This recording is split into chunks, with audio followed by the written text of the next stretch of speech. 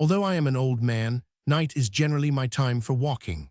In the summer, I often leave home early in the morning and roam about fields and lanes all day, or even escape for days or weeks together.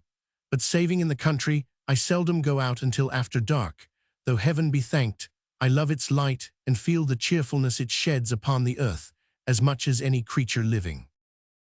I have fallen insensibly into this habit, both because it favors my infirmity and because it affords me greater opportunity of speculating on the characters and occupations of those who fill the streets. The glare and hurry of broad noon are not adapted to idle pursuits like mine. A glimpse of passing faces caught by the light of a street lamp or a shop window is often better for my purpose than their full revelation in the daylight. And if I must add the truth, night is kinder in this respect than day, which too often destroys an air-built castle at the moment of its completion, without the least ceremony or remorse. That constant pacing to and fro, that never-ending restlessness, that incessant tread of feet, wearing the rough stones smooth and glossy, is it not a wonder how the dwellers in Narrow's ways can bear to hear it? Think of a sick man in such a place as St. Martin's Court, listening to the footsteps, and in the midst of pain and weariness obliged, despite himself, as though it were a task he must perform, to detect the child's step from the man's, the slipshod beggar from the booted exquisite, the lounging from the busy, the dull heel of the sauntering outcast from the quick tread of an expectant pleasure-seeker. Think of the hum and noise always being present to his sense, and of the stream of life that will not stop, pouring on, through all his restless dreams, as if he were condemned to lie dead but conscious in a noisy churchyard, and had no hope of rest for centuries to come. Then the crowds forever passing and repassing on the bridges, on those which are free of toll at least, where many stop on fine evenings looking listlessly down upon the water with some vague idea that by and by it runs between green banks which grow wider and wider, until at last it joins the broad vast sea, where some halt to rest from heavy loads and think as they look over the parapet that to smoke and lounge away one's life, and lie sleeping in the sun upon a hot tarpaulin in a dull, slow, sluggish barge must be happiness unalloyed, and where some, and a very different class, pause with heavier loads than they, remembering to have heard or read in old time that drowning was not a hard death, but of all means of suicide the easiest and best. Covent Garden Market at sunrise too, in the spring or summer, when the fragrance of sweet flowers is in the air, overpowering even the unwholesome streams of last night's debauchery, and driving the dusky thrush, whose cage has hung outside a garret window all night long, half mad with joy. Poor bird, the only neighboring thing at all akin to the other little captives, some of whom, shrinking from the hot hands of drunken purchasers, lie drooping on the path already, while others, soddened by close contact, await the time when they shall be watered and freshened up to please more sober company, and make old clerks who pass them on their road to business wonder what has filled their breasts with visions of the country. But my present purpose is not to expatiate upon my walks. The story I am about to relate, and to which I shall recur at intervals, arose out of one of these rambles, and thus I have been led to speak of them by way of preface. One night I had roamed into the city, and was walking slowly on in my usual way, musing upon a great many things, when I was arrested by an inquiry, the purport of which did not reach me, but which seemed to be addressed to myself, and was preferred in a soft, sweet voice that struck me very pleasantly. I turned hastily round and found at my elbow a pretty little girl, who begged to be directed to a certain street at a considerable distance, and indeed in quite another quarter of the town. "It is a very long way from here," said I, "my child." "I know that, sir," she replied timidly. "I am afraid it is a very long way, for I came from there tonight." "Alone?" said I, in some surprise. "Oh yes, I don't mind that, but I am a little frightened now, for I had lost my road." "And what made you ask it of me? Suppose I should tell you wrong?"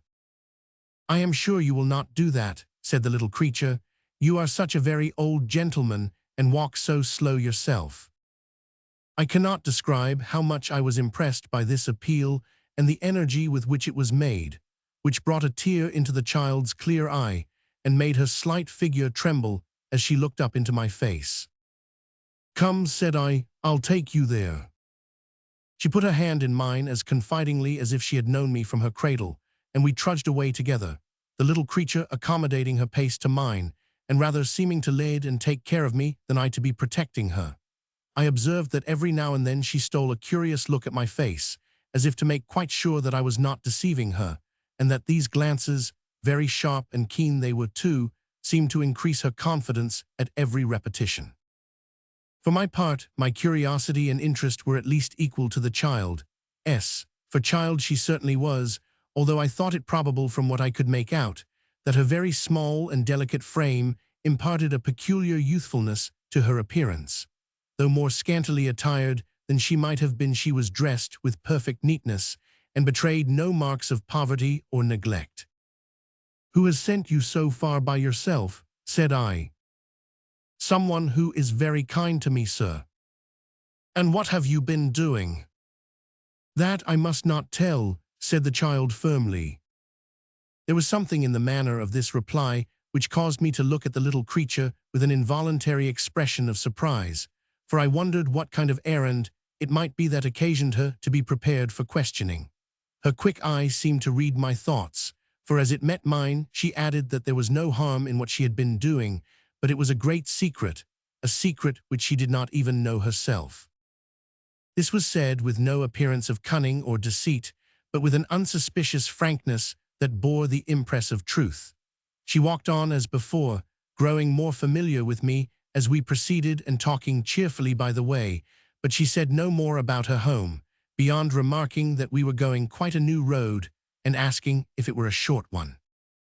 While we were thus engaged, I revolved in my mind 100 different explanations of the riddle and rejected them every one. I really felt ashamed to take advantage of the ingenuousness or grateful feeling of the child for the purpose of gratifying my curiosity. I love these little people, and it is not a slight thing when they, who are so fresh from God, love us. As I had felt pleased at first by her confidence, I determined to deserve it, and to do credit to the nature which had prompted her to repose it in me.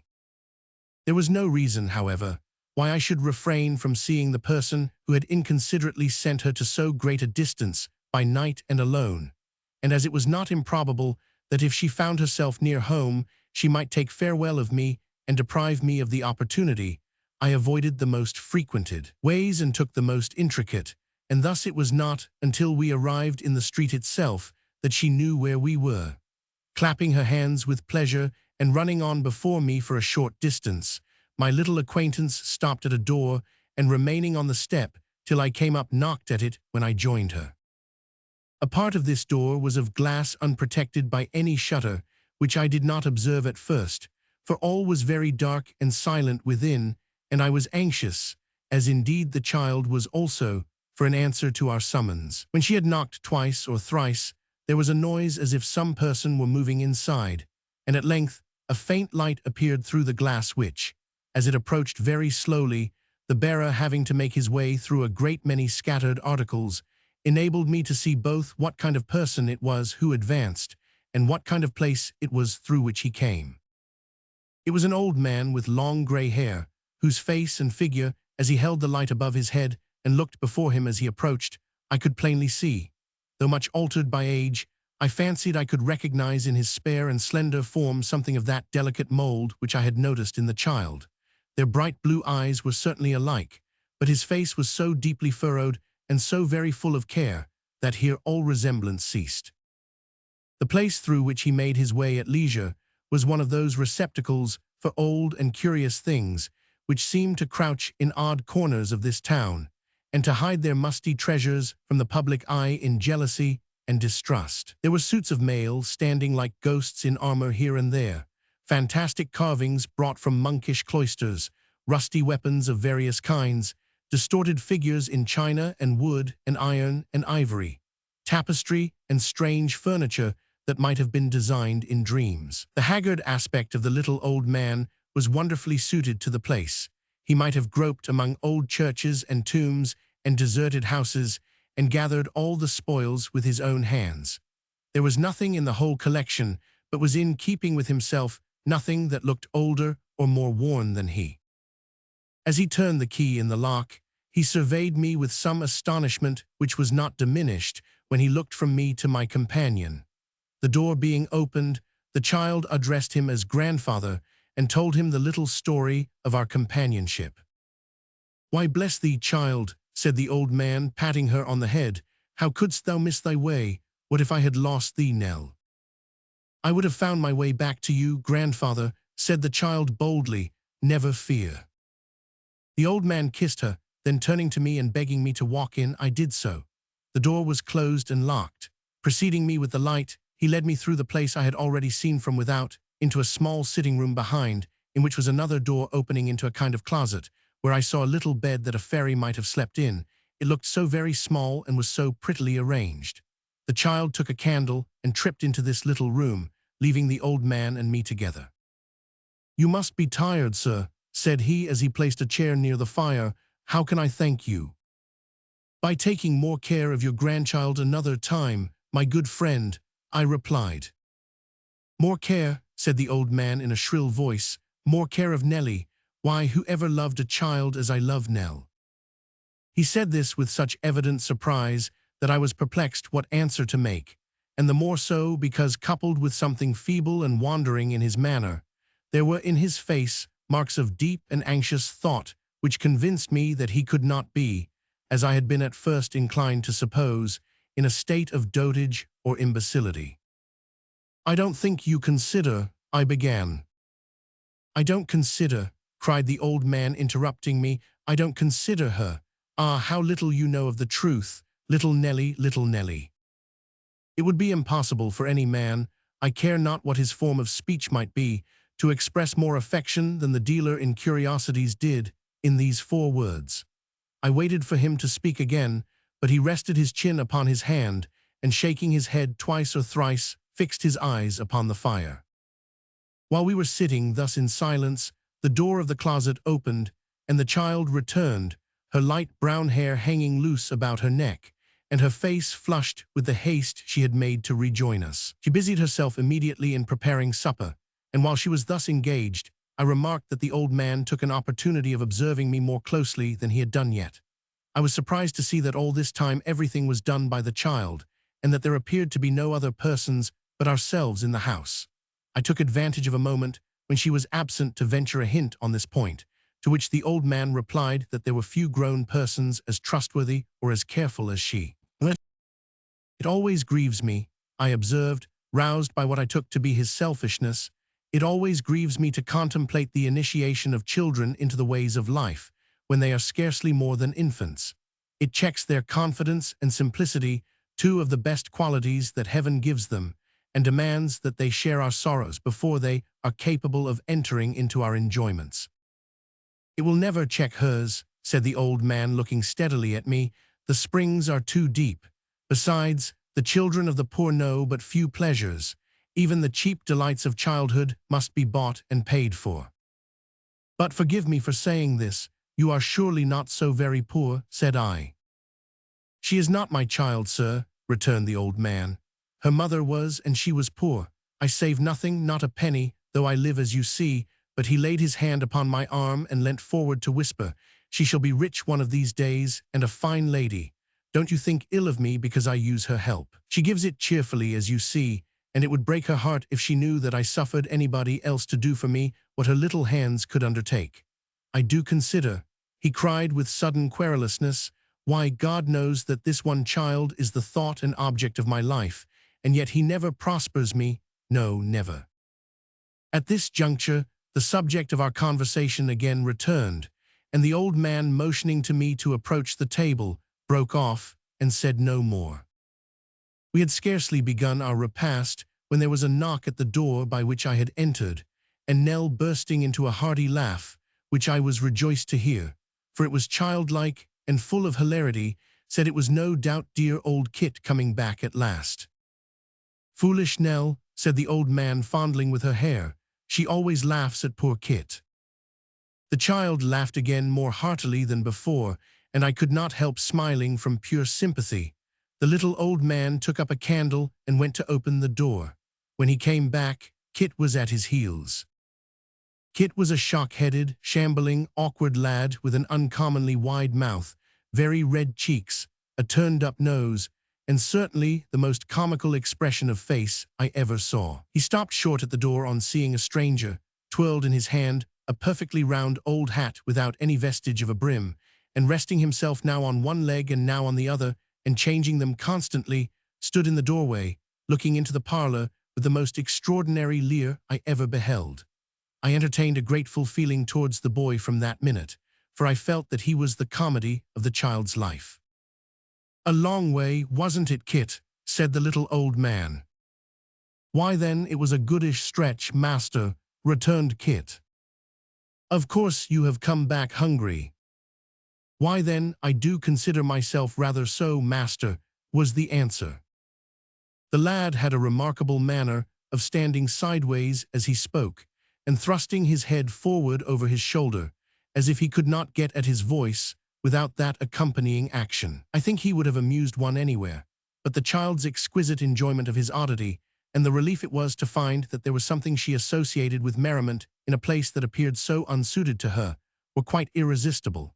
It was a great point, too, that Kit himself was flattered by the sensation he created, and after several efforts to preserve his gravity, burst into a loud roar, and so stood with his mouth wide open and his eyes nearly shut, laughing violently.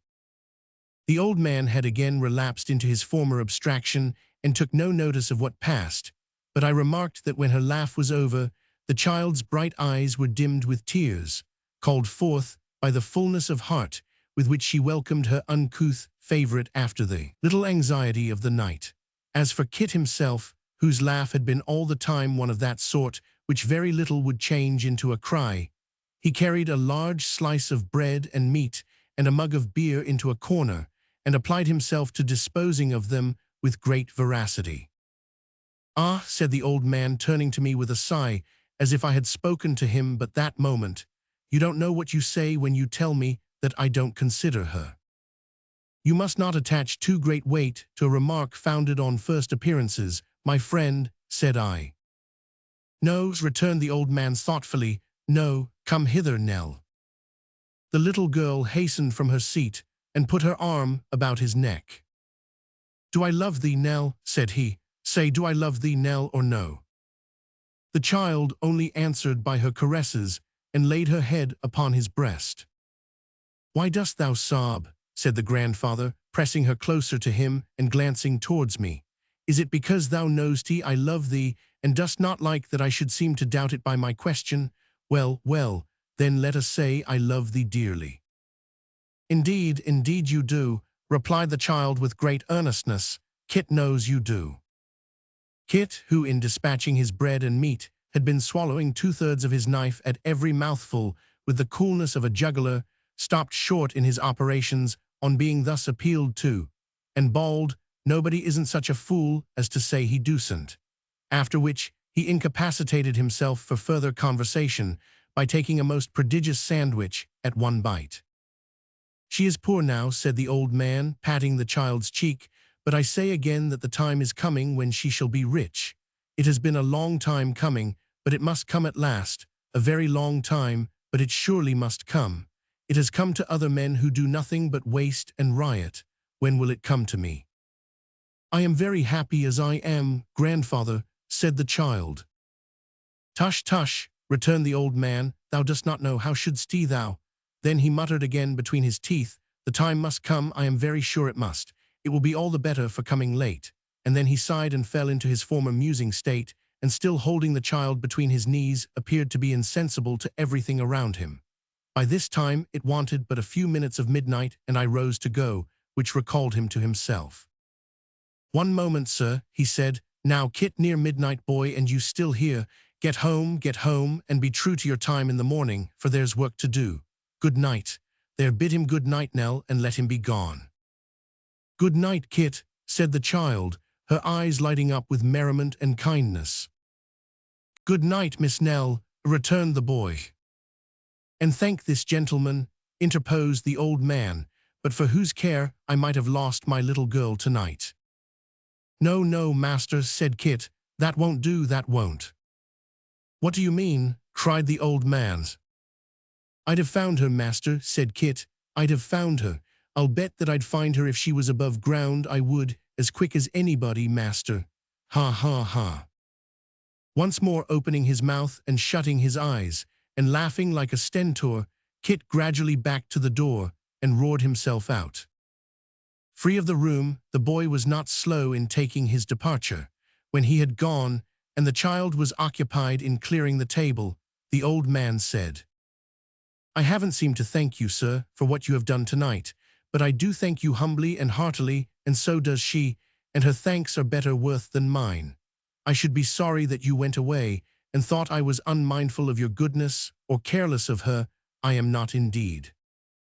"I was sure of that," I said, from what I had seen, but I added, "May I ask you a question?" "Aye, sir," replied the old man, "what is it?" "This delicate child," said I, "with so much beauty and intelligence, has she nobody to care for her but you? Has she no other companion or adviser?" "No," he returned, looking anxiously in my face, "no, and she wants no other." "But are you not fearful," said I, "that you may misunderstand a charge so tender? I am sure you mean well, but are you quite certain that you know how to execute such a trust as this? I am an old man like you, and I am actuated by an old man's concern in all that is young and promising. Do you not think that what I have seen of you and this little creature tonight must have an interest not wholly free from pain?" "Sir," rejoined the old man after a moment's silence, "I have no right to feel hurt at what you say. It is true that in many respects I am the child, and she the grown person, that you have seen already. But waking or sleeping by night or day, in sickness or health, she is the one object of my care, and if you knew of how much care, you would look on me with different eyes, you would indeed. Ah, it's a weary life for an old man, a weary, weary life, but there is a great end to gain, and that I keep before me." Seeing that he was in a state of excitement and impatience, I turned to put on an outer coat, which I had thrown off on entering the room, purposing to say no more. I was surprised to see the child standing patiently by with a cloak upon her arm, and in her hand a hat and stick. "Those are not mine, my dear," said I. "No," returned the child, "they are grandfather's. But he is not going out tonight." "Oh yes, he is," said the child with a smile. "And what becomes of you, my pretty one?" "Me, I stay here, of course. I always do." I looked in astonishment towards the old man, but he was, or feigned to be, busied in the arrangement of his dress. From him, I looked back to the slight, gentle figure of the child, alone, in that gloomy place all the long, dreary night. She evinced no consciousness of my surprise, but cheerfully helped the old man with his cloak, and when he was ready took a candle to light us out. Finding that we did not follow as she expected, she looked back with a smile and waited for us. The old man showed by his face that he plainly understood the cause of my hesitation, but he merely signed to me with an inclination of the head to pass out of the room before him, and remained silent. I had no resource but to comply. When we reached the door, the child, setting down the candle, turned to say good night and raised her face to kiss me. Then she ran to the old man, who folded her in his arms and bade God bless her. "Sleep soundly, Nell," he said in a low voice, "and angels guard thy bed. Do not forget thy prayers, my sweet." "No, indeed," answered the child fervently. "They make me feel so happy." "That's well, I know they do, they should," said the old man. "Bless thee 100 times. Early in the morning I shall be home." "You'll not ring twice," returned the child. "The bell wakes me, even in the middle of a dream." With this they separated. The child opened the door, now guarded by a shutter which I had heard the boy put up before he left the house, and with another farewell whose clear and tender note I have recalled 1,000 times, held it until we had passed out. The old man paused a moment while it was gently closed and fastened on the inside, and satisfied that this was done, walked on at a slow pace. At the street corner he stopped, and regarding me with a troubled countenance, said that our ways were widely different, and that he must take his leave. I would have spoken, but summoning up more alacrity than might have been expected in one of his appearance, he hurried away. I could see that twice or thrice he looked back as if to ascertain if I was still watching him, or perhaps to assure himself that I was not following at a distance. The obscurity of the night favored his disappearance, and his figure was soon beyond my sight. I remained standing on the spot where he had left me, unwilling to depart, and yet unknowing why I should loiter there. I looked wistfully into the street we had lately quitted, and after a time directed my steps that way. I passed and repassed the house, and stopped and listened at the door. All was dark and silent as the grave. Yet I lingered about, and could not tear myself away, thinking of all possible harm that might happen to the child, of fires and robberies, and even murder, and feeling as if some evil must ensue if I turned my back upon the place. The closing of a door or window in the street brought me before the curiosity dealers once more. I crossed the road and looked up at the house to assure myself that the noise had not come from there. No, it was black, cold, and lifeless as before. There were few passengers astir. The street was sad and dismal, and pretty well my own. A few stragglers from the theaters hurried by, and now and then I turned aside to avoid some noisy drunkard as he reeled homewards, but these interruptions were not frequent and soon ceased. The clock struck 1. Still, I paced up and down, promising myself that every time should be the last, and breaking faith with myself on some new plea as often as I did so. The more I thought of what the old man had said, and of his looks and bearing, the less I could account for what I had seen and heard. I had a strong misgiving that his nightly absence was for no good purpose. I had only come to know the fact through the innocence of the child, and though the old man was by at the time, and saw my undisguised surprise, he had preserved a strange mystery upon the subject, and offered no word of explanation. These reflections naturally recalled again more strongly than before his haggard face, his wandering manner, his restless, anxious looks. His affection for the child might not be inconsistent with villainy of the worst kind. Even that very affection was in itself an extraordinary contradiction, or how could he leave her thus? Disposed as I was to think badly of him, I never doubted that his love for her was real. I could not admit the thought, remembering what had passed between us and the tone of voice in which he had called her by her name. "Stay here, of course," the child had said in answer to my question. "I always do. What could take him from home by night, and every night?" I called up all the strange tales I had ever heard of dark and secret deeds committed in great towns and escaping detection for a long series of years.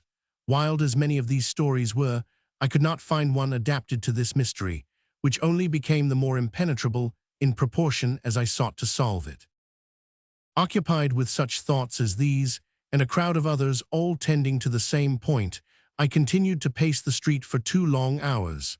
At length, the rain began to descend heavily, and then, overpowered by fatigue, though no less interested than I had been at first, I engaged the nearest coach and so got home. A cheerful fire was blazing on the hearth, the lamp burnt brightly, my clock received me with its old familiar welcome. Everything was quiet, warm, and cheering, and in happy contrast to the gloom and darkness I had quitted. But all that night, waking or in my sleep, the same thoughts recurred, and the same images retained possession of my brain. I had ever before me the old dark murky rooms, the gaunt suits of mail with their ghostly silent air, the faces all awry, grinning from wood and stone, the dust and rust and worm that lives in wood, and alone in the midst of all this lumber and decay and ugly age, the beautiful child in her gentle slumber, smiling through her light and sunny dreams. Chapter 2. After combating, for nearly a week, the feeling which impelled me to revisit the place I had quitted under the circumstances already detailed, I yielded to it at length, and determining that this time I would present myself by the light of day, bent my steps thither early in the morning. I walked past the house and took several turns in the street, with that kind of hesitation which is natural to a man who is conscious that the visit he is about to pay is unexpected and may not be very acceptable.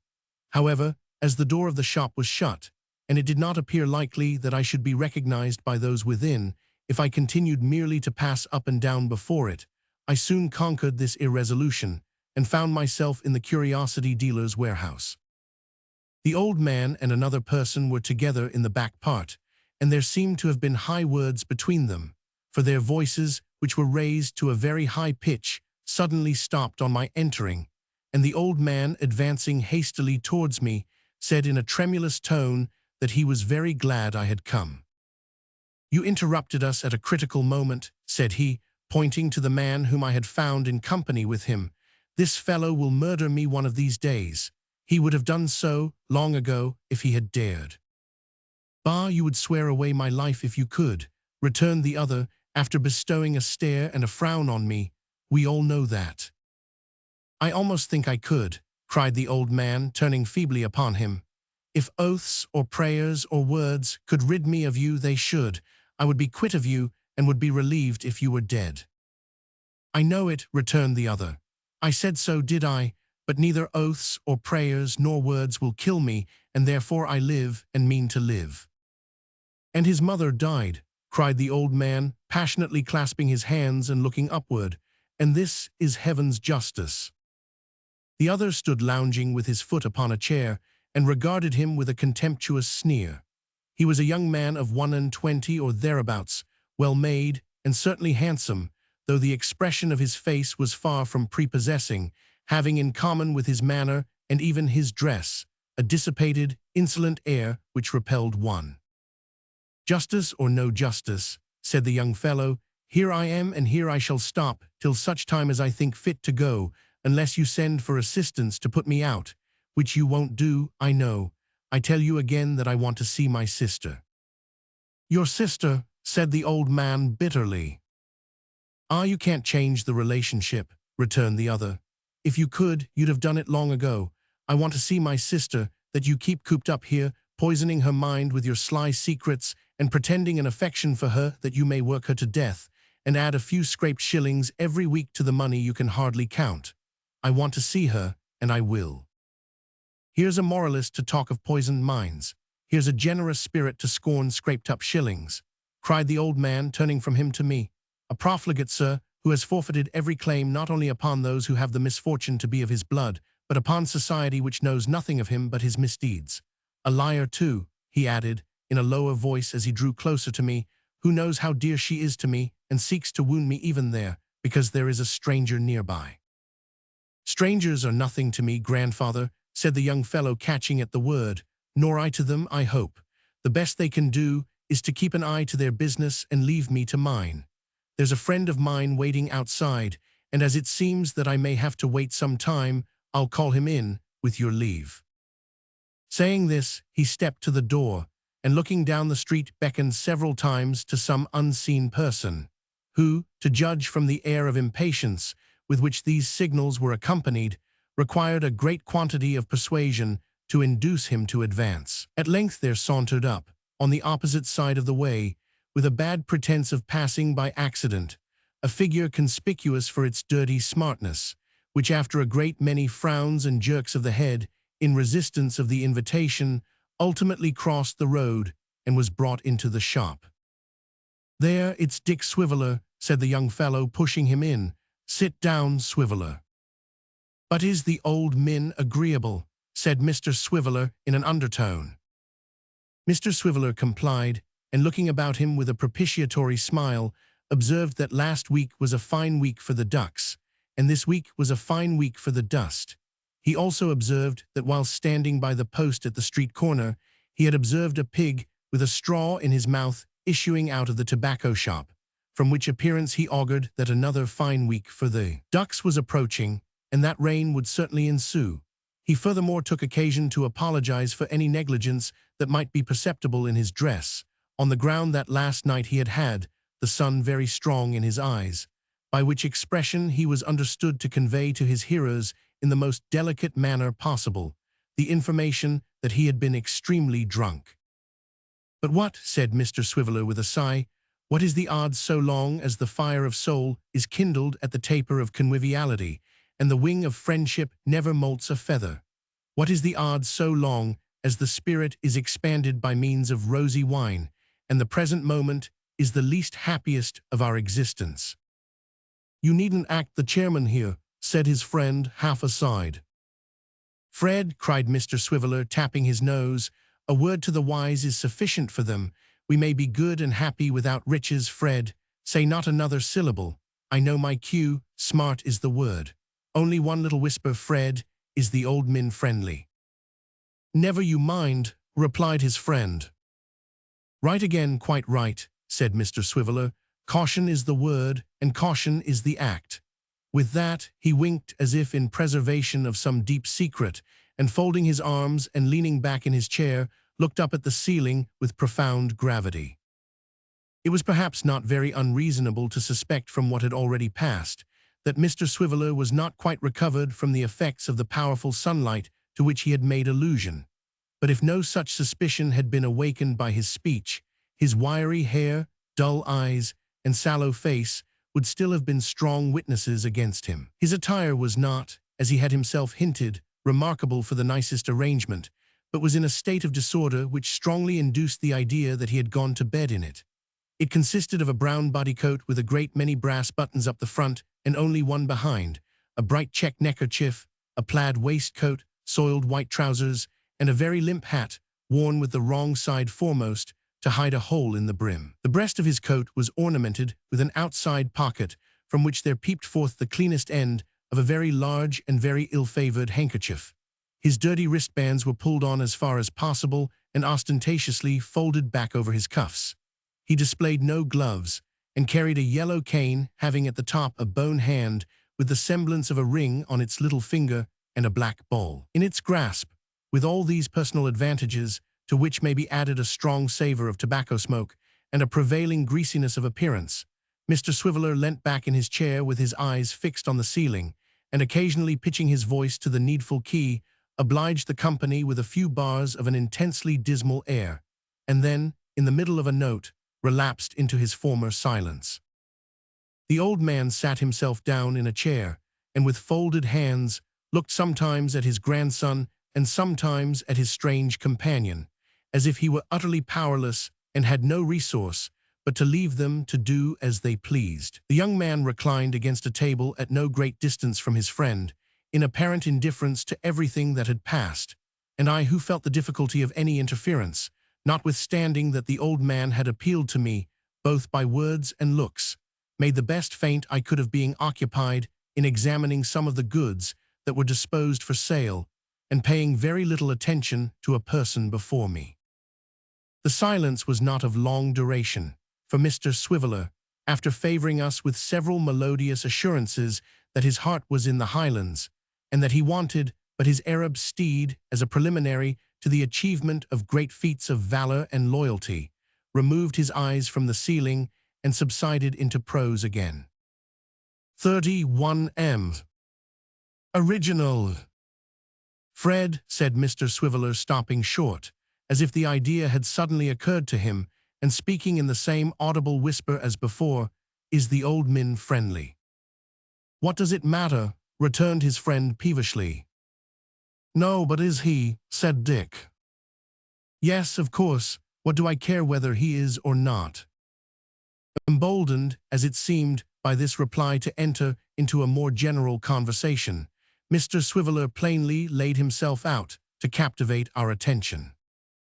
He began by remarking that soda water, though a good thing in the abstract, was apt to lie cold upon the stomach, unless qualified with ginger or a small infusion of brandy, which latter article he held to be preferable in all cases, saving for the one consideration of expense. Nobody venturing to dispute these positions, he proceeded to observe that the human hair was a great retainer of tobacco smoke, and that the young gentlemen of Westminster and Eton, after eating vast quantities of apples to conceal any scent of cigars from their anxious friends, were usually detected in consequence of their heads possessing this remarkable property, when he concluded that if the Royal Society would turn their attention to the circumstance and endeavour to find in the resources of science means of preventing such untoward revelations, they might indeed be looked upon as benefactors to mankind. These opinions being equally incontrovertible with those he had already pronounced, he went on to inform us that Jamaica rum, though unquestionably an agreeable spirit of great richness and flavour, had the drawback of remaining constantly present to the taste next day, and nobody being venturous enough to argue this point either, he increased in confidence and became yet more companionable and communicative. It's a devil of a thing, gentlemen, said Mr. Swiveller, when relations fall out and disagree. If the wing of friendship should never moult a feather, the wing of relationship should never be clipped, but be always expanded and serene. Why should a grandson and grandfather peg away at each other with mutual violence when all might be bliss and concord? Why not join hands and forget it? "Hold your tongue," said his friend. "Sir," replied Mr. Swiveller, "don't you interrupt the chair. Gentlemen, how does the case stand upon the present occasion? Here is a jolly old grandfather, I say it with the utmost respect, and here is a wild young grandson." The jolly old grandfather says to the wild young grandson, "I have brought you up and educated you, Fred. I have put you in the way of getting on in life. You have bolted a little out of course, as young fellows often do, and you shall never have another chance, nor the ghost of half a one." The wild young grandson makes answer to this and says, "You're as rich can be. You have been at no uncommon expense on my account. You're saving up piles of money for my little sister that lives with you in a secret, stealthy, hugger-muggering kind of way, and with no manner of enjoyment.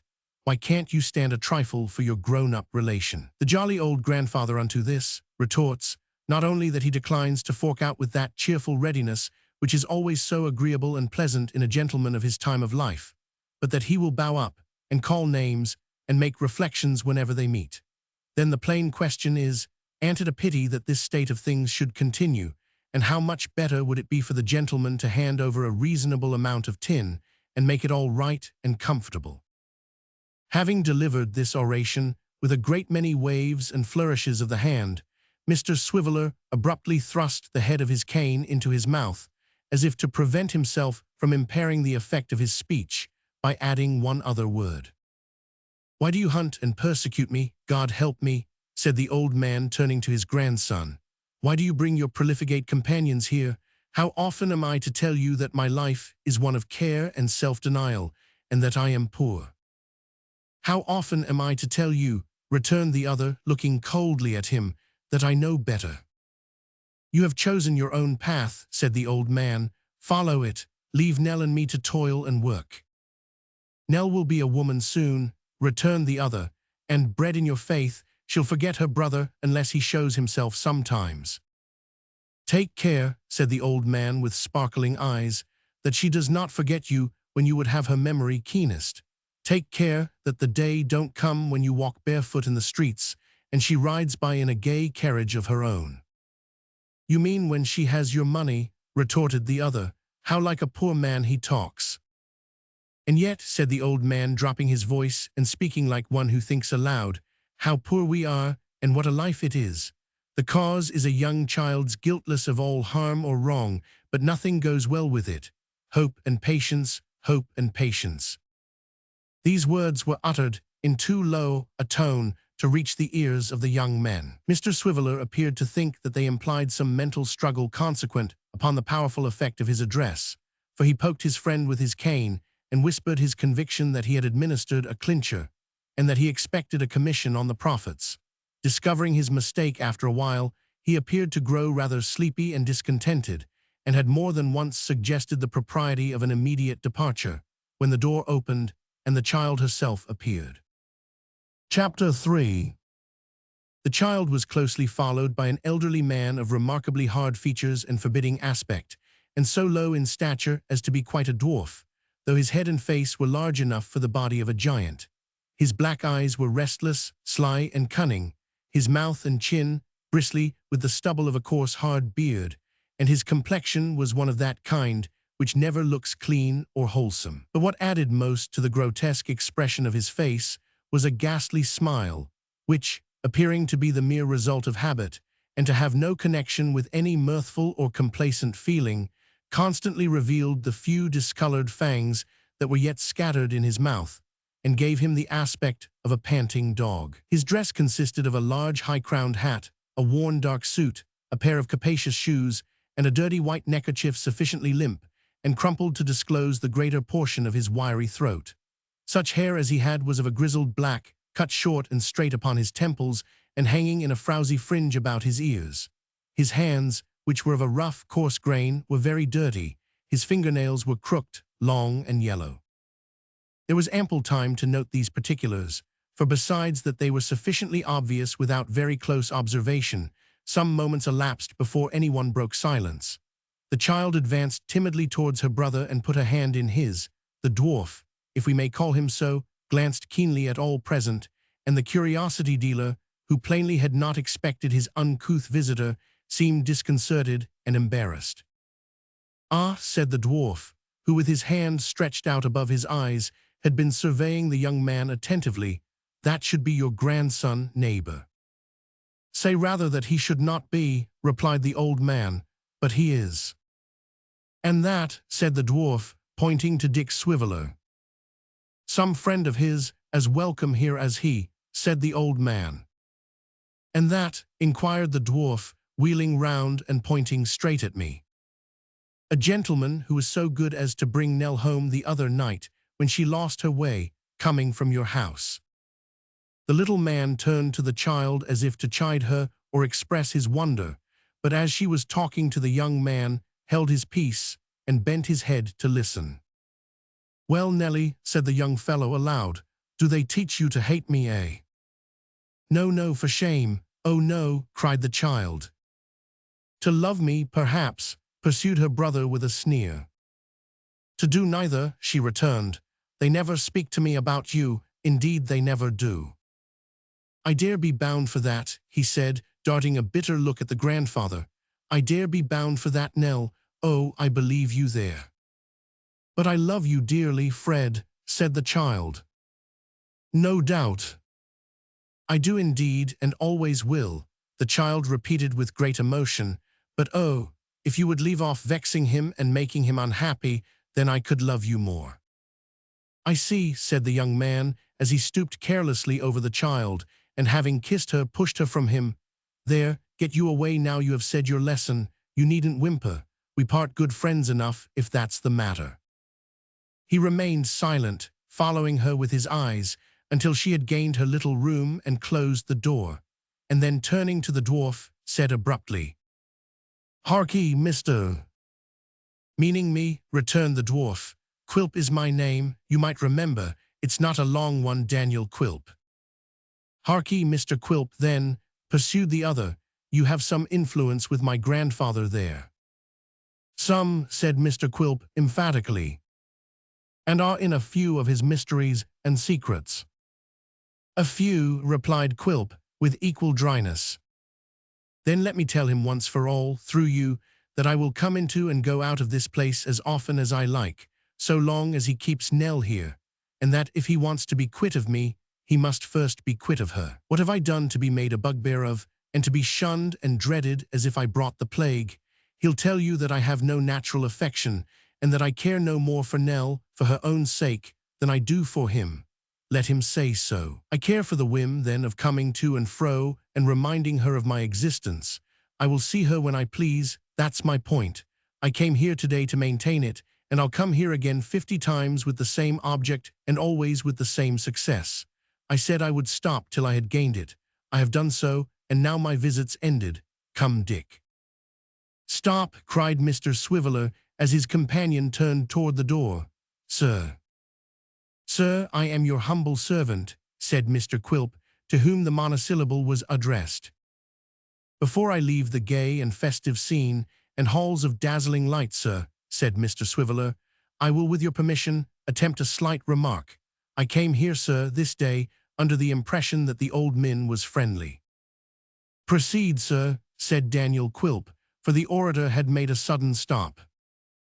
"Inspired by this idea and the sentiments it awakened, sir, and feeling as a mutual friend that badgering, baiting, and bullying was not the sort of thing calculated to expand the souls and promote the social harmony of the contending parties, I took upon myself to suggest a course, which is the course to be adopted to the present occasion.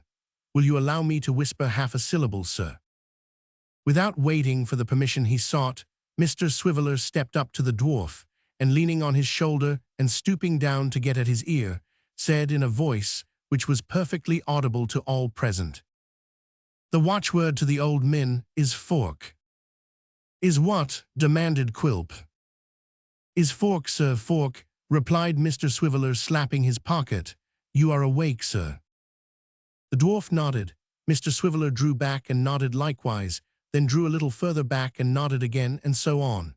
By these means he in time reached the door, where he gave a great cough to attract the dwarf's attention and gain an opportunity of expressing in dumb show the closest confidence and most inviolable secrecy. Having performed the serious pantomime that was necessary for the due conveyance of this idea, he cast himself upon his friend's track and vanished. "Humph," said the dwarf with a sour look and a shrug of his shoulders, "so much for dear relations. Thank God I acknowledge none, nor need you either," he added, turning to the old man, "if you are not as weak as a reed and nearly as senseless." "What would you have me do?" he retorted in a kind of helpless desperation. "It is easy to talk and sneer. What would you have me do?" "What would I do if I was in your case?" said the dwarf. "Something violent, no doubt." "You're right there," returned the little man, highly gratified by the compliment, for such he evidently considered it, and grinning like a devil as he rubbed his dirty hands together. "Ask Mrs. Quilp, pretty Mrs. Quilp, obedient, timid, loving Mrs. Quilp. But that reminds me, I have left her all alone, and she will be anxious and know not a moment's peace till I return. I know she's always in that condition when I'm away, thought she doesn't dare to say so, unless I lead her on and tell her she may speak freely, and I won't be angry with her. Oh, well-trained Mrs. Quilp." The creature appeared quite horrible with his monstrous head and little body, as he rubbed his hands slowly round, and round, and round again, with something fantastic even in his manner of performing this slight action, and dropping his shaggy brows and cocking his chin in the air, glanced upward with a stealthy look of exultation that an imp might have copied and appropriated to himself. "Here," he said, putting his hand into his breast and sidling up to the old man as he spoke, "I brought it myself for fear of accidents, as, being in gold, it was something large and heavy for Nell to carry in her bag. She need be accustomed to such loads betimes, though, neighbor, for she will carry weight when you are dead." "Heaven send she may, I hope so," said the old man with something like a groan. "Hope so," echoed the dwarf, approaching close to his ear. "Neighbor, I would I knew in what good investment all these supplies are sunk, but you are a deep man, and keep your secret close." "My secret," said the other with a haggard look. "Yes, you're right, I keep it close, very close." He said no more, but taking the money turned away with a slow, uncertain step, and pressed his hand upon his head like a weary and dejected man. The dwarf watched him sharply, while he passed into the little sitting-room and locked it in an iron safe above the chimney-piece, and after musing for a short space, prepared to take his leave, observing that unless he made good haste, Mrs. Quilp would certainly be in fits on his return. "And so, neighbor," he added, "I'll turn my face homewards, leaving my love for Nellie and hoping she may never lose her way again, though her doing so has procured me an honor I didn't expect." With that he bowed and leered at me, and with a keen glance around which seemed to comprehend every object within his range of vision, however small or trivial, went his way. I had several times essayed to go myself, but the old man had always opposed it and entreated me to remain. As he renewed his entreaties on our being left alone, and adverted with many thanks to the former occasion of our being together, I willingly yielded to his persuasions and sat down, pretending to examine some curious miniatures and a few old medals which he placed before me. It needed no great pressing to induce me to stay, for if my curiosity has been excited on the occasion of my first visit, it certainly was not diminished now. Nell joined us before long, and bringing some needlework to the table, sat by the old man's side. It was pleasant to observe the fresh flowers in the room, the pet bird with a green bough shading his little cage, the breath of freshness and youth which seemed to rustle through the old dull house and hover round the child. It was curious, but not so pleasant, to turn from the beauty and grace of the girl to the stooping figure, careworn face, and jaded aspect of the old man. As he grew weaker and more feeble, what would become of this lonely little creature? Poor protector as he was, say that he died, what would be her fate then?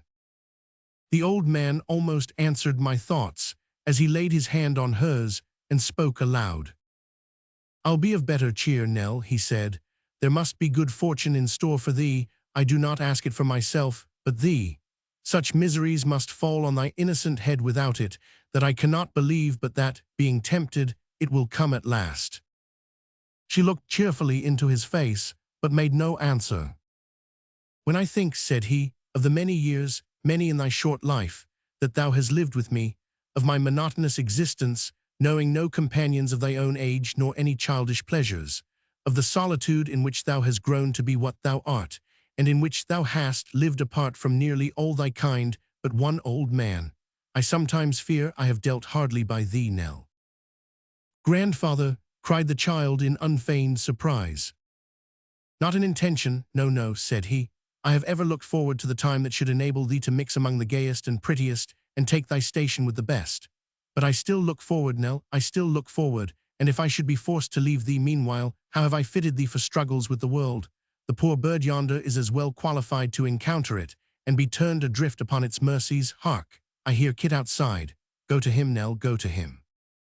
She rose and, hurrying away, stopped, turned back, and put her arms about the old man's neck, then left him and hurried away again, but faster this time, to hide her falling tears. "A word in your ear, sir," said the old man in a hurried whisper. "I have been rendered uneasy by what you said the other night, and can only plead that I have done all for the best, that it is too late to retract, if I could, though I cannot, and that I hope to triumph yet. All is for her sake. I have borne great poverty myself, and would spare her the sufferings that poverty carries with it. I would spare her the miseries that brought her mother, my own dear child, to an early grave. I would leave her, not with resources which could be easily spent or squandered away, but with what would place her beyond the reach of want forever. You mark me, sir, she shall have no pittance, but a fortune. Hush. I can say no more than that, now or at any other time, and she is here again." The eagerness with which all this was poured into my ear, the trembling of the hand with which he clasped my arm, the strained and starting eyes he fixed upon me, the wild vehemence and agitation of his manner, filled me with amazement. All that I had heard and seen, and a great part of what he had said himself, led me to suppose that he was a wealthy man. I could form no comprehension of his character, unless he were one of those miserable wretches who, having made gain the sole end and object of their lives, and having succeeded in amassing great riches, are constantly tortured by the dread of poverty, and beset by fears of loss and ruin. Many things he had said which I had been at a loss to understand were quite reconcilable with the idea thus presented to me, and at length I concluded that beyond all doubt he was one of this unhappy race. The opinion was not the result of hasty consideration, for which indeed there was no opportunity at that time, as the child came directly, and soon occupied herself in preparations for giving Kit a writing lesson, of which it seemed he had a couple every week, and one regularly on that evening, to the great mirth and enjoyment both of himself and his instructress. To relate how it was a long time before his modesty could be so far prevailed upon as it admit of his sitting down in the parlor, in the presence of an unknown gentleman. How, when he did sit down, he tucked up his sleeves and squared his elbows and put his face close to the copybook and squinted horribly at the lines. How, from the very first moment of having the pen in his hand, he began to wallow in blots and to daub himself with ink up to the very roots of his hair. How, if he did by accident form a letter properly, he immediately smeared it out again with his arm in his preparations to make another. How, at every fresh mistake, there was a fresh burst of merriment from the child and louder and not less hearty laugh from poor Kit himself. And how there was all the way through, notwithstanding, a gentle wish on her part to teach, and an anxious desire on his to learn. To relate all these particulars would no doubt occupy more space and time than they deserve. It will be sufficient to say that the lesson was given, that evening passed, and night came on, that the old man again grew restless and impatient, that he quitted the house secretly at the same hour as before, and that the child was once more left alone within its gloomy walls. And now that I have carried this history so far in my own character and introduced these personages to the reader, I shall for the convenience of the narrative detach myself from its further course, and leave those who have prominent and necessary parts in it to speak and act for themselves. Chapter 4. Mr. and Mrs. Quilp resided on Tower Hill, and in her bower on Tower Hill Mrs. Quilp was left to pine the absence of her lord, when he quitted her on the business which he had already seen to transact.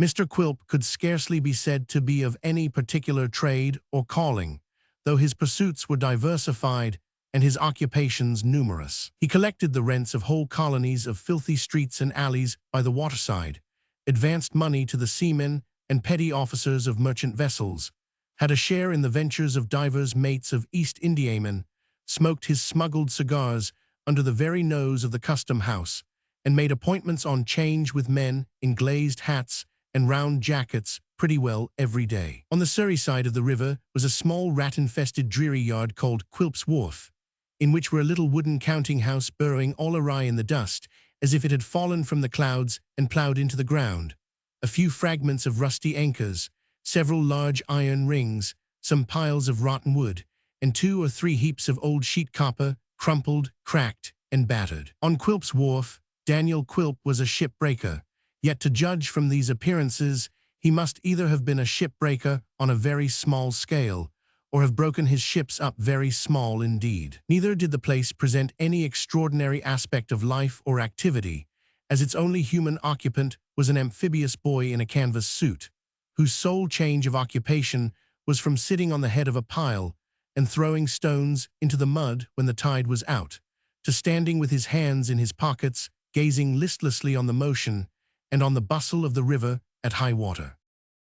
The dwarf's lodging on Tower Hill comprised, besides the needful accommodation for himself and Mrs. Quilp, a small sleeping closet for that lady's mother, who resided with the couple and waged perpetual war with Daniel, of whom, notwithstanding, she stood in no slight dread. Indeed, the ugly creature contrived by some means or other, whether by his ugliness or his ferocity or his natural cunning, is no great matter, to impress with a wholesome fear of his anger most of those with whom he was brought into daily contact and communication. Over nobody had he such complete ascendance as Mrs. Quilp herself, a pretty little, mild-spoken, blue-eyed woman, who, having allied herself in wedlock to the dwarf in one of those strange infatuations of which examples are by no means scarce, performed a sound practical penance for her folly every day of her life.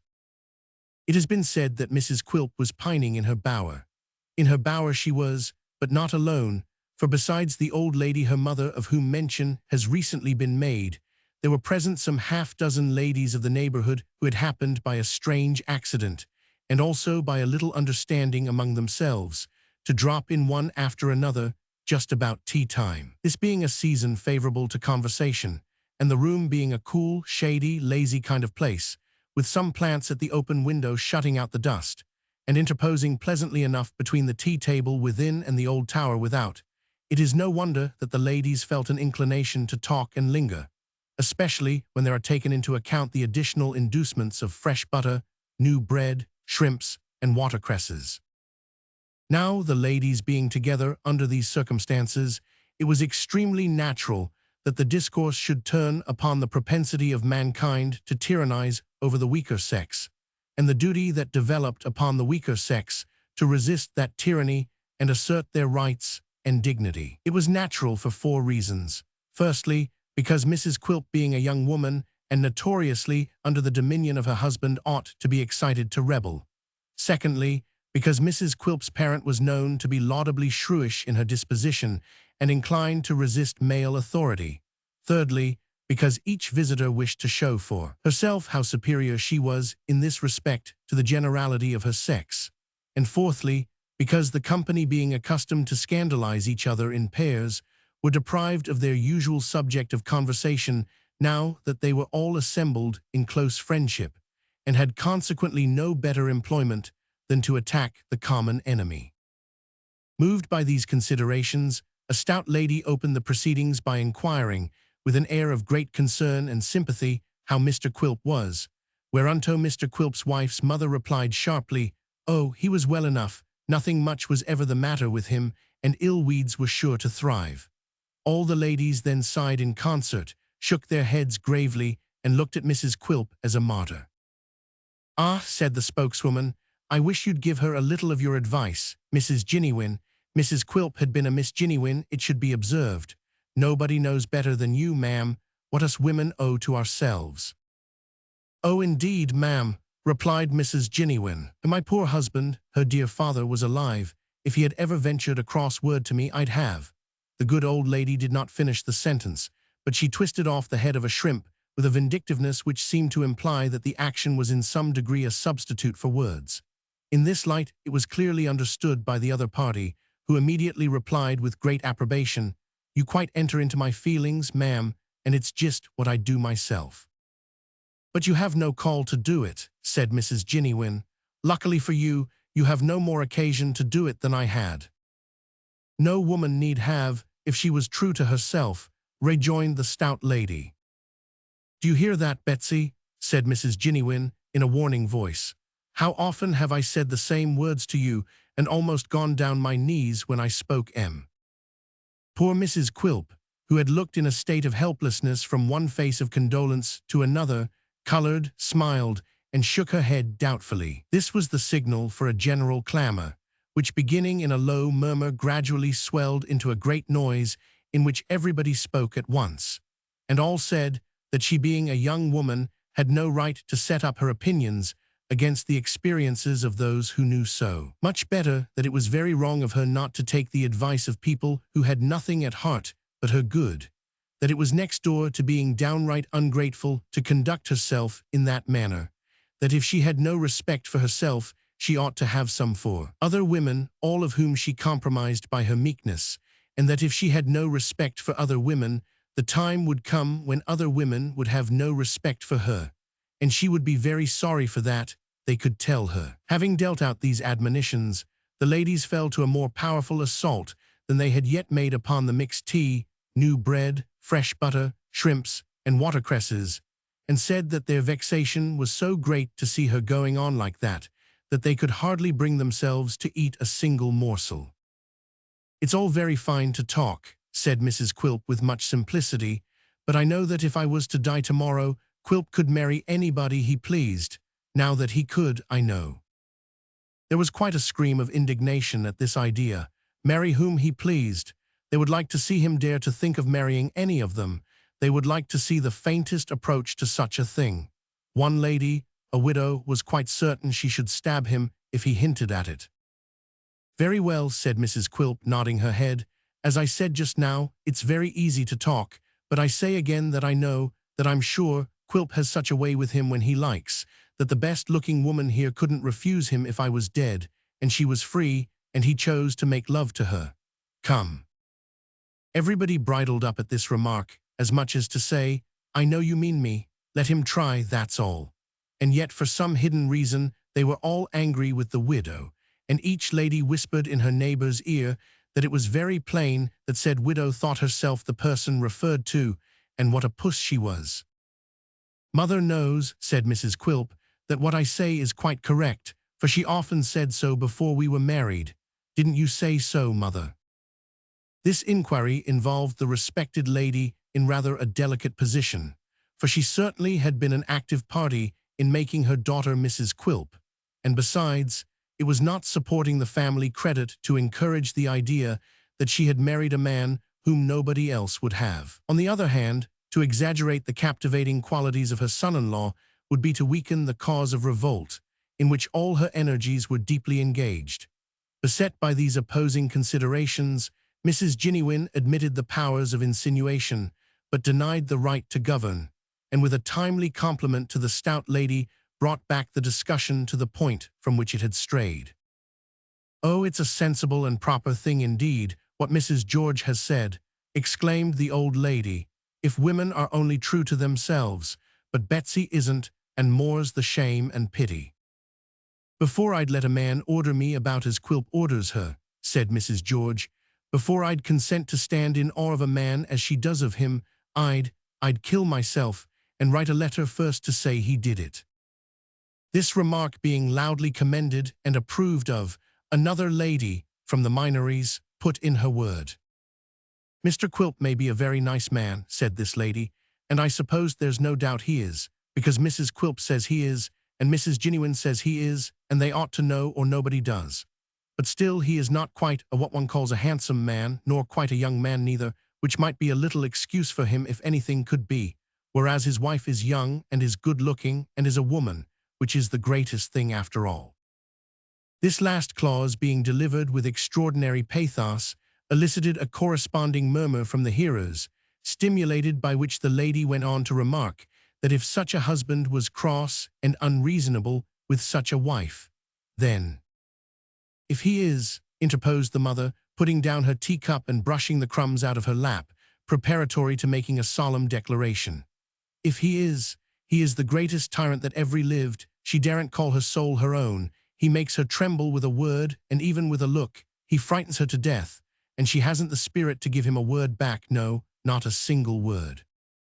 Notwithstanding that the fact had been notorious beforehand to all the tea-drinkers, and had been discussed and expatiated on at every tea-drinking in the neighborhood for the last 12 months, this official communication was no sooner made than they all began to talk at once, and to vie with each other in vehemence and volubility. Mrs. George remarked that people would talk, that people had often said this to her before, that Mrs. Simmons then and there present had told her so 20 times, that she had always said, "No, Henrietta Simmons, unless I see it with my own eyes and hear it with my own ears, I never will believe it." Mrs. Simmons corroborated this testimony and added strong evidence of her own.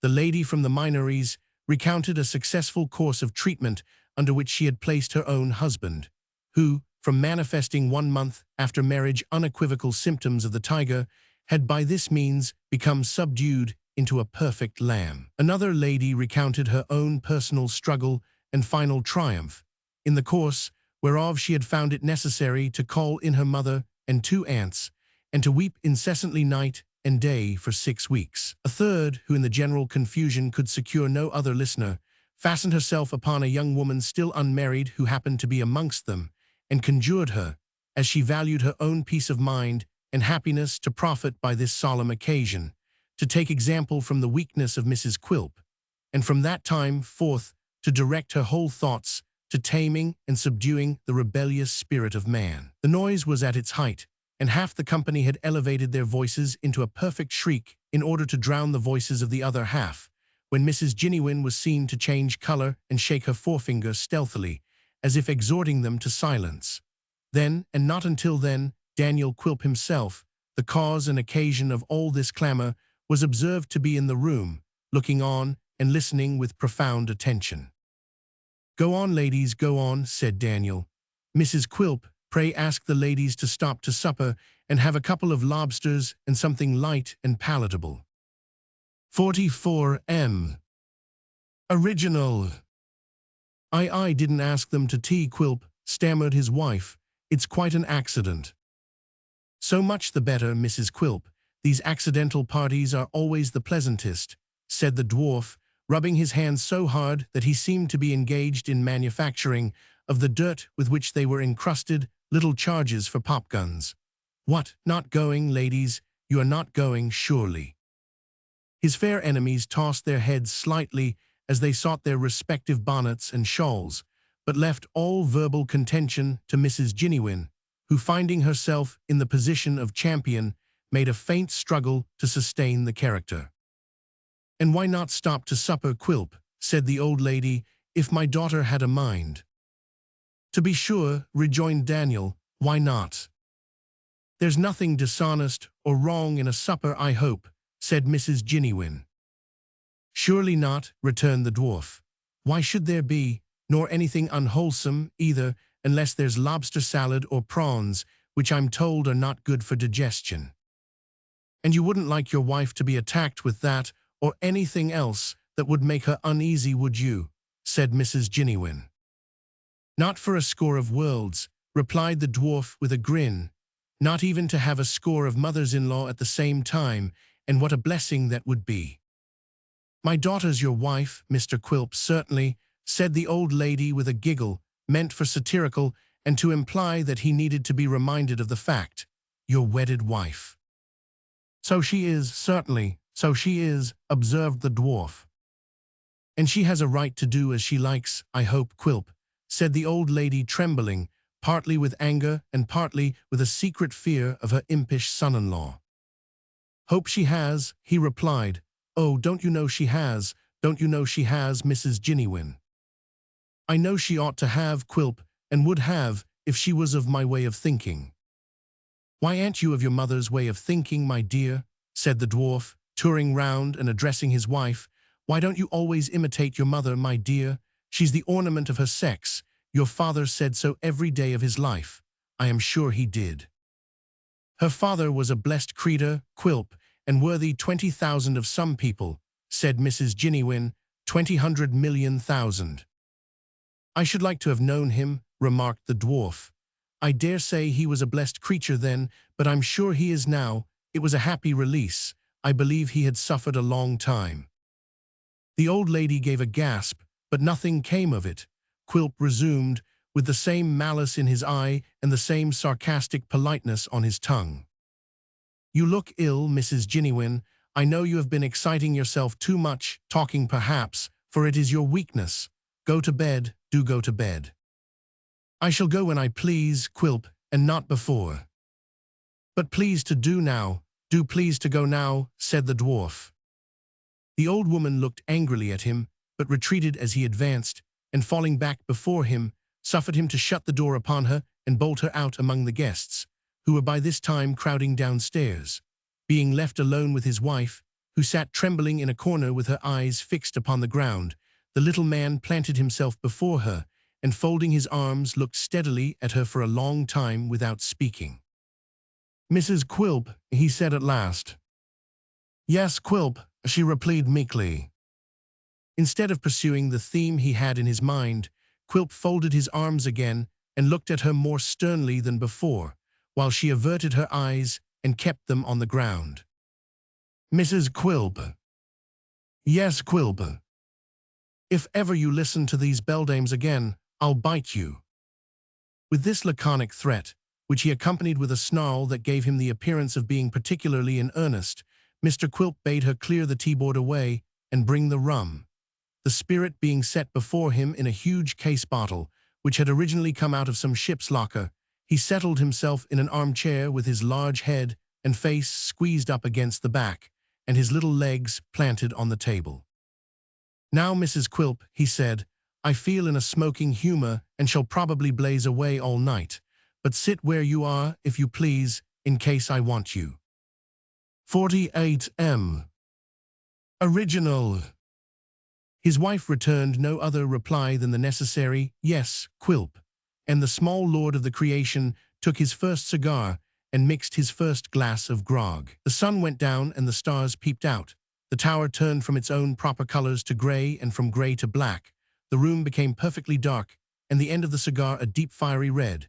But still Mr. Quilp went on smoking and drinking in the same position, and staring listlessly out of window with the dog-like smile always on his face, save when Mrs. Quilp made some involuntary movement of restlessness or fatigue, and then it expanded into a grin of delight.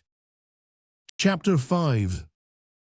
Whether Mr. Quilp took any sleep by snatches of a few winks at a time, or whether he sat with his eyes wide open all night long, certain it is that he kept his cigar alight, and kindled every fresh one from the ashes of that which was nearly consumed, without requiring the assistance of a candle. Nor did the striking of the clocks, hour after hour, appear to inspire him with any sense of drowsiness or any natural desire to go to rest, but rather to increase his wakefulness, which he showed, at every such indication of the progress of the night, by a suppressed cackling in his throat and a motion of his shoulders, like one who laughs heartily but the same time slyly and by stealth.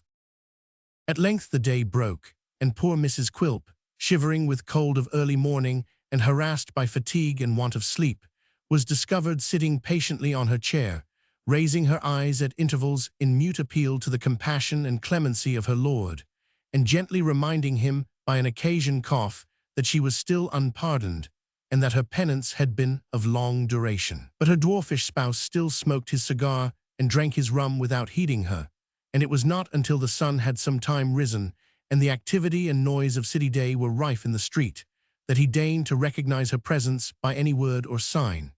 He might not have done so even then, but for certain impatient tapping at the door, he seemed to denote that some pretty hard knuckles were actively engaged upon the other side.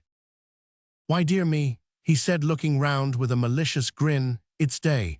Open the door, sweet Mrs. Quilp." His obedient wife withdrew the bolt, and her lady mother entered.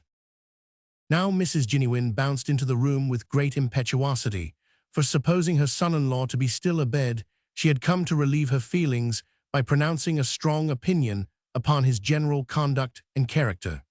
Seeing that he was up and dressed, and that the room appeared to have been occupied ever since she quitted it on the previous evening, she stopped short in some embarrassment.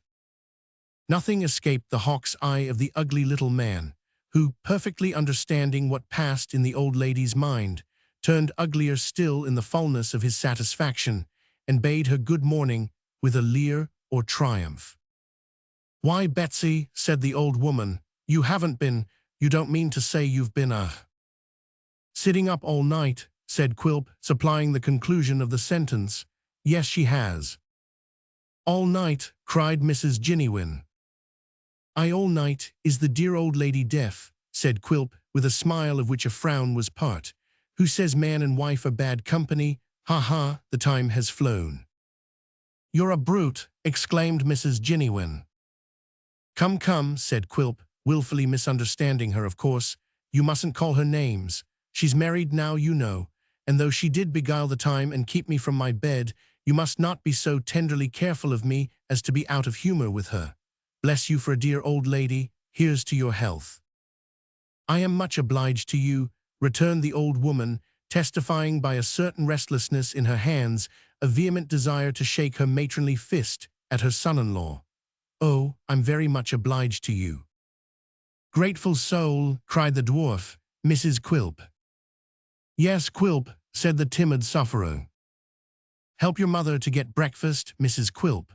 I am going to the wharf this morning. The earlier the better, so be quick."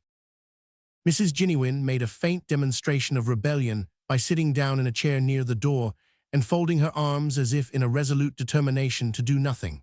But a few whispered words from her daughter, and a kind inquiry from her son-in-law whether she felt faint, with a hint that there was abundance of cold water in the next apartment, rooted these symptoms effectually, and she applied herself to the prescribed preparations with sullen diligence.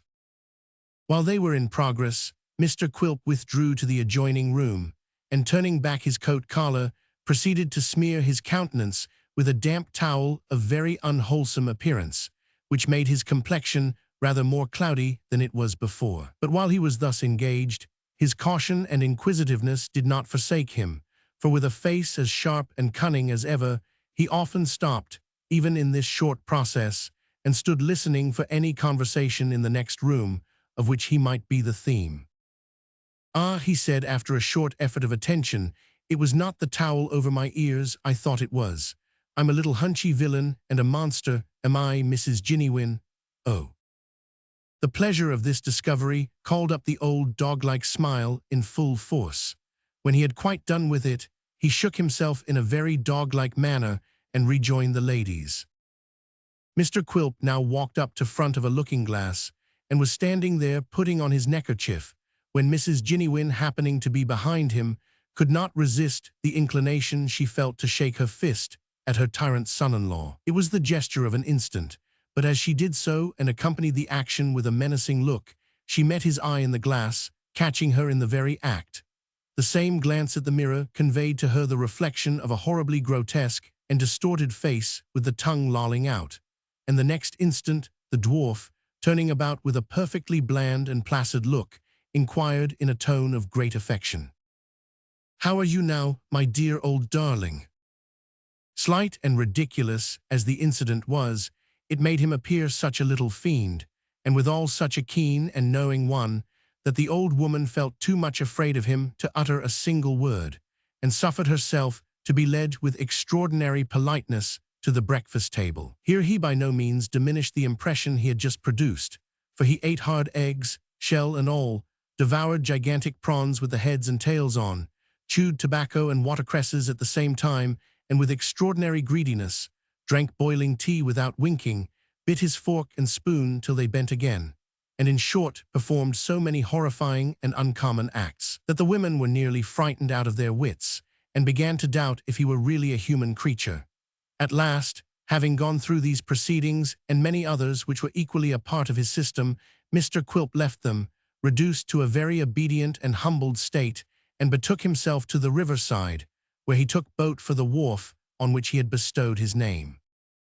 It was flood tide when Daniel Quilp sat himself down in the ferry to cross to the opposite shore. A fleet of barges were coming lazily on, some sideways, some headfirst, some stern first, all in a wrong-headed, dogged, obstinate way, bumping up against the larger craft, running under the bows of steamboats, getting into every kind of nook and corner where they had no business, and being crunched on all sides like so many walnut shells, while each with its pair of long sweeps struggling and splashing in the water looked like some lumbering fish in pain. In some of the vessels at anchor, all hands were busily engaged in coiling ropes, spreading out sails to dry, taking in or discharging their cargoes.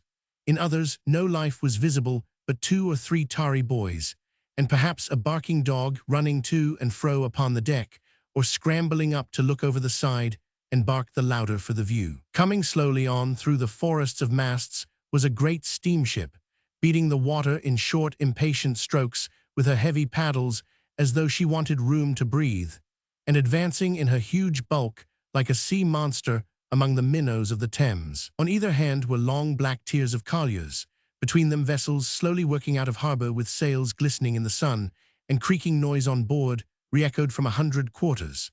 The water and all upon it was in active motion, dancing and buoyant and bubbling up, while the old grey tower and piles of building on the shore, with many a church spire shooting up between, looked coldly on and seemed to disdain their chafing, restless neighbour.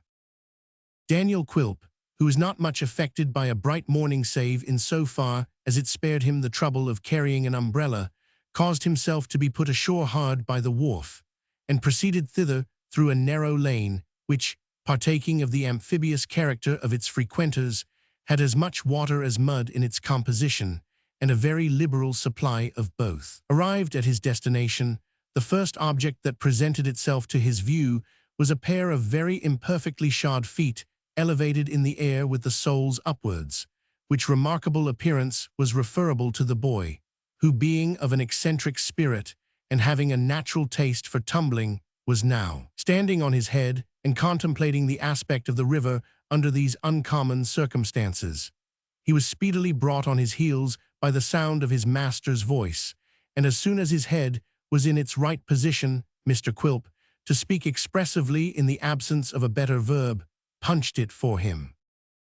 "Come, you let me alone," said the boy, parrying Quilp's hand with both his elbows alternatively.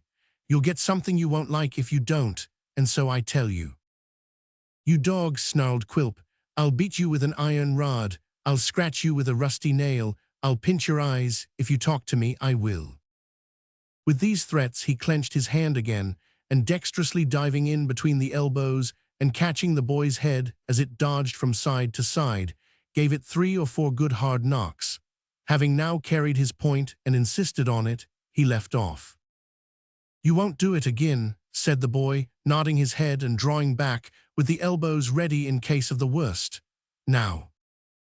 "Stand still, you dog," said Quilp. "I won't do it again, because I've done it as often as I want. Here, take the key." "Why don't you hit one of your size?" said the boy, approaching very slowly.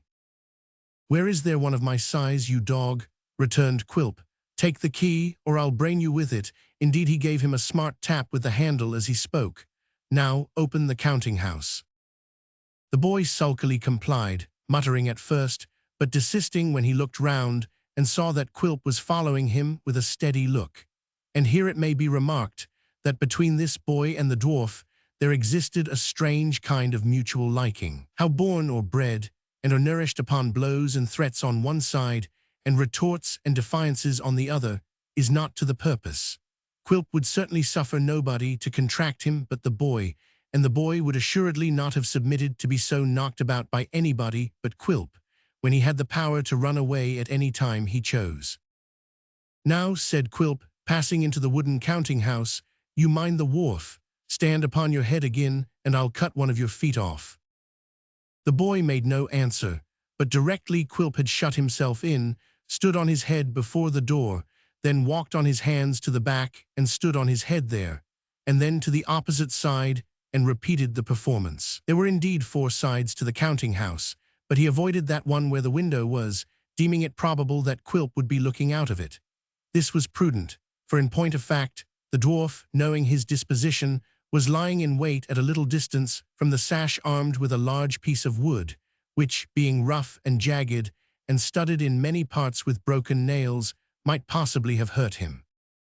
It was a dirty little box, this counting house, with nothing in it but an old rickety desk and 2 stools, a hat peg, an ancient almanac, an inkstand with no ink, and the stump of 1 pen, and an 8-day clock which hadn't gone for 18 years at least, and of which the minute hand had been twisted. Off for a toothpick. Daniel Quilp pulled his hat over his brows, climbed on to the desk, which had a flat top, and stretching his short length upon it went to sleep with ease of an old practitioner, intending, no doubt, to compensate himself for the deprivation of last night's rest by a long and sound nap. 53M. Original. Sound it might have been, but long it was not, for he had not been asleep a quarter of an hour when the boy opened the door and thrust in his head, which was like a bundle of badly picked oakum. Quilp was a light sleeper and started up directly. "Here's somebody for you," said the boy. "Who?" "I don't know." "Ask," said Quilp, seizing the trifle of wood before mentioned and throwing it at him with such dexterity that it was well the boy disappeared before it reached the spot on which he had stood. "Ask, you dog." Not caring to venture within range of such mislez again, the boy discreetly sent in his stead the first cause of the interruption, who now presented herself at the door. "What, Nellie?" cried Quilp. "Yes," said the child, hesitating whether to enter or retreat, for the dwarf, just roused, with his dishevelled hair hanging all about him and a yellow handkerchief over his head, was something fearful to behold. "It's only me, sir." "Come in," said Quilp, without getting off the desk. "Come in, stay, just look out into the yard and see whether there's a boy standing on his head." "No, sir," replied Nell, "he's on his feet." "You're sure he is?" said Quilp. "Well, now come in and shut the door. What's your message, Nellie?" The child handed him a letter. Mr. Quilp, without changing his position further than to turn over a little more on his side and rest his chin on his hand, proceeded to make himself acquainted with its contents. 54M. Original. Chapter 6. Little Nell stood timidly by, with her eyes raised to the countenance of Mr. Quilp as he read the letter, plainly showing by her looks that while she entertained some fear and distrust of the little man, she was much inclined to laugh at his uncouth appearance and grotesque attitude. And yet there was visible on the part of the child a painful anxiety for his reply, and consciousness of his power to render it disagreeable or distressing, which was strongly at variance with this impulse, and restrained it more effectually than she could possibly have done by any efforts of her own. That Mr. Quilp was himself perplexed, and that in no small degree by the contents of the letter, was sufficiently obvious. Before he had got through the first 2 or 3 lines, he began to open his eyes very wide and to frown most horribly.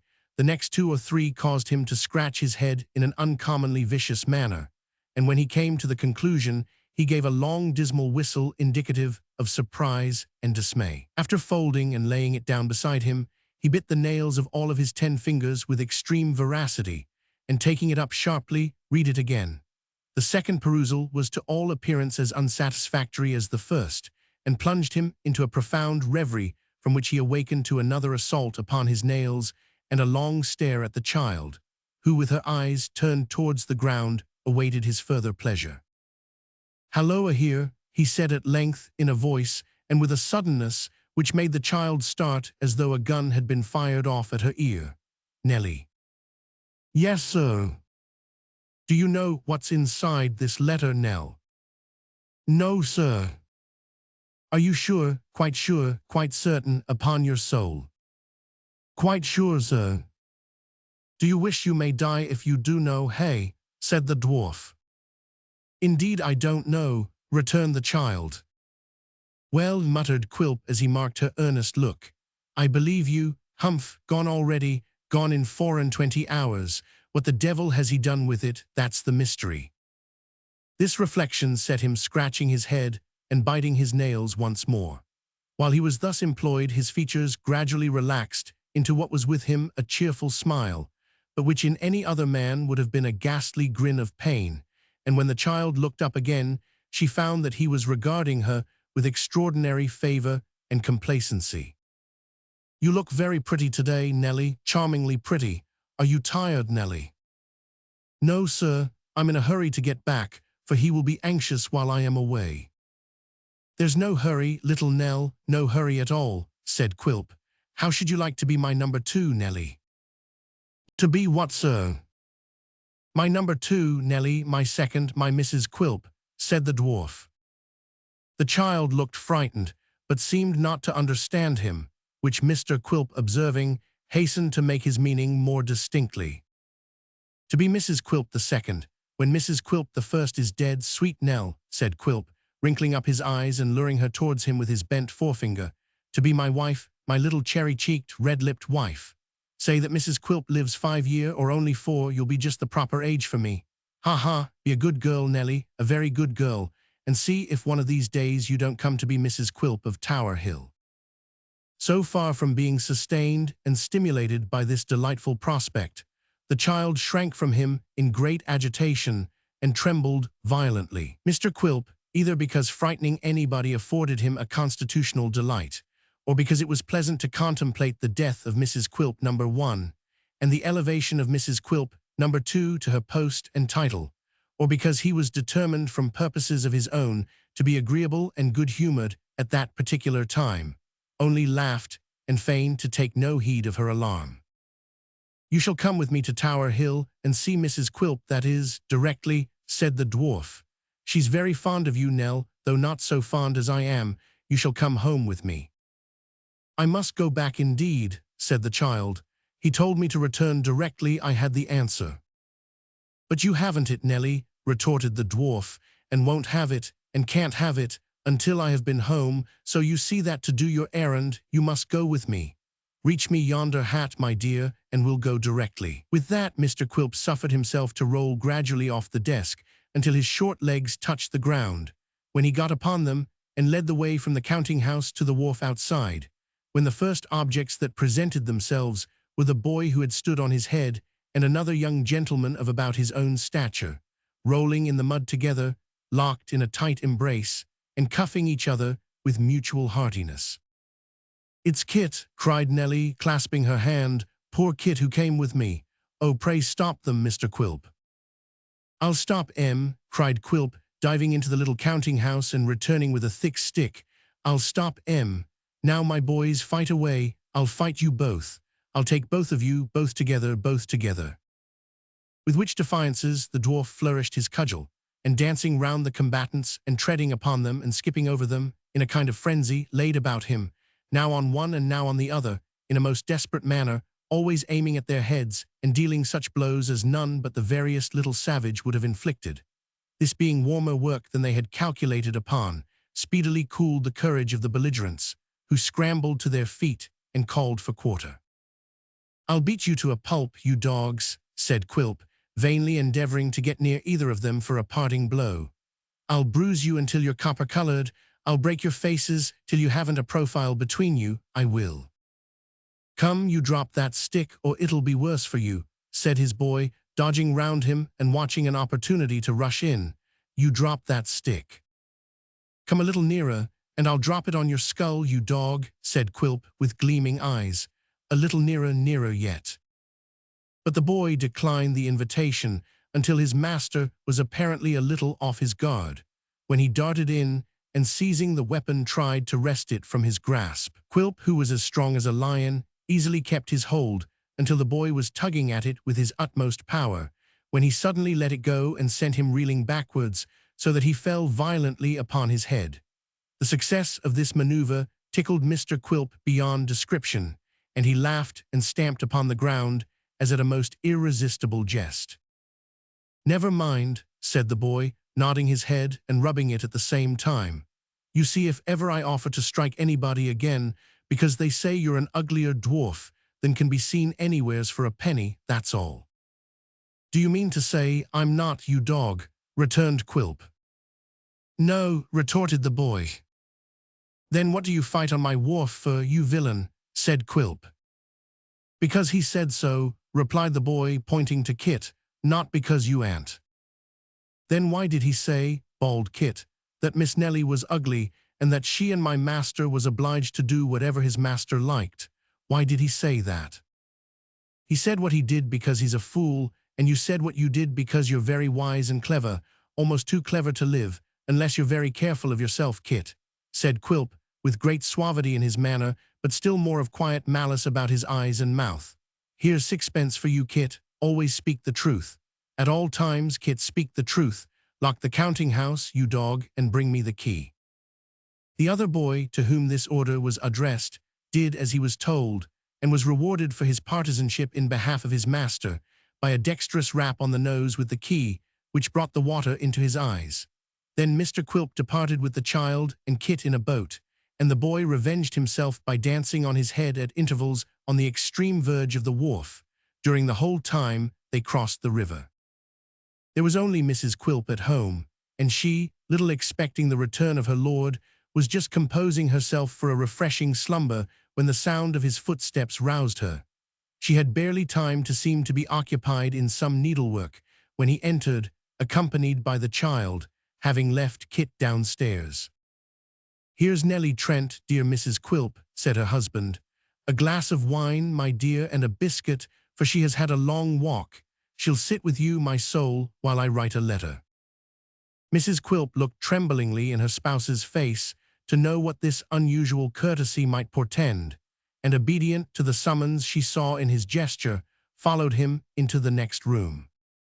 "Mind what I say to you," whispered Quilp.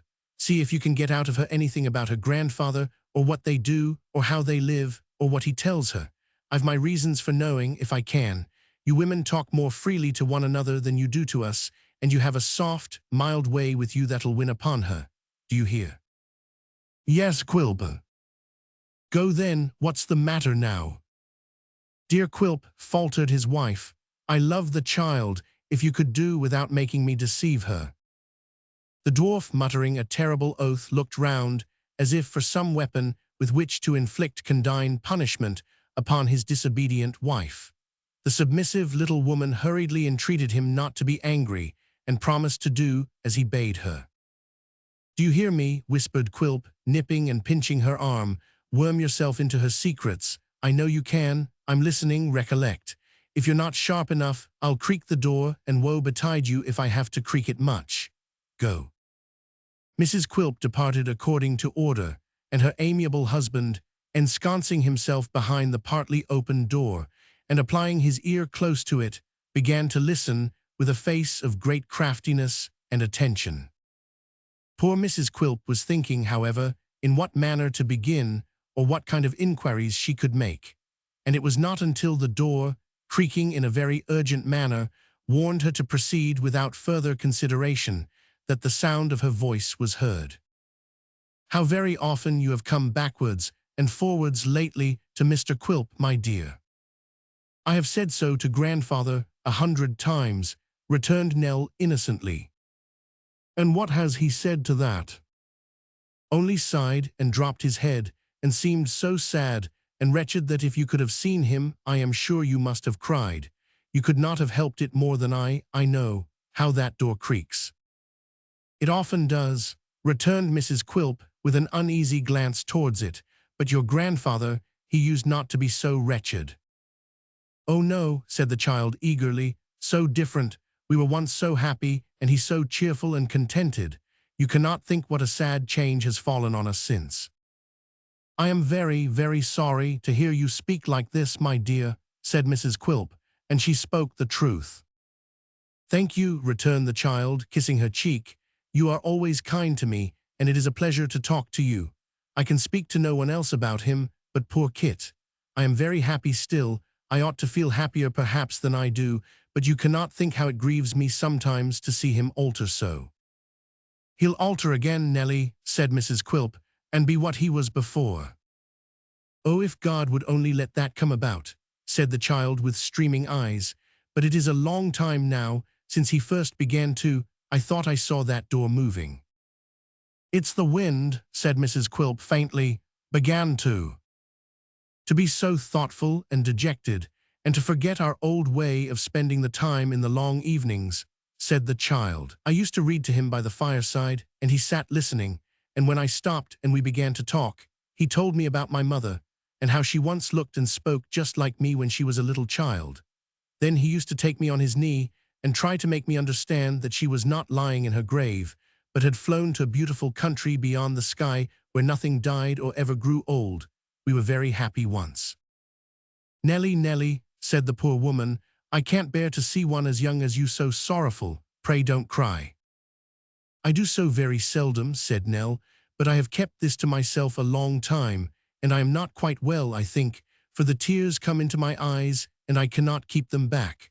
I don't mind telling you my grief, for I know you will not tell it to anyone again." Mrs. Quilp turned away her head and made no answer. "Then," said the child, "we often walked in the fields and among the green trees, and when we came home at night, we liked it better for being tired, and said what a happy place it was. And if it was dark and rather dull, we used to say, what did it matter to us, for it only made us remember our last walk with greater pleasure and look forward to our next one. But now we never have these walks, and though it is the same house, it is darker and much more gloomy than it used to be indeed." She paused here, but though the door creaked more than once, Mrs. Quilp said nothing. "Mind you don't suppose," said the child earnestly, "that grandfather is less kind to me than he was. I think he loves me better every day and is kinder and more affectionate than he was the day before. You do not know how fond he is of me." "I am sure he loves you dearly," said Mrs. Quilp. "Indeed, indeed he does," cried Nell, "as dearly as I love him. But I have not told you the greatest change of all, and this you must never breathe again to anyone. He has no sleep or rest, but that which he takes by day in his easy chair, for every night and nearly all night long he is away from home." "Nelly."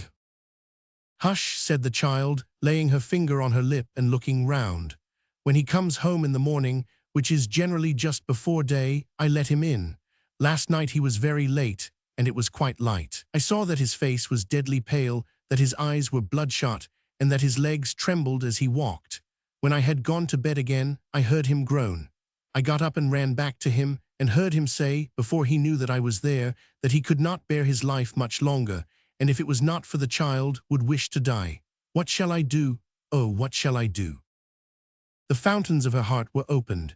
The child, overpowered by the weight of her sorrows and anxieties, by the first confidence she had ever shown, and the sympathy with which her little tale had been received, hid her face in the arms of her helpless friend and burst into a passion of tears. In a few minutes, Mr. Quilp returned and expressed the utmost surprise to find her in this condition, which he did very naturally and with admirable effect, for that kind of acting had been rendered familiar to him by long practice, and he was quite at home in it. "She's tired, you see, Mrs. Quilp," said the dwarf, squinting in a hideous manner to imply that his wife was to follow his lead. "It's a long way from her home to the wharf, and then she was alarmed to see a couple of young scoundrels fighting, and was timorous on the water besides. All this together has been too much for her, poor Nell." Mr. Quilp unintentionally adopted the very best means he could have devised for the recovery of his young visitor, by patting her on the head. Such an application from any other hand might not have produced a remarkable effect, but the child shrank so quickly from his touch, and felt such an instinctive desire to get out of his reach, that she rose directly and declared herself ready to return. "But you'd better wait and dine with Mrs. Quilp and me," said the dwarf. "I have been away too long, sir, already," returned Nell, drying her eyes. "Well," said Mr. Quilp, "if you will go, you will, Nelly. Here's the note. It's only to say that I shall see him tomorrow or maybe next day, and that I couldn't do that little business for him this morning. Goodbye, Nelly. Here, you, sir, take care of her, d'ye hear?" Kit, who appeared at the summons, deigned to make no reply to so needless an injunction, and after staring at Quilp in a threatening manner, as if he doubted whether he might not have been the cause of Nelly shedding tears, and felt more than half disposed to revenge the fact upon him on the mere suspicion, turned about and followed his young mistress, who had by this time taken her leave of Mrs. Quilp and departed. "You're a keen questioner, ain't you, Mrs. Quilp?" said the dwarf, turning upon her as soon as they were left alone. "What more could I do?" returned his wife mildly. "What more could you do?" sneered Quilp. "Couldn't you have done something less? Couldn't you have done what you had to do without appearing in your favorite part of the crocodile, you minx?" "I am very sorry for the child, Quilp," said his wife. "Surely I've done enough. I've led her on to tell her secret. She supposed we were alone, and you were, by God forgive me." "You led her on, you did a great deal truly," said Quilp. "What did I tell you about making me creak the door? It's lucky for you that, from what she let fall, I've got the clue I want, for if I hadn't, I'd have visited the failure upon you, I can tell you." Mrs. Quilp, being fully persuaded of this, made no reply. Her husband added with some exultation, "But you may thank your fortunate stars, the same stars that made you Mrs. Quilp. You may thank them that I'm upon the old gentleman's track and have got a new light. So let me hear no more about this matter now or at any other time, and don't get anything too nice for dinner, for I shan't be home to it."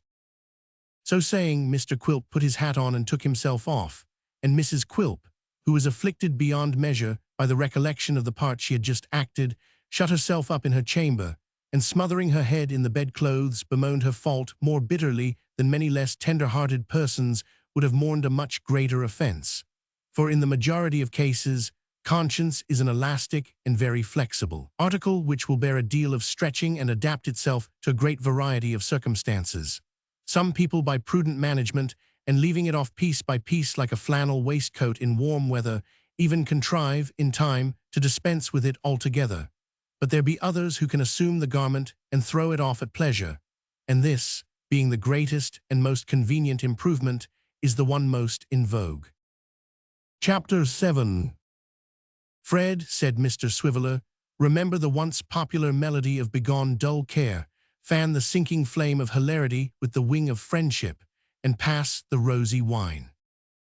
Mr. Richard Swiveller's apartments were in the neighborhood of Drury Lane, and in addition to this convenience of situation, had the advantage of being over a tobacconist's shop, so that he was enabled to procure a refreshing sneeze at any time by merely stepping out upon the staircase, and was saved the trouble and expense of maintaining a snuff-box. It was in these apartments that Mr. Swiveller made use of the expressions above recorded for the consolation and encouragement of his desponding friend, and it may not be uninteresting or improper to remark that even these brief observations partook in a double sense of the figurative and poetical character of Mr. Swiveller's mind, as the rosy wine was in fact represented by one glass of cold gin and water, which was replenished as occasion required from a bottle and jug upon the table, and was passed from one to another in a scarcity of tumblers, which, as Mr. Swiveller's was a bachelor's establishment, may be acknowledged without a blush. By a like pleasant fiction, his single chamber was always mentioned in a plural number. In its disengaged times, the tobacconist had announced it in his window as apartments for a single gentleman, and Mr. Swiveller, following up the hint, never failed to speak of it as his rooms, his lodgings, or his chambers, conveying to his hearers a notion of indefinite space, and leaving their imaginations to wander through long suites of lofty halls at pleasure. In this flight of fancy, Mr. Swiveller was assisted by a deceptive piece of furniture, in reality a bedstead, but in semblance a bookcase, which occupied a prominent situation in his chamber, and seemed to defy suspicion and challenge inquiry. There is no doubt that by day Mr. Swiveller firmly believed this secret convenience to be a bookcase and nothing more, that he closed his eyes to the bed, resolutely denied the existence of the blankets, and spurned the bolster from his thoughts. No word of its real use, no hint of its nightly service, no allusion to its peculiar properties had ever passed between him and his most intimate friends. Implicit faith in the deception was the first article of his creed. To be the friend of Swiveller, you must reject all circumstantial evidence, all reason, observation, and experience, and repose a blind belief in the bookcase. It was his pet weakness, and he cherished it. "Fred," said Mr. Swiveller, finding that his former adjuration had been productive of no effect, "pass the rosy." Young Trent, with an impatient gesture, pushed the glass towards him, and fell again in the moody attitude from which he had been unwillingly roused. "I'll give you, Fred," said his friend, stirring the mixture, "a little sentiment appropriate to the occasion. Here, Esme the—" "Pshaw," interposed the other. "You worry me to death with your chattering. You can be merry under any circumstances."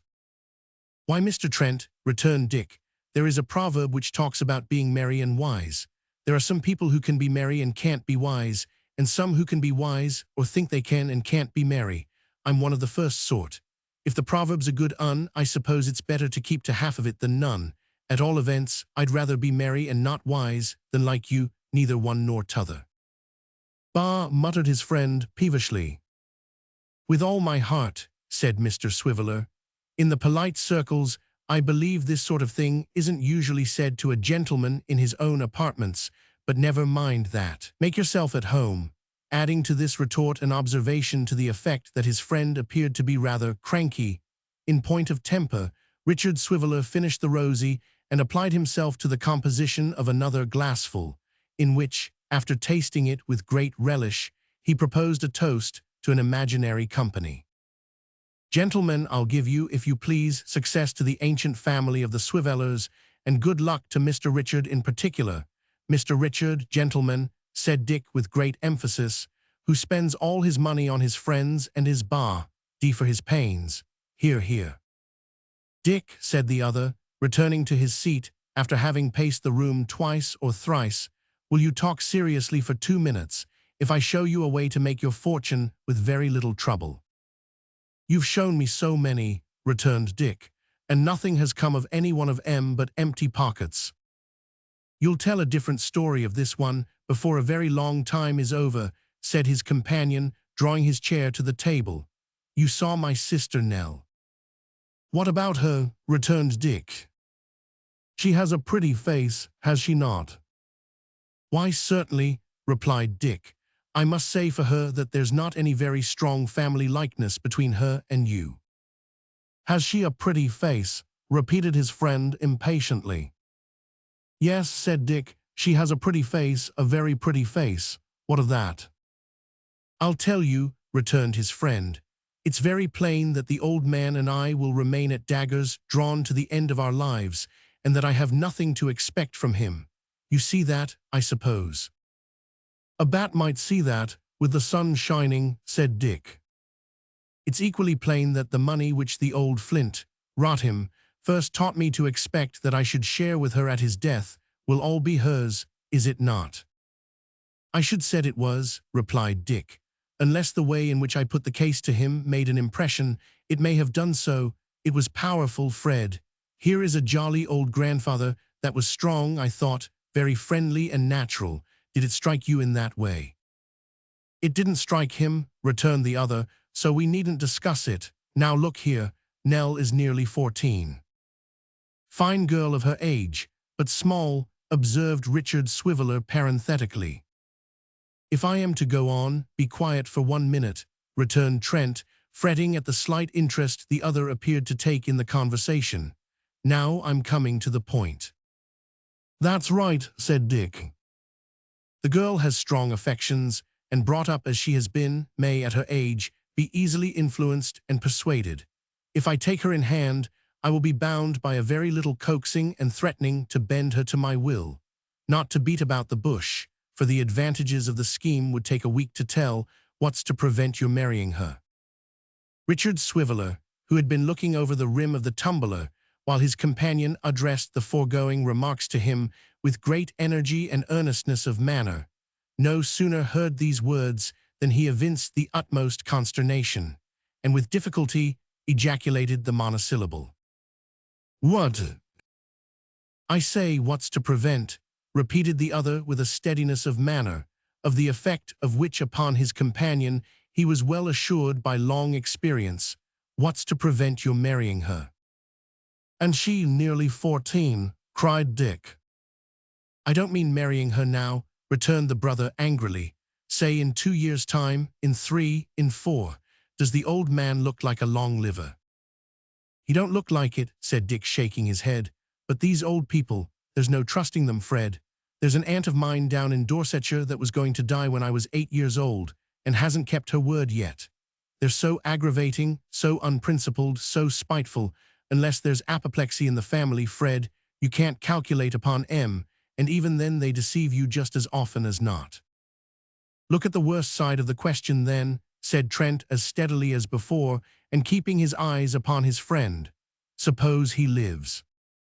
"To be sure," said Dick, "there's the rub." "I say," resumed his friend, "suppose he lives, and I persuaded, or if the word sounds more feasible, forced Nell to a secret marriage with you. What do you think would come of that?" "A family and an annual income of nothing, to keep M on," said Richard Swiveller after some reflection. "I tell you," returned the other with an increased earnestness, which, whether it were real or assumed, had the same effect on his companion, "that he lives for her, that his whole energies and thoughts are bound up in her, that he would no more disinherit her for an act of disobedience than he would take me into his favor again for any act of obedience or virtue that I could possibly be guilty of. He could not do it. You or any other man with eyes in his head may see that, if he chooses." "It seems improbable, certainly," said Dick, musing. "It seems improbable because it is improbable," his friend returned. "If you would furnish him with an additional inducement to forgive you, let there be an irreconcilable breach, a most deadly quarrel, between you and me, let there be a pretense of such a thing, I mean, of course, and he'll do fast enough. As to Nell, constant dropping will wear away a stone. You know you may trust to me as far as she is concerned. So, whether he lives or dies, what does it come to? That you become the sole inheritor of the wealth of this rich old hunks, that you and I spend it together, and that you get into the bargain a beautiful young wife." "I suppose there's no doubt about his being rich," said Dick. "Doubt? Did you hear what he let fall the other day when we were there? Doubt? What will you doubt next, Dick?"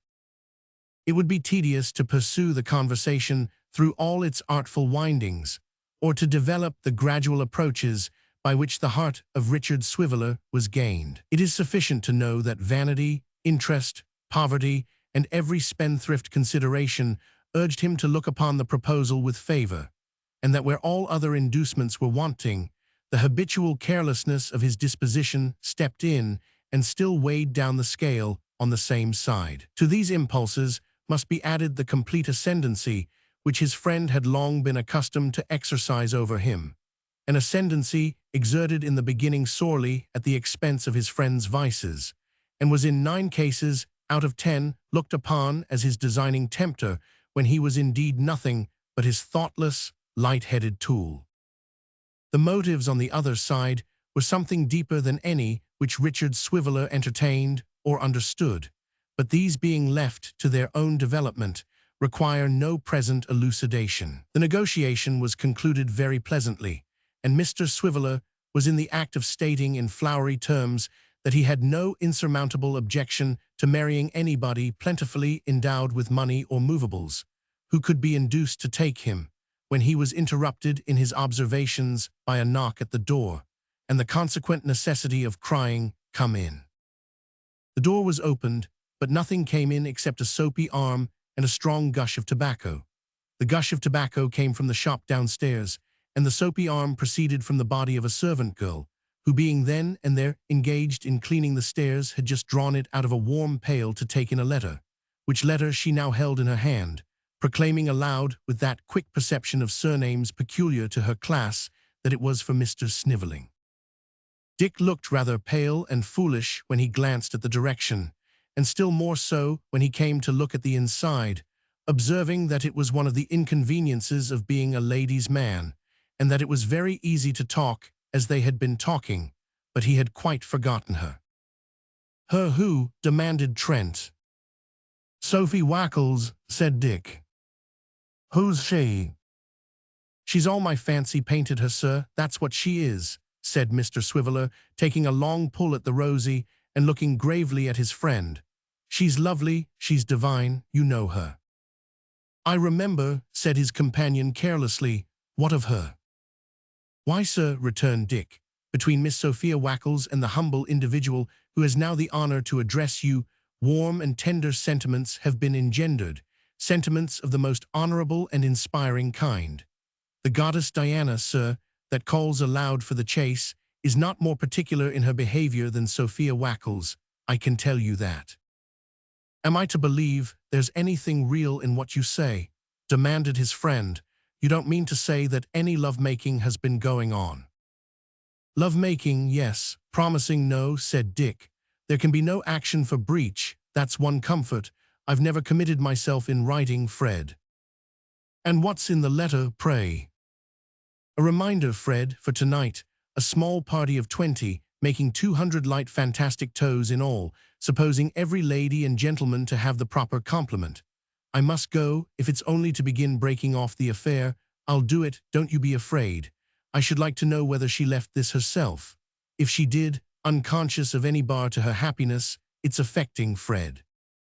To solve this question, Mr. Swiveller summoned the handmaid and ascertained that Miss Sophie Wackles had indeed left the letter with her own hands, and that she had come accompanied, for decorum's sake no doubt, by a younger Miss Wackles, and that on learning that Mr. Swiveller was at home and being requested to walk upstairs, she was extremely shocked and professed that she would rather die. Mr. Swiveller heard this account with a degree of admiration not altogether consistent with the project in which he had just concurred, but his friend attached very little importance to his behavior in this respect, probably because he knew that he had influence sufficient to control Richard Swiveller's proceedings in this or any other matter, whenever he deemed it necessary for the advancement of his own purposes to exert it. Chapter 8. Business disposed of, Mr. Swiveller was inwardly reminded of its being nigh dinner time, and to the intent that his health might not be endangered by longer abstinence, dispatched a message to the nearest eating-house, requiring an immediate supply of boiled beef and greens for 2. With this demand, however, the eating-house, having experience of its customer, declined to comply, churlishly sending back for answer that if Mr. Swiveller stood in need of beef, perhaps he would be so obliging as to come there and eat it, bringing with him, as grace before meat, the amount of a certain small account which had long been outstanding. Not at all intimidated by this rebuff, but rather sharpened in wits and appetite, Mr. Swiveller forwarded the same message to another and more distant eating-house, adding to it by way of rider that the gentleman was induced to send so far, not only by the great fame and popularity its beef had acquired, but in consequence of the extreme toughness of the beef retailed at the obdurate cook's shop, which rendered it quite unfit, not merely for gentlemanly food, for any human consumption. The good effect of this politic course was demonstrated by the speedy arrival of a small pewter pyramid, curiously constructed of platters and covers, whereof the boiled beef plates formed the base, and a foaming quart-pot the apex. The structure being resolved into its component parts afforded all things requisite and necessary for a hearty meal, to which Mr. Swiveller and his friend applied themselves with great keenness and enjoyment. "May the present moment," said Dick, sticking his fork into a large carbuncular potato, "be the worst of our lives. I like the plan of sending M with the peel on. There's a charm in drawing a potato from its native element, if I may so express it, to which the rich and powerful are strangers. Ah, man wants but little here below, nor wants that little long. How true that is, after dinner."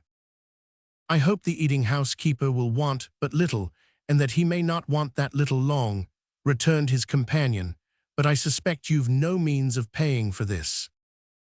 "I shall be passing present, and I'll call," said Dick, winking his eyes significantly. "The waiter's quite helpless. The goods are gone, Fred, and there's an end of it."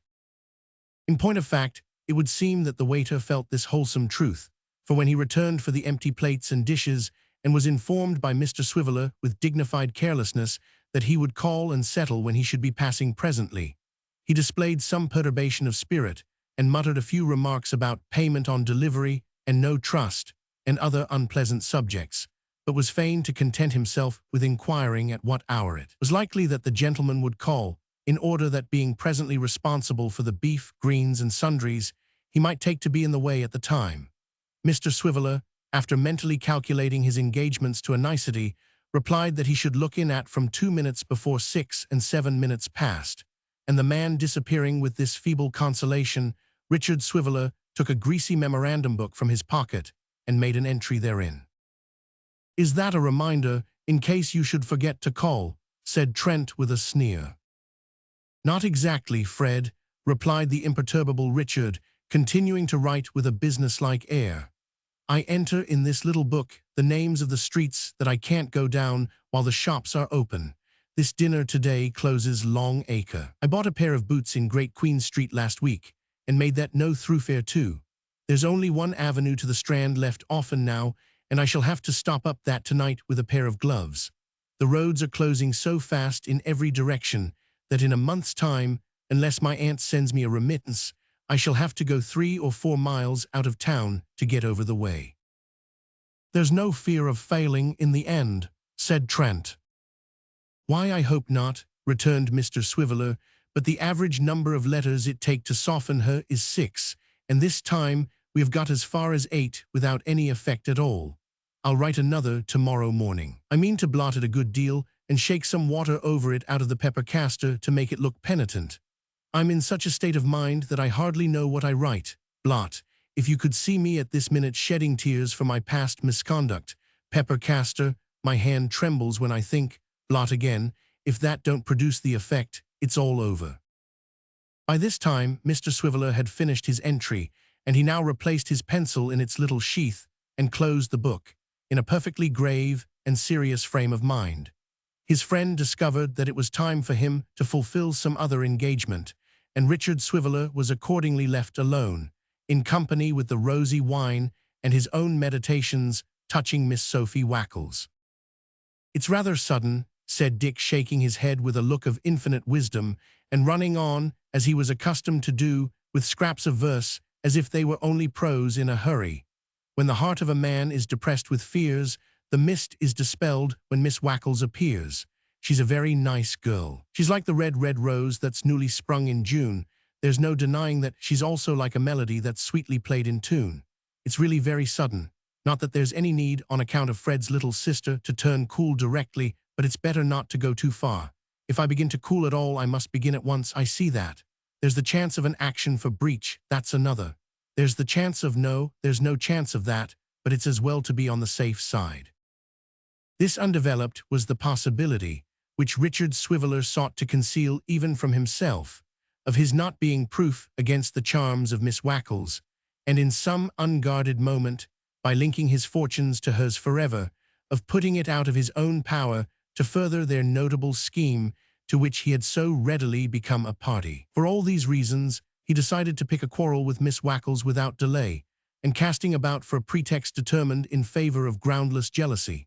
Having made up his mind on this important point, he circulated the glass from his right hand to left and back again pretty freely to enable him to act his part with the greater discretion, and then, after making some slight improvements in his toilet, bent his steps towards the spot hallowed by the fair object of his meditations. The spot was at Chelsea, for there Miss Sophia Wackles resided with her widowed mother and 2 sisters, in conjunction with whom she maintained a very small day school for young ladies of proportionate dimensions, a circumstance which was made known to the neighborhood by an oval board over the front first-floor windows, whereupon appeared in circumambient flourishes the words Ladies' Seminary, and which was further published and proclaimed at intervals between the hours of 9:30 and 10 in the morning, by a straggling and solitary young lady of tender years, standing on the scraper on the tips of her toes, and making futile attempts to reach the knocker with a spelling book. The several duties of instruction in this establishment were thus discharged: English grammar, composition, geography, and the use of the dumbbells, by Miss Melissa Wackles; writing, arithmetic, dancing, music, and general fascination, by Miss Sophia Wackles; the art of needlework, marking, and samplery, by Miss Jane Wackles; corporal punishment, fasting, and other tortures and terrors, by Mrs. Wackles. Miss Melissa Wackles was the eldest daughter, Miss Sophie the next, and Miss Jane the youngest. Miss Melissa might have seen 35 summers or thereabouts, and verged on the autumnal. Miss Sophie was a fresh, good-humored, buxom girl of 20, and Miss Jane numbered scarcely 16 years. Mrs. Wackles was an excellent, but rather venomous old lady of 60. To this lady's seminary, then, Richard Swiveller hied, with designs obnoxious to the peace of the fair Sophia, who, arrayed in virgin white, embellished by no ornament but one blushing rose, received him on his arrival, in the midst of very elegant, not to say brilliant preparations.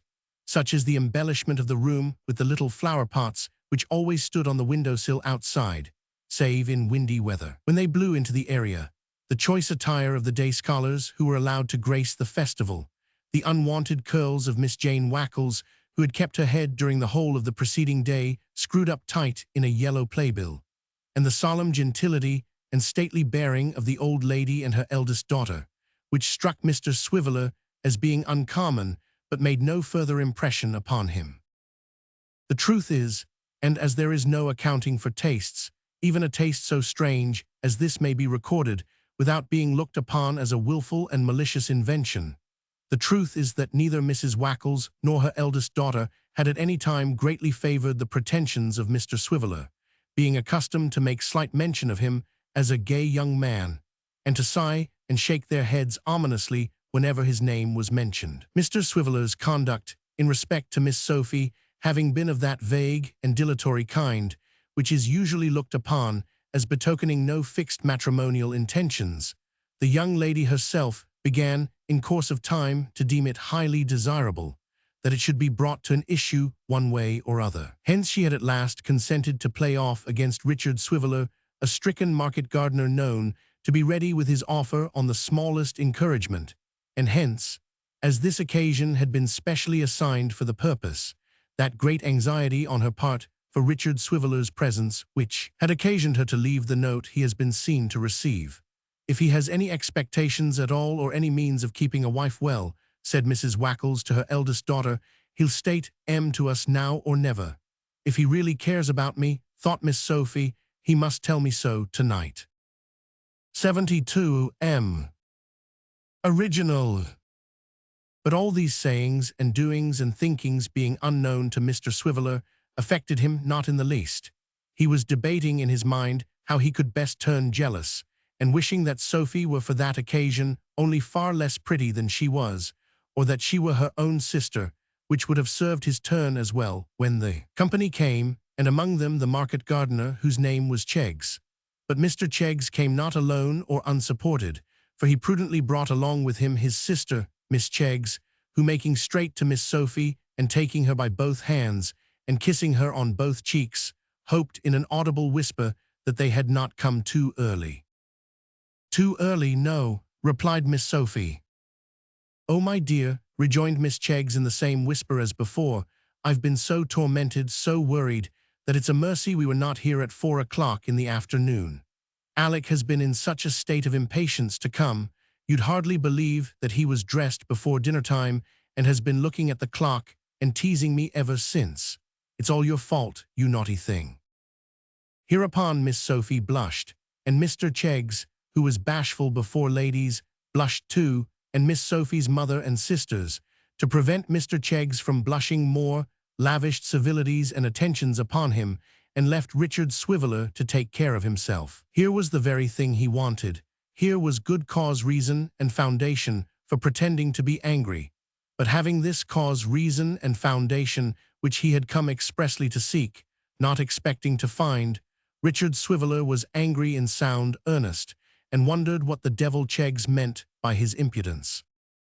However, Mr. Swiveller had Miss Sophie's hand for the first quadrille, country dances being low, were utterly proscribed, and so gained an advantage over his rival, who sat despondingly in a corner and contemplated the glorious figure of the young lady as she moved through the mazy dance. Nor was this the only start Mr. Swiveller had of the market gardener, for determining to show the family what quality of man they trifled with, and influenced perhaps by his late libations, he performed such feats of agility and such spins and twirls as filled the company with astonishment, and in particular caused a very long gentleman who was dancing with a very short scholar to stand quite transfixed by wonder and admiration.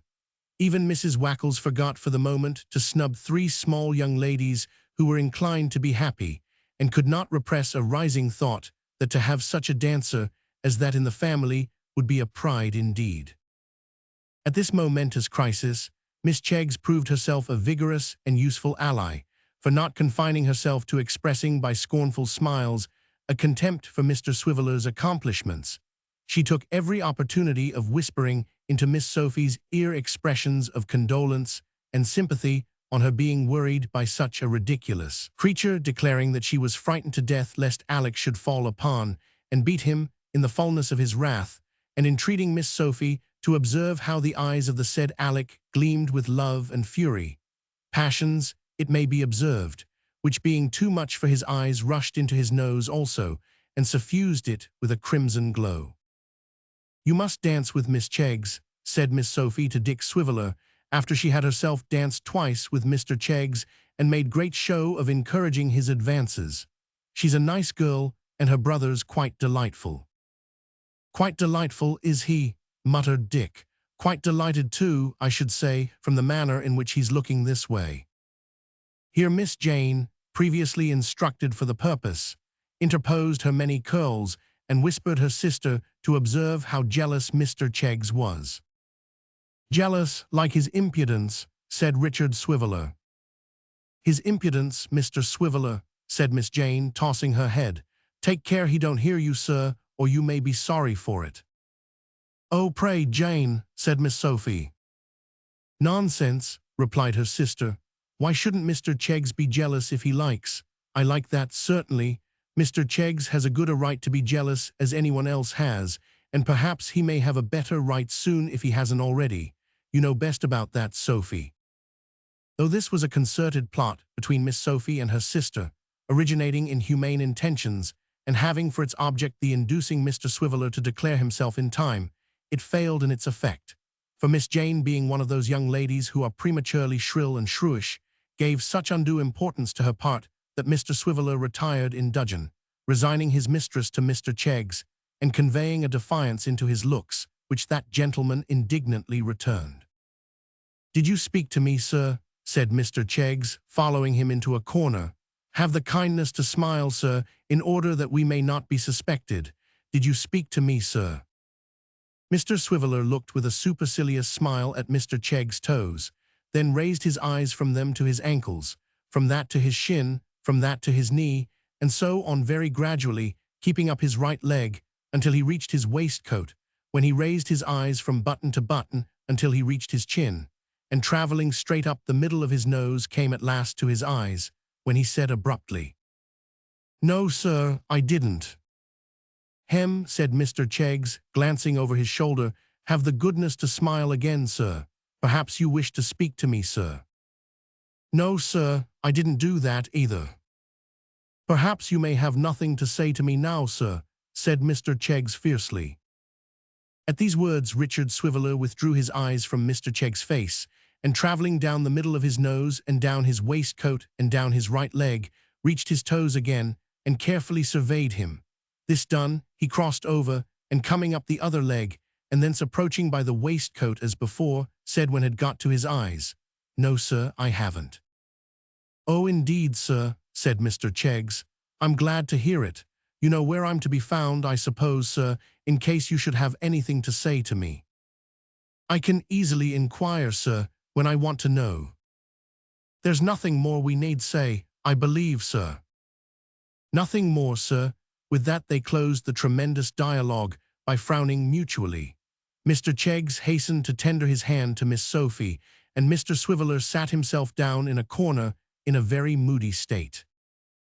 Hard by this corner, Mrs. Wackles and Miss Wackles were seated, looking on at the dance, and unto Mrs. and Miss Wackles, Miss Cheggs occasionally darted when her partner was occupied with his share of the figure, and made some remark or other which was gall and wormwood to Richard Swiveller's soul. Looking into the eyes of Mrs. and Miss Wackles for encouragement, and sitting very upright and uncomfortable on a couple of hard stools, were two of the day scholars, and when Miss Wackles smiled, and Mrs. Wackles smiled, the two little girls on the stools sought to curry favor by smiling likewise, in gracious acknowledgment of which attention the old lady frowned them down instantly, and said that if they dared to be guilty of such an impertinence again, they should be sent under convoy to their respective homes.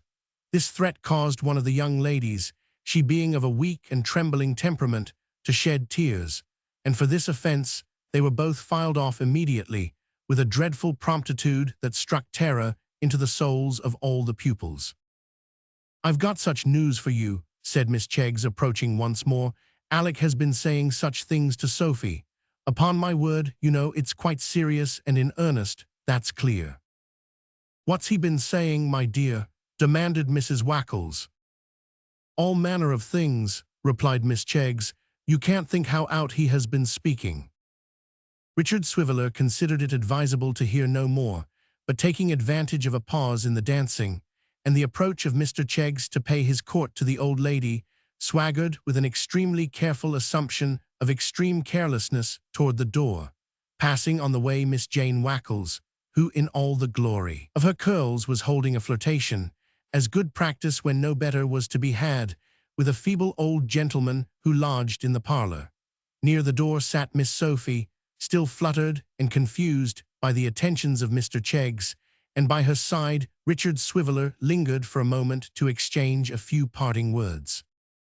My boat is on the shore, and my bark is on the sea, but before I pass this door I will say farewell to thee, murmured Dick, looking gloomily upon her. Are you going? Said Miss Sophie, whose heart sank within her at the result of her stratagem, but who affected a light indifference notwithstanding. Am I going? Echoed Dick bitterly. Yes, I am. What then? Nothing, except that it's very early, said Miss Sophie, but you are your own master, of course. I would that I had been my own mistress too, said Dick, before I had ever entertained a thought of you. Miss Wackles, I believed you true, and I was blessed in so believing, but now I mourn that ere I knew, a girl so fair yet so deceiving. Miss Sophie bit her lip, and affected to look with great interest after Mr. Cheggs, who was quaffing lemonade in the distance. I came here, said Dick, rather oblivious of the purpose with which he had really come, with my bosom expanded, my heart dilated, and my sentiments of a corresponding description. I go away with feelings that may be conceived, but cannot be described, feeling within myself that desolating truth that my best affections have experienced this night a stifler. I am sure I don't know what you mean, Mr. Swiveller, said Miss Sophie with downcast eyes. I'm very sorry if— Sorry, ma'am, said Dick, sorry in the possession of a Cheggs, but I wish you a very good night, concluding with this slight remark, that there is a young lady growing up at this present moment for me, who has not only great personal attractions, but great wealth, and who has requested her next of kin to propose for my hand, which, having a regard for some members of her family, I have consented to promise. It's a gratifying circumstance which you'll be glad to hear, that a young and lovely girl is growing into a woman expressly on my account, and is now saving up for me. I thought I'd mention it. I have now merely to apologize for trespassing so long upon your attention. Good night. There's one good thing springs out of all this, said Richard Swiveller to himself when he had reached home, and was hanging over the candle with the extinguisher in his hand, which is, that I now go heart and soul, neck and heels, with Fred in all his scheme about little Nelly, and right glad he'll be to find me so strong upon it. He shall know all about that tomorrow, and in the meantime, as it's rather late, I'll try and get a wink of the balmy. The balmy came almost as soon as it was courted. In a very few minutes, Mr. Swiveller was fast asleep, dreaming that he had married Nell Trent and come into the property, and that his first act of power was to lay waste the market garden of Mr. Cheggs and turn it into a brick field. Chapter 9. The child, in her confidence with Mrs. Quilp, had but feebly described the sadness and sorrow of her thoughts, or the heaviness of the cloud which overhung her home, and cast dark shadows on its hearth. Besides that it was very difficult to impart to any person not intimately acquainted with the life she led an adequate sense of its gloom and loneliness, a constant fear of in some way committing or injuring the old man to whom she was so tenderly attached, had restrained her, even in the midst of her heart's overflowing, and made her timid of allusion to the main cause of her anxiety and distress. For it was not the monotonous days uncheckered by variety and uncheered by pleasant companionship. It was not the dark, dreary evenings or the long, solitary nights. It was not the absence of every slight and easy pleasure for which young hearts beat high, or the knowing nothing of childhood, but its weakness and its easily wounded spirit that had wrung such tears from Nell. To see the old man struck down beneath the pressure of some hidden grief, to mark his wavering and unsettled state, to be agitated at times with a dreadful fear that his mind was wandering, and to trace in his words and looks the dawning of despondent madness, to watch and wait and listen for confirmation of these things day after day, and to feel and know that, come what might, they were alone in the world, with no one to help or advise or care about them. These were causes of depression and anxiety that might have sat heavily on an older breast, with many influences at work to cheer and gladden it, but how heavily on the mind of a young child to whom they were ever present, and who was constantly surrounded by all that could keep such thoughts in restless action. And yet, to the old man's vision, Nell was still the same. When he could, for a moment, disengage his mind from the phantom that haunted and brooded on it always, there was his young companion with the same smile for him, the same earnest words, the same merry laugh, the same love and care that, sinking deep into his soul, seemed to have been present to him through his whole life. And so he went on, content to read the book of her heart from the page first presented to him, little dreaming of the story that lay hidden in its other leaves, and murmuring within himself that at least the child was happy. She had been once. She had gone singing through the dim rooms, and moving with gay and lightsome step among their dusty treasures, making them older by her young life, and sterner and more grim by her gay and cheerful presence. But now the chambers were cold and gloomy, and when she left her own little room to while away the tedious hours, and sat in one of them, she was still and motionless as their inanimate occupants, and had no heart to startle the echoes, hoarse from their long silence, with her voice. In one of these rooms was a window looking into the street, where the child sat, many and many a long evening, and often far into the night, alone and thoughtful. None are so anxious as those who watch and wait. At these times, mournful fancies came flocking on her mind, in crowds. She would take her station here, at dusk, and watch the people as they passed up and down the street, or appeared at the windows of the opposite houses, wondering whether those rooms were as lonesome as that in which she sat, and whether those people felt it company to see her sitting there, as she did only to see them look out and draw in their heads again. There was a crooked stack of chimneys on one of the roofs, in which, by often looking at them, she had fancied ugly faces that were frowning over at her and trying to peer into the room, and she felt glad when it grew too dark to make them out, though she was sorry, too, when the man came to light the lamps in the street, for it made it late and very dull inside. Then she would draw in her head to look round the room and see that everything was in its place and hadn't moved, and looking out into the street again, would perhaps see a man passing with a coffin on his back, and 2 or 3 others silently following him to a house where somebody lay dead, which made her shudder and think of such things until they suggested afresh the old man's altered face and manner, and a new train of fears and speculations. If he were to die, if sudden illness had happened to him, and he were never to come home again, alive, if, one night, he should come home and kiss and bless her as usual, and after she had gone to bed and had fallen asleep and was perhaps dreaming pleasantly and smiling in her sleep, he should kill himself and his blood come creeping on the ground to her own bedroom door. These thoughts were too terrible to dwell upon, and again she would have recourse to the street, now trodden by fewer feet and darker and more silent than before. The shops were closing fast, and lights began to shine from the upper windows as the neighbors went to bed. By degrees, these dwindled away and disappeared or were replaced, here and there, by a feeble rush candle which was to burn all night. Still there was one late shop at no great distance which sent forth a ruddy glare upon the pavement even yet, and looked bright and companionable.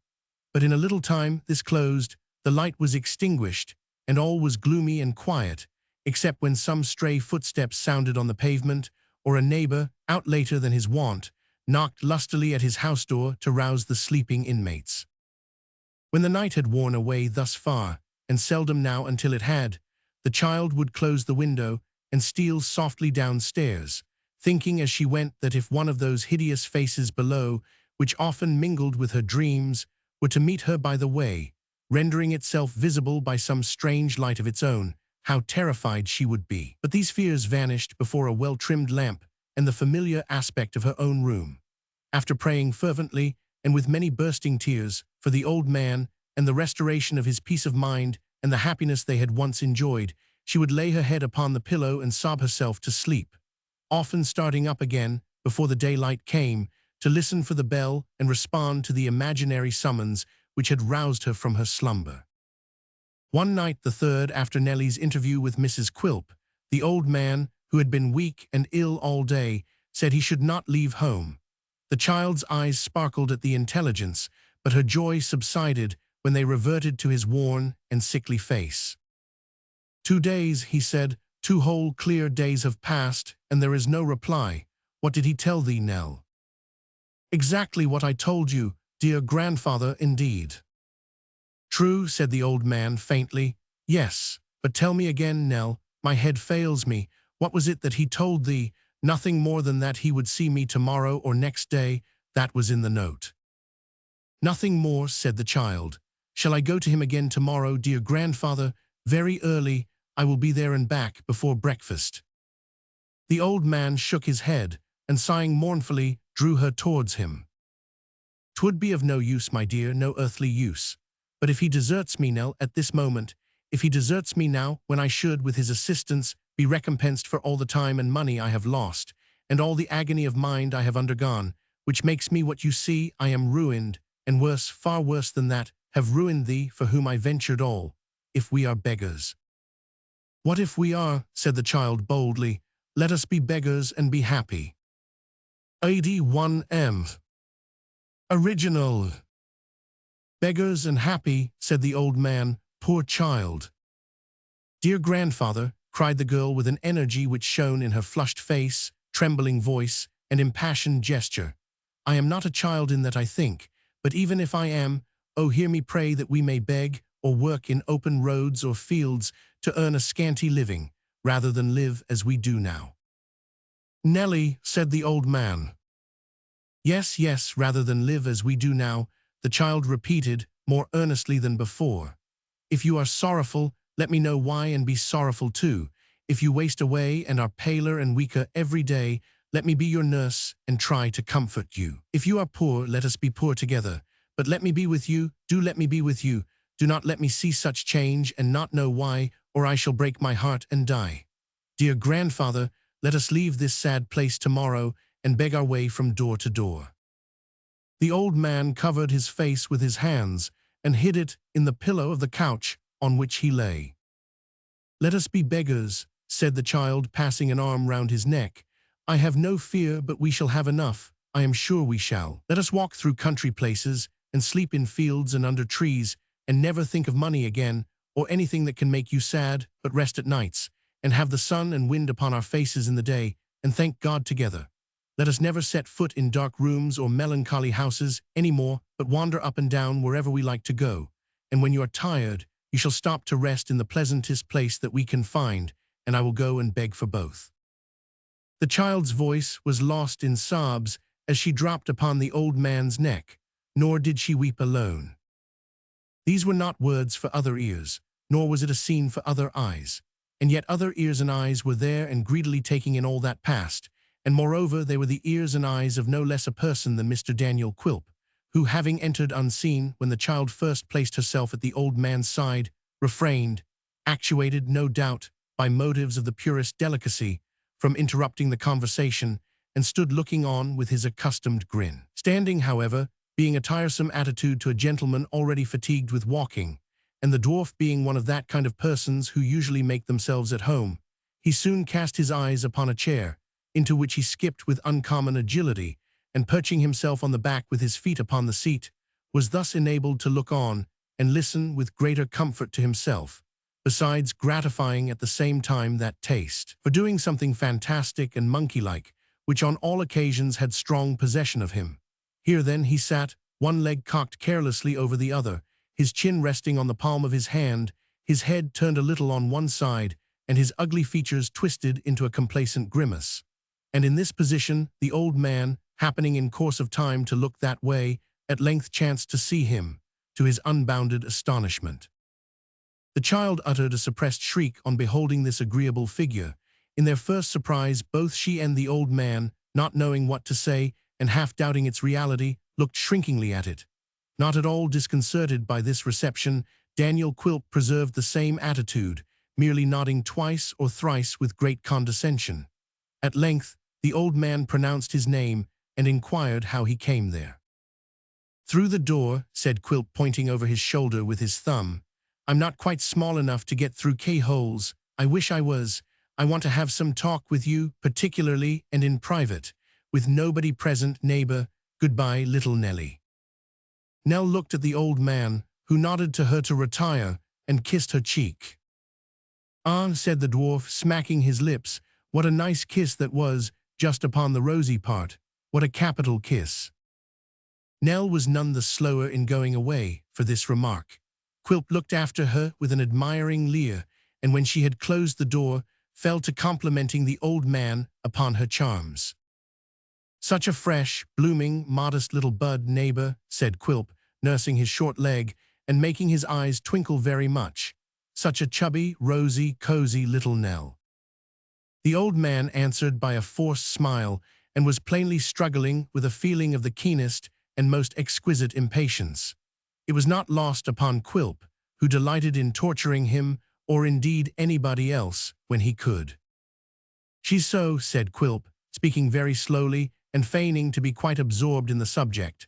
"So small, so compact, so beautifully modeled, so fair, with such blue veins and such a transparent skin, and such little feet, and such winning ways. But bless me, you're nervous. Why, neighbor, what's the matter? I swear to you," continued the dwarf, dismounting from the chair and sitting down in it, with a careful slowness of gesture very different from the rapidity with which he had sprung up unheard, "I swear to you that I had no idea old blood ran so fast or kept so warm. I thought it was sluggish in its course, and cool, quite cool. I am pretty sure it ought to be. Yours must be out of order, neighbor."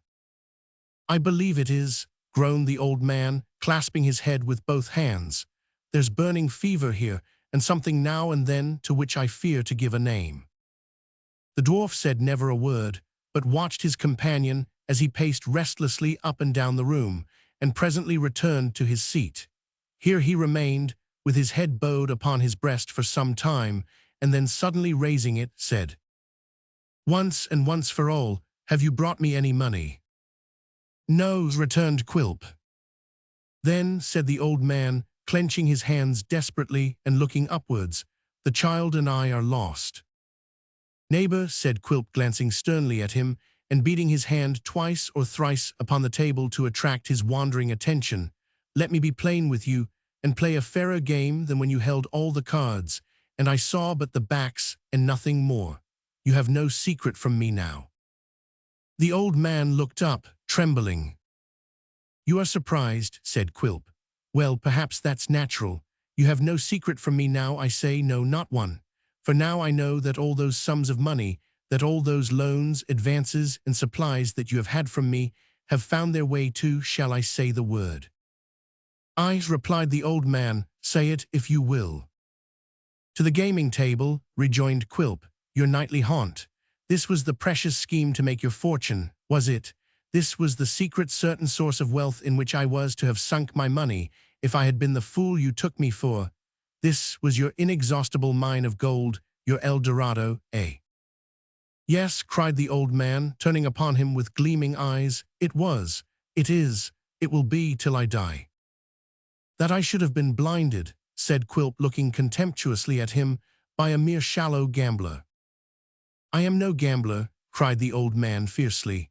"I call heaven to witness that I never played for gain of mine or love of play, that at every piece I staked, I whispered to myself that orphan's name and called on heaven to bless the venture, which it never did. Whom did it prosper? Who were those with whom I played?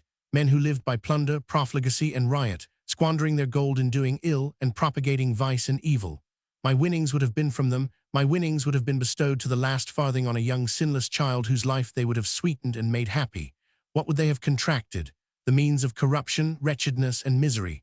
Who would not have hoped in such a cause? Tell me that. Who would not have hoped as I did?"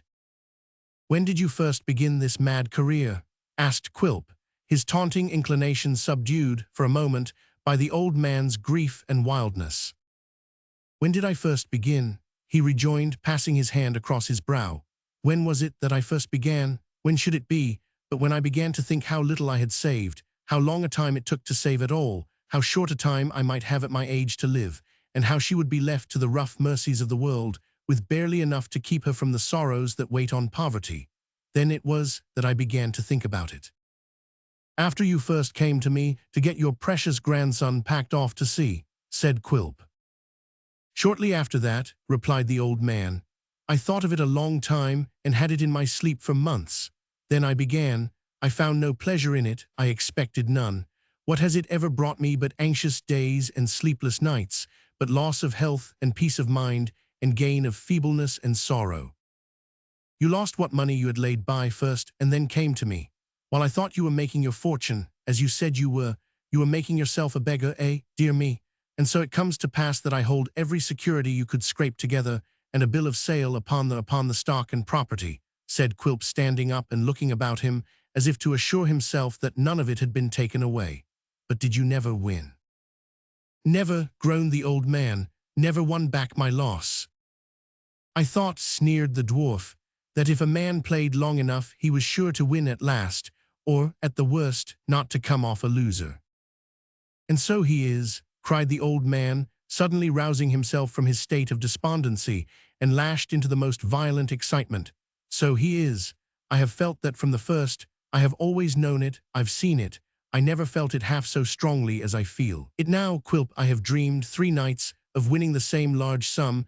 I never could dream that dream before, though I have often tried. Do not desert me, now I have this chance. I have no resource but you. Give me some help. Let me try this one last hope." The dwarf shrugged his shoulders and shook his head. "See, Quilp, good tender-hearted Quilp," said the old man, drawing some scraps of paper from his pocket with a trembling hand and clasping the dwarf's arm, "only see here. Look at these figures, the result of long calculation and painful and hard experience. I must win. I only want a little help once more, a few pounds, but 20 pounds, dear Quilp." "The last advance was 70, said the dwarf, "and it went in one night." "I know it did," answered the old man, "but that was the very worst fortune of all, and the time had not come then." "Quilp, consider, consider," the old man cried, trembling so much the while that the papers in his hand fluttered as if they were shaken by the wind. "That orphan child. If I were alone, I could die with gladness, perhaps even anticipate that doom which is dealt out so unequally, coming, as it does, on the proud and happy in their strength, and shunning the needy and afflicted, and all who court it in their despair. But what I have done has been for her. Help me for her sake, I implore you, not for mine, for hers."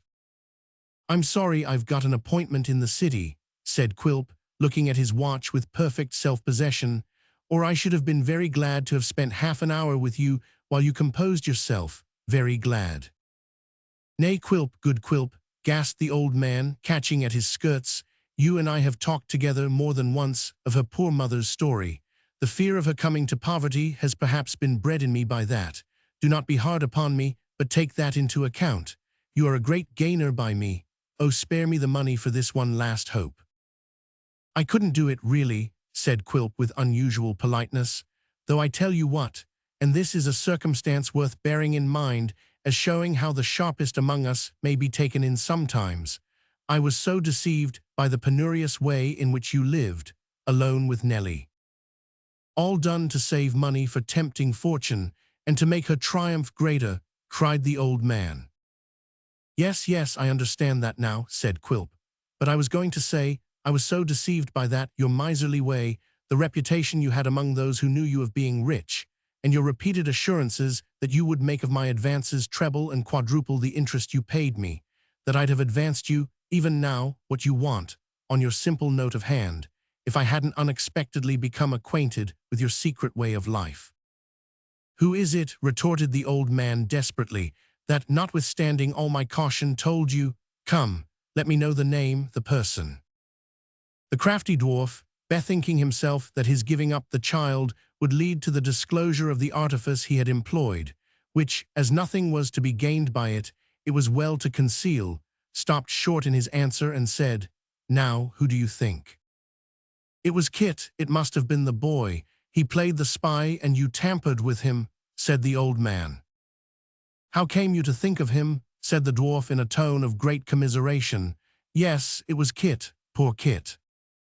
So saying, he nodded in a friendly manner and took his leave, stopping when he had passed the outer door a little distance and grinning with extraordinary delight. Poor Kit, muttered Quilp. I think it was Kit who said I was an uglier dwarf than could be seen anywhere for a penny, wasn't it? Ha ha ha, poor Kit. And with that he went his way, still chuckling as he went. Chapter 10. Daniel Quilp neither entered nor left the old man's house, unobserved. In the shadow of an archway nearly opposite, leading to one of the many passages which diverged from the main street, there lingered one, who, having taken up his position when the twilight first came on, still maintained it with undiminished patience, and leaning against the wall with the manner of a person who had a long time to wait, and being well used to it was quite resigned, scarcely changed his attitude for the hour together. This patient lounger attracted little attention from any of those who passed, and bestowed as little upon them.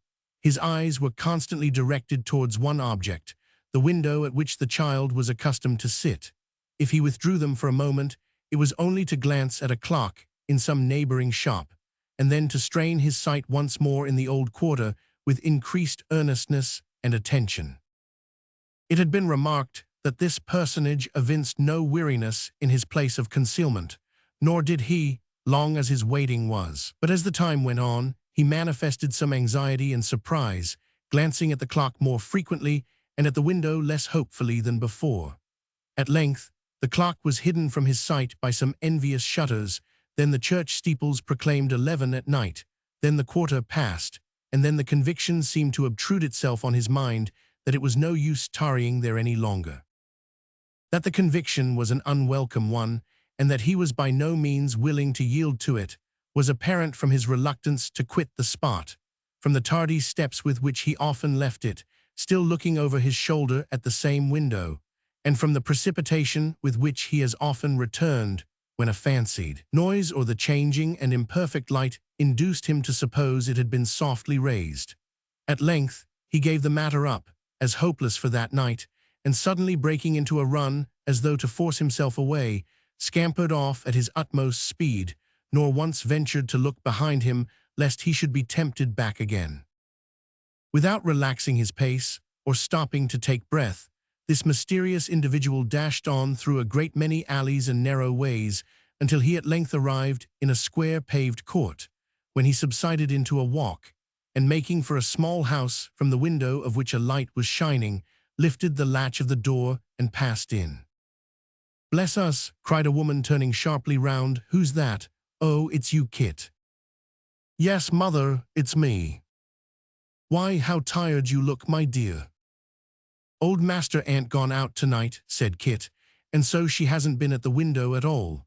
With which words he sat down by the fire and looked very mournful and discontented. The room in which Kit sat himself down in this condition was an extremely poor and homely place, but with that air of comfort about it, nevertheless, which, or the spot must be a wretched one indeed, cleanliness and order can always impart in some degree. Late as the Dutch clock showed it to be, the poor woman was still hard at work at an ironing table. A young child lay sleeping in a cradle near the fire, and another, a sturdy boy of 2 or 3 years old, very wide awake, with a very tight nightcap on his head and a nightgown very much too small for him on his body, was sitting bolt upright in a clothes basket, staring over the rim with his great round eyes, and looking as if he had thoroughly made up his mind never to go to sleep any more, which, as he had already declined to take his natural rest, and had been brought out of bed in consequence, opened a cheerful prospect for his relations and friends. It was rather a queer-looking family, Kit, his mother, and the children, being all strongly alike. Kit was disposed to be out of temper, as the best of us are too often, but he looked at the youngest child who was sleeping soundly, and from him to his other brother in the clothes basket, and from him to their mother, who had been at work without complaint since morning, and thought it would be a better and kinder thing to be good-humored. So he rocked the cradle with his foot, made a face at the rebel in the clothes basket, which put him in high good humor directly, and stoutly determined to be talkative and make himself agreeable.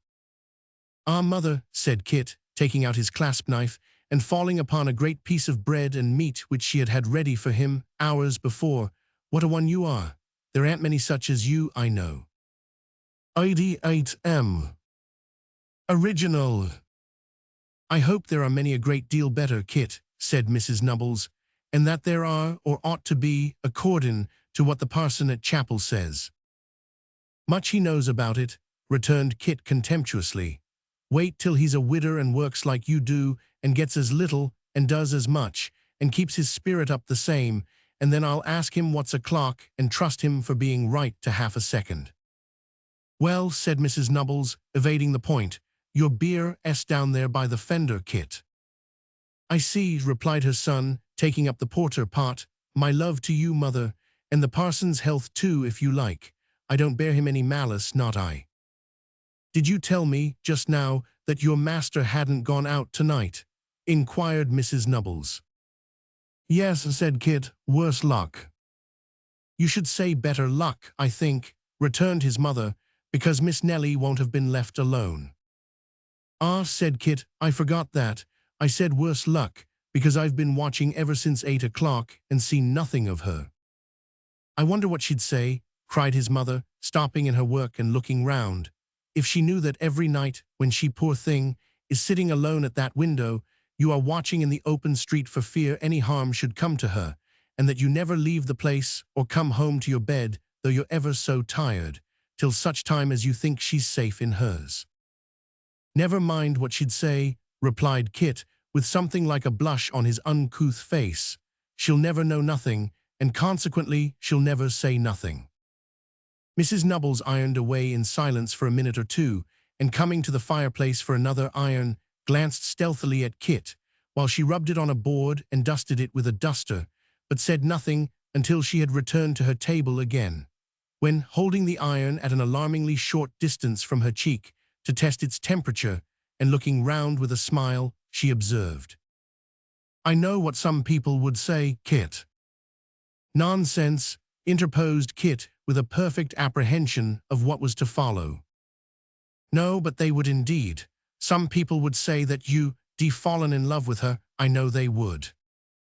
To this, Kit only replied by bashfully bidding his mother get out, and forming sundry strange figures with his legs and arms, accompanied by sympathetic contortions of his face.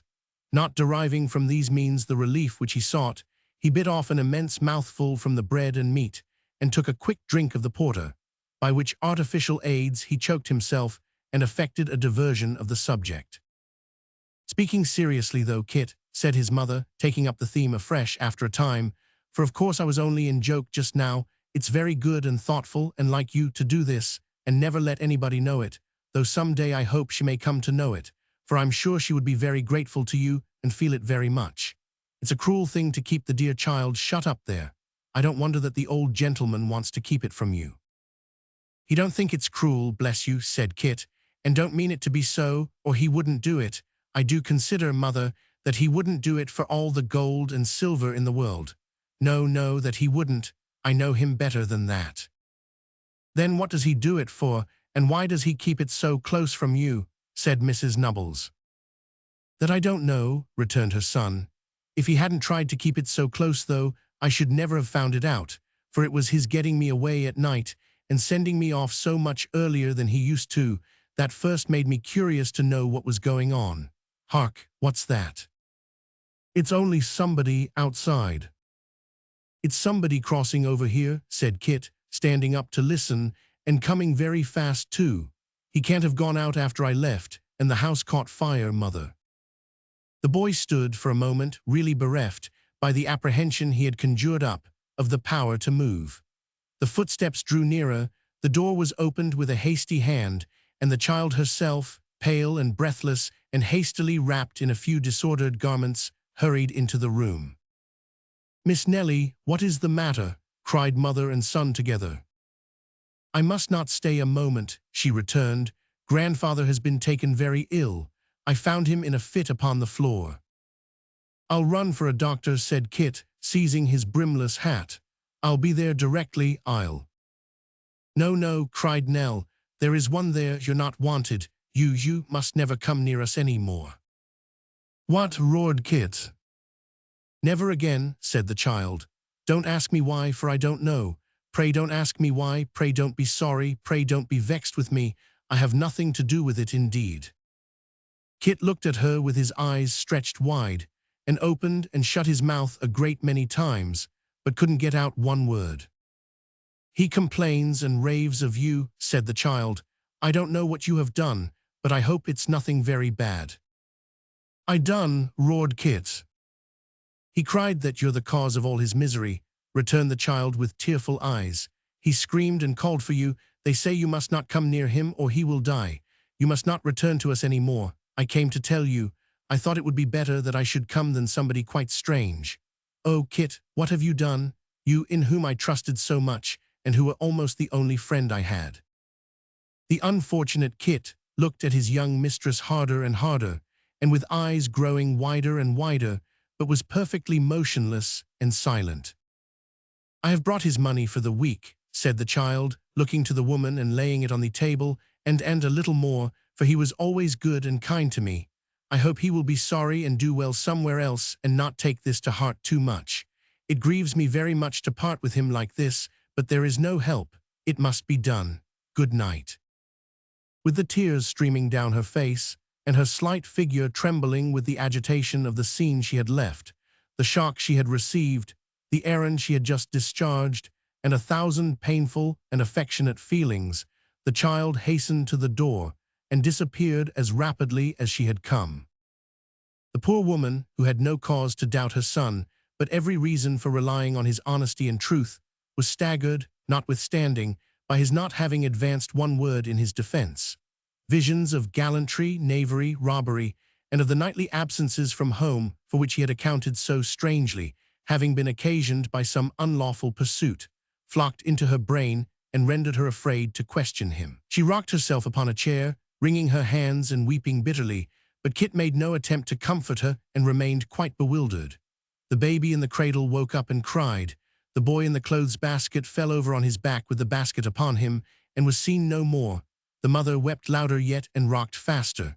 But Kit, insensible to all the din and tumult, remained in a state of utter stupefaction. Chapter 11. Quiet and solitude were destined to hold uninterrupted rule no longer beneath the roof that sheltered the child. Next morning, the old man was in a raging fever accompanied with delirium, and sinking under the influence of this disorder, he lay for many weeks in imminent peril of his life. There was watching enough now, but it was the watching of strangers who made a greedy trade of it, and who, in the intervals in their attendance upon the sick man, huddled together with a ghastly good fellowship, and ate and drank and made merry, for disease and death were their ordinary household gods. Yet in all the hurry and crowding of such a time, the child was more alone than she had ever been before, alone in spirit, alone in her devotion to him who was wasting away upon his burning bed, alone in her unfeigned sorrow and her unpurchased sympathy. Day after day and night after night found her still by the pillow of the unconscious sufferer, still anticipating his every want, still listening to those repetitions of her name and those anxieties and cares for her, which were ever uppermost among his feverish wanderings. The house was no longer theirs. Even the sick chamber seemed to be retained on the uncertain tenure of Mr. Quilp's favor. The old man's illness had not lasted many days when he took formal possession of the premises and all upon them, in virtue of certain legal powers to that effect, which few understood and none presumed to call in question. This important step secured, with the assistance of a man of law whom he brought with him for the purpose, the dwarf proceeded to establish himself and his coadjutor in the house, as an assertion of his claim against all comers, and then set about making his quarters comfortable after his own fashion. 92 Original. To this end, Mr. Quilp encamped in the back parlor, having first put an effectual stop to any further business by shutting up the shop.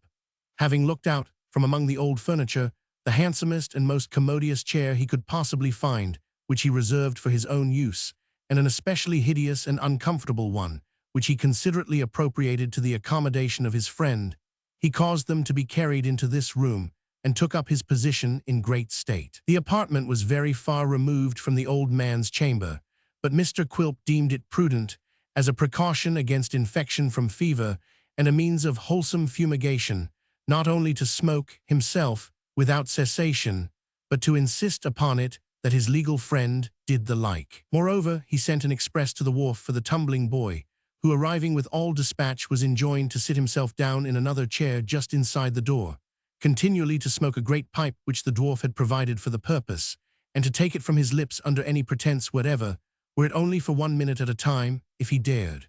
These arrangements completed, Mr. Quilp looked round him with chuckling satisfaction, and remarked that he called that comfort. The legal gentleman, whose melodious name was Brass, might have called it comfort also, but for 2 drawbacks. One was, that he could by no exertion sit easy in his chair, the seat of which was very hard, angular, slippery, and sloping. The other, that tobacco smoke always caused him great internal discomposure and annoyance. But as he was quite a creature of Mr. Quilp's, and had 1,000 reasons for conciliating his good opinion, he tried to smile, and nodded his acquiescence with the best grace he could assume. This Brass was an attorney of no very good repute, from Bevis Marks in the city of London. He was a tall, meagre man, with a nose like a wen, a protruding forehead, retreating eyes, and hair of a deep red. He wore a long black surtout reaching nearly to his ankles, short black trousers, high shoes, and cotton stockings of a bluish grey. He had a cringing manner, but a very harsh voice, and his blandest smiles were so extremely forbidding that to have had his company under the least repulsive circumstances, one would have wished him to be out of temper that he might only scowl. Quilp looked at his legal adviser, and seeing that he was winking very much in the anguish of his pipe, that he sometimes shuddered when he happened to inhale its full flavour, and that he constantly fanned the smoke from him, was quite overjoyed, and rubbed his hands with glee. "Smoke away, you dog," said Quilp, turning to the boy. "Fill your pipe again and smoke it fast, down to the last whiff, or I'll put the sealing-waxed end of it in the fire and rub it red-hot upon your tongue." Luckily the boy was case-hardened, and would have smoked a small lime kiln if anybody had treated him with it. Wherefore, he only muttered a brief defiance of his master, and did as he was ordered. "Is it good, Brass? Is it nice? Is it fragrant? Do you feel like the Grand Turk?" said Quilp.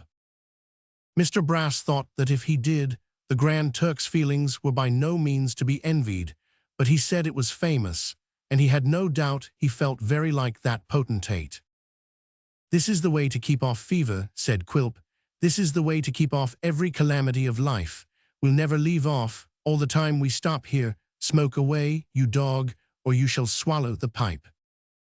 "Shall we stop here long, Mr. Quilp?" inquired his legal friend, when the dwarf had given his boy this gentle admonition. "We must stop, I suppose, till the old gentleman upstairs is dead," returned Quilp. He, laughed Mr. Brass. "Oh, very good." "Smoke away," cried Quilp. "Never stop, you can talk as you smoke, don't lose time." He, cried Brass faintly, as he again applied himself to the odious pipe. "But if he should get better, Mr. Quilp?" "Then we shall stop till he does, and no longer," returned the dwarf. "How kind it is of you, sir, to wait till then," said Brass. "Some people, sir, would have sold or removed the goods, oh dear, the very instant the law allowed 'em. Some people, sir, would have been all flintiness and granite. Some people, sir, would have. Some people would have spared themselves the jabbering of such a parrot as you," interposed the dwarf. He, cried Brass. "You have such spirits." The smoking sentinel at the door interposed in this place, and without taking his pipe from his lips, growled, "Here's the gal a comin' down." "The what, you dog?" said Quilp. "The gal," returned the boy. "Are you deaf?" "Oh," said Quilp, drawing in his breath with great relish as if he were taking soup, "you and I will have such a settling presently. There's such a scratching and bruising in store for you, my dear young friend. Aha, Nelly, how is he now, my duck of diamonds?" "He's very bad," replied the weeping child. "What a pretty little Nell," cried Quilp. "Oh, beautiful, sir, beautiful indeed," said Brass. "Quite charming." "Has she come to sit upon Quilp's knee?" said the dwarf, in what he meant to be a soothing tone, "or is she going to bed in her own little room inside here? Which is poor Nelly going to do? What a remarkable pleasant way he has with children. muttered Brass, as if in confidence between himself and the ceiling. "Upon my word, it's quite a treat to hear him." "I'm not going to stay at all," faltered Nell. "I want a few things out of that room, and then I won't come down here any more." "And a very nice little room it is," said the dwarf, looking into it as the child entered. "Quite a bower. You're sure you're not going to use it? You're sure you're not coming back, Nellie?" "No," replied the child, hurrying away with the few articles of dress she had come to remove. "Never again, never again." "She's very sensitive," said Quilp, looking after her. "Very sensitive, that's a pity. The bedstead is much about my size. I think I shall make it my little room." Mr. Brass encouraging this idea, as he would have encouraged any other emanating from the same source, the dwarf walked in to try the effect. This he did, by throwing himself on his back upon the bed with his pipe in his mouth, and then kicking up his legs and smoking violently. Mr. Brass applauding this picture very much, and the bed being soft and comfortable, Mr. Quilp determined to use it, both as a sleeping place by night and as a kind of divan by day, and in order that it might be converted to the latter purpose at once, remained where he was and smoked his pipe out. The legal gentleman being by this time rather giddy and perplexed in his ideas, for this was one of the operations of the tobacco on his nervous system, took the opportunity of slinking away into the open air, where, in course of time, he recovered sufficiently to return with a countenance of tolerable composure. He was soon led on by the malicious dwarf to smoke himself into a relapse, and in that state stumbled upon a settee where he slept till morning. Such were Mr. Quilp's first proceedings on entering upon his new property. He was, for some days, restrained by business from performing any particular pranks, as his time was pretty well occupied between taking, with the assistance of Mr. Brass, a minute inventory of all the goods in the place, and going abroad upon his other concerns, which happily engaged him for several hours at a time. His avarice and caution being now thoroughly awakened, however, he was never absent from the house one night, and his eagerness for some termination, good or bad, to the old man's disorder, increasing rapidly as the time passed by, soon began to vent itself in open murmurs and exclamations of impatience. Nell shrank timidly from all the dwarf's advances towards conversation, and fled from the very sound of his voice, nor were the lawyer's smiles less terrible to her than Quilp's grimaces. She lived in such continual dread and apprehension of meeting one or other of them on the stairs or in the passages if she stirred from her grandfather's chamber, that she seldom left it, for a moment, until late at night, when the silence encouraged her to venture forth and breathe the purer air of some empty room. One night she had stolen to her usual window, and was sitting there very sorrowfully, for the old man had been worse that day, when she thought she heard her name pronounced by a voice in the street. Looking down, she recognized Kit, whose endeavors to attract her attention had roused her from her sad reflections. "Miss Nell," said the boy in a low voice. "Yes," replied the child, doubtful whether she ought to hold any communication with the supposed culprit, but inclining to her old favorite still. "What do you want?" "I have wanted to say a word to you for a long time," the boy replied, "but the people below have driven me away and wouldn't let me see you. You don't believe, I hope you don't really believe, that I deserve to be cast off as I have been, do you, miss?" "I must believe it," returned the child, "or why would grandfather have been so angry with you?" "I don't know," replied Kit. "I'm sure I never deserved it from him, no, nor from you. I can say that, with a true and honest heart anyway, and then to be driven from the door when I only came to ask how old master was." "They never told me that," said the child. "I didn't know it indeed. I wouldn't have had them do it for the world." "Thank ye, miss," returned Kit. "It's comfortable to hear you say that. I said I never would believe that it was your doing." "That was right," said the child eagerly. "Miss Nell," cried the boy, coming under the window and speaking in a lower tone, "there are new masters downstairs. It's a change for you." "It is indeed," replied the child.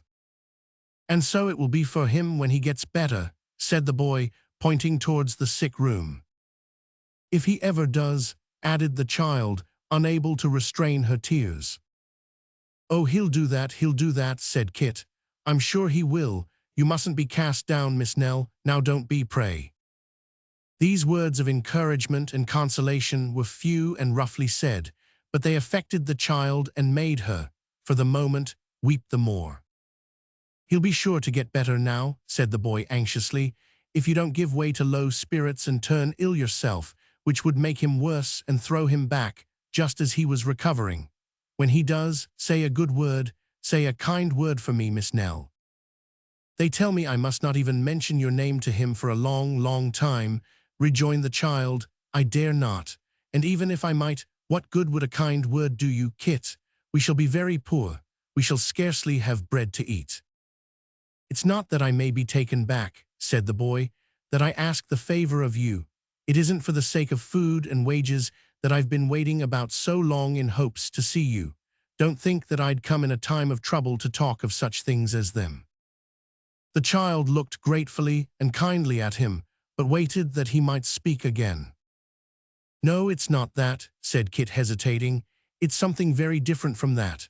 I haven't got much sense, I know, but if he could be brought to believe that I'd been a faithful servant to him, doing the best I could, and never meaning harm, perhaps he mightn't."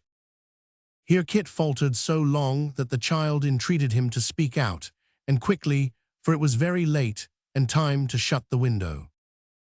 "Perhaps he mightn't think it over venturesome of me to say, well then, to say this," cried Kit with sudden boldness. "This home is gone from you and him. Mother and I have got a poor one, but that's better than this with all these people here, and why not come there till he's had time to look about and find a better?" The child did not speak.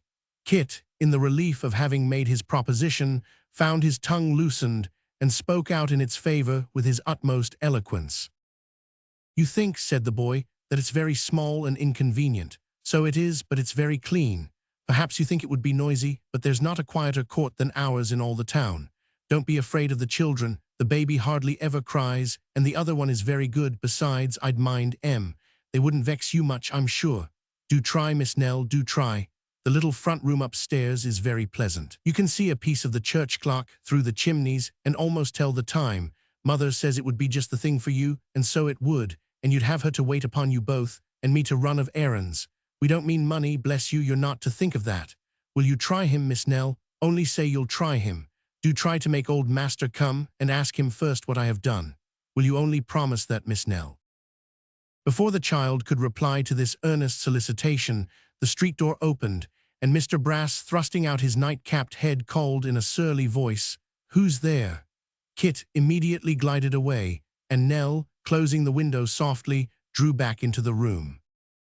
Before Mr. Brass had repeated his inquiry many times, Mr. Quilp, also embellished with a nightcap, emerged from the same door and looked carefully up and down the street, and up at all the windows of the house, from the opposite side. Finding that there was nobody in sight, he presently returned into the house with his legal friend, protesting, as the child heard from the staircase, that there was a league and plot against him, that he was in danger of being robbed and plundered by a band of conspirators who prowled about the house at all seasons, and that he would delay no longer, but take immediate steps for disposing of the property and returning to his own peaceful roof. Having growled forth these, and a great many other threats of the same nature, he called himself once more in the child's little bed, and Nell crept softly up the stairs. It was natural enough that her short and unfinished dialogue with Kit should leave a strong impression on her mind, and influence her dreams that night and her recollections for a long, long time. Surrounded by unfeeling creditors and mercenary attendants upon the sick, and meeting in the height of her anxiety and sorrow with little regard or sympathy even from the women about her, it is not surprising that the affectionate heart of the child should have been touched to the quick by one kind and generous spirit, however uncouth the temple in which it dwelt. Thank heaven that the temples of such spirits are not made with hands, and that they may be even more worthily hung with poor patchwork than with purple and fine linen. Chapter 12. At length the crisis of the old man's disorder was past, and he began to mend.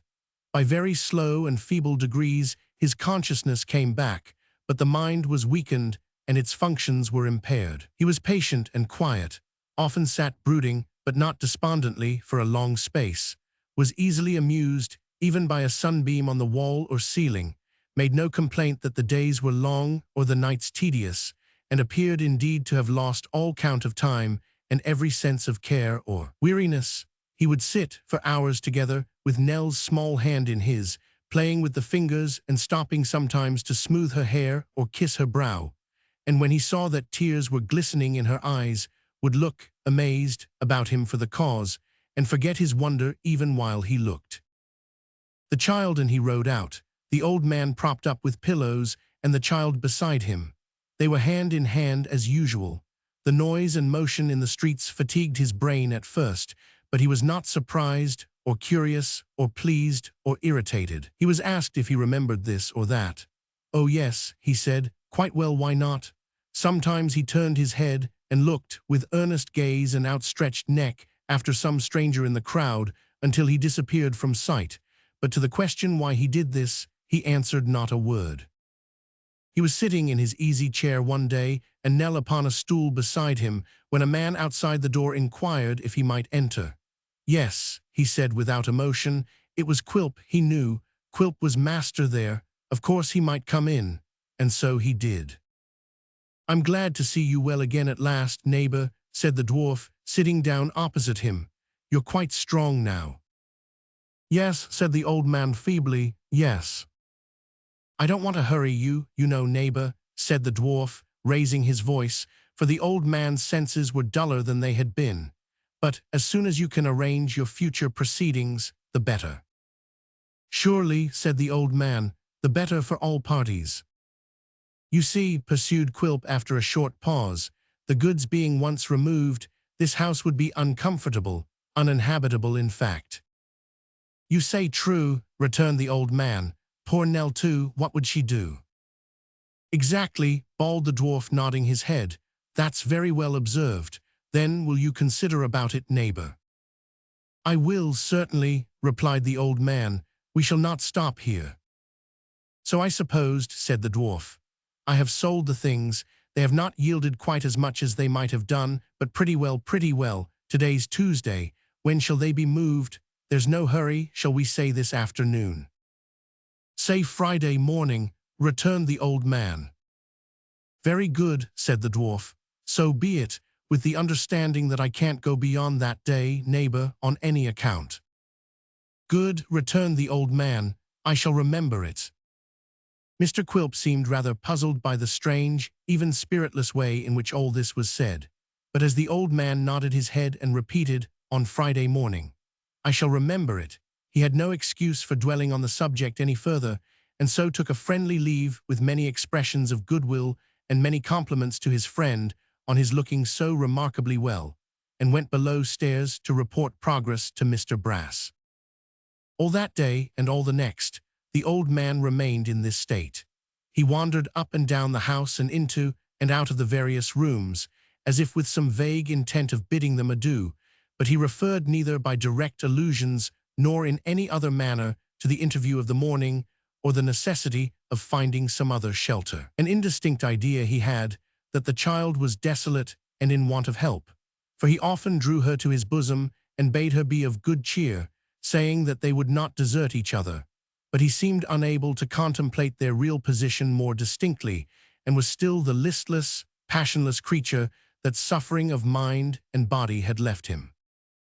We call this a state of childishness, but it is the same poor hollow mockery of it, that death is of sleep, where in the dull eyes of doting men are the laughing light and life of childhood, the gaiety that has known no check, the frankness that has felt no chill, the hope that has never withered, the joys that fade in blossoming. Where in the sharp lineaments of rigid and unsightly death is the calm beauty of slumber, telling of rest for the waking hours that are past, and gentle hopes and loves for those which are to come. Lay death and sleep down, side by side, and say who shall find the two akin. Send forth the child and childish man together, and blush for the pride that libels our own old happy state, and gives its title to an ugly and distorted image. Thursday arrived, and there was no alteration in the old man, but a change came upon him that evening as he and the child sat silently together. In a small dull yard below his window, there was a tree green and flourishing enough for such a place, and as the air stirred among its leaves, it threw a rippling shadow on the white wall. The old man sat watching the shadows as they trembled in this patch of light until the sun went down, and when it was night and the moon was slowly rising, he still sat in the same spot. To one who had been tossing on a restless bed so long, even these few green leaves and this tranquil light, although it languished among chimneys and housetops, were pleasant things. They suggested quiet places afar off and rest and peace. The child thought more than once that he was moved and had forborne to speak, but now he shed tears, tears that it lightened her aching heart to see, and making as though he would fall upon his knees, besought her to forgive him. "Forgive you what?" said Nell, interposing to prevent his purpose. "Oh, grandfather, what should I forgive?" "All that is past, all that has come upon thee, Nell, all that was done in that uneasy dream," returned the old man. "Do not talk so," said the child. "Pray do not, let us speak of something else." "Yes, yes, we will," he rejoined. "And it shall be of what we talked of long ago, many months is it, or weeks, or days? Which is it, Nell?" "I do not understand you," said the child. "It has come back upon me today. It has all come back since we have been sitting here. I bless thee for it, Nell." "For what, dear grandfather?" "For what you said when we were first made beggars, Nell. Let us speak softly. Hush, for if they knew our purpose downstairs, they would cry that I was mad and take thee from me. We will not stop here another day. We will go far away from here." "Yes, let us go," said the child earnestly. "Let us begone from this place, and never turn back or think of it again. Let us wander barefoot through the world, rather than linger here." "We will," answered the old man. "We will travel afoot through the fields and woods, and by the side of rivers, and trust ourselves to God in the places where he dwells. It is far better to lie down at night beneath an open sky like that yonder, see how bright it is, than to rest in close rooms which are always full of care and weary dreams. Thou and I together, Nell, may be cheerful and happy yet, and learn to forget this time as if it had never been." "We will be happy," cried the child. "We never can be here." "No, we never can again, never again. That's truly said," rejoined the old man. "Let us steal away tomorrow morning early and softly, that we may not be seen or heard, and leave no trace or track for them to follow by. Poor Nell, thy cheek is pale, and thy eyes are heavy with watching and weeping for me, I know for me, but thou wilt be well again, and merry too when we are far away. Tomorrow morning, dear, we'll turn our faces from this scene of sorrow, and be as free and happy as the birds." And then the old man clasped his hands above her head, and said, in a few broken words, that from that time forth they would wander up and down together, and never part more until death took one or other of the twain. The child's heart beat high with hope and confidence. She had no thought of hunger, or cold, or thirst, or suffering. She saw in this but a return of the simple pleasures they had once enjoyed, a relief from the gloomy solitude in which she had lived, an escape from the heartless people by whom she had been surrounded in her late time of trial, the restoration of the old man's health and peace, and a life of tranquil happiness. Sun and stream and meadow and summer days shone brightly in her view, and there was no dark tint in all the sparkling picture. The old man had slept for some hours soundly in his bed, and she was yet busily engaged in preparing for their flight. There were a few articles of clothing for herself to carry, and a few for him, old garments, such as became their fallen fortunes, laid out to wear, and a staff to support his feeble steps, put ready for his use. But this was not all her task, for now she must visit the old rooms for the last time. And how different the parting with them was from any she had expected, and most of all from that which she had oftenest pictured to herself. How could she ever have thought of bidding them farewell in triumph, when the recollection of the many hours she had passed among them rose to her swelling heart, and made her feel the wish of cruelty? Lonely and sad though many of those hours had been, she sat down at the window, where she had spent so many evenings, darker far than this, and every thought of hope or cheerfulness that had occurred to her in that place came vividly upon her mind, and blotted out all its dull and mournful associations in an instant. Her own little room, too, where she had so often knelt down and prayed at night, prayed for the time which she hoped was dawning now, the little room where she had slept so peacefully and dreamed such pleasant dreams. It was hard not to be able to glance round it once more, and to be forced to leave it without one kind look or grateful tear. There were some trifles there, poor useless things, that she would have liked to take away, but that was impossible. This brought to mind her bird, her poor bird, who hung there yet. She wept bitterly for the loss of this little creature, until the idea occurred to her, she did not know how or why it came into her head, that it might by some means fall into the hands of Kit, who would keep it for her sake, and think, perhaps, that she had left it behind in the hope that he might have it, and as an assurance that she was grateful to him. She was calmed and comforted by the thought, and went to rest with a lighter heart. From many dreams of rambling through light and sunny places, but with some vague object unattained which ran indistinctly through them all, she awoke to find that it was yet night, and that the stars were shining brightly in the sky. At length, the day began to glimmer, and the stars to grow pale and dim. As soon as she was sure of this, she arose and dressed herself for the journey. The old man was yet asleep, and as she was unwilling to disturb him, she left him to slumber on until the sun rose. He was anxious that they should leave the house without a minute's loss of time, and was soon ready. The child then took him by the hand, and they trod lightly and cautiously down the stairs, trembling whenever a board creaked, and often stopping to listen. The old man had forgotten a kind of wallet which contained the light burden he had to carry, and the going back a few steps to fetch it seemed an interminable delay.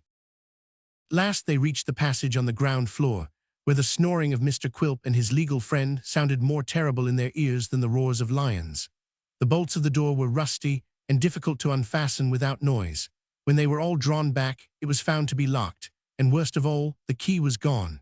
Then the child remembered, for the first time, one of the nurses having told her that Quilp always locked both the house doors at night, and kept the keys on the table in his bedroom. It was not without great fear and trepidation that little Nell slipped off her shoes, and gliding through the storeroom of old curiosities, where Mr. Brass, the ugliest piece of goods in all the stock, lay sleeping on a mattress, passed into her own little chamber.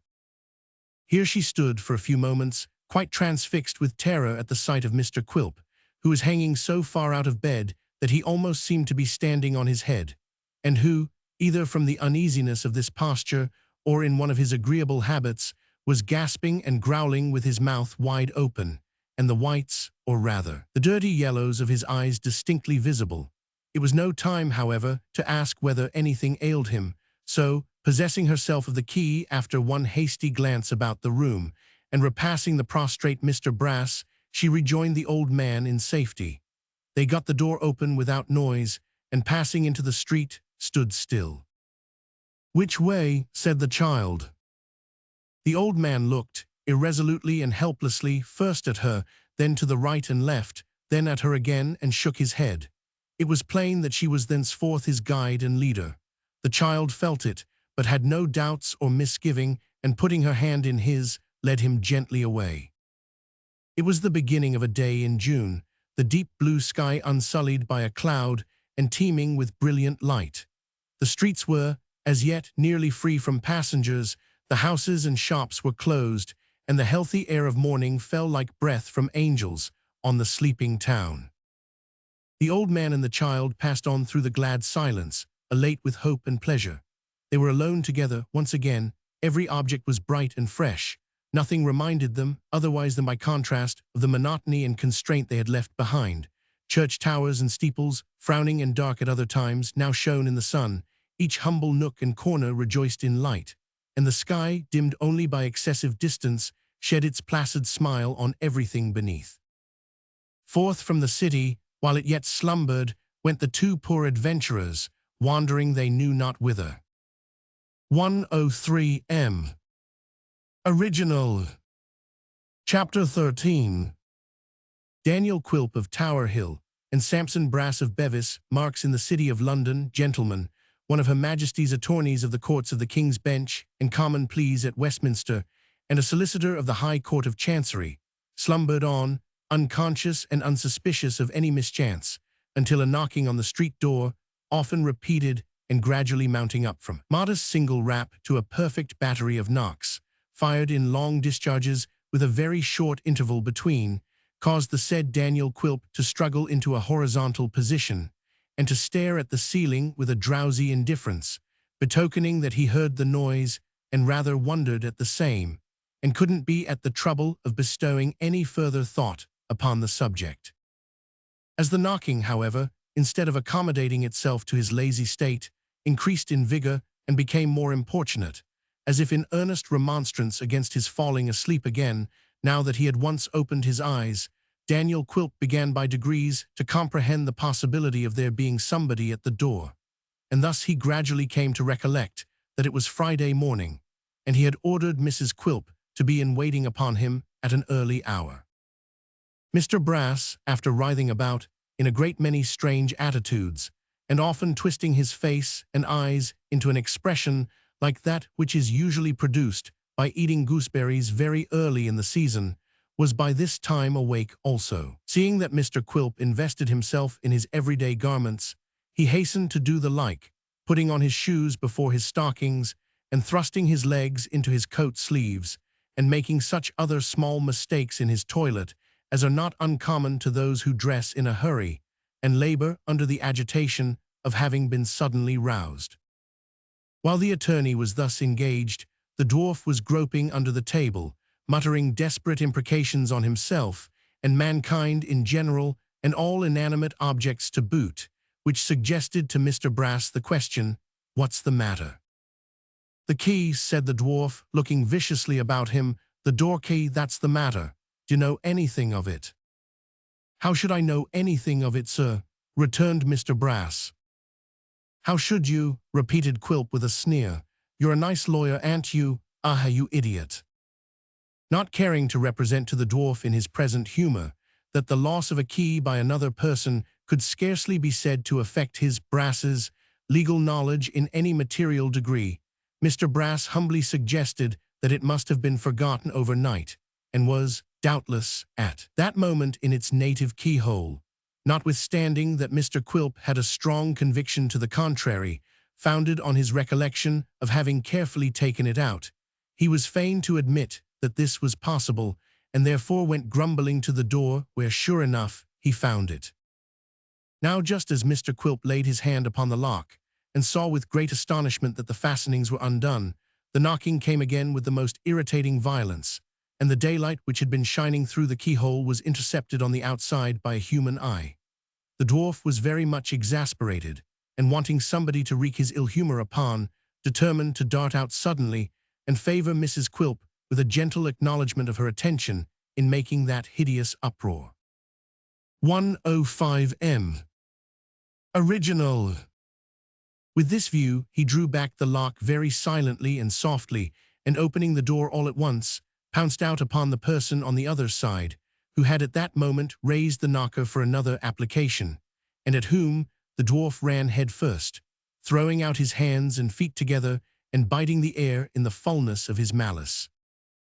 So far, however, from rushing upon somebody who offered no resistance and implored his mercy, Mr. Quilp was no sooner in the arms of the individual whom he had taken for his wife than he found himself complimented with 2 staggering blows on the head, and 2 more of the same quality in the chest, and closing with his assailant, such a shower of buffets rained down upon his person as sufficed to convince him that he was in skillful and experienced hands. Nothing daunted by this reception, he clung tight to his opponent and bit and hammered away with such goodwill and heartiness that it was at least a couple of minutes before he was dislodged. Then, and not until then, Daniel Quilp found himself, all flushed and disheveled, in the middle of the street, with Mr. Richard Swiveller performing a kind of dance round him and requiring to know whether he wanted any more. "There's plenty more of it at the same shop," said Mr. Swiveller, by turns advancing and retreating in a threatening attitude. "A large and extensive assortment always on hand, country orders executed with promptitude and dispatch. Will you have a little more, sir? Don't say no, if you'd rather not." "I thought it was somebody else," said Quilp, rubbing his shoulders. "Why didn't you say who you were?" "Why didn't you say who you were?" returned Dick, "instead of flying out of the house like a bedlamite?"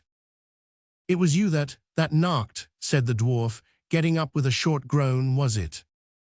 "Yes, I am the man," replied Dick, That lady had begun when I came, but she knocked too soft, so I relieved her." As he said this, he pointed towards Mrs. Quilp, who stood trembling at a little distance.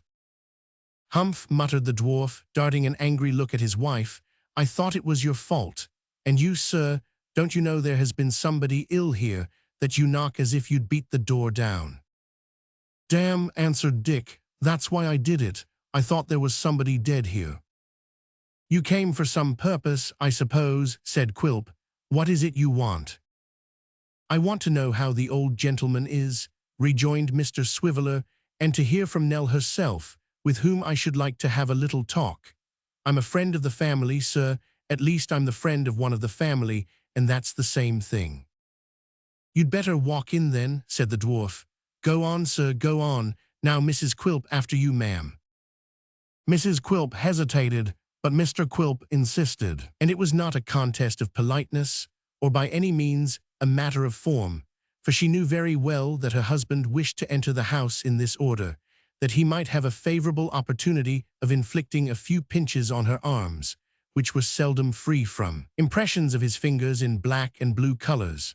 Mr. Swiveller, who was not in the secret, was a little surprised to hear a suppressed scream, and looking round, to see Mrs. Quilp following him with a sudden jerk, but he did not remark on these appearances, and soon forgot them. "Now, Mrs. Quilp," said the dwarf when they had entered the shop, "go you upstairs, if you please, to Nelly's room, and tell her that she's wanted." "You seem to make yourself at home here," said Dick, who was unacquainted with Mr. Quilp's authority. "I am at home, young gentleman," returned the dwarf. Dick was pondering what these words might mean, and still more what the presence of Mr. Brass might mean, when Mrs. Quilp came hurrying downstairs, declaring that the rooms above were empty. "Empty, you fool," said the dwarf. "I give you my word, Quilp," answered his trembling wife, "that I have been into every room, and there's not a soul in any of them." "And that," said Mr. Brass, clapping his hands once with an emphasis, "explains the mystery of the key." Quilp looked frowningly at him, and frowningly at his wife, and frowningly at Richard Swiveller, but, receiving no enlightenment from any of them, hurried upstairs, whence he soon hurried down again, confirming the report which had already been made. "It's a strange way of going," he said, glancing at Swiveller, "very strange not to communicate with me who am such a close and intimate friend of his. Ah, he'll write to me no doubt, or he'll bid Nelly write. Yes, yes, that's what he'll do. Nelly's very fond of me, pretty Nell." Mr. Swiveller looked, as he was, all open-mouthed astonishment. Still glancing furtively at him, Quilp turned to Mr. Brass and observed, with assumed carelessness, that this need not interfere with the removal of the goods. "For indeed," he added, "we knew that they'd go away today, but not that they'd go so early or so quietly. But they have their reasons, they have their reasons." "Where in the devil's name are they gone?" said the wondering Dick. Quilp shook his head and pursed up his lips, in a manner which implied that he knew very well, but was not at liberty to say. "And what," said Dick, looking at the confusion about him, "what do you mean by moving the goods?" "That I have bought 'em, sir," rejoined Quilp. What then?" "Has the sly old fox made his fortune then, and gone to live in a tranquil cot in a pleasant spot, with a distant view of the changing sea?" said Dick, in great bewilderment. "Keeping his place of retirement very close, that he may not be visited too often by affectionate grandsons and their devoted friends, added the dwarf, rubbing his hands hard. "I say nothing, but is that your meaning?" Richard Swiveller was utterly aghast at this unexpected alteration of circumstances, which threatened the complete overthrow of the project in which he bore so conspicuous a part, and seemed to nip his prospects in the bud. Having only received from Frederick Trent, late on the previous night, information of the old man's illness, he had come upon a visit of condolence and inquiry to Nell, prepared with the first installment of that long train of fascinations which was to fire her heart at last. And here, when he had been thinking of all kinds of graceful and insinuating approaches, and meditating on the fearful retaliation which was slowly working against Sophie Wackles, here were Nell, the old man, and all the money gone, melted away, decamped he knew not whither, as if with a foreknowledge of the scheme and a resolution to defeat it in the very outset, before a step was taken.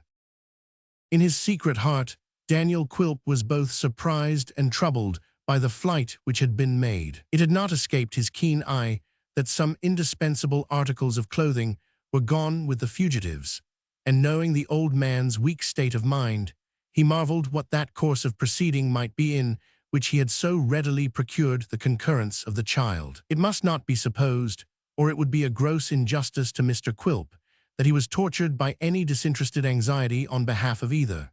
His uneasiness arose from a misgiving that the old man had some secret store of money which he had not suspected, and the idea of its escaping his clutches overwhelmed him with mortification and self-reproach.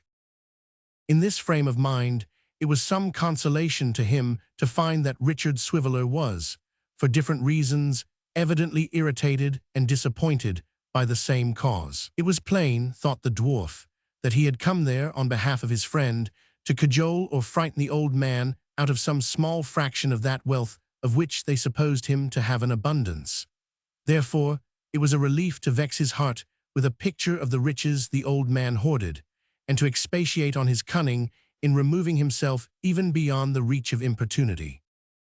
"Well," said Dick, with a blank look, "I suppose it's of no use my staying here." "Not the least in the world," rejoined the dwarf. "You'll mention that I called, perhaps," said Dick. Mr. Quilp nodded and said he certainly would the very first time he saw them. "And say," added Mr. Swiveller, "say, sir, that I was wafted here upon the pinions of Concord, that I came to remove, with the rake of friendship, the seeds of mutual violence and heart-burning, and to sow in their place the germs of social harmony. Will you have the goodness to charge yourself with that commission, sir?" "Certainly," rejoined Quilp. "Will you be kind enough to add to it, sir," said Dick, producing a very small limp card, "that is my address, and that I am to be found at home every morning. 2 distinct knocks, sir, will produce the slavey at any time. My particular friends, sir, are accustomed to sneeze when the door is opened, to give her to understand that they are my friends and have no interested motives in asking if I'm at home. I beg your pardon, will you allow me to look at that card again?" "Oh, by all means," rejoined Quilp. "By a slight and not unnatural mistake, sir," said Dick, substituting another in its stead, "I had handed you the pass ticket of a select convivial circle called the Glorious Apollers, of which I have the honor to be perpetual grand. That is the proper document, sir. Good morning." Quilp bade him good day. The perpetual grand master of the Glorious Apollers, elevating his hat in honor of Mrs. Quilp, dropped it carelessly on the side of his head again, and disappeared with a flourish. By this time, certain vans had arrived for the conveyance of the goods, and divers strong men in caps were balancing chests of drawers and other trifles of that nature upon their heads, and performing muscular feats which heightened their complexions considerably. Not to be behindhand in the bustle, Mr. Quilp went to work with surprising vigor, hustling and driving the people about like an evil spirit, setting Mrs. Quilp upon all kinds of arduous and impracticable tasks, carrying great weights up and down with no apparent effort, kicking the boy from the wharf whenever he could get near him, and inflicting, with his loads, great many sly bumps and blows on the shoulders of Mr. Brass, as he stood upon the doorsteps to answer all the inquiries of curious neighbors, which was his department. His presence and example diffused such alacrity among the persons employed, that in a few hours the house was emptied of everything but pieces of matting, empty porter-pots, and scattered fragments of straw. Seated like an African chief on one of these pieces of matting, the dwarf was regaling himself in the parlor with bread and cheese and beer, when he observed, without appearing to do so, that a boy was prying in at the outer door. Assured that it was Kit, though he saw little more than his nose, Mr. Quilp hailed him by his name, whereupon Kit came in and demanded what he wanted. "Come here, you sir," said the dwarf. "Well, so your old master and young mistress have gone." "Where?" rejoined Kit, looking round. "Do you mean to say you don't know where?" answered Quilp sharply. "Where have they gone, eh?" "I don't know," said Kit. Come, retorted Quilp, let's have no more of this. Do you mean to say that you don't know they went away by stealth as soon as it was light this morning? No, said the boy, in evident surprise. You don't know that, cried Quilp. Don't I know that you were hanging about the house the other night, like a thief, eh? Weren't you told then? No, replied the boy. You were not, said Quilp. What were you told then? What were you talking about? Kit, who knew no particular reason why he should keep the matter secret now, related the purpose for which he had come on that occasion, and the proposal he had made. Oh, said the dwarf after a little consideration, then, I think they'll come to you yet. Do you think they will? Cried Kit eagerly. I think they will, returned the dwarf. Now, when they do, let me know, d'ye hear? Let me know and I'll give you something. I want to do Em a kindness, and I can't do Em a kindness unless I know where they are. You hear what I say? Kit might have returned some answer which would not have been agreeable to his irascible questioner, if the boy from the wharf, who had been skulking about the room in search of anything that might have been left about by accident, had not happened to cry, "Here's a bird. What's to be done with this?" "Wring its neck," rejoined Quilp. "Oh no, don't do that," said Kit, stepping forward. "Give it to me." "Oh yes, I dare say," cried the other boy. "Come, you let the cage alone and let me wring its neck, will you? He said I was to do it. You let the cage alone, will you?" "Give it here, give it to me, you dogs," roared Quilp. "Fight for it, you dogs, or I'll wring its neck myself." Without further persuasion, the two boys fell upon each other, tooth and nail, while Quilp, holding up the cage in one hand and chopping the ground with his knife in an ecstasy, urged them on by his taunts and cries to fight more fiercely. They were a pretty equal match, and rolled about together, exchanging blows which were by no means child's play, until at length Kit, planting a well-directed hit in his adversary's chest, disengaged himself, sprung nimbly up, and snatching the cage from Quilp's hands, made off with his prize. He did not stop once until he reached home, where his bleeding face occasioned great consternation, and caused the elder child to howl dreadfully. "Goodness gracious, Kit, what is the matter? What have you been doing?" cried Mrs. Nubbles. "Never you mind, mother," answered her son, wiping his face on the jack towel behind the door. "I'm not hurt, don't you be afraid for me. I've been a-fightin' for a bird and won him, that's all. Hold your noise, little Jacob. I never see such a naughty boy in all my days." "You have been fighting for a bird," exclaimed his mother. "Fightin' for a bird," replied Kit, "and here he is, Miss Nelly's bird, mother, that they was agging to wring the neck of. I stopped that though, ha ha ha. They wouldn't wring his neck and me by, no, no. It wouldn't do, mother, it wouldn't do at all, ha ha ha."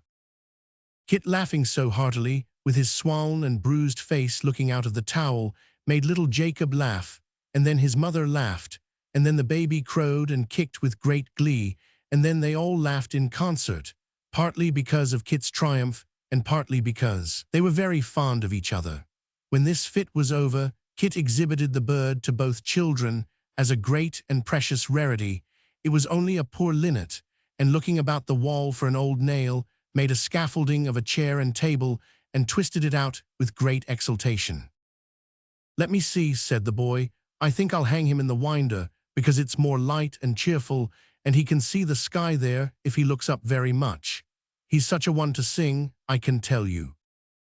So the scaffolding was made again, and Kit, climbing up with the poker for a hammer, knocked in the nail and hung up the cage, to the immeasurable delight of the whole family. When it had been adjusted and straightened a great many times, and he had walked backwards into the fireplace in his admiration of it, the arrangement was pronounced to be perfect. "And now, mother," said the boy, "before I rest any more, I'll go out and see if I can find a horse to hold, and then I can buy some birdseed and a bit of something nice for you into the bargain." Chapter 14. As it was very easy for Kit to persuade himself that the old house was in his way being anywhere, he tried to look upon his passing it once more as a matter of imperative and disagreeable necessity, quite apart from any desire of his own, to which he could not choose but yield. It is not uncommon for people who are much better fed and taught than Christopher Nubbles had ever been, to make duties of their inclinations in matters of more doubtful propriety, and to take great credit for the self-denial with which they gratify themselves. There was no need of any caution this time, and no fear of being detained by having to play out a return match with Daniel Quilp's boy. The place was entirely deserted, and looked as dusty and dingy as if it had been so for months. A rusty padlock was fastened on the door, ends of discolored blinds and curtains flapped drearily against the half-opened upper windows, and the crooked holes cut in the closed shutters below were black with the darkness of the inside. Some of the glass in the window he had so often watched had been broken in the rough hurry of the morning, and that room looked more deserted and dull than any. A group of idle urchins had taken possession of the doorsteps. Some were plying the knocker and listening with delighted dread to the hollow sounds it spread through the dismantled house. Others were clustered about the keyhole, watching half in jest and half in earnest for the ghost, which an hour's gloom added to the mystery that hung about the late inhabitants had already raised. Standing all alone in the midst of the business and bustle of the street, the house looked a picture of cold desolation. And Kit, who remembered the cheerful fire that used to burn there on a winter's night, and the no less cheerful laugh that made the small room ring, turned quite mournfully away. It must be especially observed, in justice to poor Kit, that he was by no means of a sentimental turn, and perhaps had never heard that adjective in all his life. He was only a soft-hearted, grateful fellow, and had nothing genteel or polite about him. Consequently, instead of going home again, in his grief, to kick the children and abuse his mother, for when your finely strung people are out of sorts, they must have everybody else unhappy likewise, he turned his thoughts to the vulgar expedient of making them more comfortable if he could. Bless us, what a number of gentlemen on horseback there were riding up and down, and how few of them wanted their horses held. A good city speculator or a parliamentary commissioner could have told to fraction, from the crowds that were cantering about, what sum of money was realized in London in the course of a year by holding horses alone, and undoubtedly it would have been a very large one if only a 20th part of the gentlemen without grooms had had occasion to alight, but they had not, and it is often an ill-natured circumstance like this which spoils the most ingenious estimate in the world. Kit walked about, now with quick steps and now with slow, now lingering as some rider slackened his horse's pace and looked about him, and now darting at full speed up a by-street as he caught a glimpse of some distant horseman going lazily up the shady side of the road, and promising to stop at every door, but on they all went, one after another, and there was not a penny stirring. I wonder, thought the boy, if one of these gentlemen knew there was nothing in the cupboard at home, whether he'd stop on purpose and make believe that he wanted to call somewhere that I might earn a trifle.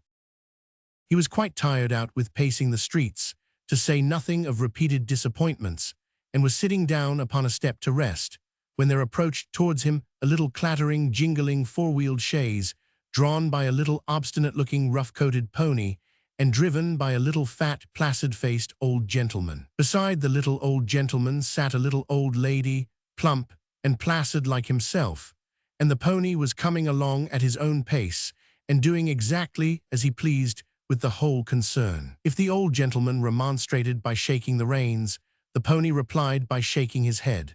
It was plain that the utmost the pony would consent to do was to go in his own way up any street that the old gentleman particularly wished to traverse, but that it was an understanding between them that he must do this after his own fashion or not at A.M. Original. As they passed where he sat, Kit looked so wistfully at the little turnout that the old gentleman looked at him. Kit rising and putting his hand to his hat, the old gentleman intimated to the pony that he wished to stop, to which proposal the pony, who seldom objected to that part of his duty, graciously acceded. "I beg your pardon, sir," said Kit. "I'm sorry you stopped, sir. I only meant did you want your horse minded?" "I'm going to get down in the next street," returned the old gentleman. "If you like to come on after us, you may have the job." Kit thanked him and joyfully obeyed. The pony ran off at a sharp angle to inspect a lamp-post on the opposite side of the way, and then went off at a tangent to another lamp-post on the other side. Having satisfied himself that they were of the same pattern and materials, he came to a stop, apparently absorbed in meditation. "Will you go on, sir?" said the old gentleman gravely, "or are we to wait here for you till it's too late for our appointment?" The pony remained immovable. "Oh, you naughty Whisker," said the old lady, "fie upon you, I'm ashamed of such conduct." The pony appeared to be touched by this appeal to his feelings, for he trotted on directly, though in a sulky manner, and stopped no more until he came to a door whereon was a brass plate with the words, "Witherden, Notary." Here the old gentleman got out and helped out the old lady, and then took from under the seat a nosegay resembling in shape and dimensions a full-sized warming pan with the handle cut short off.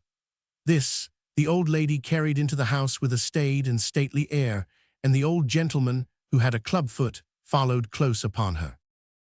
They went, as it was easy to tell from the sound of their voices, into the front parlor, which seemed to be a kind of office. The day being very warm and the street a quiet one, the windows were wide open, and it was easy to hear through the Venetian blinds all that passed inside. At first there was a great shaking of hands and shuffling of feet, succeeded by the presentation of the nosegay, for a voice, supposed by the listener to be that of Mr. Witherden the notary, was heard to exclaim a great many times, "Oh, delicious! Oh, fragrant indeed!" And a nose, also supposed to be the property of that gentleman, was heard to inhale the scent with a snuffle of exceeding pleasure. "I brought it in honor of the occasion, sir," said the old lady. "Ah, an occasion indeed, ma'am, an occasion which does honor to me, ma'am, honor to me," rejoined Mr. Witherden, the notary. "I have had many a gentleman articled to me, ma'am, many a one. Some of them are now rolling in riches, unmindful of their old companion and friend, ma'am. Others are in the habit of calling upon me to this day and saying, 'Mr. Witherden, some of the pleasantest hours I ever spent in my life were spent in this office, was spent, sir, upon this very stool.' But there was never one among the number, ma'am, attached as I have been to many of them, of whom I augured such bright things as I do of your only son." "Oh dear," said the old lady, "how happy you do make us when you tell us that, to be sure." "I tell you, ma'am," said Mr. Witherden, "what I think as an honest man, which, as the poet observes, is the noblest work of God. I agree with the poet in every particular, ma'am. The mountainous Alps on the one hand, or a hummingbird on the other, is nothing, in point of workmanship, to an honest man, or woman, or woman." "Anything that Mr. Witherden can say of me," observed a small quiet voice, "I can say, with interest of him, I am sure." "It's a happy circumstance, a truly happy circumstance," said the notary, "to happen too upon his 8 and 20th birthday, and I hope I know how to appreciate it. I trust, Mr. Garland, my dear sir, that we may mutually congratulate each other upon this auspicious occasion." To this the old gentleman replied that he felt assured they might. There appeared to be another shaking of hands in consequence, and when it was over, the old gentleman said that, though he said it who should not, he believed no son had ever been a greater comfort to his parents than Abel Garland had been to his. "Marrying as his mother and I did, late in life, sir, after waiting for a great many years, until we were well enough off, coming together when we were no longer young, and then being blessed with one child who has always been dutiful and affectionate, why, it's a source of great happiness to us both, sir." "Of course it is, I have no doubt of it," returned the notary in a sympathizing voice. "It's the contemplation of this sort of thing that makes me deplore my fate in being a bachelor. There was a young lady once, sir, the daughter of an outfitting warehouse of the first respectability, but that's a weakness. Chuckster, bring in Mr. Abel's articles." "You see, Mr. Witherden," said the old lady, "that Abel has not been brought up like the run of young men. He has always had a pleasure in our society and always been with us. Abel has never been absent from us for a day, has he, my dear?" "Never, my dear," returned the old gentleman, "except when he went to Margate one Saturday with Mr. Tomkinley, that had been a teacher at that school he went to, and came back upon the Monday. But he was very ill after that, you remember, my dear. It was quite a dissipation." "He was not used to it, you know," said the old lady, "and he couldn't bear it, that's the truth. Besides, he had no comfort in being there without us, and had nobody to talk to or enjoy himself with. That was it, you know, interposed the same small, quiet voice that had spoken once before. I was quite abroad, mother, quite desolate, and to think that the sea was between us. Oh, I never shall forget what I felt when I first thought that the sea was between us. Very natural under the circumstances, observed the notary. Mr. Abel's feelings did credit to his nature, and credit to your nature, ma'am, and his father's nature, and human nature. I trace the same current now, flowing through all his quiet and unobtrusive proceedings. I am about to sign my name, you observe, at the foot of the articles which Mr. Chuckster will witness, and placing my finger upon this blue wafer with the Van Dyked corners, I am constrained to remark in a distinct tone of voice, "Don't be alarmed, ma'am. It is merely a form of law that I deliver this as my act and deed." Mr. Abel will place his name against the other wafer, repeating the same cabalistic words, and the business is over. Ha ha ha, you see how easily these things are done. There was a short silence, apparently, while Mr. Abel went through the prescribed form, and then the shaking of hands and shuffling of feet were renewed, and shortly afterwards there was a clinking of wine glasses and a great talkativeness on the part of everybody. In about a quarter of an hour Mr. Chuckster, with a pen behind his ear and his face inflamed with wine, appeared at the door, and condescending to address Kit by the jocose appellation of young snob, informed him that the visitors were coming out. Out they came forthwith.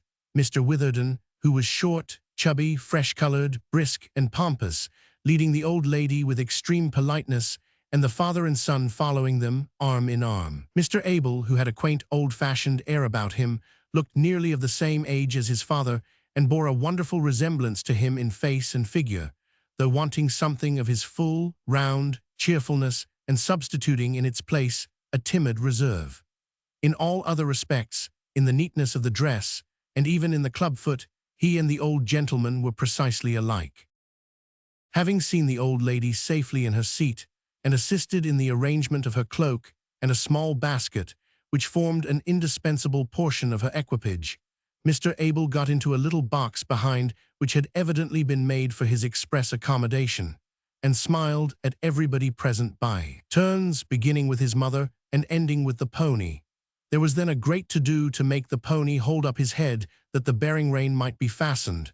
At last even this was effected, and the old gentleman, taking his seat and the reins, put his hand in his pocket to find a sixpence for Kit. He had no sixpence, neither had the old lady, nor Mr. Abel, nor the notary, nor Mr. Chuckster. The old gentleman thought a shilling too much, but there was no shop in the street to get change at, so he gave it to the boy.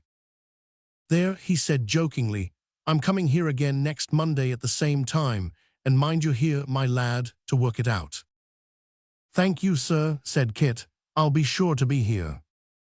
He was quite serious, but they all laughed heartily at his saying so, especially Mr. Chuckster, who roared outright and appeared to relish the joke amazingly. As the pony, with a presentiment that he was going home, or a determination that he would not go anywhere else, which was the same thing, trotted away pretty nimbly, Kit had no time to justify himself, and went his way also. Having expended his treasure in such purchases as he knew would be most acceptable at home, not forgetting some seed for the wonderful bird, he hastened back as fast as he could, so elated with his success and great good fortune that he more than half expected Nell and the old man would have arrived before him.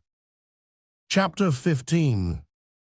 Often, while they were yet pacing the silent streets of the town on the morning of their departure, the child trembled with a mingled sensation of hope and fear, as in some far-off figure, imperfectly seen in the clear distance, her fancy traced a likeness to honest Kit. But although she would gladly have given him her hand and thanked him for what he had said at their last meeting, it was always a relief to find, when they came nearer to each other, that the person who approached was not he, but a stranger, for even if she had not dreaded the effect which the sight of him might have wrought upon her fellow traveler, she felt that to bid farewell to anybody now, and most of all to him who had been so faithful and so true, was more than she could bear. It was enough to leave dumb things behind, and objects that were insensible both to her love and sorrow.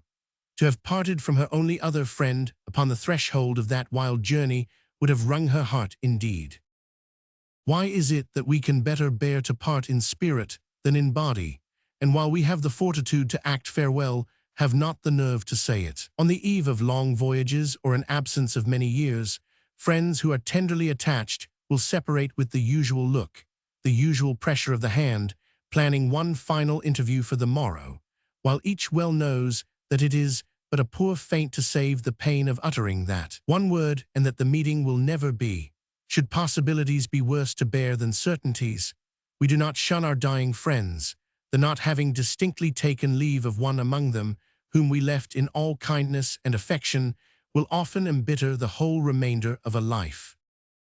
The town was glad with morning light.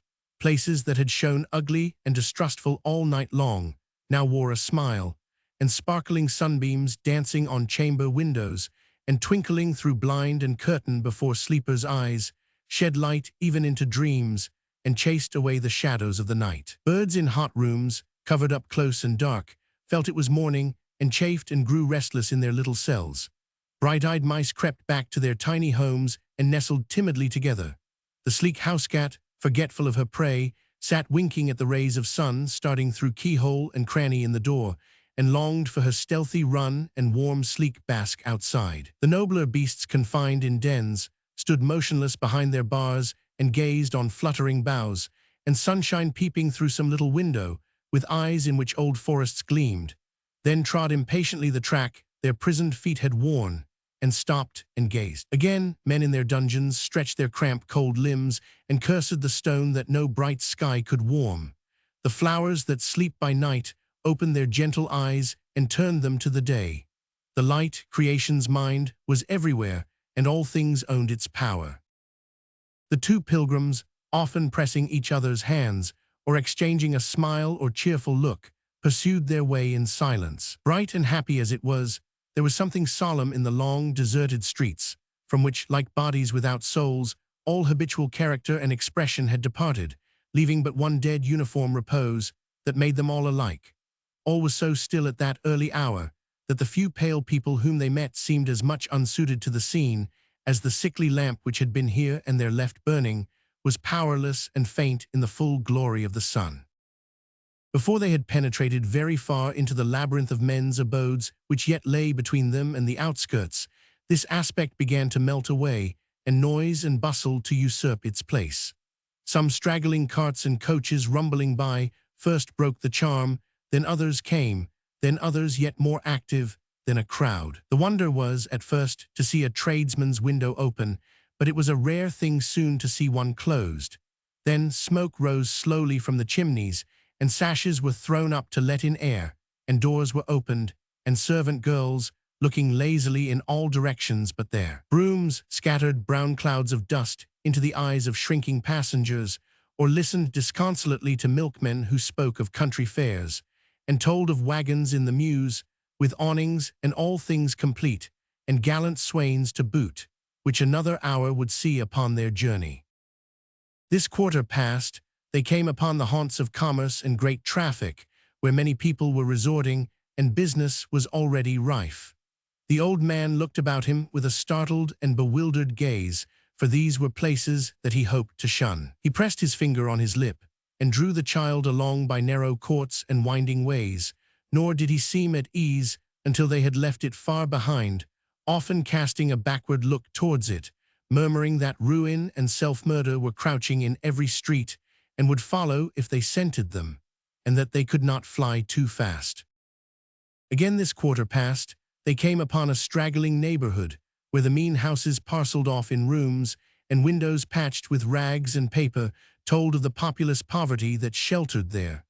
The shops sold goods that only poverty could buy, and sellers and buyers were pinched and griped alike. Here were poor streets where faded gentility essayed with scanty space and shipwrecked means to make its last feeble stand. But tax-gatherer and creditor came there as elsewhere, and the poverty that yet faintly struggled was hardly less squalid and manifest than that which had long ago submitted and given up the game. This was a wide, wide track, for the humble followers of the camp of wealth pitched their tents round about it for many a mile, but its character was still the same. Damp, rotten houses, many to let, many yet building, many half-built and mouldering away, lodgings, where it would be hard to tell which needed pity most, those who let or those who came to take, children, scantily fed and clothed, spread over every street, and, sprawling in the dust, scolding mothers, stamping their slipshod feet with noisy threats upon the pavement, shabby fathers, hurrying with dispirited looks to the occupation which brought them daily bread, and little more, mangling women, washerwomen, cobblers, tailors, chandlers driving their trades in parlors and kitchens and back room and garrets, and sometimes all of them under the same roof. Brickfields skirting gardens paled with staves of old casks, or timber pillaged from houses burnt down, and blackened and blistered by the flames, mounds of dockweed, nettles, coarse grass, and oyster shells, heaped in rank confusion, small dissenting chapels to teach, with no lack of illustration, the miseries of earth, and plenty of new churches, erected with a little superfluous wealth, to show the way to heaven. At length these streets, becoming more straggling yet, dwindled and dwindled away, until there were only small garden patches bordering the road, with many a summer house innocent of paint and built of old timber or some fragments of a boat, green as the tough cabbage stalks that grew about it and grottoed at the seams with toadstools and tight-sticking snails. To these succeeded pert cottages, 2 and 2 with plots of ground in front, laid out in angular beds, with stiff box borders and narrow paths between, where footstep never strayed to make the gravel rough. Then came the public house, freshly painted in green and white, with tea gardens and a bowling green, spurning its old neighbor with the horse trough where the wagons stopped. Then fields, and then some houses, one by one, of goodly size with lawns, some even with a lodge where dwelt a porter and his wife. Then came a turnpike, then fields again with trees and haystacks, then a hill, and on the top of that the traveler might stop, and looking back at old St. Paul's looming through the smoke, its cross peeping above the cloud, if the day were clear, and glittering in the sun, and casting his eyes upon the Babel out of which it grew, until he traced it down to the furthest outposts of the invading army of bricks and mortar, whose station lay for the present nearly at his feet, might feel at last that he was clear of London. Near such a spot as this, and in a pleasant field, the old man and his little guide, if guide she were, who knew not whither they were bound, sat down to rest. She had had the precaution to furnish her basket with some slices of bread and meat, and here they made their frugal breakfast. 120 m. Original. The freshness of the day, the singing of the birds, the beauty of the waving grass, the deep green leaves, the wild flowers, and the thousand exquisite scents and sounds that floated in the air, deep joys to most of us, but most of all to those whose life is in a crowd or who live solitarily in great cities as in the bucket of a human, well sunk into their breasts and made them very glad. The child had repeated her artless prayers once that morning, more earnestly perhaps than she had ever done in all her life, but as she felt all this, they rose to her lips again. The old man took off his hat. He had no memory for the words, but he said Amen, and that they were very good.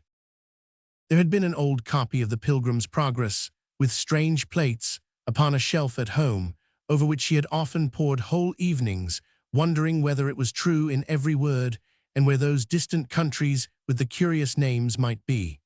As she looked back upon the place they had left, one part of it came strongly on her mind. "Dear grandfather," she said, "only that this place is prettier and a great deal better than the real one, if that in the book is like it.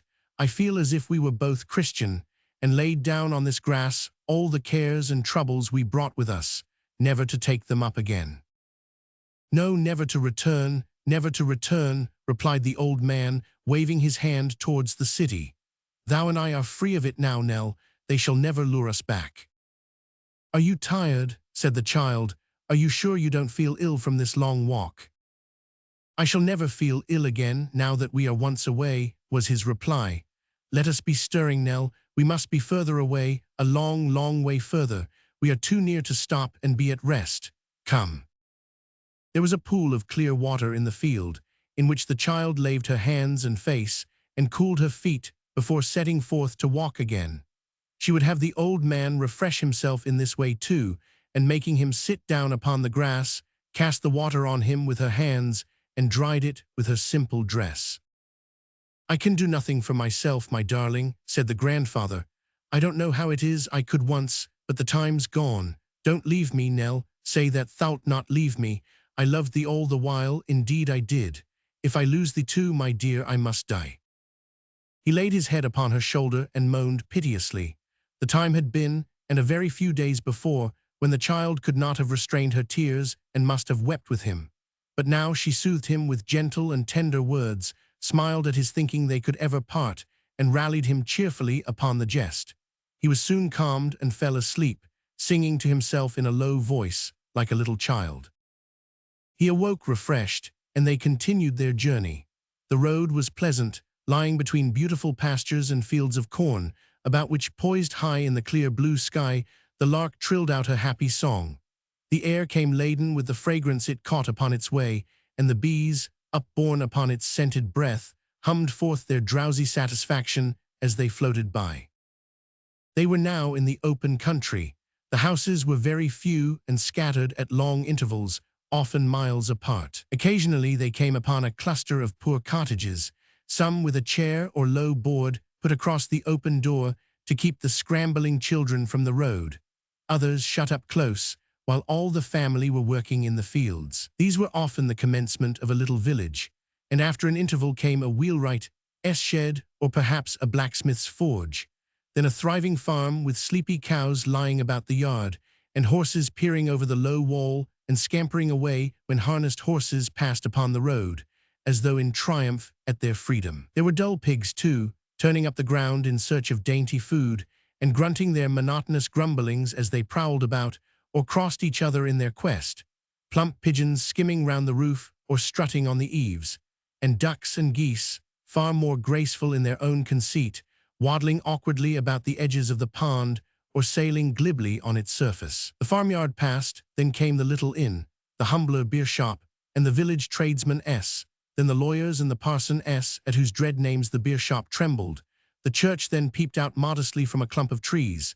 Then there were a few more cottages, then the cage and pound, and not unfrequently on a bank by the wayside, a deep old dusty well. Then came the trim-hedged fields on either hand, and the open road again.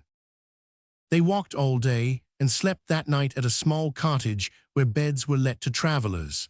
Next morning they were afoot again, and though jaded at first, and very tired, recovered before long and proceeded briskly forward. They often stopped to rest, but only for a short space at a time, and still kept on, having had but slight refreshment since the morning. It was nearly 5 o'clock in the afternoon, when drawing near another cluster of laborers' huts, the child looked wistfully in each, doubtful at which to ask for permission to rest a while and buy a draught of milk.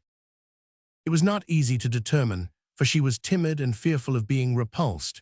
Here was a crying child, and there a noisy wife. In this, the people seemed too poor, in that too many.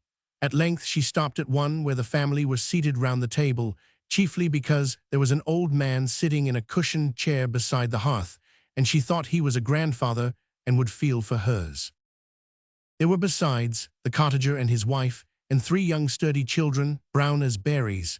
The request was no sooner preferred than granted. The eldest boy ran out to fetch some milk, the second dragged 2 stools towards the door, and the youngest crept to his mother's gown and looked at the strangers from beneath his sunburnt hand. "God save you, master," said the old cottager in a thin, piping voice. "Are you traveling far?" "Yes, sir, a long way," replied the child, for her grandfather appealed to her. "From London?" inquired the old man. The child said yes. He had been in London many a time, used to go there often once, with wagons. It was nigh 32 years since he had been there last, and he did hear say there were great changes. Like enough, he had changed himself since then. 32 years was a long time, and 84 a great age, though there was some he had known that had lived to very hard upon 100, and not so hearty as he neither, no, nothing like it. "Sit thee down, master, in the elbow chair," said the old man, knocking his stick upon the brick floor and trying to do so sharply. "Take a pinch out o' that box. I don't take much myself, for it comes dear, but I find it wakes me up sometimes, and year but a boy to me. I should have a son pretty nigh as old as you if he'd lived, but they listed him for a sodger. He come back home, though, for all he had but one poor leg. He always said he'd be buried near the sundial he used to climb upon when he was a baby, did my poor boy, and his words come true. You can see the place with your own eyes. We've kept the turf up ever since."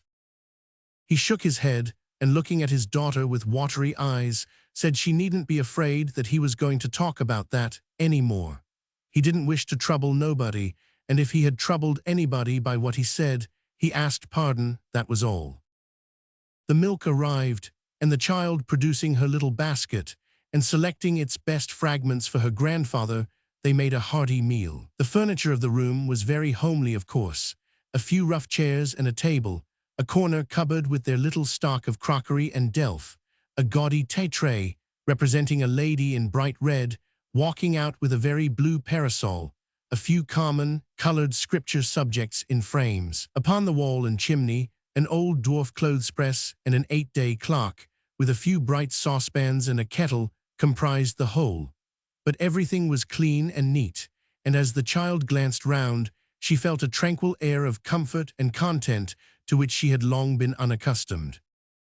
"How far is it to any town or village?" she asked of the husband. "A matter of good 5 mile, my dear," was the reply, "but you're not going on tonight." "Yes, yes, Nell," said the old man hastily, urging her to by signs. Further on, darling, further away if we walk till midnight." "There's a good barn hard by, master," said the man, "or there's travellers lodging, I know, at the Plough and Harrow. Excuse me, but you do seem a little tired, and unless you're very anxious to get on." "Yes, yes, we are," returned the old man fretfully. "Further away, dear Nell, pray further away." "We must go on, indeed," said the child, yielding to his restless wish. "We thank you very much, but we cannot stop so soon. I'm quite ready, grandfather." But the woman had observed, from the young wanderer's gait, that one of her little feet was blistered and sore, and being a woman and a mother too, she would not suffer her to go until she had washed the place and applied some simple remedy, which she did so carefully and with such a gentle hand, rough-grained and hard though it was, with work, that the child's heart was too full to admit of her, saying more than a fervent "God bless you," nor could she look back nor trust herself to speak until they had left the cottage some distance behind. When she turned her head, she saw that the whole family, even the old grandfather, were standing in the road watching them as they went, and so, with many waves of the hand and cheering nods, and on one side at least not without tears, they parted company. They trudged forward, more slowly and painfully than they had done yet, for another mile or thereabouts, when they heard the sound of wheels behind them, and looking round, observed an empty cart approaching pretty briskly. The driver, on coming up to them, stopped his horse and looked earnestly at Nell. "Didn't you stop to rest at a cottage yonder?" he said. "Yes, sir," replied the child. "Ah, they asked me to look out for you," said the man. "I'm going your way. Give me your hand, jump up, master." This was a great relief, for they were very much fatigued and could scarcely crawl along. To them the jolting cart was a luxurious carriage, and the ride the most delicious in the world. Nell had scarcely settled herself on a little heap of straw in one corner when she fell asleep for the first time that day. She was awakened by the stopping of the cart, which was about to turn up a by-lane. The driver kindly got down to help her out, and pointing to some trees at a very short distance before them, said that the town lay there, and that they had better take the path which they would see leading through the churchyard. Accordingly, towards this spot, they directed their weary steps. Chapter 16. The sun was setting when they reached the wicket gate at which the path began, and as the rain falls upon the just and unjust alike, it shed its warm tint even upon the resting places of the dead, and bade them be of good hope for its rising on the morrow. The church was old and grey, with ivy clinging to the walls and round the porch. Shunning the tombs, it crept about the mounds, beneath which slept poor humble men, twining for them the first wreaths they had ever won, but wreaths less liable to wither and far more lasting in their kind, than some which were graven deep in stone and marble, and told in pompous terms of virtues meekly hidden for many a year, and only revealed at last to executors and mourning legatees. The clergyman's horse, stumbling with a dull blunt sound among the graves, was cropping the grass, at once deriving orthodox consolation from the dead parishioners and enforcing last Sunday's text that this was what all flesh came to. A lean ass who had sought to expound it also, without being qualified and ordained, was pricking his ears in an empty pound hard by and looking with hungry eyes upon his priestly neighbor. The old man and the child quitted the gravel path and strayed among the tombs, for there the ground was soft and easy to their tired feet. As they passed behind the church, they heard voices near at hand, and presently came on those who had spoken. They were two men who were seated in easy attitudes upon the grass, and so busily engaged as to be at first unconscious of intruders. It was not difficult to divine that they were of a class of itinerant showmen, exhibitors of the freaks of Punch, for, perched cross-legged upon a tombstone behind them, was a figure of that hero himself, his nose and chin as hooked, and his face as beaming as usual. Perhaps his imperturbable character was never more strikingly developed, for he preserved his usual equable smile, notwithstanding that his body was dangling in a most uncomfortable position, all loose and limp and shapeless, while his long peaked cap, unequally balanced against his exceedingly slight legs, threatened every instant to bring him toppling down. 126M. Original. In part scattered upon the ground at the feet of the two men, and in part jumbled together in a long flat box, were the other persons of the drama. The hero's wife and one child, the hobby horse, the doctor, the foreign gentleman who, not being familiar with the language, is unable in the representation to express his ideas otherwise than by the utterance of the word shalabala 3 distinct times, the radical neighbor who will by no means admit that a tin bell is an organ, the executioner, and the devil were all here. Their owners had evidently come to that spot to make some needful repairs in the stage arrangements, for one of them was engaged in binding together a small gallows with thread, while the other was intent upon fixing a new black wig, with the aid of a small hammer and some tacks, upon the head of the radical neighbor, who had been beaten bald. They raised their eyes when the old man and his young companion were close upon them, and pausing in their work, returned their looks of curiosity. One of them, the actual exhibitor no doubt, was a little merry-faced man with a twinkling eye and a red nose, who seemed to have unconsciously imbibed something of his hero's character. The other, that was he who took the money, had rather a careful and cautious look, which was perhaps inseparable from his occupation also. The merry man was the first to greet the strangers with a nod, and following the old man's eyes, he observed that perhaps that was the first time he had ever seen a Punch off the stage. Punch, it may be remarked, seemed to be pointing with the tip of his cap to a most flourishing epitaph, and to be chuckling over it with all his heart. "Why do you come here to do this?" said the old man, sitting down beside them and looking at the figures with extreme delight. "Why, you see," rejoined the little man, "we're putting up for tonight at the public house yonder, and it wouldn't do to let see the present company undergoing repair." "No," cried the old man, making signs to Nell to listen. "Why not, eh? Why not?" "Because it would destroy all the delusion and take away all the interest, wouldn't it?" replied the little man. "Would you care a halfpenny for the Lord Chancellor if you knowed him in private and without his wig? Certainly not." "Good," said the old man, venturing to touch one of the puppets and drawing away his hand with a shrill laugh. "Are you going to show tonight, are you?" "That is the intention, Governor," replied the other, "and unless I'm much mistaken, Tommy Codlin is a-calculating at this minute what we've lost through your coming upon us. Cheer up, Tommy, it can't be much." The little man accompanied these latter words with a wink, expressive of the estimate he had formed of the traveler's finances. To this Mr. Codlin, who had a surly, grumbling manner, replied, as he twitched Punch off the tombstone and flung him into the box, "I don't care if we haven't lost a farden, but you're too free. If you stood in front of the curtain and see the public's faces as I do, you'd know human nature better." "Ah, it's been the spoiling of you, Tommy, you're taking to that branch," rejoined his companion. When you played the ghost in the reglar drama in the fairs, you believed in everything except ghosts. But now you're a universal mistruster. I never see a man so changed." "Never mind," said Mr. Codlin, with the air of a discontented philosopher. "I know better now, and perhaps I'm sorry for it." Turning over the figures in the box like one who knew and despised them, Mr. Codlin drew one forth and held it up for the inspection of his friend. "Look here, here's all this Judy's clothes falling to pieces again. You haven't got a needle and thread, I suppose?"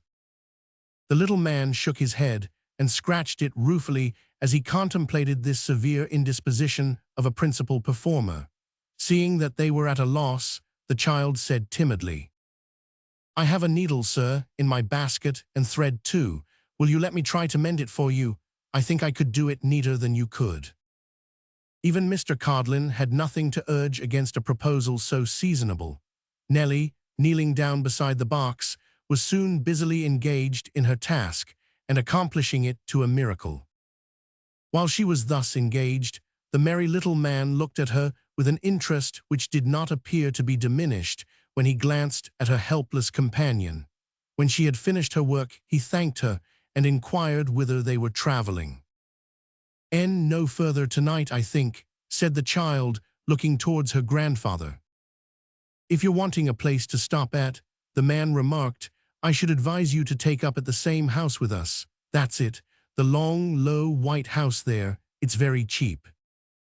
The old man, notwithstanding his fatigue, would have remained in the churchyard all night if his new acquaintances had remained there too. As he yielded to this suggestion a ready and rapturous assent, they all rose and walked away together, he keeping close to the box of puppets in which he was quite absorbed, the merry little man carrying it slung over his arm by a strap attached to it for the purpose, Nellie having hold of her grandfather's hand, and Mr. Codlin sauntering slowly behind, casting up at the church tower and neighboring trees such looks as he was accustomed in town practice to direct to drawing-room and nursery windows, when seeking for a profitable spot on which to plant the show.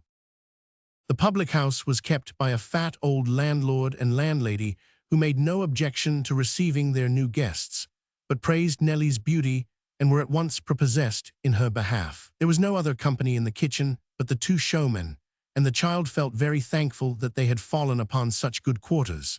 The landlady was very much astonished to learn that they had come all the way from London, and appeared to have no little curiosity touching their farther destination. The child parried her inquiries as well as she could, and with no great trouble, for finding that they appeared to give her pain, the old lady desisted. "These two gentlemen have ordered supper in an hour's time," she said, taking her into the bar, "and your best plan will be to sup with them. Meanwhile you shall have a little taste of something that'll do you good, for I'm sure you must want it after all you've gone through today. Now, don't look after the old gentleman, because when you've drank that, he shall have some too." As nothing could induce the child to leave him alone, however, or to touch anything in which he was not the first and greatest sharer, the old lady was obliged to help him first. When they had been thus refreshed, the whole house hurried away into an empty stable where the show stood, and where, by the light of a few flaring candles stuck round a hoop, which hung by a line from the ceiling, it was to be forthwith exhibited. And now Mr. Thomas Codlin, the misanthrope, after blowing away at the Pan's pipes until he was intensely wretched, took his station on one side of the check drapery which concealed the mover of the figures, and putting his hands in his pockets prepared to reply to all questions and remarks of Punch, and to make a dismal feint of being his most intimate private friend, of believing in him to the fullest and most unlimited extent, of knowing that he enjoyed day and night a merry and glorious existence in that temple, and that he was at all times, and under every circumstance, the same intelligent and joyful person that the spectators then beheld him. All this Mr. Codlin did with the air of a man who had made up his mind for the worst and was quite resigned, his eyes slowly wandering about during the briskest repartee to observe the effect upon the audience, and particularly the impression made upon the landlord and landlady, which might be productive of very important results in connection with the supper. Upon this head, however, he had no cause for any anxiety, for the whole performance was applauded to the echo, and voluntary contributions were showered in with a liberality which testified, yet more strongly, to the general delight. Among the laughter none was more loud and frequent than the old man S. Nell S. was unheard, for she, poor child, with her head drooping on his shoulder, had fallen asleep, and slept too soundly to be roused by any of his efforts to awaken her to a participation in his glee. The supper was very good, but she was too tired to eat, and yet would not leave the old man until she had kissed him in his bed. He, happily insensible to every care and anxiety, sat listening with a vacant smile and admiring face to all that his new friend said, and it was not until they retired yawning to their room that he followed the child upstairs. It was but a loft partitioned into 2 compartments where they were to rest, but they were well pleased with their lodging and had hoped for none so good. The old man was uneasy when he had lain down, and begged that Nell would come and sit at his bedside as she had done for so many nights. She hastened to him and sat there till he slept. There was a little window, hardly more than a chink in the wall, in her room, and when she left him she opened it, quite wondering at the silence. The sight of the old church, and the graves about it in the moonlight, and the dark trees whispering among themselves, made her more thoughtful than before. She closed the window again, and sitting down upon the bed, thought of the life that was before them. She had a little money, but it was very little, and when that was gone, they must begin to beg. There was 1 piece of gold among it, and an emergency might come when its worth to them would be increased 100-fold. It would be best to hide this coin, and never produce it unless their case was absolutely desperate, and no other resource was left them. Her resolution taken, she sewed the piece of gold into her dress, and going to bed, with a lighter heart, sunk into a deep slumber. Chapter 17. Another bright day shining in through the small casement, and claiming fellowship with the kindred eyes of the child, awoke her. At sight of the strange room and its unaccustomed objects she started up in alarm, wondering how she had been moved from the familiar chamber in which she seemed to have fallen asleep last night, and whither she had been conveyed. But another glance around called to her mind all that had lately passed, and she sprung from her bed, hoping and trustful. It was yet early, and the old man being still asleep, she walked out into the churchyard, brushing the dew from the long grass with her feet, and often turning aside into places where it grew longer than in others, that she might not tread upon the graves. She felt a curious kind of pleasure in lingering among these houses of the dead, and read the inscriptions on the tombs of the good people. A great number of good people were buried there, passing on from one to another with increasing interest. It was a very quiet place, as such a place should be, save for the cawing of the rooks who had built their nests among the branches of some tall old trees, and were calling to one another high up in the air. First, one sleek bird, hovering near his ragged house as it swung and dangled in the wind, uttered his hoarse cry, quite by chance as it would seem, and in a sober tone as though he were but talking to himself. Another answered, and he called again, but louder than before. Then another spoke, and then another, and each time the first, aggravated by contradiction, insisted on his case more strongly. Other voices, silent till now, struck in from boughs lower down and higher up and midway, and to the right and left, and from the treetops, and others, arriving hastily from the grey church turrets and old belfry window, joined the clamour which rose and fell, and swelled and dropped again, and still went on, and all this noisy contention, amidst a skimming to and fro, and lighting on fresh branches, and frequent change of place, which satirized the old restlessness of those who lay so still beneath the moss and turf below, and the strife in which they had worn away their lives. Frequently raising her eyes to the trees whence these sounds came down, and feeling as though they made the place more quiet than perfect silence would have done, the child loitered from grave to grave, now stopping to replace with careful hands the bramble which had started from some green mound it helped to keep in shape, and now peeping through one of the low latticed windows into the church, with its worm-eaten books upon the desks, and bays of white and green, mouldering from the pew sides and leaving the naked wood to view. There were the seats where the poor old people sat, worn spare and yellow like themselves, the rugged font where children had their names, the homely altar where they knelt in after life, the plain black trestles that bore their weight on their last visit to the cool old shady church. Everything told of long use and quiet slow decay, The very bell rope in the porch was frayed into a fringe and hoary with old age. She was looking at a humble stone which told of a young man who had died at 23 years old, 55 years ago, when she heard a faltering step approaching, and looking round saw a feeble woman bent with the weight of years, who tottered to the foot of that same grave and asked her to read the writing on the stone. The old woman thanked her when she had done, saying that she had had the words by heart for many a long, long year, but could not see them now. "Were you his mother?" said the child. "I was his wife, my dear." "She the wife of a young man of 23? Ah, true, it was 55 years ago."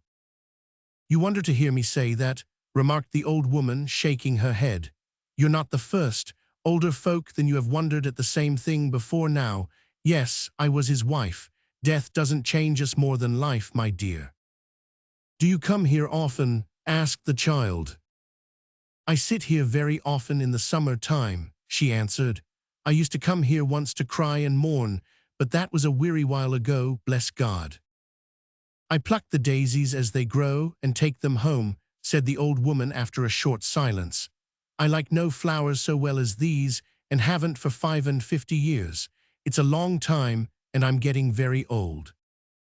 Then, growing garrulous upon a theme which was new to one listener though it were but a child, she told her how she had wept and moaned and prayed to die herself when this happened, and how when she first came to that place, a young creature strong in love and grief, she had hoped that her heart was breaking as it seemed to be.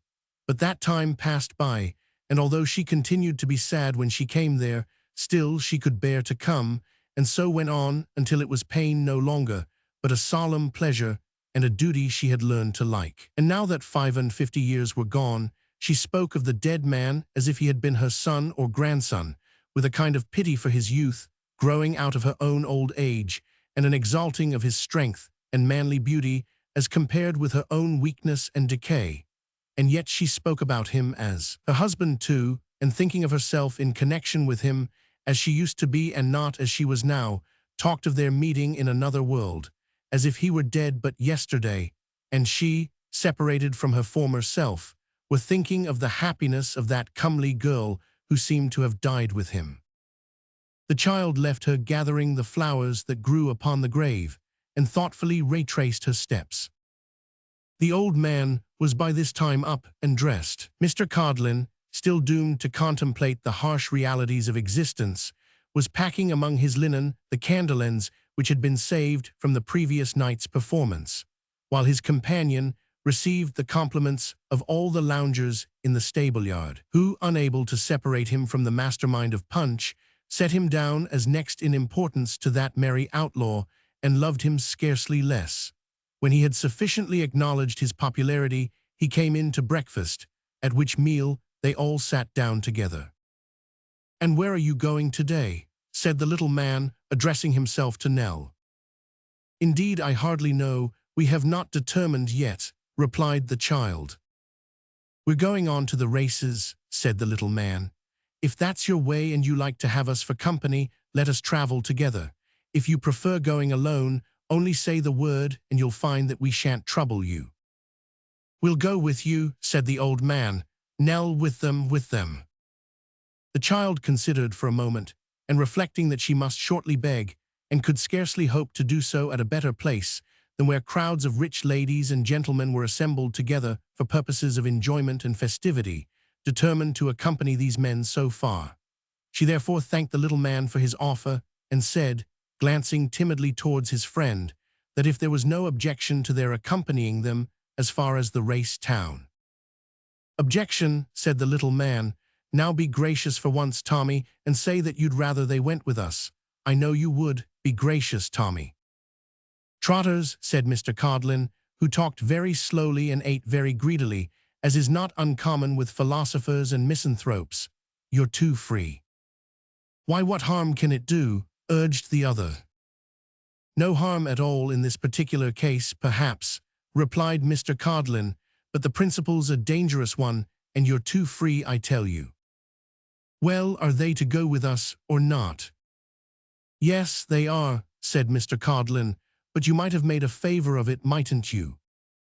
The real name of the little man was Harris, but it had gradually merged into the less euphonious one of Trotters, which, with the prefatory adjective short, had been conferred upon him by reason of the small size of his legs. Short Trotters, however, being a compound name, inconvenient of use in friendly dialogue, the gentleman on whom it had been bestowed was known among his intimates either as Short or Trotters, and was seldom accosted at full length as Short Trotters, except in formal conversations and on occasions of ceremony. Short, then, or Trotters, as the reader pleases, returned unto the remonstrance of his friend Mr. Thomas Codlin, a jocose answer calculated to turn aside his discontent, and applying himself with great relish to the cold boiled beef, the tea, and bread and butter, strongly impressed upon his companions that they should do the like. Mr. Codlin, indeed, required no such persuasion, as he had already eaten as much as he could possibly carry, and was now moistening his clay with strong ale, whereof he took deep draughts with a silent relish and invited nobody to partake, thus again strongly indicating his misanthropical turn of mind. Breakfast being at length over, Mr. Codlin called the bill, and charging the ale to the company generally, a practice also savouring of misanthropy, divided the sum total into 2 fair and equal parts, assigning one moiety to himself and friend, and the other to Nelly and her grandfather. These being duly discharged, and all things ready for their departure, they took farewell of the landlord and landlady, and resumed their journey.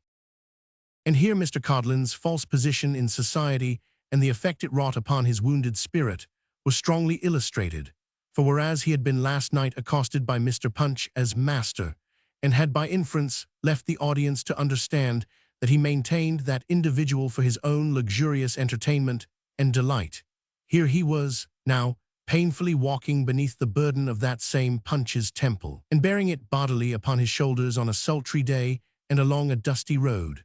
In place of enlivening his patron with a constant fire of wit, or the cheerful rattle of his quarterstaff on the heads of his relations and acquaintance, here was that beaming Punch utterly devoid of spine, all slack and drooping in a dark box, with his legs doubled up round his neck, and not one of his social qualities remaining. Mr. Codlin trudged heavily on, exchanging a word or two at intervals with Short, and stopping to rest and growl occasionally. Short led the way, with the flat box, the private luggage, which was not extensive, tied up in a bundle, and a brazen trumpet slung from his shoulder blade. Nell and her grandfather walked next him on either hand, and Thomas Codlin brought up the rear. When they came to any town or village, or even to a detached house of good appearance, Short blew a blast upon the brazen trumpet, and caroled a fragment of a song in that hilarious tone common to Punches and their consorts. If people hurried to the windows, Mr. Codlin pitched the temple, and hastily unfurling the drapery and concealing Short therewith, flourished hysterically on the pipes, and performed an air. Then the entertainment began as soon as might be, Mr. Codlin having the responsibility of deciding on its length, and of protracting or expediting the time for the hero's final triumph over the enemy of mankind, according as he judged that the after-crop of halfpence would be plentiful or scant. When it had been gathered in to the last farthing, he resumed his load, and on they went again. Sometimes they played out the toll across a bridge or ferry, and once exhibited by particular desire at a turnpike, where the collector, being drunk in his solitude, paid down a shilling to have it to himself. There was one small place of rich promise in which their hopes were blighted, for a favorite character in the play having gold lace upon his coat, and being a meddling wooden-headed fellow, was held to be a libel on the beadle, for which reason the authorities enforced a quick retreat, but they were generally well received, and seldom left a town without a troop of ragged children shouting at their heels. They made a long day's journey, despite these interruptions, and were yet upon the road when the moon was shining in the sky. Short beguiled the time with songs and jests, and made the best of everything that happened. Mr. Codlin, on the other hand, cursed his fate and all the hollow things of earth, but Punch especially, and limped along with the theatre on his back, a prey to the bitterest chagrin. They had stopped to rest beneath a finger-post where 4 roads met, and Mr. Codlin, in his deep misanthropy, had let down the drapery and seated himself in the bottom of the show, invisible to mortal eyes and disdainful of the company of his fellow creatures, when two monstrous shadows were seen stalking towards them from a turning in the road by which they had come. The child was at first quite terrified by the sight of these gaunt giants, for such they looked as they advanced with lofty strides beneath the shadow of the trees, but Short, telling her there was nothing to fear, blew a blast upon the trumpet, which was answered by a cheerful shout. 136M. Original. "It's Grinder's lot, ain't it?" cried Mr. Short in a loud key. "Yes," replied a couple of shrill voices. "Come on then," said Short. "Let's have a look at you. I thought it was you." Thus invited, Grinder's lot approached with redoubled speed and soon came up with the little party. Mr. Grinder's company, familiarly termed a lot, consisted of a young gentleman and a young lady on stilts, and Mr. Grinder himself, who used his natural legs for pedestrian purposes and carried at his back a drum. The public costume of the young people was of the Highland kind, but the night being damp and cold, the young gentleman wore over his kilt a man's pea jacket reaching to his ankles and a glazed hat. The young lady, too, was muffled in an old cloth pelisse and had a handkerchief tied about her head. Their Scotch bonnets, ornamented with plumes of jet-black feathers, Mr. Grinder carried on his instrument. "Bound for the races, I see," said Mr. Grinder, coming up out of breath. "So are we. How are you, Short?" With that they shook hands in a very friendly manner. The young people, being too high up for the ordinary salutations, saluted Short after their own fashion. The young gentleman twisted up his right stilt and patted him on the shoulder, and the young lady rattled her tambourine. "Practice," said Short, pointing to the stilts. "No," returned Grinder. "It comes either to walkin' in M or carryin' of M, and they like walkin' in M best. It's werry pleasant for the prospects. Which road are you talkin'? We go the nighest." "Why, the fact is," said Short, "that we are going the longest way, because then we could stop for the night, 1.5 miles on. But 3 or 4 mile gain tonight is so many saved tomorrow, and if you keep on, I think our best way is to do the same." "Where's your partner?" inquired Grinder.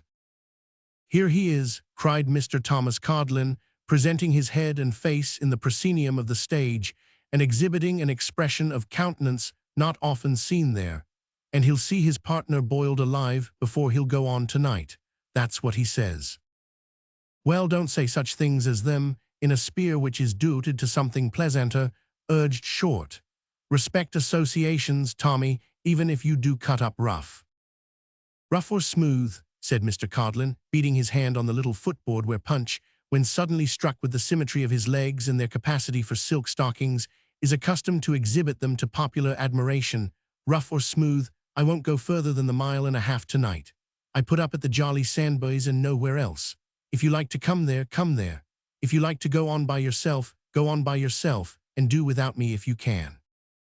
So saying, Mr. Codlin disappeared from the scene and immediately presented himself outside the theater, took it on his shoulders at a jerk, and made off with most remarkable agility.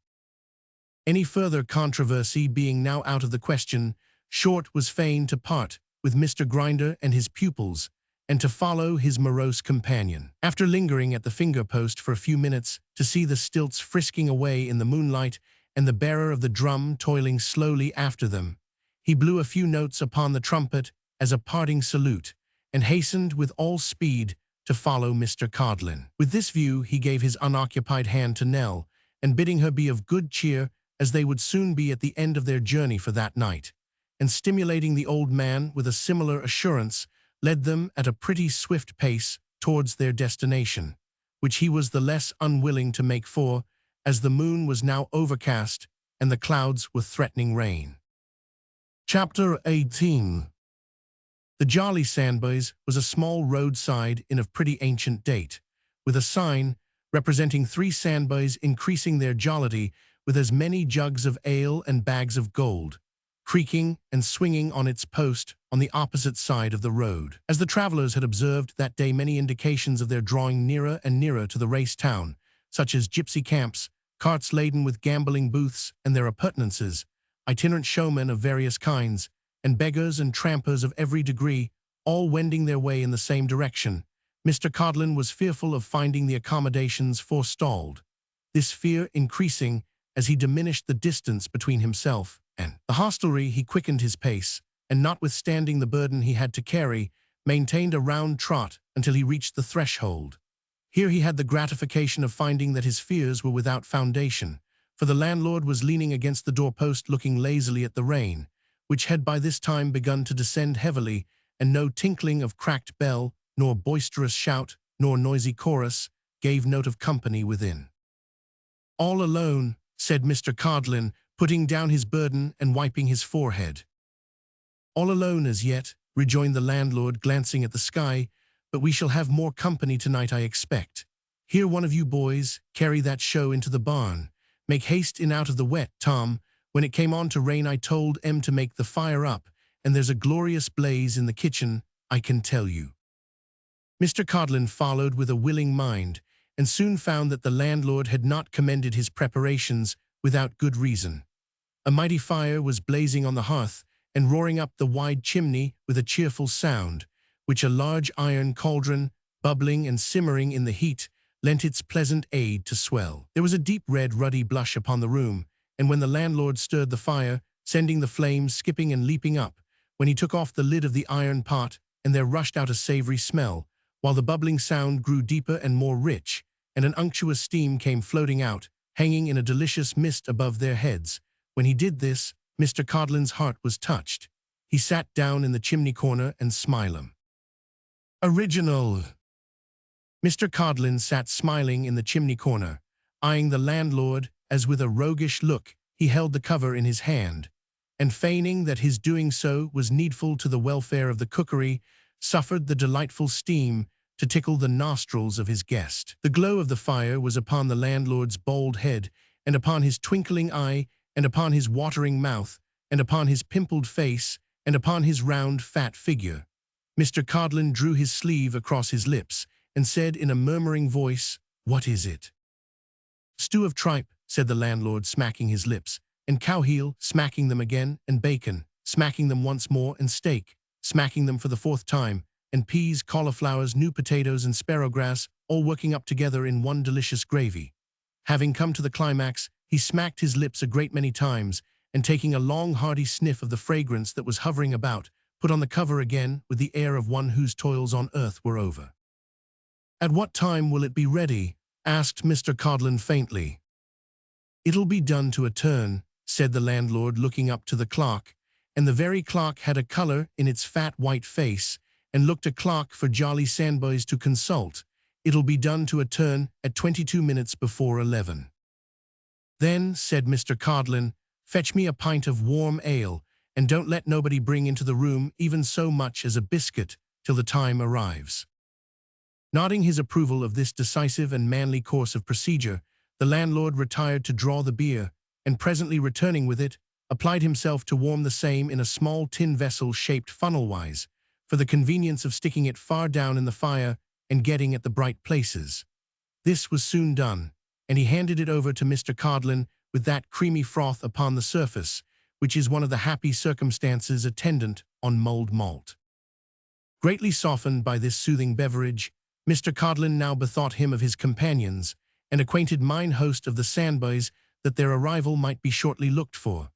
The rain was rattling against the windows and pouring down in torrents, and such was Mr. Codlin's extreme amiability of mind that he more than once expressed his earnest hope that they would not be so foolish as to get wet.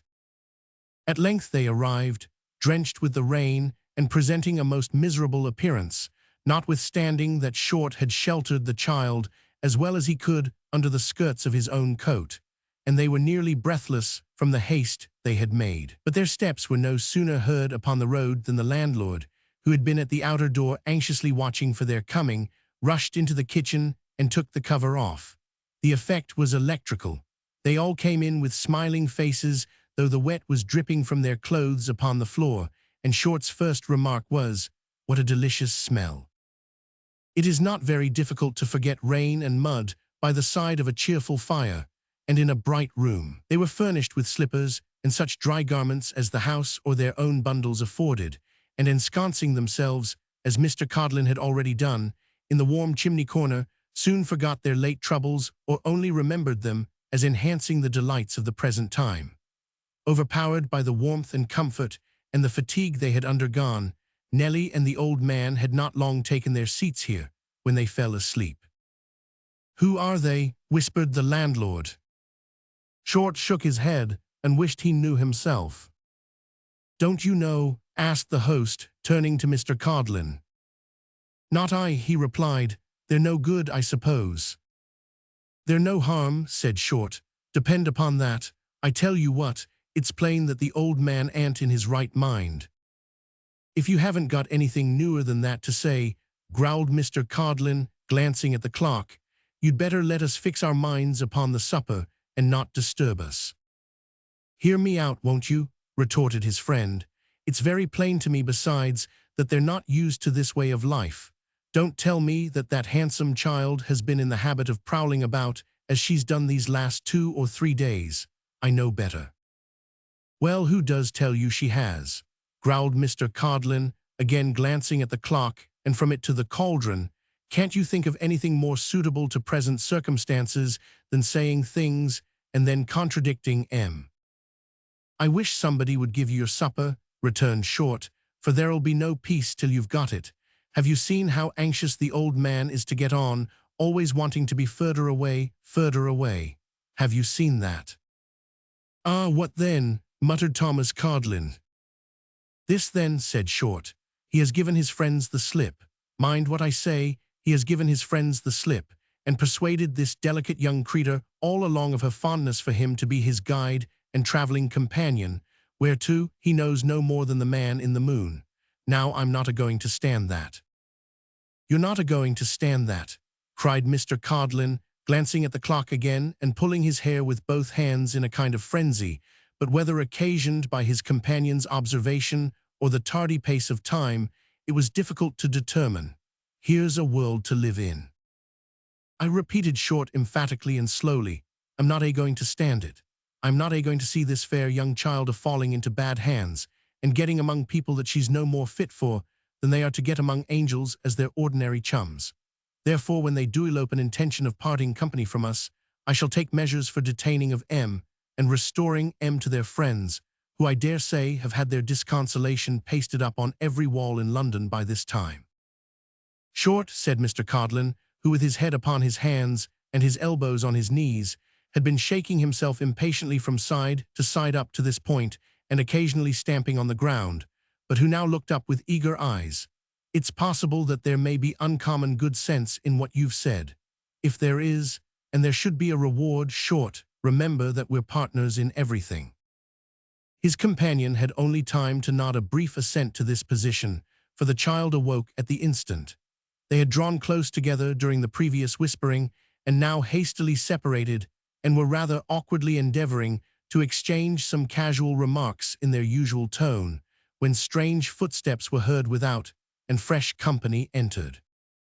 These were no other than 4 very dismal dogs, who came pattering in one after the other, headed by an old bandy dog of particularly mournful aspect, who, stopping when the last of his followers had got as far as the door, erected himself upon his hind legs and looked round at his companions, who immediately stood upon their hind legs in a grave and melancholy row. Nor was this the only remarkable circumstance about these dogs, for each of them wore a kind of little coat of some gaudy color trimmed with tarnished spangles, and one of them had a cap upon his head, tied very carefully under his chin, which had fallen down upon his nose and completely obscured one eye.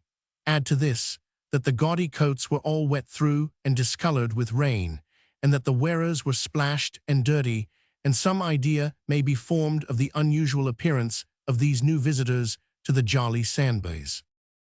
Neither Short nor the landlord nor Thomas Codlin, however, was in the least surprised, merely remarking that these were Jerry's dogs, and that Jerry could not be far behind. So there the dogs stood, patiently winking and gaping and looking extremely hard at the boiling pot, until Jerry himself appeared, when they all dropped down at once and walked about the room in their natural manner. This posture, it must be confessed, did not much improve their appearance, as their own personal tails and their coat tails, both capital things in their way, did not agree together. Jerry, the manager of these dancing dogs, was a tall, black-whiskered man in a velveteen coat, who seemed well known to the landlord and his guests, and accosted them with great cordiality. Disencumbering himself of a barrel organ which he placed upon a chair, and retaining in his hand a small whip, wherewith to awe his company of comedians, he came up to the fire to dry himself, and entered into conversation. "Your people don't usually travel in character, do they?" said Short, pointing to the dresses of the dogs. "It must come expensive if they do." "No," replied Jerry, "no, it's not the custom with us, but we've been playing a little on the road today, and we come out with a new wardrobe at the races, so I didn't think it worthwhile to stop to undress. Down, Pedro." This was addressed to the dog with the cap on, who, being a new member of the company and not quite certain of his duty, kept his unobscured eye anxiously on his master, and was perpetually starting upon his hind legs when there was no occasion, and falling down again. "I've got an animal here," said Jerry, putting his hand into the capacious pocket of his coat, and diving into one corner as if he were feeling for a small orange or an apple or some such article. "An animal here, what I think you know something of, Short." "Ah," cried Short, "let's have a look at him." "Here he is," said Jerry, producing a little terrier from his pocket. "He was once a Toby of yours, warn't he?" In some versions of the great drama of Punch, there is a small dog, a modern innovation, supposed to be the private property of that gentleman, whose name is always Toby. This Toby has been stolen in youth from another gentleman and fraudulently sold to the confiding hero, who, having no guile himself, has no suspicion that it lurks in others.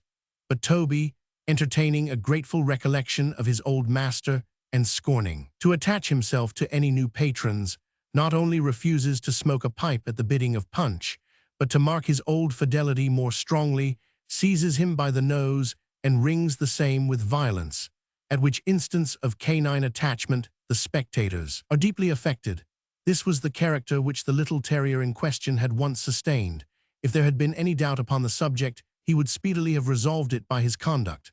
For not only did he, on seeing Short, give the strongest tokens of recognition, but catching sight of the flat box, he barked so furiously at the pasteboard nose which he knew was inside, that his master was obliged to gather him up and put him into his pocket again, to the great relief of the whole company. The landlord now busied himself in laying the cloth, in which process Mr. Codlin obligingly assisted by setting forth his own knife and fork in the most convenient place and establishing himself behind them. When everything was ready, the landlord took off the cover for the last time, and then indeed there burst forth such a goodly promise of supper, that if he had offered to put it on again, or had hinted at postponement, he would certainly have been sacrificed on his own hearth. However, he did nothing of the kind, but instead thereof assisted a stout servant girl in turning the contents of the cauldron into a large tureen, a proceeding which the dogs, proof against various hot splashes which fell upon their noses, watched with terrible eagerness. At length the dish was lifted on the table, and mugs of ale having been previously set round, little Nell ventured to say grace, and supper began.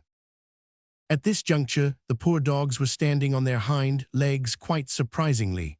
The child, having pity on them, was about to cast some morsels of food to them before she tasted it herself, hungry though she was, when their master interposed.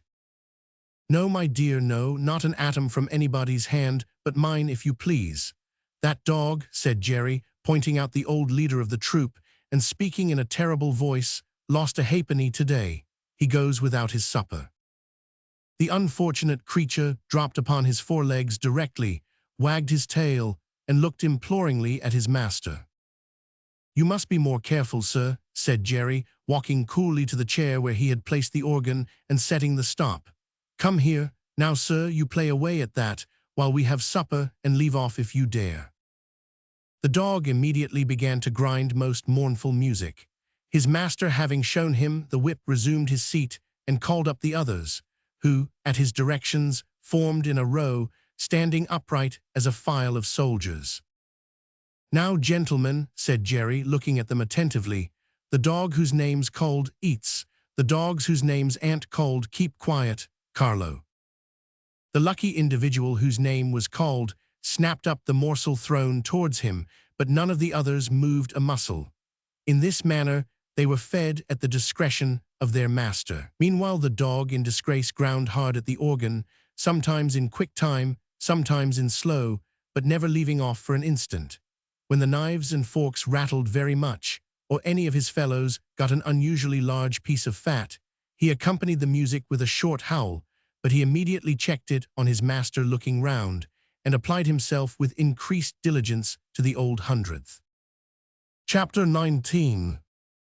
Supper was not yet over, when there arrived at the jolly sandboys 2 more travellers bound for the same haven as the rest, who had been walking in the rain for some hours, and came in shining and heavy with water. One of these was the proprietor of a giant, and a little lady without legs or arms, who had jogged forward in a van. The other, a silent gentleman who earned his living by showing tricks upon the cards, and who had rather deranged the natural expression of his countenance by putting small leaden lozenges into his eyes and bringing them out at his mouth, which was one of his professional accomplishments. The name of the first of these newcomers was Vuffin. The other, probably as a pleasant satire upon his ugliness, was called Sweet William.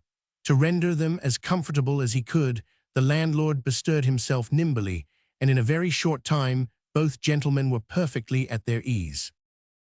"How's the giant?" said Short, when they all sat smoking round the fire. "Rather weak upon his legs," returned Mr. Vuffin. "I begin to be afraid he's going at the knees." "That's a bad lookout," said Short. "Aye, bad indeed," replied Mr. Vuffin, contemplating the fire with a sigh. "Once get a giant shaky on his legs, and the public care no more about him than they do for a dead cabbage stalk." "What becomes of old giants?" said Short, turning to him again after a little reflection. "They're usually kept in caravans to wait upon the dwarfs," said Mr. Vuffin. "The maintaining of 'em must come expensive when they can't be shown, remarked Short, eyeing him doubtfully. "It's better that than letting 'em go upon the parish or about the streets," said Mr. Vuffin.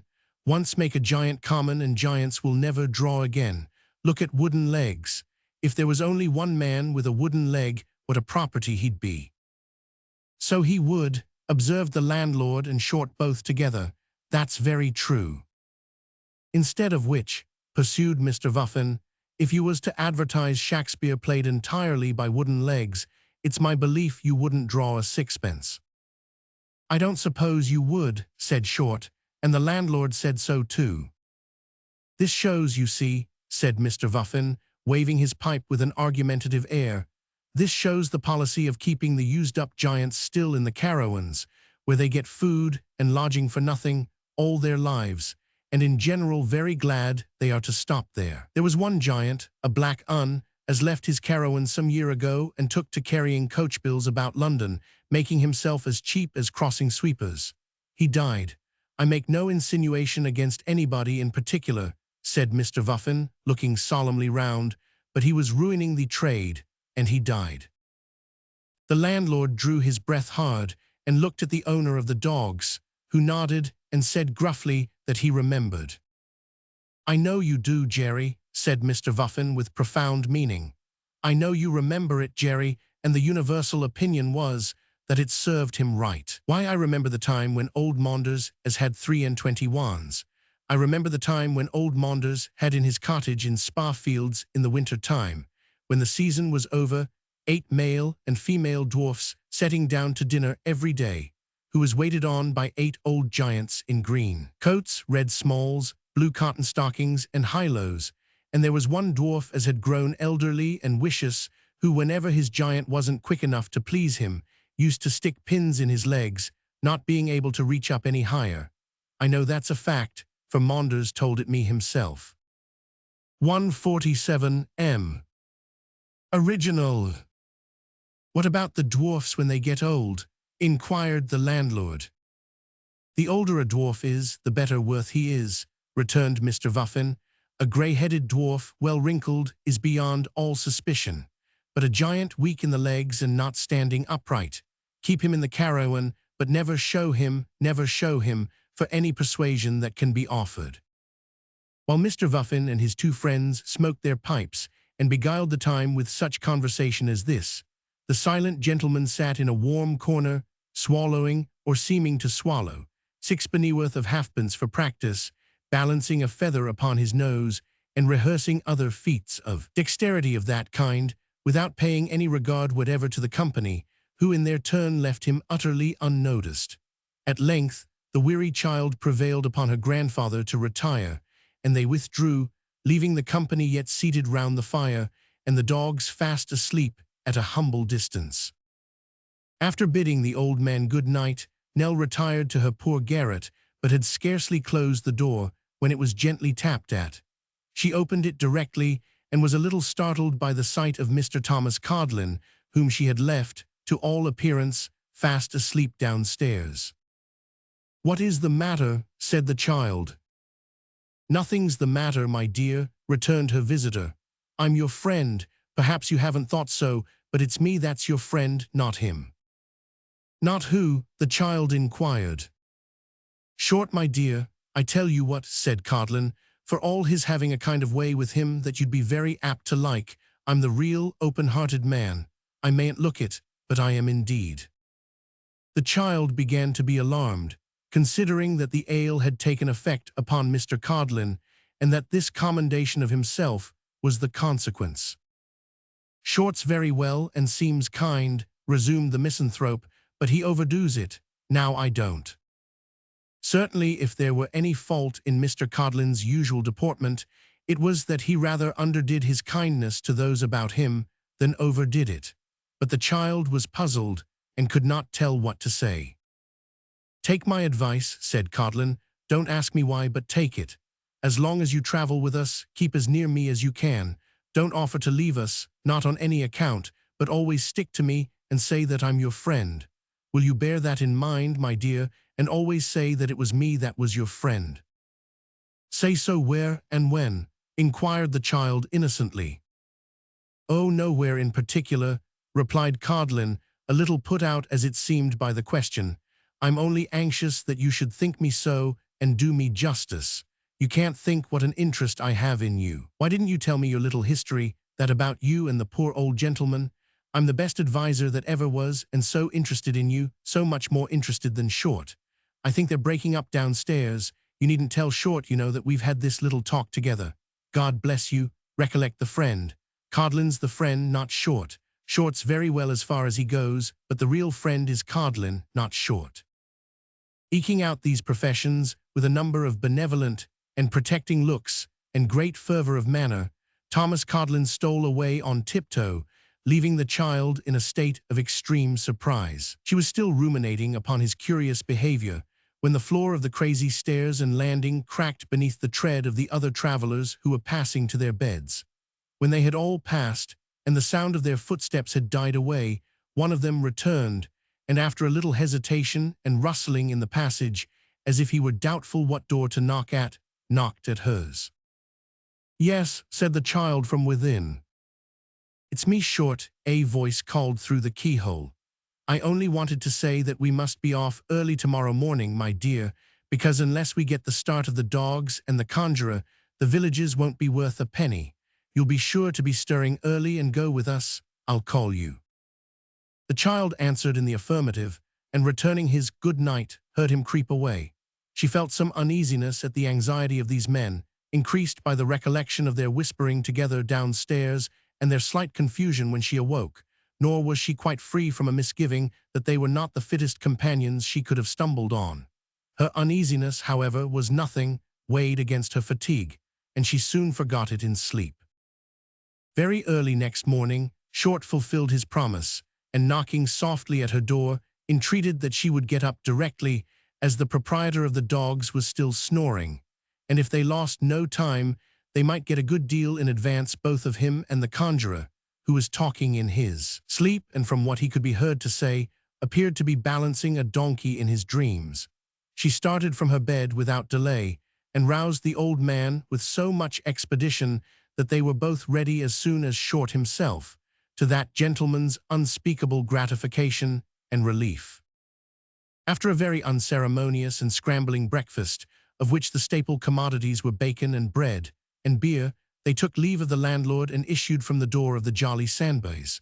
The morning was fine and warm, the ground cool to the feet after the late rain, the hedges gayer and more green, the air clear, and everything fresh and healthful. Surrounded by these influences, they walked on pleasantly enough. They had not gone very far, when the child was again struck by the altered behavior of Mr. Thomas Codlin, who, instead of plodding on sulkily by himself as he had heretofore done, kept close to her, and when he had an opportunity of looking at her unseen by his companion, warned her by certain wry faces and jerks of the head not to put any trust in short, but to reserve all confidences for Codlin. Neither did he confine himself to looks and gestures, for when she and her grandfather were walking on beside the aforesaid short, and that little man was talking with his accustomed cheerfulness on a variety of indifferent subjects, Thomas Codlin testified his jealousy and distrust by following close at her heels, and occasionally admonishing her ankles with the legs of the theatre in a very abrupt and painful manner.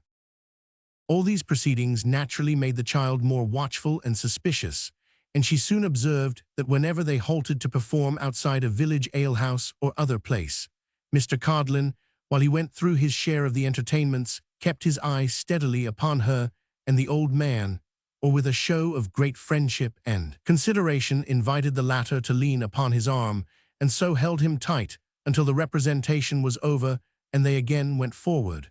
Even Short seemed to change in this respect, and to mingle with his good nature something of a desire to keep them in safe custody.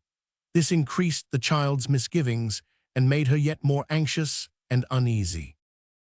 Meanwhile, they were drawing near the town where the races were to begin next day, for from passing numerous groups of gypsies and trampers on the road, wending their way towards it, and straggling out from every byway and cross-country lane, they gradually fell into a stream of people, some walking by the side of covered carts, others with horses, others with donkeys, others toiling on with heavy loads upon their backs, but all tending to the same point. The public houses by the wayside, from being empty and noiseless as those in the remoter parts had been, now sent out boisterous shouts and clouds of smoke, and from the misty windows, clusters of broad red faces looked down upon the road. On every piece of waste or common ground, some small gambler drove his noisy trade and bellowed to the idle passers-by to stop and try their chance. The crowd grew thicker and more noisy. Gilt gingerbread in blanket stalls exposed its glories to the dust, and often a four-horse carriage, dashing by, obscured all objects in the gritty cloud it raised, and left them, stunned and blinded, far behind. It was dark before they reached the town itself, and long indeed the few last miles had been. Here all was tumult and confusion. The streets were filled with throngs of people. Many strangers were there, it seemed, by the looks they cast about. The church bells rang out their noisy peals, and flags streamed from windows and housetops. In the large inn-yards, waiters flitted to and fro and ran against each other. Horses clattered on the uneven stones, carriage steps fell rattling down, and sickening smells from many dinners came in a heavy lukewarm breath upon the sense. In the smaller public houses, fiddles with all their might and main were squeaking out the tune to staggering feet. Drunken men, oblivious of the burden of their song, joined in a senseless howl, which drowned the tinkling of the feeble bell and made them savage for their drink. Vagabond groups assembled round the doors to see the stroller woman dance and add their uproar to the shrill flageolet and deafening drum. Through this delirious scene, the child, frightened and repelled by all she saw, led on her bewildered charge, clinging close to her conductor, and trembling lest in the press she should be separated from him and left to find her way alone. Quickening their steps to get clear of all the roar and riot, they at length passed through the town and made for the racecourse, which was upon an open heath, situated on an eminence, a full mile distant from its furthest bounds. Although there were many people here, none of the best favored or best clad, busily erecting tents and driving stakes in the ground, and hurrying to and fro with dusty feet and many a grumbled oath, although there were tired children cradled on heaps of straw between the wheels of carts, crying themselves to sleep, and poor lean horses and donkeys just turned loose, grazing among the men and women, and pots and kettles and half-lighted fires and ends of candles flaring and wasting in the air. For all this, the child felt it an escape from the town and drew her breath more freely.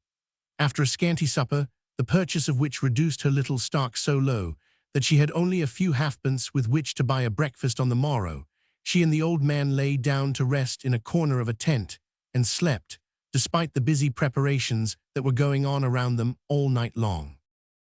And now they had come to the time when they must beg their bread. Soon after sunrise in the morning, she stole out from the tent, and rambling into some fields at a short distance, plucked a few wild roses and such humble flowers, purposing to make them into little nosegays and offer them to the ladies in the carriages when the company arrived. Her thoughts were not idle while she was thus employed.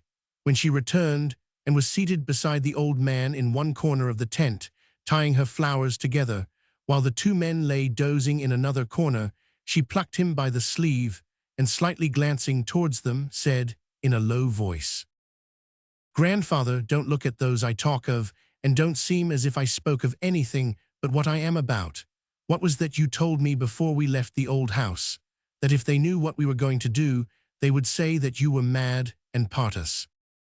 The old man turned to her with an aspect of wild terror, but she checked him by a look, and bidding him hold some flowers while she tied them up, and so bringing her lips closer to his ear, said, 152 M.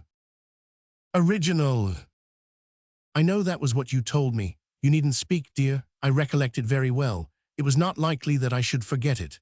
Grandfather, these men suspect that we have secretly left our friends and mean to carry us before some gentleman and have us taken care of and sent back. If you let your hand tremble so, we can never get away from them, but if you're only quiet now, we shall do so easily." "How?" muttered the old man. "Dear Nellie, how? They will shut me up in a stone room, dark and cold, and chain me up to the wall, Nell, flog me with whips, and never let me see thee more." "You're trembling again," said the child. "Keep close to me all day. Never mind them, don't look at them, but me. I shall find a time when we can steal away. When I do, mind you come with me, and do not stop or speak a word. Hush, that's all." "Halloa, what are you up to, my dear?" said Mr. Codlin, raising his head and yawning. Then, observing that his companion was fast asleep, he added in an earnest whisper, "Codlin's the friend, remember, not short." Making some nosegays, the child replied, "I am going to try and sell some these 3 days of the races. Will you have one, as a present, I mean?" Mr. Codlin would have risen to receive it, but the child hurried towards him and placed it in his hand. He stuck it in his buttonhole with an air of ineffable complacency for a misanthrope, and leering exultingly at the unconscious Short, muttered, as he laid himself down again, "Tom Codlin's the friend, by G." As the morning wore on, the tents assumed a gayer and more brilliant appearance, and long lines of carriages came rolling softly on the turf. Men who had lounged about all night in smock frocks and leather leggings came out in silken vests and hats and plumes as jugglers or mountebanks, or in gorgeous liveries as soft-spoken servants at gambling booths, or in sturdy yeoman dress as decoys at unlawful games. Black-eyed gypsy girls, hooded in showy handkerchiefs, sallied forth to tell fortunes, and pale, slender women with consumptive faces lingered upon the footsteps of ventriloquists and conjurers, and counted the sixpences with anxious eyes long before they were gained. As many of the children as could be kept within bounds were stowed away, with all the other signs of dirt and poverty, among the donkeys, carts, and horses, and as many as could not be thus disposed of ran in and out in all intricate spots, crept between people's legs and carriage wheels, and came forth unharmed from under horses' hoofs. The dancing dogs, the stilts, the little lady and the tall man, and all the other attractions, with organs out of number and bands innumerable, emerged from the holes and corners in which they had passed the night, and flourished boldly in the sun. Along the uncleared course, Short led his party, sounding the brazen trumpet and reveling in the voice of Punch, and at his heels went Thomas Codlin, bearing the show as usual, and keeping his eye on Nellie and her grandfather as they rather lingered in the rear. The child bore upon her arm the little basket with her flowers, and sometimes stopped, with timid and modest looks, to offer them at some gay carriage, but alas, there were many bolder beggars there, gypsies who promised husbands and other adepts in their trade, and although some ladies smiled gently as they shook their heads, and others cried to the gentleman beside them, "See, what a pretty face," they let the pretty face pass on, and never thought that it looked tired or hungry. There was but one lady who seemed to understand the child, and she was one who sat alone in a handsome carriage, while two young men in dashing clothes, who had just dismounted from it, talked and laughed loudly at a little distance, appearing to forget her quite. There were many ladies all around, but they turned their backs, or looked another way, or at the two young men, not unfavorably at them, and left her to herself. She motioned away a gypsy woman urgent to tell her fortune, saying that it was told already and had been for some years, but called the child towards her, and taking her flowers put money into her trembling hand, and bade her go home and keep at home for God's sake. Many a time they went up and down those long, long lines, seeing everything but the horses and the race, when the bell rang to clear the course, going back to rest among the carts and donkeys, and not coming out again until the heat was over. Many a time, too, was Punch displayed in the full zenith of his humor, but all this while the eye of Thomas Codlin was upon them, and to escape without notice was impracticable. At length, late in the day, Mr. Codlin pitched the show in a convenient spot, and the spectators were soon in the very triumph of the scene. The child, sitting down with the old man close behind it, had been thinking how strange it was that horses who were such fine, honest creatures should seem to make vagabonds of all the men they drew about them, when a loud laugh at some extemporaneous witticism of Mr. Short's, having allusion to the circumstances of the day, roused her from her meditation and caused her to look around. If they were ever to get away unseen, that was the very moment. Short was plying the quarterstaves vigorously and knocking the characters in the fury of the combat against the sides of the show. The people were looking on with laughing faces, and Mr. Codlin had relaxed into a grim smile as his roving eye detected hands going into waistcoat pockets and groping secretly for sixpences. If they were ever to get away unseen, that was the very moment. They seized it and fled. They made a path through booths and carriages and throngs of people, and never once stopped to look behind. The bell was ringing, and the course was cleared by the time they reached the ropes, but they dashed across it, insensible to the shouts and screeching that assailed them for breaking in upon its sanctity, and creeping under the brow of the hill at a quick pace, made for the open fields. Chapter 20. Day after day, as he bent his steps homeward, returning from some new effort to procure employment, Kit raised his eyes to the window of the little room he had so much commended to the child, and hoped to see some indication of her presence. His own earnest wish, coupled with the assurance he had received from Quilp, filled him with the belief that she would yet arrive to claim the humble shelter he had offered, and from the death of each day's hope another hope sprung up to live tomorrow. "I think they must certainly come tomorrow, mother?" said Kit, laying aside his hat with a weary air and sighing as he spoke. "They have been gone a week. They surely couldn't stop away more than a week, could they now?" The mother shook her head and reminded him how often he had been disappointed already. "For the matter of that," said Kit, "you speak true and sensible enough, as you always do, mother. Still, I do consider that a week is quite long enough for M to be rambling about, don't you say so?" "Quite long enough, Kit, longer than enough, but they may not come back for all that." Kit was for a moment disposed to be vexed by this contradiction, and not the less so from having anticipated it in his own mind and knowing how just it was. But the impulse was only momentary, and the vexed look became a kind one before it had crossed the room. "Then what do you think, mother, has become of M? You don't think they've gone to sea anyhow?" "Not gone for sailors, certainly," returned the mother with a smile, "but I can't help thinking that they have gone to some foreign country." "I say," cried Kit with a rueful face, "don't talk like that, mother." "I'm afraid they have, and that's the truth," she said. "It's the talk of all the neighbors, and there are some even that know of their having been seen on board ship, and can tell you the name of the place they've gone to, which is more than I can, my dear, for it's a very hard one." "I don't believe it," said Kit. "Not a word of it. A set of idle chatterboxes, how should they know?" "They may be wrong, of course," returned the mother. "I can't tell about that, though I don't think it's at all unlikely that they're in the right, for the talk is that the old gentleman had put by a little money that nobody knew of, not even that ugly little man you talked to me about, what's his name, Quilp, and that he and Miss Nell have gone to live abroad where it can't be taken from them, and they will never be disturbed. That don't seem very far out of the way now, do it?" Kit scratched his head mournfully, in reluctant admission that it did not, and clambering up to the old nail took down the cage and set himself to clean it and to feed the bird. His thoughts reverting from this occupation to the little old gentleman who had given him the shilling, he suddenly recollected that that was the very day, nay, nearly the very hour, at which the little old gentleman had said he should be at the notary's house again. He no sooner remembered this than he hung up the cage with great precipitation, and hastily explaining the nature of his errand, went off at full speed to the appointed place. It was some 2 minutes after the time when he reached the spot, which was a considerable distance from his home, but by great good luck the little old gentleman had not yet arrived. At least there was no pony chaise to be seen, and it was not likely that he had come and gone again in so short a space. Greatly relieved to find that he was not too late, Kit leant against a lamp-post to take breath, and waited the advent of the pony and his charge. Sure enough, before long the pony came trotting round the corner of the street, looking as obstinate as pony might, and picking his steps, as if he were spying about for the cleanest places, and would by no means dirty his feet or hurry himself inconveniently.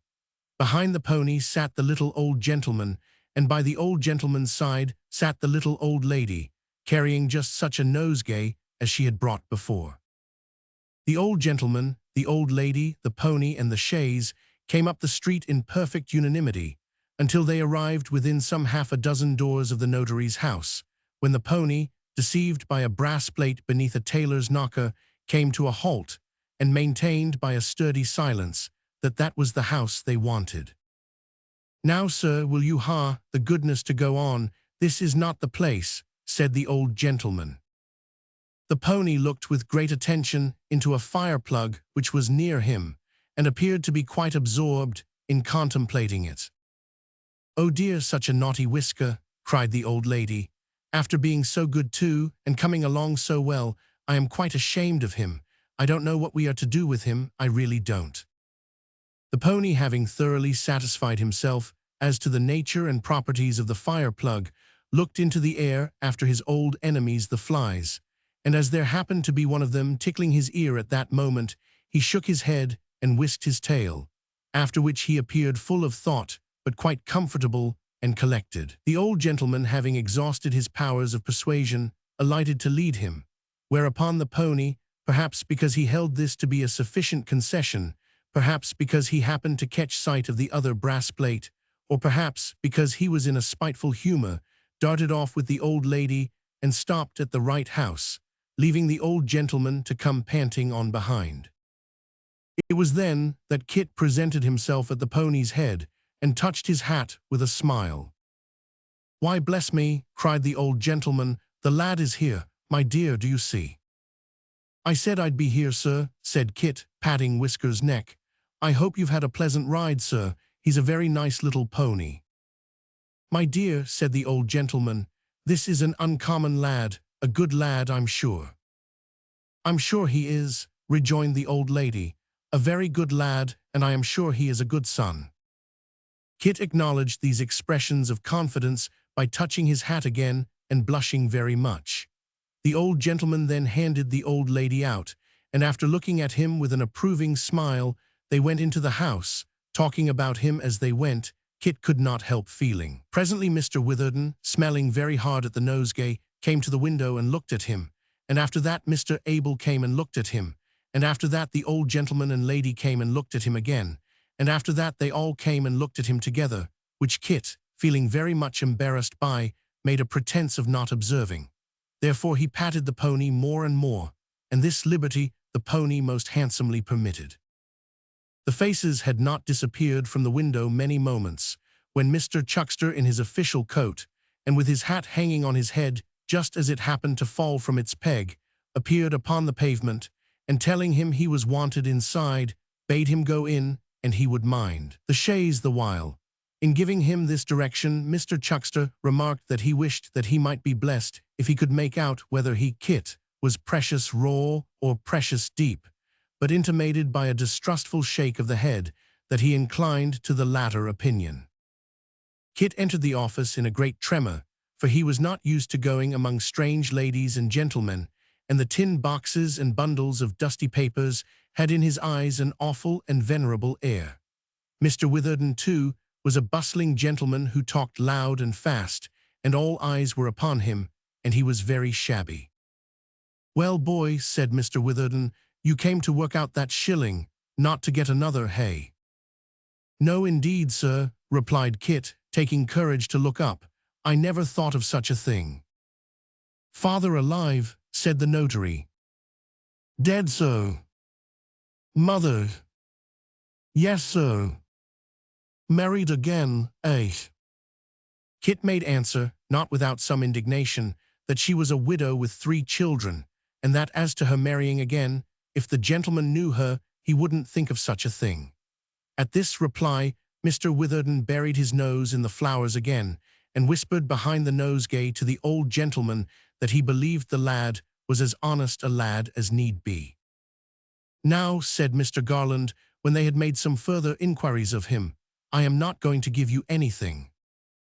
"Thank you, sir," Kit replied, and quite seriously too, for this announcement seemed to free him from the suspicion which the notary had hinted. "But," resumed the old gentleman, "perhaps I may want to know something more about you, so tell me where you live, and I'll put it down in my pocketbook." Kit told him, and the old gentleman wrote down the address with his pencil. He had scarcely done so when there was a great uproar in the street, and the old lady hurrying to the window cried that Whisker had run away, upon which Kit darted out to the rescue, and the others followed. It seemed that Mr. Chuckster had been standing with his hands in his pockets, looking carelessly at the pony, and occasionally insulting him with such admonitions as "stand still," "be quiet," "woe-er-eh," and the like, which by a pony of spirit cannot be borne. Consequently, the pony being deterred by no considerations of duty or obedience, and not having before him the slightest fear of the human eye, had at length started off, and was at that moment rattling down the street. Mr. Chuckster, with his hat off and a pen behind his ear, hanging on in the rear of the chaise, and making futile attempts to draw it the other way, to the unspeakable admiration of all beholders. Even in running away, however, Whisker was perverse, for he had not gone very far when he suddenly stopped, and before assistance could be rendered, commenced backing at nearly as quick a pace as he had gone forward. By these means, Mr. Chuckster was pushed and hustled to the office again, in a most inglorious manner, and arrived in a state of great exhaustion and discomfiture. The old lady then stepped into her seat, and Mr. Abel, whom they had come to fetch, into his.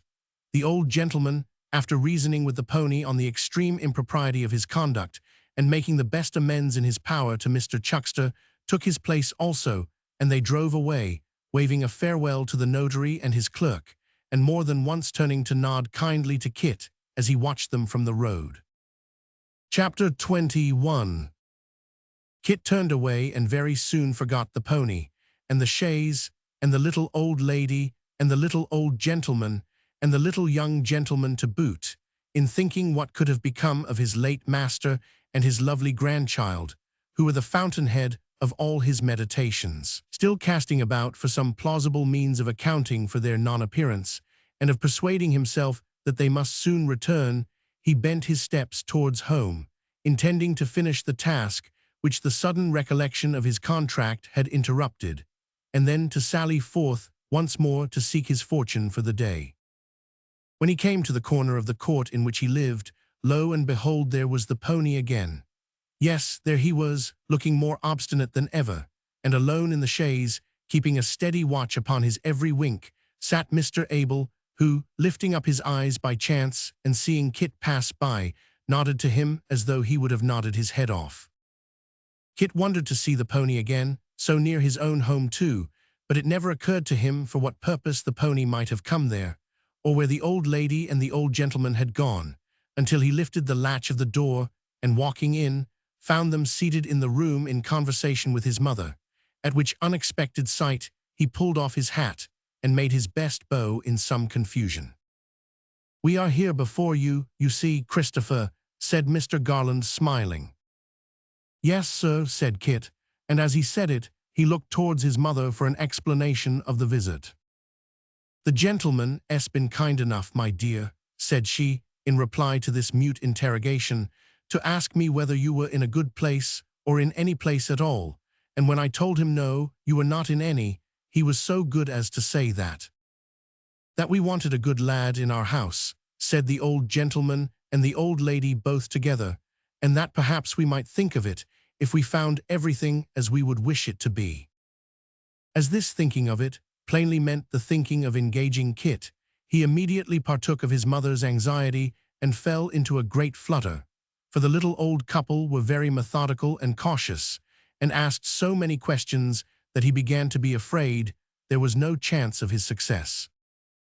"You see, my good woman," said Mrs. Garland to Kit's mother, "that it's necessary to be very careful and particular in such a matter as this, for we're only 3 in family and are very quiet, regular folks, and it would be a sad thing if we made any kind of mistake and found things different from what we hoped and expected." To this, Kit's mother replied that certainly it was quite true and quite right and quite proper, and heaven forbid that she should shrink, or have cause to shrink, from any inquiry into her character or that of her son, who was a very good son though she was his mother, in which respect she was bold to say, he took after his father, who was not only a good son to his mother, but the best of husbands and the best of fathers besides, which Kit could and would corroborate, she knew, and so would little Jacob and the baby likewise if they were old enough, which unfortunately they were not, though as they didn't know what a loss they had had, perhaps it was a great deal better that they should be as young as they were. And so Kit's mother wound up a long story by wiping her eyes with her apron and patting little Jacob's head, who was rocking the cradle and staring with all his might at the strange lady and gentleman. When Kit's mother had done speaking, the old lady struck in again and said that she was quite sure she was a very honest and very respectable person, or she never would have expressed herself in that manner, and that certainly the appearance of the children and the cleanliness of the house deserved great praise and did her the utmost credit, whereat Kit's mother dropped a curtsy and became consoled. Then the good woman entered in a long and minute account of Kit's life and history from the earliest period down to that time, not omitting to make mention of his miraculous fall out of a back parlor window when an infant of tender years, or his uncommon sufferings in a state of measles, which were illustrated by correct imitations of the plaintive manner in which he called for toast and water day and night, and said, "Don't cry, mother, I shall soon be better," for proof of which statements reference was made to Mrs. Green, lodger at the cheesemonger's round the corner, and divers other ladies and gentlemen in various parts of England and Wales,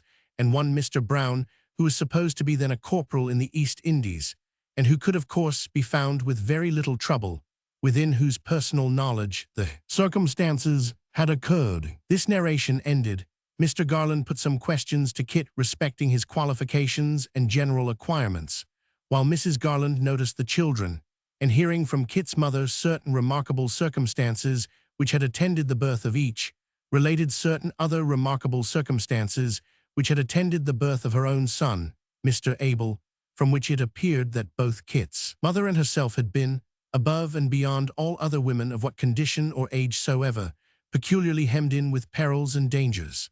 Lastly, inquiry was made into the nature and extent of Kit's wardrobe, and a small advance being made to improve the same, he was formerly hired at an annual income of £6, over and above his board and lodging, by Mr. and Mrs. Garland, of Abel Cottage, Finchley. It would be difficult to say which party appeared most pleased with this arrangement, the conclusion of which was hailed with nothing but pleasant looks and cheerful smiles on both sides. It was settled that Kit should repair to his new abode on the next day but 1 in the morning, and finally the little old couple, after bestowing a bright half-crown on little Jacob and another on the baby, took their leaves, being escorted as far as the street by their new attendant, who held the obdurate pony by the bridle while they took their seats, and saw them drive away with a lightened heart.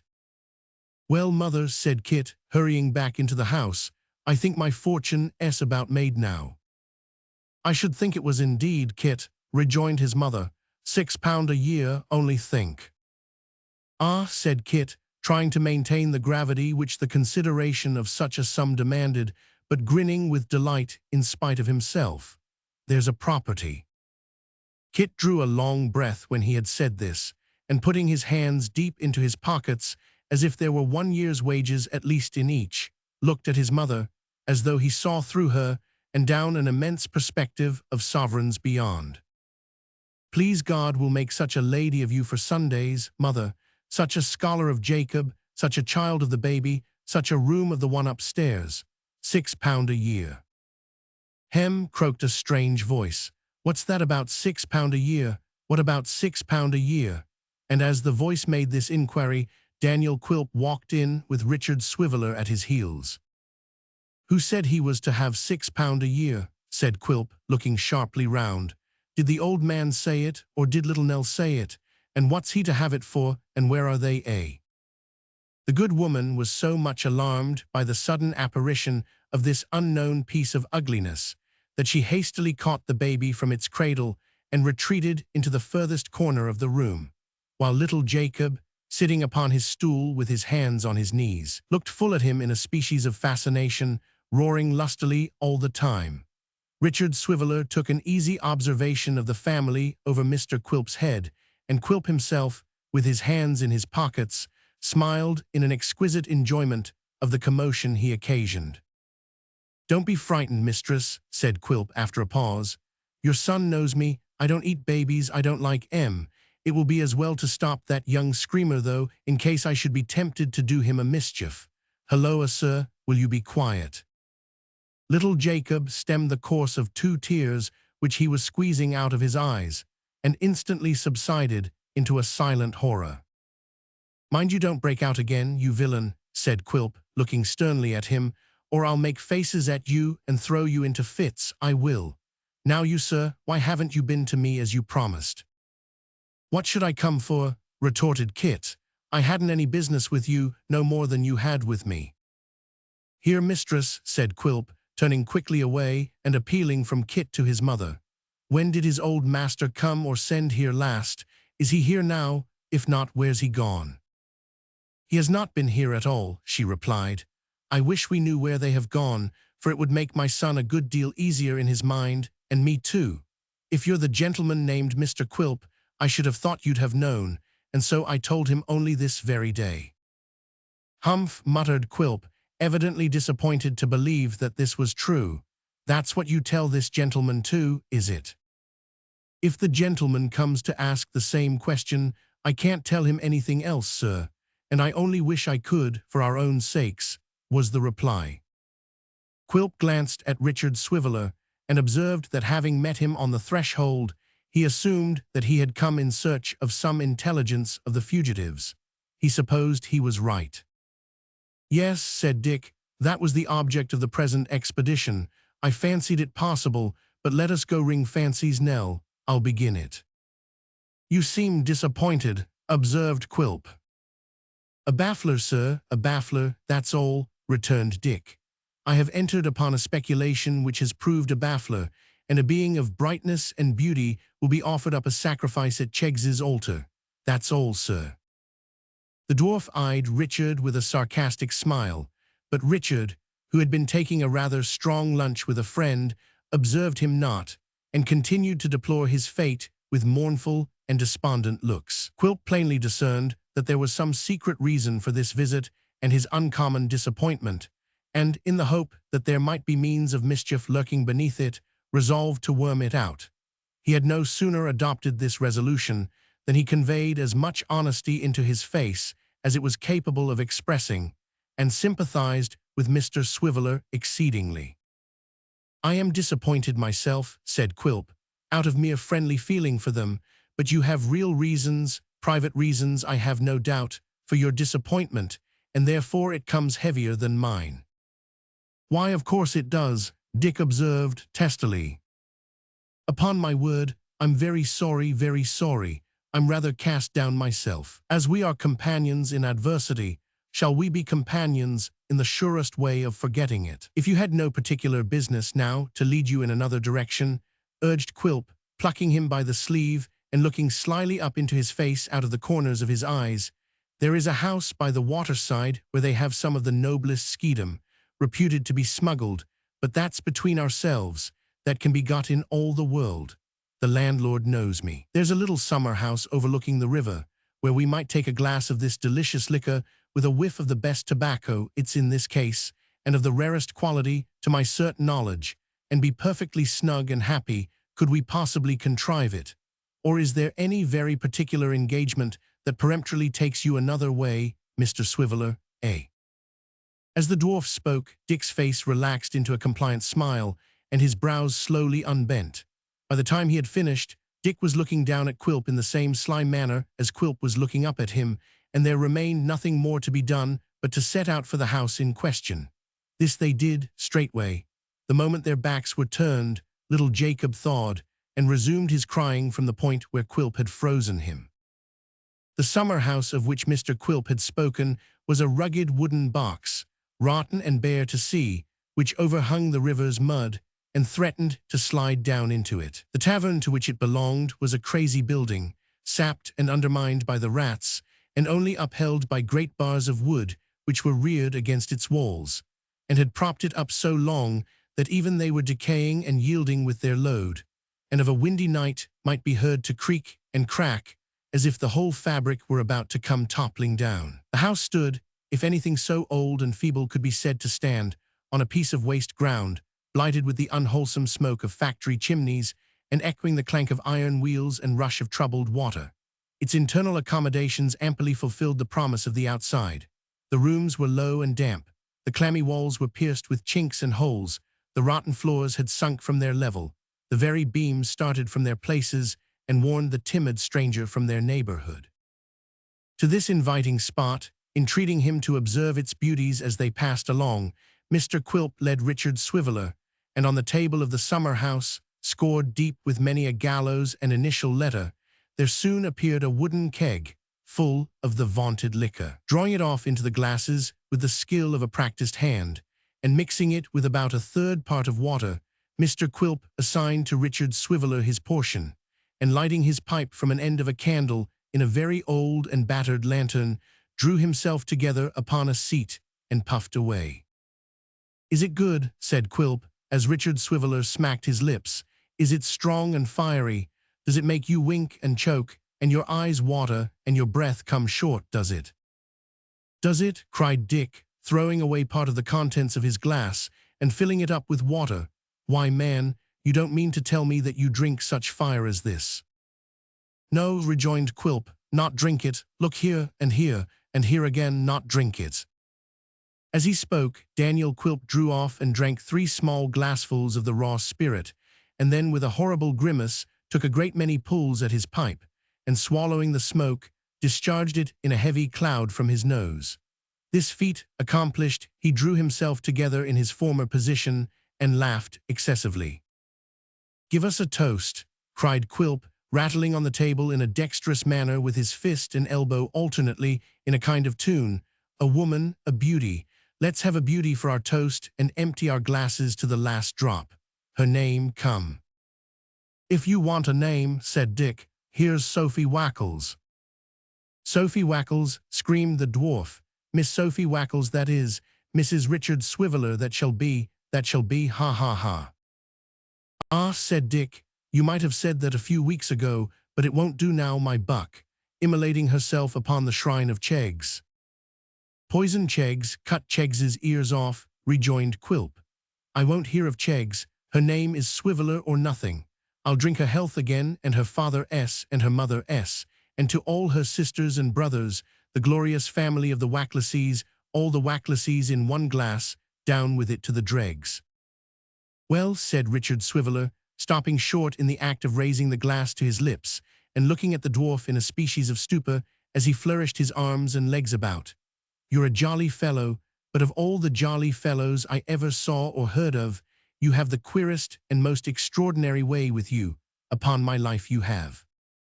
This candid declaration tended rather to increase than restrain Mr. Quilp's eccentricities, and Richard Swiveller, astonished to see him in such a roistering vein, and drinking not a little himself, for company, began imperceptibly to become more companionable and confiding, so that, being judiciously led on by Mr. Quilp, he grew at last very confiding indeed. Having once got him into this mood, and knowing now the keynote to strike whenever he was at a loss, Daniel Quilp's task was comparatively an easy one, and he was soon in possession of the whole details of the scheme contrived between the easy Dick and his more designing friend. "Stop," said Quilp, That's the thing, that's the thing. It can be brought about, it shall be brought about. There's my hand upon it. I am your friend from this minute. What, do you think there's still a chance? Inquired Dick, in surprise at this encouragement. A chance, echoed the dwarf. A certainty. Sophie Wackles may become a Cheggs or anything else she likes, but not a swiveller. Oh, you lucky dog. He's richer than any Jew alive. You're a made man. I see in you now nothing but Nellie's husband, rolling in gold and silver. I'll help you. It shall be done. Mind my words, it shall be done. But how? Said Dick. There's plenty of time, rejoined the dwarf, and it shall be done. We'll sit down and talk it over again all the way through. Fill your glass while I'm gone. I shall be back directly. With these hasty words, Daniel Quilp withdrew into a dismantled skittle ground behind the public house, and throwing himself upon the ground, actually screamed and rolled about in uncontrollable delight. Here's sport, he cried, sport ready to my hand, all invented and arranged, and only to be enjoyed. It was this shallow-pated fellow who made my bones ache t'other day, was it? It was his friend and fellow plotter, Mr. Trent, that once made eyes at Mrs. Quilp, and leered and looked, was it? After laboring for 2 or 3 years in their precious scheme, to find that they've got a beggar at last, and one of them tied for life. Ha ha ha, he shall marry Nell. He shall have her, and I'll be the first man, when the knot's tied hard and fast, to tell em what they've gained and what I've helped em to. Here will be a clearing of old scores. Here will be a time to remind em what a capital friend I was, and how I helped them to the heiress. Ha ha ha. In the height of his ecstasy, Mr. Quilp had liked to have met with a disagreeable check, for rolling very near a broken dog kennel, there leapt forth a large fierce dog, who, but that his chain was of the shortest, would have given him a disagreeable salute. As it was, the dwarf remained upon his back in perfect safety, taunting the dog with hideous faces, and triumphing over him in his inability to advance another inch, though there were not a couple of feet between them. Original! Why don't you come and bite me? Why don't you come and tear me to pieces, you coward? Said Quilp, hissing and worrying the animal till he was nearly mad. You're afraid, you bully, you're afraid, you know you are. The dog tore and strained at his chain with starting eyes and furious bark, but there the dwarf lay, snapping his fingers with gestures of defiance and contempt. When he had sufficiently recovered from his delight, he rose, and with his arms akimbo, achieved a kind of demon dance round the kennel, just without the limits of the chain, driving the dog quite wild. Having by this means composed his spirits and put himself in a pleasant train, he returned to his unsuspicious companion, whom he found looking at the tide with exceeding gravity and thinking of that same gold and silver which Mr. Quilp had mentioned. Chapter 22.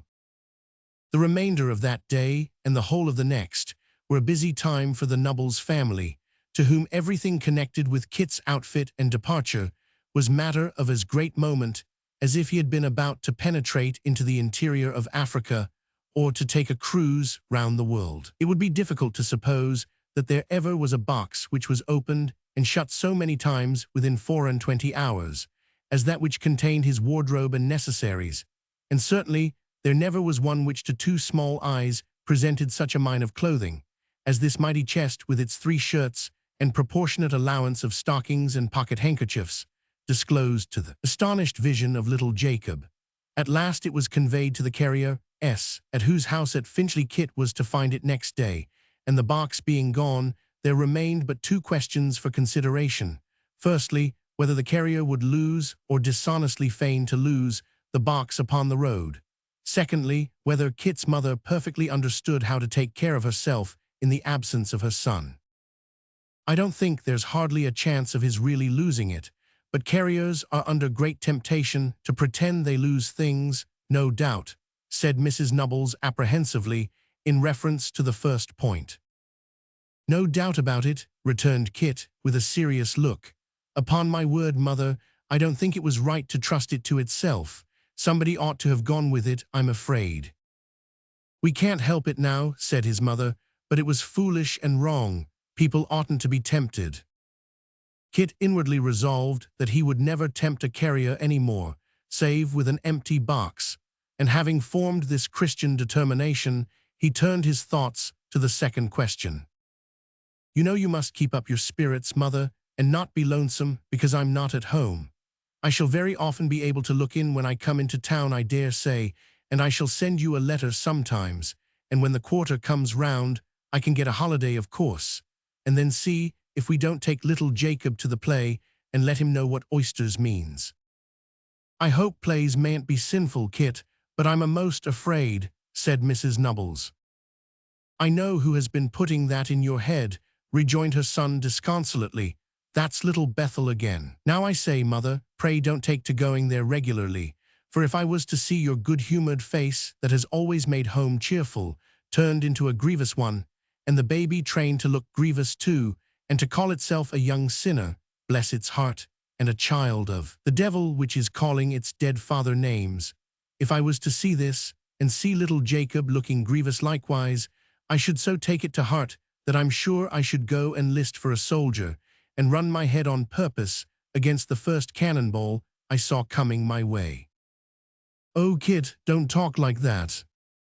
I would, indeed, mother, and unless you want to make me feel very wretched and uncomfortable, you'll keep that bow on your bonnet, which you'd more than half a mind to pull off last week. Can you suppose there's any harm in looking as cheerful, and being as cheerful as our poor circumstances will permit? Do I see anything in the way I'm made, which calls upon me to be a snivelling, solemn, whispering chap, sneaking about as if I couldn't help it, and expressing myself in a most unpleasant snuffle? On the contrary, don't I see every reason why I should? Just hear this. Ha ha ha, ain't that as natural as walking and as good for the health? Ha ha ha, ain't that as natural as a sheep's bleating, or a pig's grunting, or a horse's neighing, or a bird's singing? Ha ha ha, isn't it, mother? There was something contagious in Kit's laugh, for his mother, who had looked grave before, first subsided into a smile, and then fell to joining in it heartily, which occasioned Kit to say that he knew it was natural, and to laugh the more. Kit and his mother, laughing together in a pretty loud key, woke the baby, who, finding that there was something very jovial and agreeable in progress, was no sooner in its mother's arms than it began to kick and laugh most vigorously. This new illustration of his argument so tickled Kit that he fell backward in his chair in a state of exhaustion, pointing at the baby and shaking his sides till he rocked again. After recovering twice or thrice, and as often relapsing, he wiped his eyes and said grace, and a very cheerful meal their scanty supper was. With more kisses and hugs and tears than many young gentlemen who start upon their travels and leave well-stocked homes behind them would deem within the bounds of probability, if matters so low could be herein set down, Kit left the house at an early hour next morning and set out to walk to Finchley, feeling a sufficient pride in his appearance to have warranted his excommunication from Little Bethel from that time forth, if he had ever been one of that mournful congregation. Lest anybody should feel a curiosity to know how Kit was clad, it may be briefly remarked that he wore no livery, but was dressed in a coat of pepper and salt with waistcoat of canary color and nether garments of iron gray. Besides these glories, he shone in the luster of a new pair of boots and an extremely stiff and shiny hat, which on being struck anywhere with the knuckles sounded like a drum. And in this attire, rather wondering that he attracted so little attention, and attributing the circumstance to the insensibility of those who got up early, he made his way towards Abel Cottage. Without encountering any more remarkable adventure on the road than meeting a lad in a brimless hat, the exact counterpart of his old one, on whom he bestowed half the sixpence he possessed, Kit arrived in course of time at the carrier's house, where, to the lasting honor of human nature, he found the box in safety, receiving from the wife of this immaculate man a direction to Mr. Garland. He took the box upon his shoulder and repaired thither directly. To be sure, it was a beautiful little cottage with a thatched roof and little spires at the gable ends, and pieces of stained glass in some of the windows, almost as large as pocketbooks. On one side of the house was a little stable, just the size for the pony, with a little room over it, just the size for Kit. White curtains were fluttering, and birds in cages that looked as bright as if they were made of gold were singing at the windows. Plants were arranged on either side of the path and clustered about the door, and the garden was bright with flowers in full bloom, which shed a sweet odor all round and had a charming and elegant appearance. Everything within the house and without seemed to be the perfection of neatness and order. In the garden there was not a weed to be seen, and to judge from some dapper gardening tools, a basket, and a pair of gloves which were lying in one of the walks, old Mr. Garland had been at work in it that very morning. Kit looked about him, and admired, and looked again, and this a great many times before he could make up his mind to turn his head another way and ring the bell. There was abundance of time to look about him again, though, when he had rung it, for nobody came, so after ringing it twice or thrice, he sat down upon his box and waited. He rang the bell a great many times, and yet nobody came. But at last, as he was sitting upon the box thinking about giants' castles, and princesses tied up to pegs by the hair of their heads, and dragons bursting out from behind gates, and other incidents of the like nature, common in storybooks to youths of low degree on their first visit to strange houses, the door was gently opened, and a little servant girl, very tidy, modest, and demure, but very pretty too, appeared. "I suppose you're Christopher, sir," said the servant girl. Kit got off the box and said yes, he was. "I'm afraid you've rung a good many times perhaps," she rejoined, "but we couldn't hear you because we've been catching the pony." Kit rather wondered what this meant, but as he couldn't stop there, asking questions, he shouldered the box again and followed the girl into the hall, where through a back door he descried Mr. Garland leading Whisker in triumph up the garden, after that self-willed pony had, as he afterwards learned, dodged the family round a small paddock in the rear for 1 hour and 3/4. The old gentleman received him very kindly, and so did the old lady, whose previous good opinion of him was greatly enhanced by his wiping his boots on the mat until the soles of his feet burnt again. He was then taken into the parlor to be inspected in his new clothes, and when he had been surveyed several times and had afforded by his appearance unlimited satisfaction, he was taken into the stable, where the pony received him with uncommon complaisance, and thence into the little chamber he had already observed, which was very clean and comfortable, and thence into the garden, in which the old gentleman told him he would be taught to employ himself, and where he told him, besides, what great things he meant to do to make him comfortable and happy if he found he deserved it. All these kindnesses Kit acknowledged with various expressions of gratitude and so many touches of the new hat that the brim suffered considerably. When the old gentleman had said all he had to say in the way of promise and advice, and Kit had said all he had to say in the way of assurance and thankfulness, he was handed over again to the old lady, who, summoning the little servant girl, whose name was Barbara, instructed her to take him downstairs and give him something to eat and drink after his walk. Downstairs, therefore, Kit went, and at the bottom of the stairs there was such a kitchen as was never before seen or heard of out of a toy-shop window, with everything in it as bright and glowing, and as precisely ordered too as Barbara herself. And in this kitchen Kit sat himself down at a table as white as a tablecloth, to eat cold meat and drink small ale, and use his knife and fork the more awkwardly, because there was an unknown Barbara looking on and observing him. It did not appear, however, that there was anything remarkably tremendous about this strange Barbara, who, having lived a very quiet life, blushed very much, and was quite as embarrassed and uncertain what she ought to say or do as Kit could possibly be. When he had sat for some little time, attentive to the ticking of the sober clock, he ventured to glance curiously at the dresser, and there, among the plates and dishes, were Barbara's little work-box with a sliding lid to shut in the balls of cotton, and Barbara's prayer book, and Barbara's hymn book, and Barbara's Bible. Barbara's little looking-glass hung in a good light near the window, and Barbara's bonnet was on a nail behind the door. From all these mute signs and tokens of her presence, he naturally glanced at Barbara herself, who sat as mute as they, shelling peas into a dish. And just when Kit was looking at her eyelashes and wondering, quite in the simplicity of his heart, what color her eyes might be, it perversely happened that Barbara raised her head a little to look at him, when both pair of eyes were hastily withdrawn, and Kit leant over his plate, and Barbara over her pea-shells, each in extreme confusion at having been detected by the other. 170 M. Original. Chapter 23.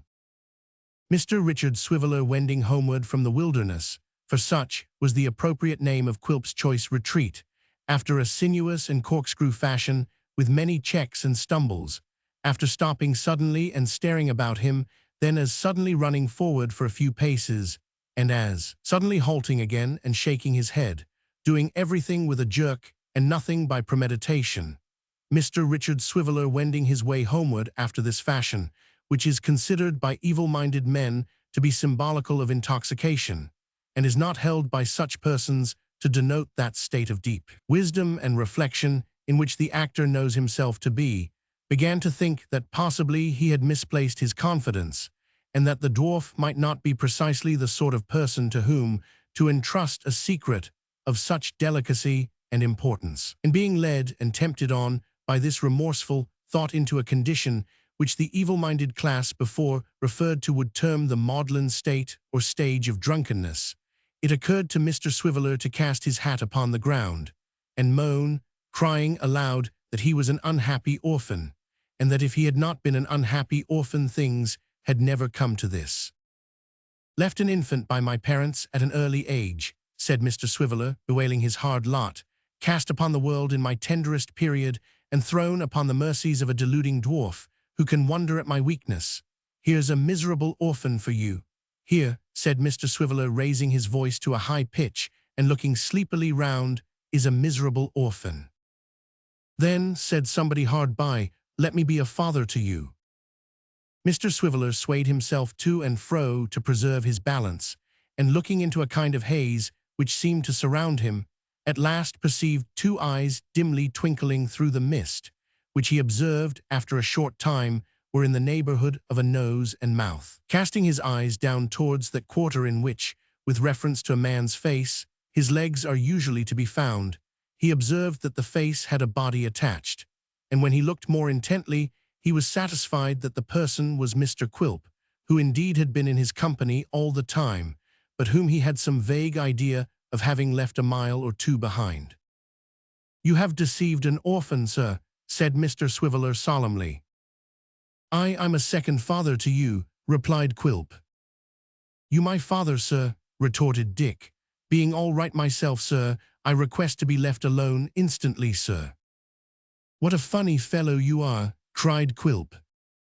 "Go, sir," returned Dick, leaning against a post and waving his hand. "Go, deceiver, go some day, sir. P'raps you'll waken from pleasure's dream to know the grief of orphans forsaken. Will you go, sir?" The dwarf taking no heed of this adjuration, Mr. Swiveller advanced with the view of inflicting upon him condign chastisement. But forgetting his purpose, or changing his mind before he came close to him, he seized his hand and vowed eternal friendship, declaring with an agreeable frankness that from that time forth they were brothers in everything but personal appearance. Then he told his secret over again, with the addition of being pathetic on the subject of Miss Wackles, who, he gave Mr. Quilp to understand, was the occasion of any slight incoherency he might observe in his speech at that moment, which was attributable solely to the strength of his affection and not to rosy wine or other fermented liquor. And then they went on arm in arm, very lovingly together. 172 M. Original. "I'm as sharp," said Quilp to him at parting, "as sharp as a ferret, and as cunning as a weasel. You bring Trent to me, assure him that I'm his friend, though I fear he a little distrusts me. I don't know why, I have not deserved it, and you've both of you made your fortunes in perspective." "That's the worst of it," returned Dick. "These fortunes in perspective look such a long way off." "But they look smaller than they really are on that account," said Quilp, pressing his arm.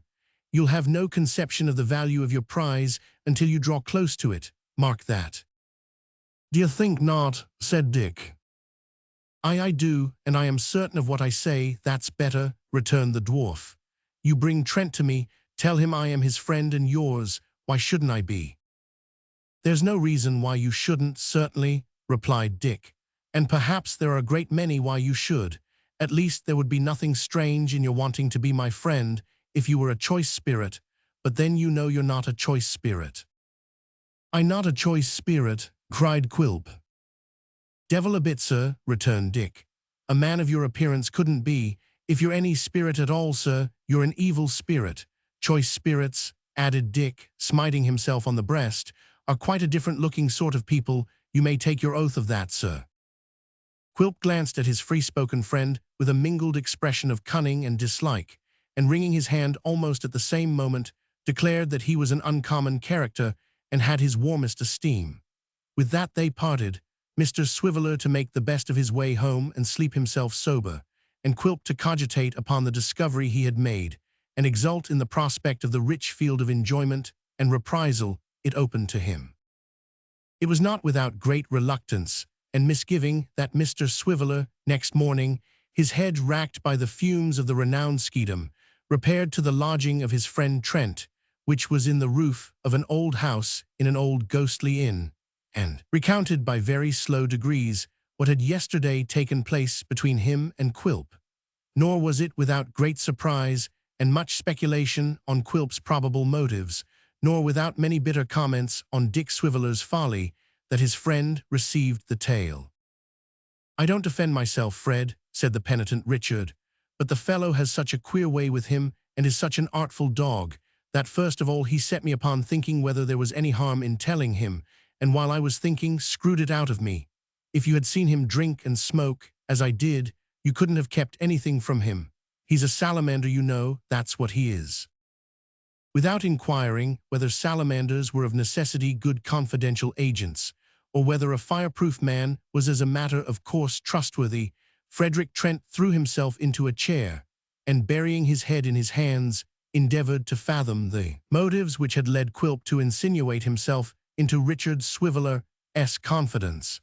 For that the disclosure was of his seeking, and had not been spontaneously revealed by Dick, was sufficiently plain from Quilp's seeking his company and enticing him away. The dwarf had twice encountered him when he was endeavoring to obtain intelligence of the fugitives. This, perhaps, as he had not shown any previous anxiety about them, was enough to awaken suspicion in the breast of a creature so jealous and distrustful by nature, setting aside any additional impulse to curiosity that he might have derived from Dick's incautious manner. But knowing the scheme they had planned, why should he offer to assist it? This was a question more difficult of solution.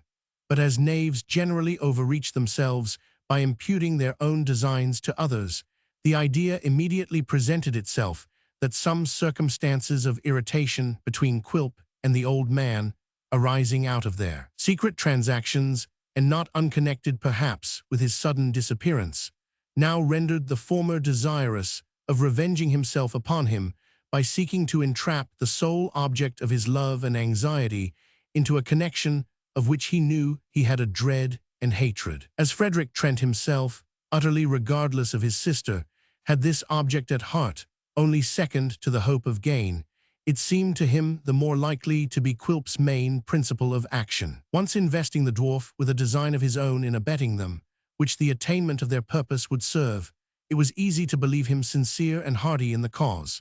And as there could be no doubt of his proving a powerful and useful auxiliary, Trent determined to accept his invitation and go to his house that night, and if what he said and did confirmed him in the impression he had formed, to let him share the labor of their plan, but not the profit.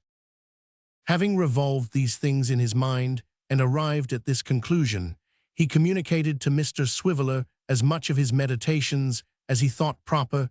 Dick would have been perfectly satisfied with less, and giving him the day to recover himself from his late salamandering, accompanied him at evening to Mr. Quilp's house. Mighty glad Mr. Quilp was to see them, or mightily glad he seemed to be, and fearfully polite Mr. Quilp was to Mrs. Quilp and Mrs. Ginnywin, and very sharp was the look he cast on his wife to observe how she was affected by the recognition of young Trent. Mrs. Quilp was as innocent as her own mother of any emotion, painful or pleasant, which the sight of him awakened, but as her husband's glance made her timid and confused and uncertain what to do or what was required of her, Mr. Quilp did not fail to assign her embarrassment to the cause he had in his mind, and while he chuckled at his penetration, was secretly exasperated by his jealousy. Nothing of this appeared, however. On the contrary, Mr. Quilp was all blandness and suavity, and presided over the case-bottle of rum with extraordinary open-heartedness. "Why, let me see," said Quilp. "It must be a matter of nearly 2 years since we were first acquainted." Nearer 3, I think, said Trent. Nearer 3, cried Quilp. How fast time flies. Does it seem as long as that to you, Mrs. Quilp? Yes, I think it seems full 3 years, Quilp, was the unfortunate reply. Oh, indeed, ma'am, thought Quilp. You have been pining, have you? Very good, ma'am. It seems to me but yesterday that you went out to Demerara in the Mary Ann, said Quilp. But yesterday, I declare, well, I like a little wildness. I was wild myself once. Mr. Quilp accompanied this admission with such an awful wink, indicative of old rovings and backslidings, that Mrs. Ginniwin was indignant, and could not forbear from remarking under her breath that he might at least put off his confessions until his wife was absent, for which act of boldness and insubordination Mr. Quilp first stared her out of countenance and then drank her health ceremoniously. I thought you'd come back directly, Fred. I always thought that, said Quilp, setting down his glass. And when the Mary Ann returned with you on board, instead of a letter to say what a contrite heart you had, and how happy you were in the situation that had been provided for you, I was amused, exceedingly amused. Ha ha ha. The young man smiled, but not as though the theme was the most agreeable one that could have been selected for his entertainment, and for that reason Quilp pursued it. I always will say, he resumed, that when a rich relation having 2 young people, sisters or brother and sister, dependent on him, attaches himself exclusively to one and casts off the other, he does wrong. The young man made a movement of impatience, but Quilp went on as calmly as if he were discussing some abstract question in which nobody present had the slightest personal interest. It's very true, said Quilp, that your grandfather urged repeated forgiveness, ingratitude, riot, and extravagance, and all that, but as I told him, these are common faults. But he's a scoundrel, said he. Granting that, said I, for the sake of argument, of course, a great many young noblemen and gentlemen are scoundrels too, but he wouldn't be convinced. I wonder at that, Mr. Quilp, said the young man sarcastically. Well, so did I at the time, returned Quilp, but he was always obstinate. He was in a manner a friend of mine, but he was always obstinate and wrong-headed. Little Nell is a nice girl, a charming girl, but you're her brother, Frederick. You're her brother after all. As you told him the last time you met, he can't alter that. He would if he could, confound him for that and all other kindnesses, said the young man impatiently. But nothing can come of this subject now, and let us have done with it in the devil's name. Agreed, returned Quilp, agreed on my part readily. Why have I alluded to it? Just to show you, Frederick, that I have always stood your friend. You little knew who was your friend and who your foe, now did you? You thought I was against you, and so there has been a coolness between us, but it was all on your side, entirely on your side. Let's shake hands again, Fred.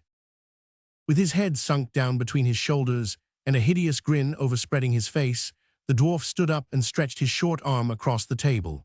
After a moment's hesitation, the young man stretched out his to meet it. Quilp clutched his fingers in a grip that for the moment stopped the current of the blood within them, and pressing his other hand upon his lip, and frowning towards the unsuspicious Richard, released them and sat down. This action was not lost upon Trent, who, knowing that Richard Swiveller was a mere tool in his hands and knew no more of his designs than he thought proper to communicate, saw that the dwarf perfectly understood their relative position and fully entered into the character of his friend. It is something to be appreciated, even in knavery. This silent homage to his superior abilities, no less than a sense of the power with which the dwarf's quick perception had already invested him, inclined the young man towards that ugly worthy and determined him to profit by his aid. It being now Mr. Quilp's cue to change the subject with all convenient expedition, lest Richard Swiveller in his heedlessness should reveal anything which it was inexpedient for the women to know, he proposed a game at 4-handed cribbage, and partners being cut for, Mrs. Quilp fell to Frederick Trent, and Dick himself to Quilp. Mrs. Ginniwin, being very fond of cards, was carefully excluded by her son-in-law from any participation in the game, and had assigned to her the duty of occasionally replenishing the glasses from the case bottle, Mr. Quilp from that moment keeping one eye constantly upon her, lest she should by any means procure a taste of the same, and thereby tantalizing the wretched old lady, who was as much attached to the case bottle as the cards, in a double degree and most ingenious manner. But it was not to Mrs. Ginniewin alone that Mr. Quilp's attention was restricted, as several other matters required his constant vigilance. Among his various eccentric habits, he had a humorous one of always cheating at cards, which rendered necessary on his part not only a close observance of the game and a sleight of hand in counting and scoring, but also involved the constant correction, by looks and frowns and kicks under the table, of Richard Swiveller, who, being bewildered by the rapidity with which his cards were told, and the rate at which the pegs travelled down the board, could not be prevented from sometimes expressing his surprise and incredulity. Mrs. Quilp, too, was the partner of young Trent, and for every look that passed between them, and every word they spoke, and every card they played, the dwarf had eyes and ears, not occupied alone with what was passing above the table, but with signals that might be exchanging beneath it, which he laid all kinds of traps to detect, besides often treading on his wife's toes to see whether she cried out or remained silent under the infliction, in which latter case it would have been quite clear that Trent had been treading on her toes before. Yet in the most of all these distractions, the one eye was upon the old lady always, and if she so much as stealthily advanced a teaspoon towards a neighboring glass, which she often did, for the purpose of abstracting but one sup of its sweet contents, Quilp's hand would overset it in the very moment of her triumph, and Quilp's mocking voice implore her to regard her precious health. And in any one of these his many cares, from first to last, Quilp never flagged nor faltered. At length, when they had played a great many rubbers and drawn pretty freely upon the case bottle, Mr. Quilp warned his lady to retire to rest, and that submissive wife complying, and being followed by her indignant mother, Mr. Swiveller fell asleep. The dwarf, beckoning his remaining companion to the other end of the room, held a short conference with him in whispers. "It's as well not to say more than one can help before our worthy friend," said Quilp, making a grimace towards the slumbering Dick. "Is it a bargain between us, Fred? Shall he marry little rosy Nell by and by?" "You have some end of your own to answer, of course," returned the other. "Of course I have, dear Fred," said Quilp, grinning to think how little he suspected what the real end was. "It's retaliation perhaps whim. I have influence, Fred, to help or oppose. Which way shall I use it? There are a pair of scales, and it goes into one." "Throw it into mine, then," said Trent. "It's done, Fred," rejoined Quilp, stretching out his clenched hand and opening it as if he had let some weight fall out.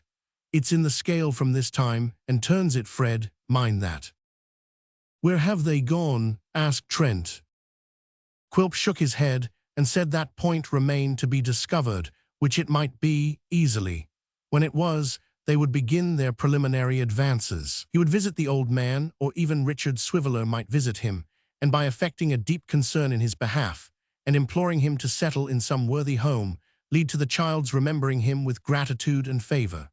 Once impressed to this extent, it would be easy, he said, to win her in a year or two, for she supposed the old man to be poor, as it was a part of his jealous policy, in common with many other misers, to feign to be so to those about him. "He has feigned it often enough to me, of late," said Trent. "Oh, and to me too," replied the dwarf, "which is more extraordinary, as I know how rich he really is." "I suppose you should," said Trent. "I think I should indeed," rejoined the dwarf, and in that, at least, he spoke the truth. After a few more whispered words, they returned to the table, and the young man, rousing Richard Swiveller, informed him that he was waiting to depart. This was welcome news to Dick, who started up directly. After a few words of confidence in the result of their project had been exchanged, they bade the grinning Quilp good night. Quilp crept to the window as they passed in the street below and listened. Trent was pronouncing an encomium upon his wife, and they were both wondering by what enchantment she had been brought to marry such a misshapen wretch as he. The dwarf, after watching their retreating shadows with a wider grin than his face had yet displayed, stole softly in the dark to bed. In this hatching of their scheme, neither Trent nor Quilp had had one thought about the happiness or misery of poor innocent Nell. It would have been strange if the careless profligate, who was the butt of both, had been harassed by any such consideration, for his high opinion of his own merits and deserts rendered the project rather a laudable one than otherwise, and if he had been visited by so unwanted a guest as reflection, he would, being a brute only in the gratification of his appetites, have soothed his conscience with the plea that he did not mean to beat or kill his wife, and would therefore, after all said and done, be a very tolerable, average husband. Chapter 24. It was not until they were quite exhausted and could no longer maintain the pace at which they had fled from the race ground, that the old man and the child ventured to stop and sit down to rest upon the borders of a little wood. Here, though the course was hidden from their view, they could yet faintly distinguish the noise of distant shouts, the hum of voices, and the beating of drums. Climbing the eminence which lay between them and the spot they had left, the child could even discern the fluttering flags and white tops of booths, but no person was approaching towards them, and their resting place was solitary and still. Some time elapsed before she could reassure her trembling companion or restore him to a state of moderate tranquility.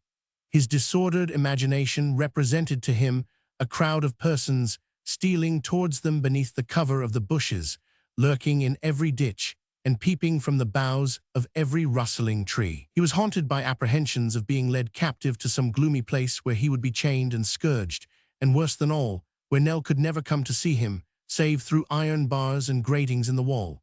His terrors affected the child.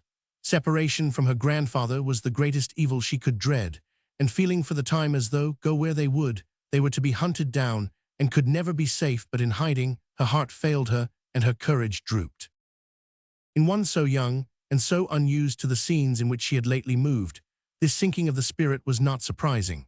But nature often enshrines gallant and noble hearts in weak bosoms, oftenest, God bless her, in female breasts, and when the child, casting her tearful eyes upon the old man, remembered how weak he was, and how destitute and helpless he would be if she failed him, her heart swelled within her, and animated her with new strength and fortitude. "We are quite safe now, and have nothing to fear indeed, dear grandfather," she said. "Nothing to fear," returned the old man, "nothing to fear if they took me from thee, nothing to fear if they parted us. Nobody is true to me, no, not one, not even Nell." "Oh, do not say that," replied the child, "for if ever anybody was true at heart and earnest, I am sure you know I am." "Then how," said the old man, looking fearfully round, "how can you bear to think that we are safe, when they are searching for me everywhere, and may come here and steal upon us, even while we're talking?" "Because I'm sure we have not been followed," said the child. "Judge for yourself, dear grandfather, look round and see how quiet and still it is. We are alone together and may ramble where we like. Not safe. Could I feel easy, did I feel at ease, when any danger threatened you?" "True, too," he answered, pressing her hand, but still looking anxiously about. "What noise was that?" "A bird," said the child, "flying into the wood and leading the way for us to follow. You remember that we said we would walk in woods and fields, and by the side of rivers, and how happy we would be, you remember that. But here, while the sun shines above our heads, and everything is bright and happy, we are sitting sadly down and losing time. See what a pleasant path, and there's the bird, the same bird. Now he flies to another tree and stays to sing. Come." When they rose up from the ground, and took the shady track which led them through the wood, she bounded on before, printing her tiny footsteps in the moss, which rose elastic from so light a pressure, and gave it back as mirrors throw off breath. And thus she lured the old man on, with many a backward look and merry beck, now pointing stealthily to some lone bird as it perched and twittered on a branch that strayed across their path, now stopping to listen to the songs that broke the happy silence. Watch the sun as it trembled through the leaves, and stealing in among the ivied trunks of stout old trees, opened long paths of light. As they passed onward, parting the boughs that clustered in their way, the serenity which the child had first assumed stole into her breast in earnest. The old man cast no longer fearful looks behind, but felt at ease and cheerful, for the further they passed into the deep green shade, the more they felt that the tranquil mind of God was there, and shed its peace on them. At length the path, becoming clearer and less intricate, brought them to the end of the wood and into a public road. Taking their way along it for a short distance, they came to a lane, so shaded by the trees on either hand that they met together overhead and arched the narrow way. A broken finger-post announced that this led to a village 3 miles off, and thither they resolved to bend their steps.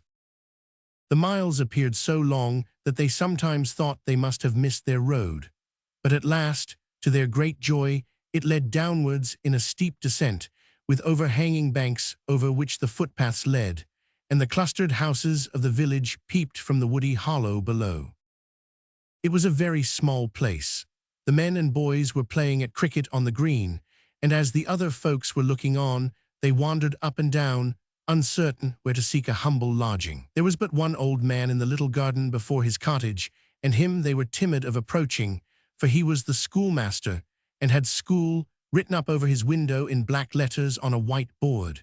He was a pale, simple-looking man, of a spare and meagre habit, and sat among his flowers and beehives, smoking his pipe, in the little porch before his door. "Speak to him, dear," the old man whispered. "I am almost afraid to disturb him," said the child timidly. "He does not seem to see us. Perhaps if we wait a little, he may look this way." They waited, but the schoolmaster cast no look towards them, and still sat, thoughtful and silent, in the little porch. He had a kind face. In his plain old suit of black, he looked pale and meagre. They fancied, too, a lonely air about him and his house, but perhaps that was because the other people formed a merry company upon the green, and he seemed the only solitary man in all the place. They were very tired, and the child would have been bold enough to address even a schoolmaster, but for something in his manner which seemed to denote that he was uneasy or distressed. As they stood hesitating at a little distance, they saw that he sat for a few minutes at a time like one in a brown study, then laid aside his pipe and took a few turns in his garden, then approached the gate and looked towards the green, then took up his pipe again with a sigh and sat down thoughtfully as before. As nobody else appeared, and it would soon be dark, Nell at length took courage, and when he had resumed his pipe and seat, ventured to draw near, leading her grandfather by the hand. The slight noise they made in raising the latch of the wicket gate caught his attention. He looked at them kindly, but seemed disappointed too, and slightly shook his head. Nell dropped a curtsy, and told him they were poor travelers who sought a shelter for the night which they would gladly pay for, so far as their means allowed. The schoolmaster looked earnestly at her as she spoke, laid aside his pipe, and rose up directly. "If you could direct us anywhere, sir," said the child, "we should take it very kindly." "You have been walking a long way," said the schoolmaster. "A long way, sir," the child replied. "Original." "You're a young traveler, my child," he said, laying his hand gently on her head. "Your grandchild friend." "I, sir," cried the old man, "and the stay and comfort of my life." "Come in," said the schoolmaster. Without further preface, he conducted them into his little schoolroom, which was parlor and kitchen likewise, and told them that they were welcome to remain under his roof till morning. Before they had done thanking him, he spread a coarse white cloth upon the table, with knives and platters, and bringing out some bread and cold meat and a jug of beer, besought them to eat and drink. The child looked round the room as she took her seat. There were a couple of forms, notched and cut and inked all over, a small deal desk perched on 4 legs, at which no doubt the master sat, a few dog's-eared books upon a high shelf, and beside them a motley collection of peg-tops, bowls, kites, fishing lines, marbles, half-eaten apples, and other confiscated property of idle urchins. Displayed on hooks upon the wall in all their terrors were the cane and ruler, and near them, on a small shelf of its own, the dunce's cap, made of old newspapers and decorated with glaring wafers of the largest size. But the great ornaments of the walls were certain moral sentences fairly copied in good round text, and well-worked sums in simple addition and multiplication, evidently achieved by the same hand, which were plentifully pasted all round the room, for the double purpose, as it seemed, of bearing testimony to the excellence of the school and kindling a worthy emulation in the bosoms of the scholars. "Yes," said the old schoolmaster, observing that her attention was caught by these latter specimens. "That's beautiful writing, my dear." "Very, sir," replied the child modestly. "Is it yours?" "Mine," he returned, taking out his spectacles and putting them on to have a better view of the triumphs so dear to his heart. "I couldn't write like that nowadays. No, They're all done by one hand, a little hand it is, not so old as yours, but a very clever one." As the schoolmaster said this, he saw that a small blot of ink had been thrown on one of the copies, so he took a penknife from his pocket and, going up to the wall, carefully scraped it out. When he had finished, he walked slowly backward from the writing, admiring it as one might contemplate a beautiful picture, but with something of sadness in his voice and manner which quite touched the child, though she was unacquainted with its cause. "A little hand indeed," said the poor schoolmaster. "Far beyond all his companions, in his learning and his sports too, how did he ever come to be so fond of me? That I should love him is no wonder, but that he should love me—" And there the schoolmaster stopped and took off his spectacles to wipe them, as though they had grown dim. "I hope there is nothing the matter, sir," said Nell anxiously. "Not much, my dear," returned the schoolmaster. "I hope to have seen him on the green tonight. He was always foremost among them, but he'll be there tomorrow." "Has he been ill?" asked the child, with a child's quick sympathy. "Not very. They said he was wandering in his head yesterday, dear boy, and so they said the day before. But that's a part of that kind of disorder. It's not a bad sign, not at all a bad sign." The child was silent. He walked to the door and looked wistfully out. The shadows of night were gathering, and all was still. "If he could lean upon anybody's arm, he would come to me, I know," he said, returning into the room. "He always came into the garden to say good night, but perhaps his illness has only just taken a favorable turn, and it's too late for him to come out, for it's very damp and there's a heavy dew. It's much better he shouldn't come tonight." The schoolmaster lighted a candle, fastened the window shutter, and closed the door. But after he had done this and sat silent a little time, he took down his hat and said he would go and satisfy himself if Nell would sit up till he returned. The child readily complied, and he went out.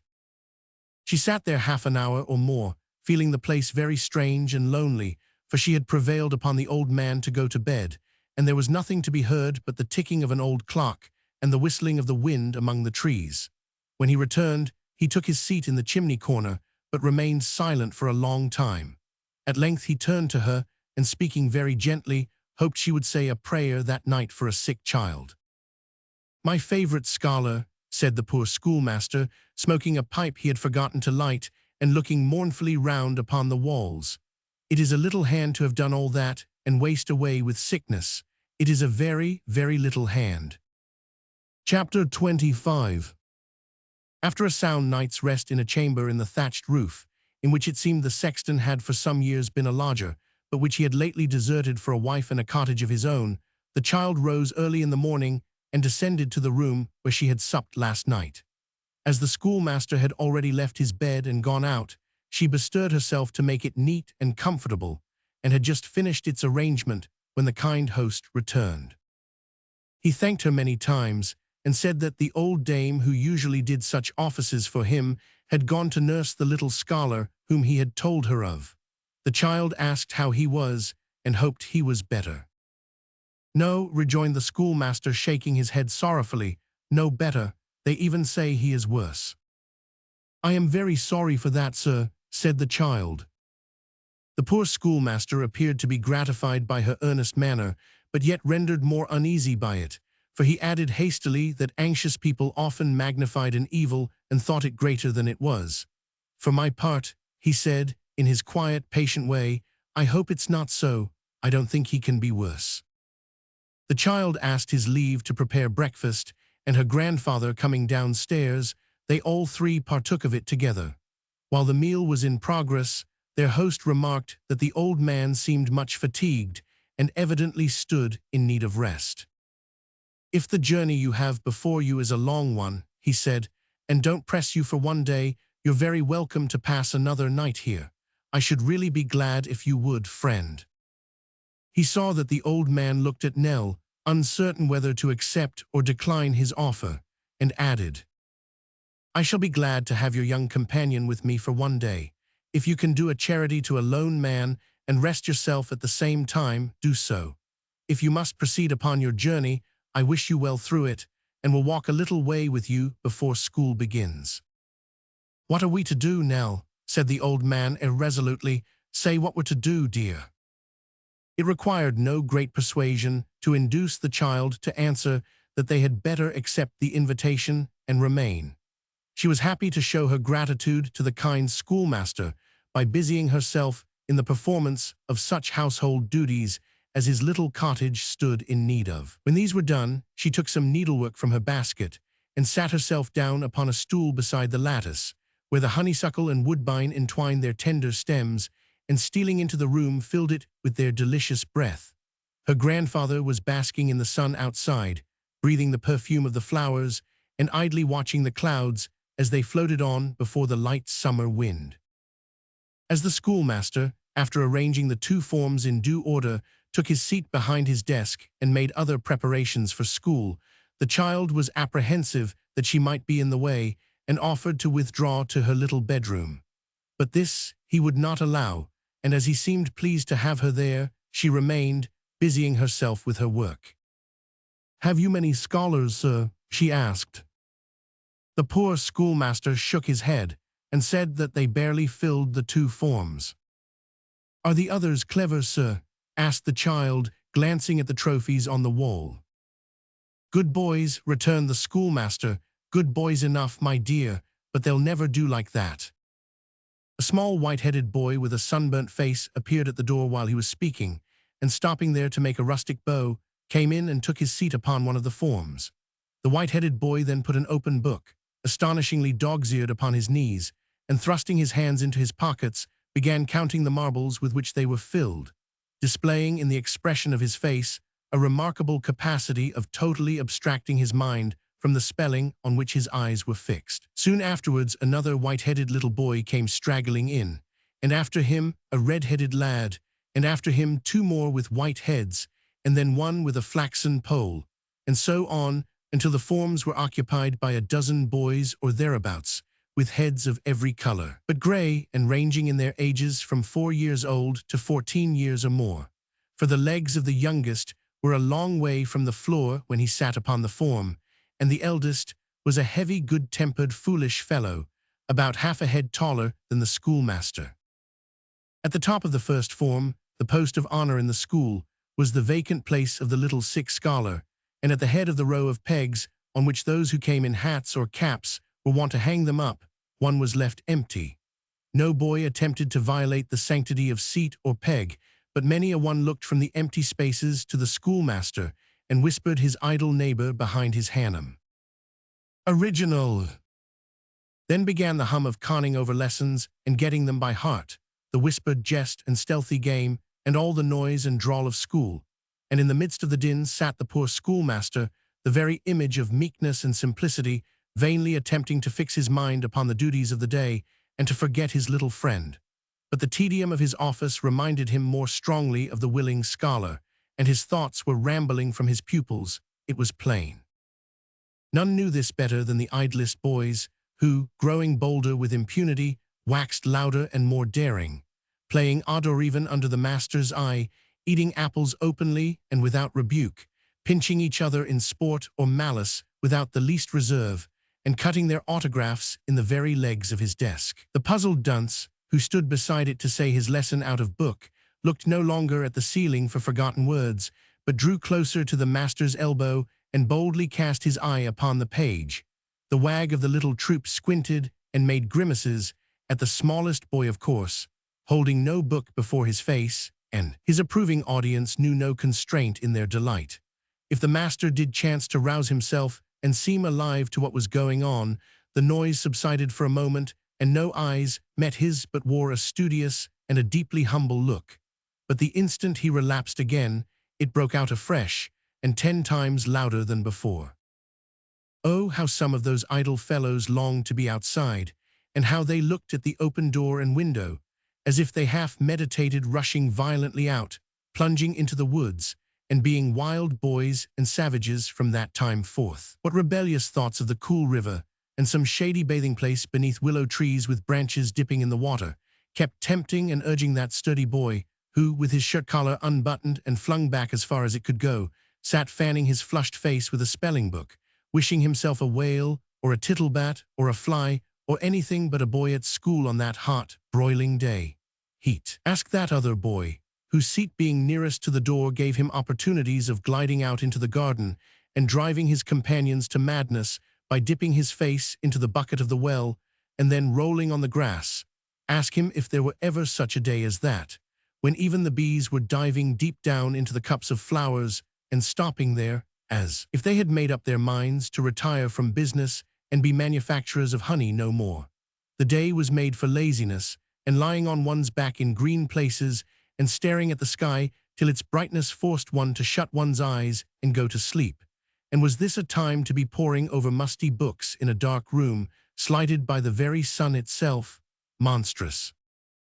Nell sat by the window occupied with her work, but attentive still to all that passed, though sometimes rather timid of the boisterous boys. The lessons over, writing time began, and there being but one desk, and that the master, each boy sat at it in turn and labored at his crooked copy while the master walked about. This was a quieter time, for he would come and look over the writer's shoulder and tell him mildly to observe how such a letter was turned in such a copy on the wall, praise such an upstroke here and such a downstroke there, and bid him take it for his model. Then he would stop and tell them what the sick child had said last night, and how he had longed to be among them once again. And such was the poor schoolmaster's gentle and affectionate manner, that the boys seemed quite remorseful that they had worried him so much, and were absolutely quiet, eating no apples, cutting no names, inflicting no pinches, and making no grimaces for full 2 minutes afterwards. "I think, boys," said the schoolmaster when the clock struck 12, "that I shall give an extra half-holiday this afternoon." At this intelligence, the boys, led on and headed by the tall boy, raised a great shout, in the midst of which the master was seen to speak, but could not be heard. As he held up his hand, however, in token of his wish that they should be silent, they were considerate enough to leave off, as soon as the longest-winded among them were quite out of breath. "You must promise me first," said the schoolmaster, "that you'll not be noisy, or at least, if you are, that you'll go away and be so, away out of the village, I mean. I'm sure you wouldn't disturb your old playmate and companion." There was a general murmur, and perhaps a very sincere one, for they were but boys in the negative, and the tall boy, perhaps as sincerely as any of them, called those about him to witness that he had only shouted in a whisper. "Then pray don't forget, there's my dear scholars," said the schoolmaster, "what I have asked you, and do it as a favor to me. Be as happy as you can, and don't be unmindful that you are blessed with health. Goodbye all." "Thank ye, sir," and "Goodbye, sir," were said a good many times in a variety of voices, and the boys went out very slowly and softly. But there was the sun shining, and there were the birds singing, as the sun only shines, and the birds only sing on holidays and half-holidays. There were the trees waving to all free boys to climb and nestle among their leafy branches, the hay entreating them to come and scatter it to the pure air, the green corn gently beckoning towards wood and stream, the smooth ground, rendered smoother still by blending lights and shadows, inviting to runs and leaps, and long walks God knows whither. It was more than boy could bear, and with a joyous whoop the whole cluster took to their heels and spread themselves about, shouting and laughing as they went. "It's natural, thank heaven," said the poor schoolmaster, looking after them. "I'm very glad they didn't mind me." It is difficult, however, to please everybody, as most of us would have discovered, even without the fable which bears that moral. And in the course of the afternoon, several mothers and aunts of pupils looked in to express their entire disapproval of the schoolmaster's proceeding. A few confined themselves to hints, such as politely inquiring what red-letter day or saint's day the almanac said it was. A few, these were the profound village politicians, argued that it was a slight to the throne and an affront to church and state, and savored of revolutionary principles, to grant a half-holiday upon any lighter occasion than the birthday of the monarch. But the majority expressed their displeasure on private grounds and in plain terms, arguing that to put the pupils on this short allowance of learning was nothing but an act of downright robbery and fraud. And one old lady, finding that she could not inflame or irritate the peaceable schoolmaster by talking to him, bounced out of his house, and talked at him for half an hour outside his own window to another old lady, saying that of course he would deduct this half-holiday from his weekly charge, or of course he would naturally expect to have an opposition started against him. There was no want of idle chaps in that neighborhood. Here the old lady raised her voice, and some chaps who were too idle even to be schoolmasters might soon find that there were other chaps put over their heads, and so she would have them take care and look pretty sharp about them. But all these taunts and vexations failed to elicit one word from the meek schoolmaster, who sat with the child by his side, a little more dejected perhaps, but quite silent and uncomplaining. Towards night an old woman came tottering up the garden as speedily as she could, and meeting the schoolmaster at the door, said he was to go to Dame West's directly and had best run on before her. He and the child were on the point of going out together for a walk, and without relinquishing her hand, the schoolmaster hurried away, leaving the messenger to follow as she might. They stopped at a cottage door, and the schoolmaster knocked softly at it with his hand. It was opened without loss of time. They entered a room where a little group of women were gathered about one, older than the rest, who was crying very bitterly and sat wringing her hands and rocking herself to and fro. "Oh, dame," said the schoolmaster, drawing near her chair, "is it so bad as this?" "He's going fast," cried the old woman. "My grandson's dying. It's all along of you. You shouldn't see him now, but for his being so earnest on it.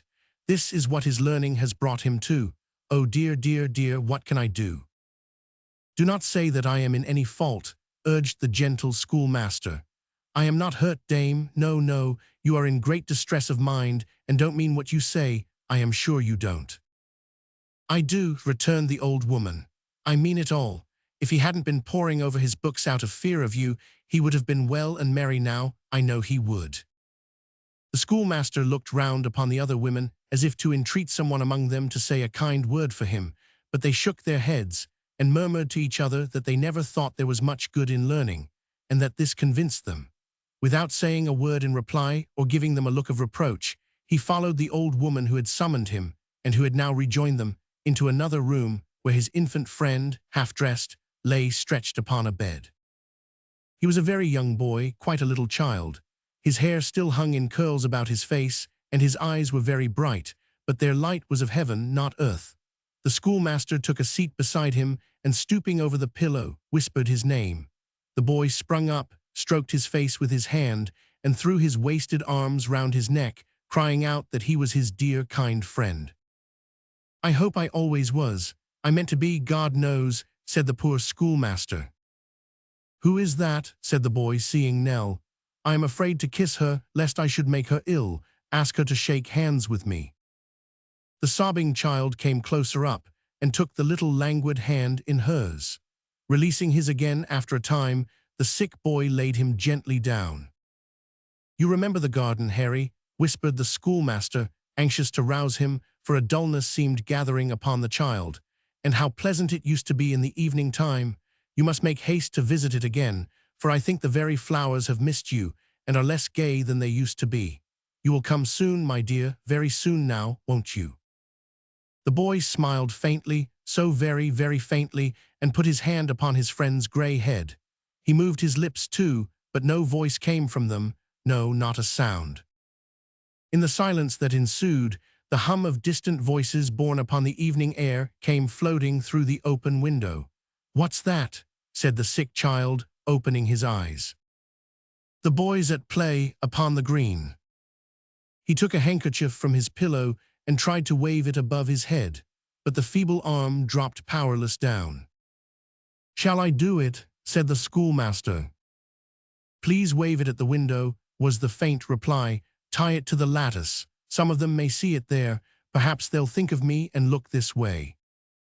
He raised his head and glanced from the fluttering signal to his idle bat, that lay with slate and book and other boyish property upon a table in the room. And then he laid him softly down once more and asked if the little girl were there, for he could not see her. She stepped forward and pressed the passive hand that lay upon the coverlet. The two old friends and companions, for such they were, though they were man and child, held each other in a long embrace, and then the little scholar turned his face towards the wall and fell asleep.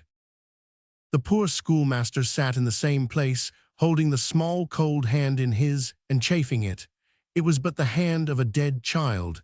He felt that, and yet he chafed it still and could not lay it down. Chapter 26. Almost broken-hearted, Nell withdrew with the schoolmaster from the bedside and returned to his cottage.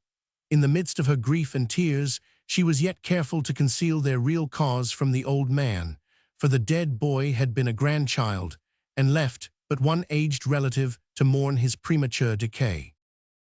She stole away to bed as quickly as she could, and when she was alone, gave free vent to the sorrow with which her breast was overcharged. But the sad scene she had witnessed was not without its lesson of content and gratitude, of content with the lot which left her health and freedom, and gratitude that she was spared to the one relative and friend she loved, and to live and move in a beautiful world when so many young creatures, as young and full of hope as she, were stricken down and gathered to their graves. How many of the mounds in that old churchyard, where she had lately strayed, grew green above the graves of children. And though she thought as a child herself, and did not perhaps sufficiently consider to what a bright and happy existence those who die young are born, and how in death they lose the pain of seeing others die around them, bearing to the tomb some strong affection of their hearts, which makes the old die many times in one long life, still she thought wisely enough to draw a plain and easy moral from what she had seen that night, and to store it deep in her mind. Her dreams were of the little scholar, not coffined and covered up, but mingling with angels and smiling happily. The sun darting his cheerful rays into the room awoke her, and now there remained but to take leave of the poor schoolmaster and wander forth once more. By the time they were ready to depart, school had begun. In the darkened room, the din of yesterday was going on again, a little sobered and softened down perhaps, but only a very little, if at all. The schoolmaster rose from his desk and walked with them to the gate. It was with a trembling and reluctant hand that the child held out to him the money which the lady had given her at the races for her flowers, faltering in her thanks as she thought how small the sum was, and blushing as she offered it. But he bade her put it up, and stooping to kiss her cheek, turned back into his house. They had not gone half a dozen paces when he was at the door again. The old man retraced his steps to shake hands, and the child did the same. "Good fortune and happiness go with you," said the poor schoolmaster. "I am quite a solitary man now. If you ever pass this way again, you'll not forget the little village school." "We shall never forget it, sir," rejoined Nell, "nor ever forget to be grateful to you for your kindness to us." "I have heard such words from the lips of children very often," said the schoolmaster, shaking his head and smiling thoughtfully, "but they were soon forgotten. I had attached one young friend to me, the better friend for being young, but that's over, God bless you." They bade him farewell very many times and turned away, walking slowly and often looking back, until they could see him no more. At length they had left the village far behind, and even lost sight of the smoke among the trees. They trudged onward now at a quicker pace, resolving to keep the main road and go wherever it might lead them. But main roads stretch a long, long way. With the exception of 2 or 3 inconsiderable clusters of cottages which they passed, without stopping, and one lonely roadside public house where they had some bread and cheese, this highway had led them to nothing late in the afternoon, and still lengthened out, far in the distance, the same dull, tedious, winding course that they had been pursuing all day. As they had no resource, however, but to go forward, they still kept on, though at a much slower pace, being very weary and fatigued. The afternoon had worn away into a beautiful evening, when they arrived at a point where the road made a sharp turn and struck across a common. On the border of this common, and close to the hedge which divided it from the cultivated fields, a caravan was drawn up to rest, upon which, by reason of its situation, they came so suddenly that they could not have avoided it if they would. It was not a shabby, dingy, dusty cart, but a smart little house upon wheels, with white dimity curtains festooning the windows, and window shutters of green picked out with panels of a staring red, in which happily contrasted colors the whole concern shone brilliant. Neither was it a poor caravan drawn by a single donkey or emaciated horse, for a pair of horses in pretty good condition were released from the shafts and grazing on the fruzy grass. Neither was it a gypsy caravan, for at the open door, graced with a bright brass knocker, sat a Christian lady, stout and comfortable to look upon, who wore a large bonnet trembling with bows. And that it was not an unprovided or destitute caravan was clear from this lady's occupation, which was the very pleasant and refreshing one of taking tea. The tea things, including a bottle of rather suspicious character and a cold knuckle of ham, were set forth upon a drum, covered with a white napkin. And there, as if at the most convenient round table in all the world, sat this roving lady, taking her tea and enjoying the prospect. 193 M. Original. It happened that at that moment the lady of the caravan had her cup, which, that everything about her might be of a stout and comfortable kind, was a breakfast cup to her lips, and that having her eyes lifted to the sky in her enjoyment of the full flavor of the tea, not unmingled possibly with just the slightest dash or gleam of something out of the suspicious bottle. But this is mere speculation and not distinct matter of history. It happened that being thus agreeably engaged, she did not see the travelers when they first came up. It was not until she was in the act of getting down the cup, and drawing a long breath after the exertion of causing its contents to disappear, that the lady of the caravan beheld an old man and a young child walking slowly by, and glancing at her proceedings with eyes of modest but hungry admiration. "Hey," cried the lady of the caravan, scooping the crumbs out of her lap and swallowing the same before wiping her lips. "Yes, to be sure, who won the helter-skelter plate, child?" "Won what, ma'am?" asked Nell. "The helter-skelter plate at the races, child, the plate that was run for on the second day." "On the second day, ma'am." "Second day, yes, second day," repeated the lady with an air of impatience. "Can't you say who won the helter-skelter plate when you're asked the question civilly?" "I don't know, ma'am." "Don't know," repeated the lady of the caravan. "Why, you were there. I saw you with my own eyes." Nell was not a little alarmed to hear this, supposing that the lady might be intimately acquainted with the firm of Short and Codlin, but what followed tended to reassure her. "And very sorry I was," said the lady of the caravan, "to see you in company with a Punch, a low, practical, vulgar wretch that people should scorn to look at." "I was not there by choice," returned the child. "We didn't know our way, and the two men were very kind to us and let us travel with them. Do you know them, ma'am?" "No, child," cried the lady of the caravan in a sort of shriek. "Know them, but you're young and inexperienced, and that's your excuse for asking sich a question. Do I look as if I knowed Does the caravan look as if it knowed "No, ma'am, no," said the child, fearing she had committed some grievous fault. "I beg your pardon." It was granted immediately, though the lady still appeared much ruffled and discomposed by the degrading supposition. The child then explained that they had left the races on the first day and were traveling to the next town on that road, where they purposed to spend the night. As the countenance of the stout lady began to clear up, she ventured to inquire how far it was. The reply, which the stout lady did not come to, until she had thoroughly explained that she went to the races on the first day in a gig, and as an expedition of pleasure, and that her presence there had no connection with any matters of business or profit, was that the town was 8 miles off.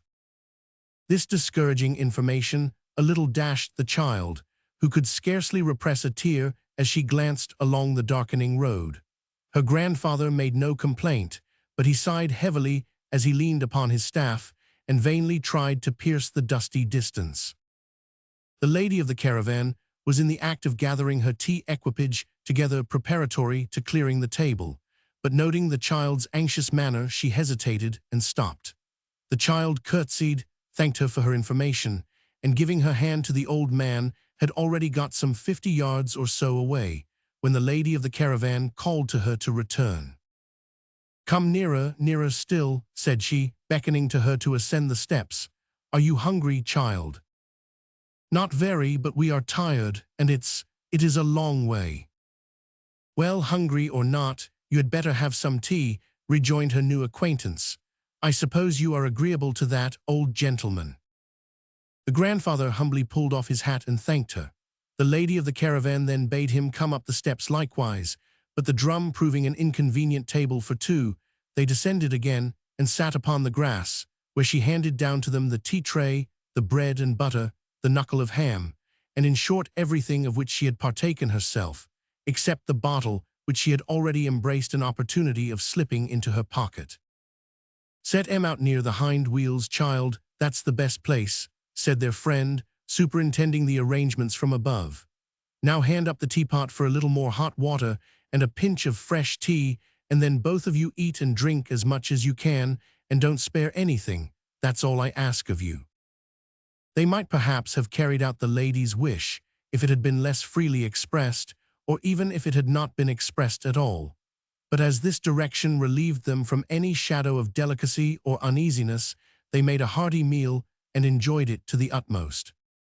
While they were thus engaged, the lady of the caravan alighted on the earth, and with her hands clasped behind her, and her large bonnet trembling excessively, walked up and down in a measured tread and very stately manner, surveying the caravan from time to time with an air of calm delight, and deriving particular gratification from the red panels and the brass knocker. When she had taken this gentle exercise for some time, she sat down upon the steps and called George, whereupon a man in a carter's frock, who had been so shrouded in a hedge up to this time as to see everything that passed without being seen himself, parted the twigs that concealed him, and appeared in a sitting attitude, supporting on his legs a baking dish and a half-gallon stone bottle, and bearing in his right hand a knife, and in his left a fork.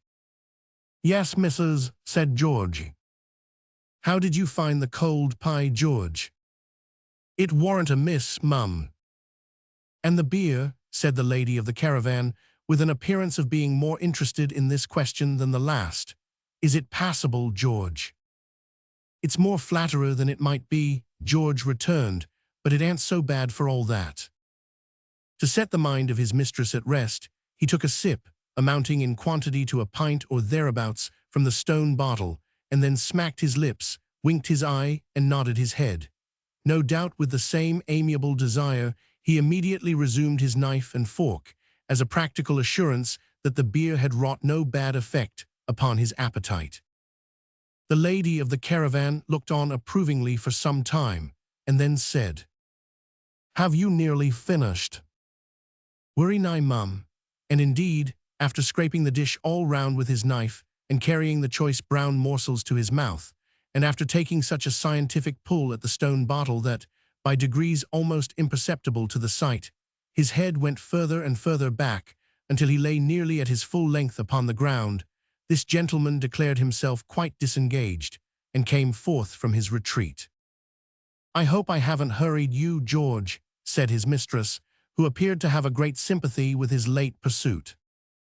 "If you have," returned the follower, wisely reserving himself for any favorable contingency that might occur, "we must make up for it next time, that's all." "We are not a heavy load, George." "That's always what the ladies say," replied the man, looking a long way round, as if he were appealing to nature in general against such monstrous propositions. "If you see a woman a-driving, you'll always perceive that she never will keep her whip still. The horse can't go fast enough for her. If cattle have got their proper load, you never can persuade a woman that they'll not bear something more. What is the cause of this here?" "Would these two travelers make much difference to the horses if we took them with us?" asked his mistress, offering no reply to the philosophical inquiry, and pointing to Nell and the old man, who were painfully preparing to resume their journey on foot. "They'd make a difference in course," said George doggedly. "Would they make much difference?" repeated his mistress. "They can't be very heavy." "The weight o' the pair, mum," said George, eyeing them with the look of a man who was calculating within half an ounce or so, "would be a trifle under that of Oliver Cromwell." Nell was very much surprised that the man should be so accurately acquainted with the weight of one whom she had read of in books as having lived considerably before their time, but speedily forgot the subject in the joy of hearing that they were to go forward in the caravan, for which she thanked its lady with unaffected earnestness. She helped with great readiness and alacrity to put away the tea-things and other matters that were lying about, and the horses being by that time harnessed, mounted into the vehicle, followed by her delighted grandfather. Their patroness then shut the door and sat herself down by her drum at an open window, and the steps being struck by George and stowed under the carriage. Away they went, with a great noise of flapping and creaking and straining, and the bright brass knocker, which nobody ever knocked at, knocking one perpetual double knock of its own accord as they jolted heavily along. Chapter 27. When they had travelled slowly forward for some short distance, Nell ventured to steal a look round the caravan and observe it more closely. One half of it, that moiety in which the comfortable proprietress was then seated, was carpeted, and so partitioned off at the further end as to accommodate a sleeping place, constructed after the fashion of a berth on board ship, which was shaded, like the little windows, with fair white curtains, and looked comfortable enough, though by what kind of gymnastic exercise the lady of the caravan ever contrived to get into it was an unfathomable mystery. The other half served for a kitchen, and was fitted up with a stove whose small chimney passed through the roof. It held also a closet or larder, several chests, a great pitcher of water, and a few cooking utensils and articles of crockery.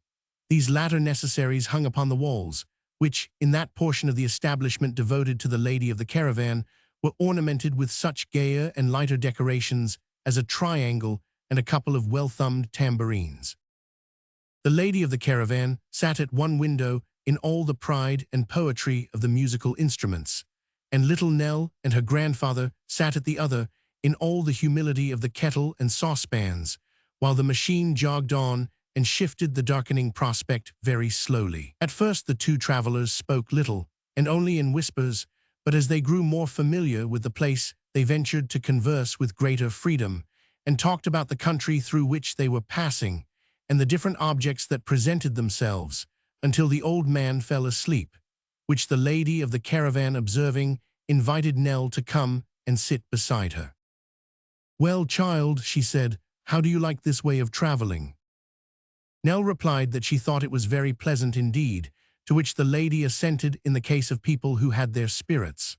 For herself, she said, she was troubled with a lowness in that respect which required a constant stimulant, though whether the aforesaid stimulant was derived from the suspicious bottle of which mention has been already made, or from other sources, she did not say.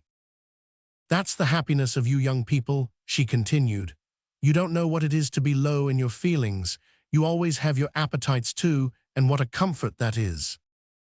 Nell thought that she could sometimes dispense with her own appetite very conveniently, and thought, moreover, that there was nothing either in the lady's personal appearance or in her manner of taking tea to lead to the conclusion that her natural relish for meat and drink had at all failed her.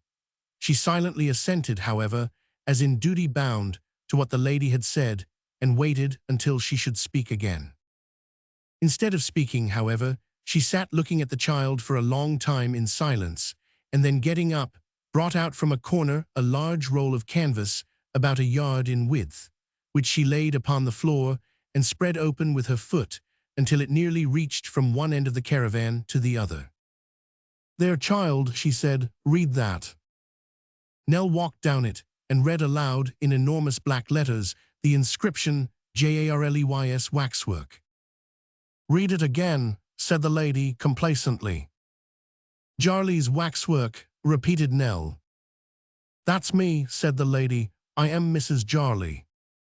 Giving the child an encouraging look, intended to reassure her and let her know that, although she stood in the presence of the original Jarley, she must not allow herself to be utterly overwhelmed and borne down, the lady of the caravan unfolded another scroll, whereon was the inscription, 100 figures the full size of life, and then another scroll on which was written, "The only stupendous collection of real waxwork in the world," and then several smaller scrolls with such inscriptions as now exhibiting within the genuine and only Jarley's unrivaled collection. Jarley is the delight of the nobility and gentry. The royal family are the patrons of Jarley. She had exhibited these leviathans of public announcement to the astonished child. She brought forth specimens of the lesser fry in the shape of handbills, some of which were couched in the form of parodies on popular melodies, as "Believe me if all Jarley's waxwork so rare, I saw thy show in youthful prime, over the water to Jarley," while to consult all tastes, others were composed with a view to the lighter and more facetious spirits, as a parody on the favorite air of "If I had a donkey," beginning, "If I knowed a donkey what wouldn't go." to see Mrs. Charles waxwork show. Do you think I'd acknowledge him? Oh, no, no. Then run to Charles'. Besides several compositions in prose, purporting to be dialogues between the Emperor of China and an oyster, or the Archbishop of Canterbury and a dissenter on the subject of church rates, but all having the same moral, namely, that the reader must make haste to Charles', and that children and servants were admitted at half price. When she had brought all these testimonials of her important position in society to bear upon her young companion, Mrs. Charles rolled them up, and having put them carefully away, sat down again and looked at the child in triumph. "Never go into the company of a filthy Punch any more," said Mrs. Charles after this. "I never saw any waxwork, ma'am," said Nell. "Is it funnier than Punch?" "Funnier," said Mrs. Charles in a shrill voice. "It is not funny at all." "Oh," said Nell, with all possible humility. "It isn't funny at all," repeated Mrs. Charles. "It's calm and what's that word again? Critical. No, classical, that's it. It's calm and classical. No low beatings and knockings about, no jokings and squeakings like your precious Punches, but always the same, with a constantly unchanging air of coldness and gentility, and so like life, that if waxwork only spoke and walked about, you'd hardly know the difference. I won't go so far as to say that, as it is, I've seen waxwork quite like life, but I've certainly seen some life that was exactly like waxwork." "Is it here, ma'am?" asked Nell, whose curiosity was awakened by this description. "Is what here, child?" "The waxwork, ma'am." "Why, bless you, child, what are you thinking of? How could such a collection be here, where you see everything except the inside of one little cupboard and a few boxes? It's gone on in the other ones to the assembly rooms, and there it'll be exhibited the day after tomorrow. You are going to the same town, and you'll see it, I dare say. It's natural to expect that you'll see it, and I've no doubt you will. I suppose you couldn't stop away if you was to try ever so much." "I shall not be in the town, I think, ma'am," said the child. "Not there," cried Mrs. Charles. "Then where will you be?" I don't quite know. I am not certain." "You don't mean to say that you're traveling about the country without knowing where you're going to?" said the lady of the caravan. "What curious people you are. What line are you in? You look to me at the races, child, as if you were quite out of your element and had got there by accident." "We were there quite by accident," returned Nell, confused by this abrupt questioning. "We are poor people, ma'am, and are only wandering about. We have nothing to do. I wish we had." "You amaze me more and more," said Mrs. Charles, after remaining for some time as mute as one of her own figures. "Why, what do you call yourselves? Not beggars?" "Indeed, ma'am, I don't know what else we are," returned the child. "Lord bless me," said the lady of the caravan. "I never heard of such a thing. Who'd have thought it?" She remained so long silent after this exclamation that Nell feared she felt her having been induced to bestow her protection and conversation upon one so poor, to be an outrage upon her dignity that nothing could repair. This persuasion was rather confirmed than otherwise by the tone in which she at length broke silence and said, "And yet you can read, and write too, I shouldn't wonder." "Yes, ma'am," said the child, fearful of giving new offense by the confession. "Well, and what a thing that is," returned Mrs. Charles. "I ca." Nell said, indeed, in a tone which might imply either that she was reasonably surprised to find the genuine and only Charles, who was the delight of the nobility and gentry and the peculiar pet of the royal family, destitute of these familiar arts, or that she presumed so great a lady could scarcely stand in need of such ordinary accomplishments. In whatever way Mrs. Charles received the response, it did not provoke her to further questioning or tempt her into any more remarks at the time, for she relapsed into a thoughtful silence and remained in that state so long that Nell withdrew to the other window and rejoined her grandfather, who was now awake. At length the lady of the caravan shook off her fit of meditation, and summoning the driver to come under the window at which she was seated, held a long conversation with him in a low tone of voice, as if she were asking his advice on an important point and discussing the pros and cons of some very weighty matter. This conference at length concluded, she drew in her head again and beckoned Nell to approach. "And the old gentleman too," said Mrs. Jarley, "for I want to have a word with him. Do you want a good situation for your granddaughter, master? If you do, I can put her in the way of getting one. What do you say?" "I can't leave her," answered the old man. "We can't separate. What would become of me without her?" "I should have thought you were old enough to take care of yourself, if you ever will be," retorted Mrs. Jarley sharply. "But he never will be," said the child in an earnest whisper. "I fear he never will be again. Pray do not speak harshly to him. We are very thankful to you," she added aloud, "but neither of us could part from the other if all the wealth of the world were halved between us." Mrs. Jarley was a little disconcerted by this reception of her proposal, and looked at the old man, who tenderly took Nell's hand and detained it in his own, as if she could have very well dispensed with his company or even his earthly existence. After an awkward pause, she thrust her head out of the window again, and had another conference with the driver upon some point on which they did not seem to agree quite so readily as on their former topic of discussion. But they concluded at last, and she addressed the grandfather again. "If you're really disposed to employ yourself," said Mrs. Jarley, "there would be plenty for you to do in the way of helping to dust the figures and take the checks, and so forth. What I want your granddaughter for is to point em out to the company. They would be soon learnt, and she has a way with her that people wouldn't think unpleasant, though she does come after me, for I've been always accustomed to go round with visitors myself, which I should keep on doing now, only that my spirits make a little ease absolutely necessary. It's not a common offer, bear in mind," said the lady, rising into the tone and manner in which she was accustomed to address her audiences. "It's Jarley's waxwork, remember. The duty's very light and genteel, the company particularly select. The exhibition takes place in assembly rooms, town halls, large rooms at inns, or auction galleries. There is none of your open-air vagrancy at Jarley's, recollect. There is no tarpaulin and sawdust at Jarley's, remember. Every expectation held out in the handbills is realized to the utmost, and the whole forms an effect of imposing brilliancy hitherto unrivaled in this kingdom. Remember that the price of admission is only 6 pence, and that this is an opportunity which may never occur again." Descending from the sublime when she had reached this point to the details of common life, Mrs. Jarley remarked that with reference to salary she could pledge herself to no specific sum until she had sufficiently tested Nell's abilities and narrowly watched her in the performance of her duties.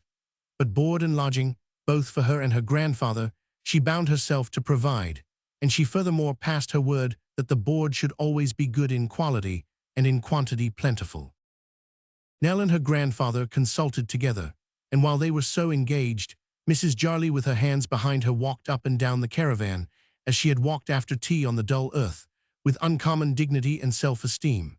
Nor will this appear so slight a circumstance as to be unworthy of mention, when it is remembered that the caravan was in uneasy motion all the time, and that none but a person of great natural stateliness and acquired grace could have forborne to stagger. "Now, child," cried Mrs. Jarley, coming to a halt as Nell turned towards her. "We are very much obliged to you, ma'am," said Nell, "and thankfully accept your offer." "And you'll never be sorry for it," returned Mrs. Jarley. "I'm pretty sure of that, so as that's all settled, let us have a bit of supper." In the meanwhile, the caravan blundered on, as if it too had been drinking strong beer and was drowsy, and came at last upon the paved streets of a town which were clear of passengers, and quiet, for it was by this time near midnight, and the townspeople were all abed. As it was too late an hour to repair to the exhibition room, they turned aside into a piece of waste ground that lay just within the old town gate, and drew up there for the night, near to another caravan, which, notwithstanding that it bore on the lawful panel the great name of Jarley, and was employed besides in conveying from place to place the waxwork, which was its country's pride, was designated by a groveling stamp office as a common stage wagon, and numbered 7,000-odd, as though its precious freight were mere flour or coals. This ill-used machine being empty, for it had deposited its burden at the place of exhibition, and lingered here until its services were again required, was assigned to the old man as his sleeping place for the night, and within its wooden walls, Nell made him up the best bed she could, from the materials at hand. For herself, she was to sleep in Mrs. Jarley's own travelling carriage, as a signal mark of that lady's favour and confidence. She had taken leave of her grandfather and was returning to the other wagon, when she was tempted by the coolness of the night to linger for a little while in the air. The moon was shining down upon the old gateway of the town, leaving the low archway very black and dark, and with a mingled sensation of curiosity and fear, she slowly approached the gate and stood still to look up at it, wondering to see how dark and grim and old and cold it looked. There was an empty niche from which some old statue had fallen or been carried away hundreds of years ago, and she was thinking what strange people it must have looked down upon when it stood there, and how many hard struggles might have taken place, and how many murders might have been done upon that silent spot, when there suddenly emerged from the black shade of the arch a man. The instant he appeared, she recognized him, who could have failed to recognize, in that instant, the ugly misshapen Quilp. The street beyond was so narrow, and the shadow of the houses on one side of the way so deep, that he seemed to have risen out of the earth. But there he was. The child withdrew into a dark corner and saw him pass close to her. He had a stick in his hand, and when he had got clear of the shadow of the gateway, he leant upon it, looked back, directly, as it seemed, towards where she stood, and beckoned. To her, oh no, thank God, not to her, for as she stood, in an extremity of fear, hesitating whether to scream for help, or come from her hiding place and fly, before he should draw nearer, there issued slowly forth from the arch another figure, that of a boy, who carried on his back a trunk. "Faster, sirrah," cried Quilp, looking up at the old gateway, and showing in the moonlight like some monstrous image that had come down from its niche, and was casting a backward glance at its old house. "Faster." 203 M. Original. "It's a dreadful heavy load, sir," the boy pleaded. "I've come on very fast, considering." "You have come fast, considering," retorted Quilp. "You creep, you dog, you crawl, you measure distance like a worm. There are the chimes now, 12:30. He stopped to listen, and then turning upon the boy with a suddenness and ferocity that made him start, asked at what hour that London coach passed the corner of the road. The boy replied, "At 1. "Come on then," said Quilp, "or I shall be too late. Faster, do you hear me? Faster." The boy made all the speed he could, and Quilp led onward, constantly turning back to threaten him and urge him to greater haste. Nell did not dare to move until they were out of sight and hearing, and then hurried to where she had left her grandfather, feeling as if the very passing of the dwarf so near him must have filled him with alarm and terror. But he was sleeping soundly, and she softly withdrew. As she was making her way to her own bed, she determined to say nothing of this adventure, as upon whatever errand the dwarf had come, and she feared it must have been in search of them. It was clear by his inquiry about the London coach that he was on his way homeward, and as he had passed through that place, it was but reasonable to suppose that they were safer from his inquiries there than they could be elsewhere. These reflections did not remove her own alarm, for she had been too much terrified to be easily composed, and felt as if she were hemmed in by a legion of Quilps, and the very air itself were filled with them. The delight of the nobility and gentry and the patronized of royalty had, by some process of self-abridgment known only to herself, got into her travelling bed, where she was snoring peacefully, while the large bonnet, carefully disposed upon the drum, was revealing its glories by the light of a dim lamp that swung from the roof. The child's bed was already made upon the floor, and it was a great comfort to her to hear the steps removed as soon as she had entered, and to know that all easy communication between persons outside and the brass knocker was by this means effectually prevented. Certain guttural sounds, too, which from time to time ascended through the floor of the caravan, and a rustling of straw in the same direction, apprised her that the driver was couched upon the ground beneath, and gave her an additional feeling of security. Notwithstanding these protections, she could get none but broken sleep by fits and starts all night, for fear of Quilp, who throughout her uneasy dreams was somehow connected with the waxwork, or was waxwork himself, or was Mrs. Jarley and waxwork too, or was himself Mrs. Jarley, waxwork, and a barrel organ all in one, and yet not exactly any of them either. At length, towards break of day, that deep sleep came upon her which succeeds to weariness and overwatching, and which has no consciousness but one of overpowering and irresistible enjoyment. Chapter 28. Sleep hung upon the eyelids of the child so long that, when she awoke, Mrs. Jarley was already decorated with her large bonnet and actively engaged in preparing breakfast. She received Nell's apology for being so late with perfect good humor and said that she should not have roused her if she had slept on until noon. "Because it does you good," said the lady of the caravan, "when you're tired, to sleep as long as ever you can and get the fatigue quite off. And that's another blessing of your time of life. You can sleep so very sound." "Have you had a bad night, ma'am?" asked Nell. "I seldom have anything else, child," replied Mrs. Jarley with the air of a martyr. "I sometimes wonder how I bear it."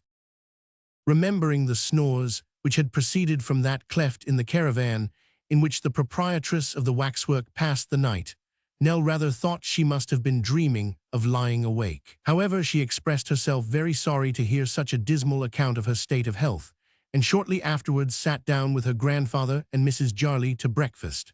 The meal finished, Nell assisted to wash the cups and saucers and put them in their proper places, and these household duties performed, Mrs. Jarley arrayed herself in an exceedingly bright shawl for the purpose of making a progress through the streets of the town. "The wan will come on to bring the boxes," said Mrs. Jarley, "and you had better come in it, child. I am obliged to walk, very much against my will, but the people expect it of me, and public characters can't be their own masters and mistresses in such matters as these. How do I look, child?" Nell returned a satisfactory reply, and Mrs. Jarley, after sticking a great many pins into various parts of her figure, and making several abortive attempts to obtain a full view of her own back, was at last satisfied with her appearance, and went forth majestically. The caravan followed at no great distance. As it went jolting through the streets, Nell peeped from the window, curious to see in what kind of place they were, and yet fearful of encountering at every turn the dreaded face of Quilp. It was a pretty large town, with an open square which they were crawling slowly across, and in the middle of which was the town hall, with a clock tower and a weathercock. There were houses of stone, houses of red brick, houses of yellow brick, houses of lath and plaster, and houses of wood, many of them very old, with withered faces carved upon the beams and staring down into the street. These had very little winking windows and low arched doors, and in some of the narrower ways quite overhung the pavement. The streets were very clean, very sunny, very empty, and very dull. A few idle men lounged about the two inns, and the empty marketplace, and the tradesmen's doors, and some old people were dozing in chairs outside an almshouse wall. But scarcely any passengers who seemed bent on going anywhere or to have any object in view went by, and if perchance some straggler did, his footsteps echoed on the hot, bright pavement for minutes afterwards.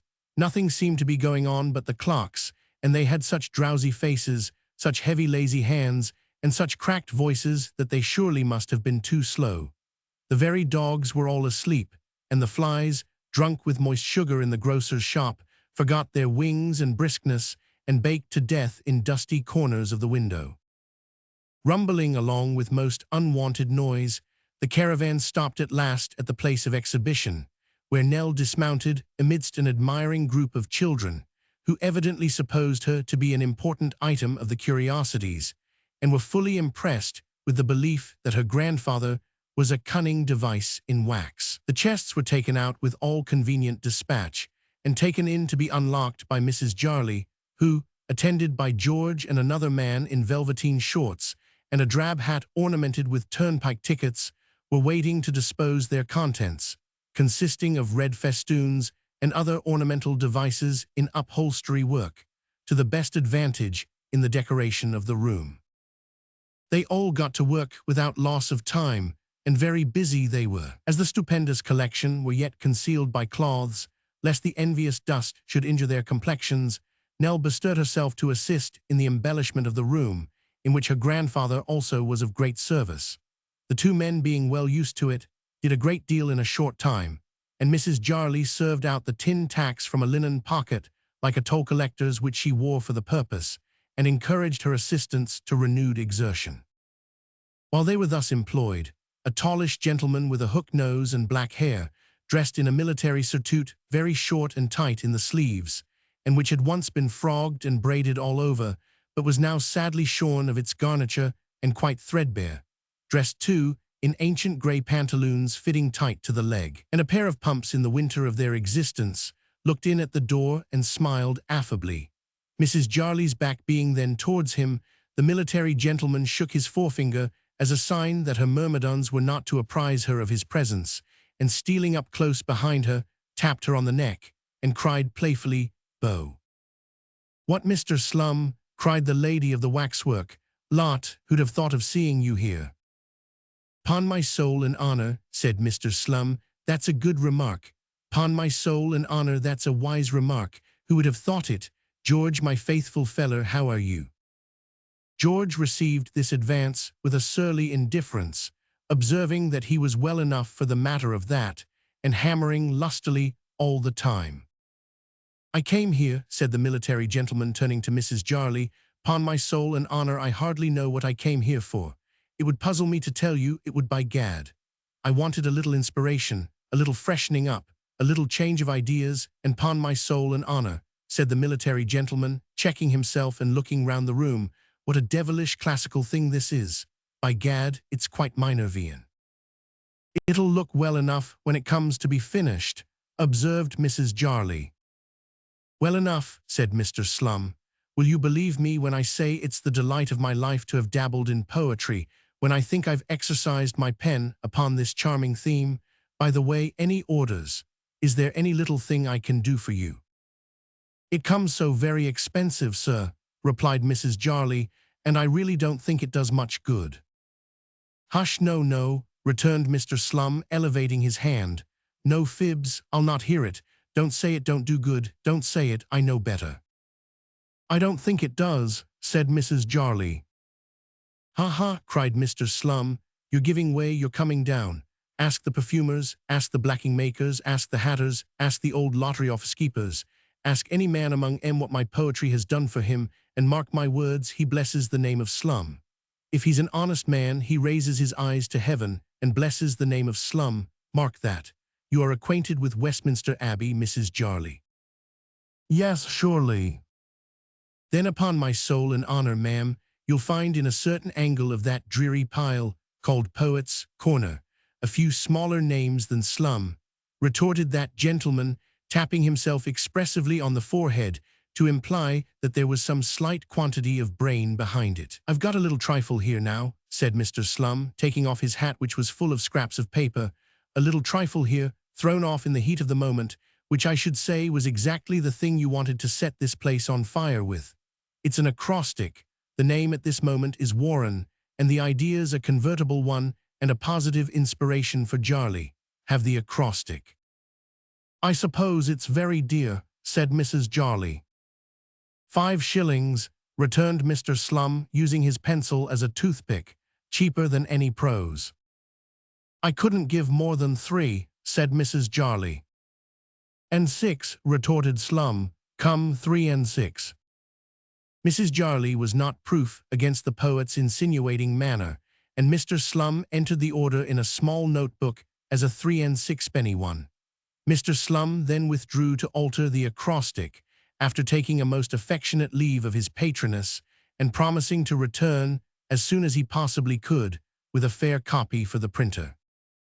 As his presence had not interfered with or interrupted the preparations, they were now far advanced, and were completed shortly after his departure. When the festoons were all put up as tastily as they might be, the stupendous collection was uncovered, and they were displayed, on a raised platform some 2 feet from the floor, running round the room, and parted from the rude public by a crimson rope breast-high, divers sprightly effigies of celebrated characters, singly and in groups, clad in glittering dresses of various climes and times, and standing more or less unsteadily upon their legs, with their eyes very wide open, and their nostrils very much inflated, and the muscles of their legs and arms very strongly developed, and all their countenances expressing great surprise. All the gentlemen were very pigeon-breasted, and very blue about the beards, and all the ladies were miraculous figures, and all the ladies and all the gentlemen were looking intensely nowhere and staring with extraordinary earnestness at nothing. 208M. Original. When Nell had exhausted her first raptures at this glorious sight, Mrs. Jarley ordered the room to be cleared of all but herself and the child, and sitting herself down in an armchair in the center, formally invested Nell with a willow wand, long used by herself for pointing out the characters, and was at great pains to instruct her in her duty. "That," said Mrs. Jarley in her exhibition tone, as Nell touched a figure at the beginning of the platform, "is an unfortunate maid of honor in the time of Queen Elizabeth, who died from pricking her finger in consequence of working upon a Sunday. Observe the blood which is trickling from her finger, also the gold-eyed needle of the period with which she is at work." All this Nell repeated twice or thrice, pointing to the finger and the needle at the right times, and then passed on to the next. "That, ladies and gentlemen," said Mrs. Jarley, "is Jasper Packlemerton of atrocious memory, who courted and married 14 wives, and destroyed them all, by tickling the soles of their feet when they were sleeping in the consciousness of innocence and virtue." On being brought to the scaffold and asked if he was sorry for what he had done, he replied yes, he was sorry for having let M off so easy, and hoped all Christian husbands would pardon him the offense. Let this be a warning to all young ladies to be particular in the character of the gentleman of their choice. Observe that his fingers are curled as if in the act of tickling, and that his face is represented with a wink, as he appeared when committing his barbarous murders. When Nell knew all about Mr. Packlemerton and could say it without faltering, Mrs. Jarley passed on to the fat man, and then to the thin man, the tall man, the short man, the old lady who died of dancing at 132, the wild boy of the woods, the woman who poisoned 14 families with pickled walnuts, and other historical characters and interesting but misguided individuals. And so well did Nell profit by her instructions, and so apt was she to remember them, that by the time they had been shut up together for a couple of hours, she was in full possession of the history of the whole establishment, and perfectly competent to the enlightenment of visitors.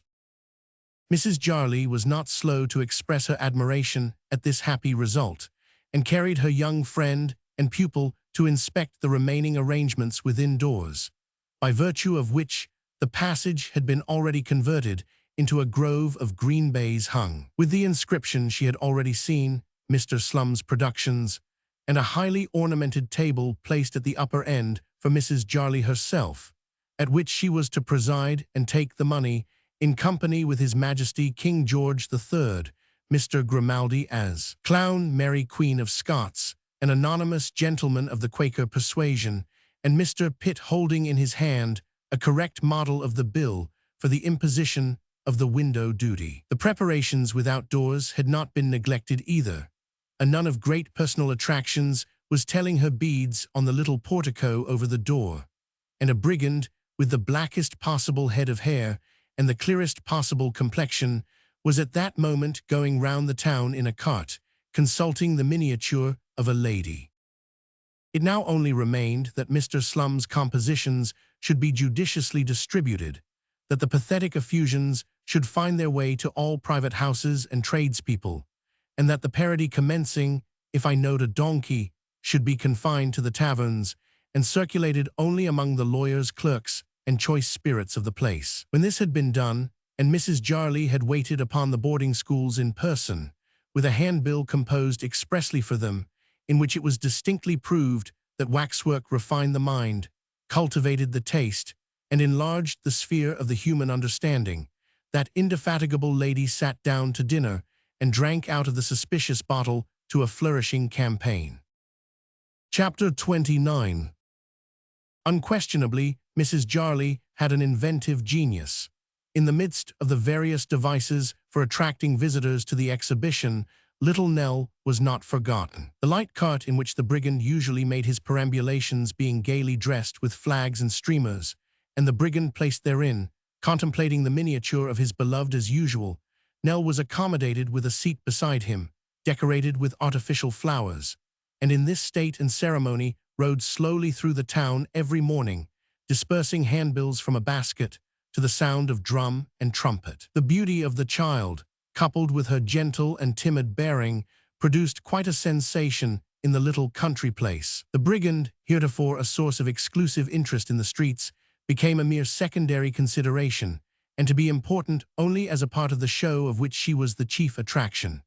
Grown-up folks began to be interested in the bright-eyed girl, and some score of little boys fell desperately in love, and constantly left enclosures of nuts and apples directed in small text at the waxwork door. 211 M. Original.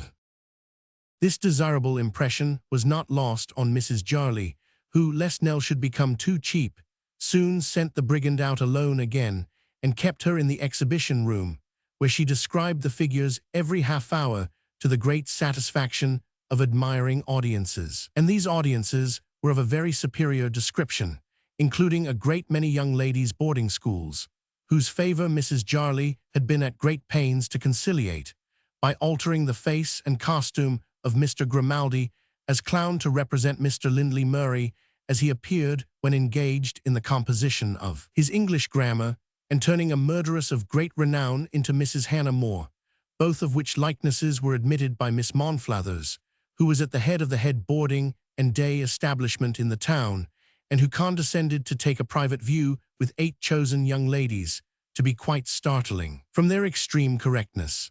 Mr. Pitt, in a nightcap and bedgown, and without his boots, represented the poet Cowper with perfect exactness, and Mary Queen of Scots, in a dark wig, white shirt-collar, and male attire, was such a complete image of Lord Byron that the young ladies quite screamed when they saw it. Miss Monflathers, however, rebuked this enthusiasm, and took occasion to reprove Mrs. Jarley for not keeping her collection more select, observing that his lordship had held certain opinions quite incompatible with waxwork honors, and adding something about a dean and chapter which Mrs. Jarley did not understand. Although her duties were sufficiently laborious, Nell found in the lady of the caravan a very kind and considerate person, who had not only a peculiar relish for being comfortable herself, but for making everybody about her comfortable also, which latter taste, it may be remarked, is, even in persons who live in much finer places than caravans, a far more rare and uncommon one than the first, and is not by any means its necessary consequence, as her popularity procured her various little fees from the visitors on which her patroness never demanded any toll, and as her grandfather too was well treated and useful, she had no cause of anxiety in connection with the waxwork, beyond that which sprung from her recollection of Quilp, and her fears that he might return and one day suddenly encounter them.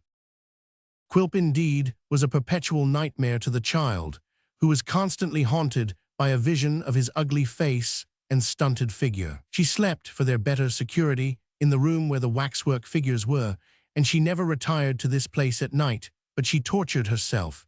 She could not help it, with imagining a resemblance, in some one or other of their death-like faces, to the dwarf, and this fancy would sometimes so gain upon her that she would almost believe he had removed the figure and stood within the clothes. Then there were so many of them, with their great glassy eyes, and, as they stood one behind the other all about her bed, they looked so like living creatures, and yet so unlike in their grim stillness and silence, that she had a kind of terror of them for their own sakes, and would often lie watching their dusky figures until she was obliged to rise and light a candle, or go and sit at the open window and feel a companionship in the bright stars. At these times, she would recall the old house and the window at which she used to sit alone, and then she would think of poor Kit and all his kindness, until the tears came into her eyes, and she would weep and smile together. Often and anxiously at this silent hour, her thoughts reverted to her grandfather, and she would wonder how much he remembered of their former life, and whether he was ever really mindful of the change in their condition and of their late helplessness and destitution. When they were wandering about, she seldom thought of this, but now she could not help considering what would become of them if he fell sick, or her own strength were to fail her. He was very patient and willing, happy to execute any little task, and glad to be of use. But he was in the same listless state, with no prospect of improvement, a mere child, a poor, thoughtless, vacant creature, a harmless, fond old man, susceptible of tender love and regard for her, and of pleasant and painful impressions, but alive to nothing more. It made her very sad to know that this was so sad to see it that sometimes when he sat idly by, smiling and nodding to her when she looked round, or when he caressed some little child and carried it to and fro, as he was fond of doing by the hour together, perplexed by its simple questions, yet patient under his own infirmity, and seeming almost conscious of it too, and humbled even before the mind of an infant. So sad it made her to see him thus, that she would burst into tears, and withdrawing into some secret place, fall down upon her knees and pray that he might be restored. But the bitterness of her grief was not in beholding him in this condition, when he was at least content and tranquil, nor in her solitary meditations on his altered state, though these were trials for a young heart. Cause for deeper and heavier sorrow was yet to come. One evening, a holiday night with them, Nell and her grandfather went out to walk.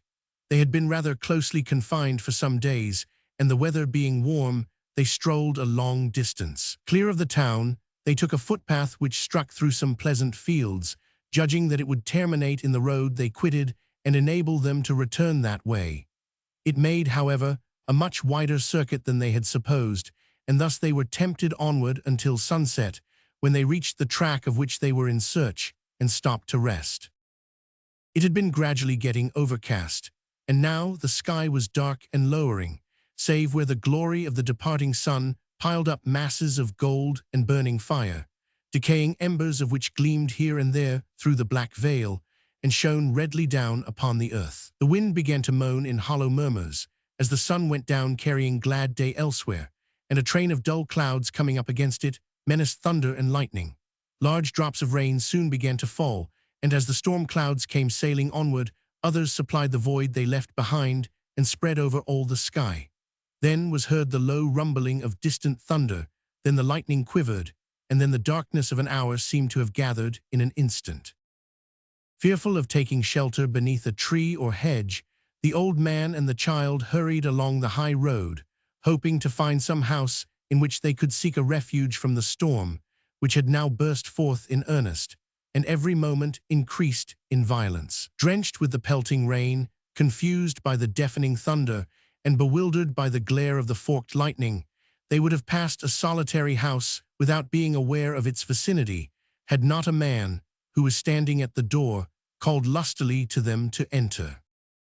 "Your ears ought to be better than other folks, at any rate, if you make so little of the chance of being struck blind," he said, retreating from the door and shading his eyes with his hands as the jagged lightning came again. "What were you going past for, eh?" he added, as he closed the door and led the way along a passage to a room behind. "We didn't see the house, sir, till we heard you calling," Nell replied. "No wonder," said the man, "with this lightning in one's eyes. By the by, you had better stand by the fire here and dry yourselves a bit. You can call for what you like if you want anything. If you don't want anything, you are not obliged to give an order. Don't be afraid of that. This is a public house, that's all. The Valiant Soldier is pretty well known hereabouts." "Is this house called the Valiant Soldier, sir?" asked Nell. "I thought everybody knew that," replied the landlord. "Where have you come from, if you don't know the Valiant Soldier as well as the church catechism? This is the Valiant Soldier, by James Groves, Jem Groves, honest Jem Groves, as is a man of unblemished moral character, and has a good dry skittle ground. If any man has got anything to say again Jem Groves, let him say it to Jem Groves, and Jem Groves can accommodate him with a customer on any terms from £4 a side to 40. With these words, the speaker tapped himself on the waistcoat to intimate that he was the Jem Groves so highly eulogized, sparred scientifically at a counterfeit Jem Groves, who was sparring at society in general from a black frame over the chimney-piece, and applying a half-emptied glass of spirits and water to his lips, drank Jem Groves's health. The night being warm, there was a large screen drawn across the room, for a barrier against the heat of the fire. It seemed as if somebody on the other side of this screen had been insinuating doubts of Mr. Groves's prowess, and had thereby given rise to these egotistical expressions, for Mr. Groves wound up his defiance by giving a loud knock upon it with his knuckles and pausing for a reply from the other side. "There ain't many men," said Mr. Groves, no answer being returned, who would venture to cross gem groves under his own roof. There's only one man I know that has nerve enough for that, and that man's not 100 miles from here neither.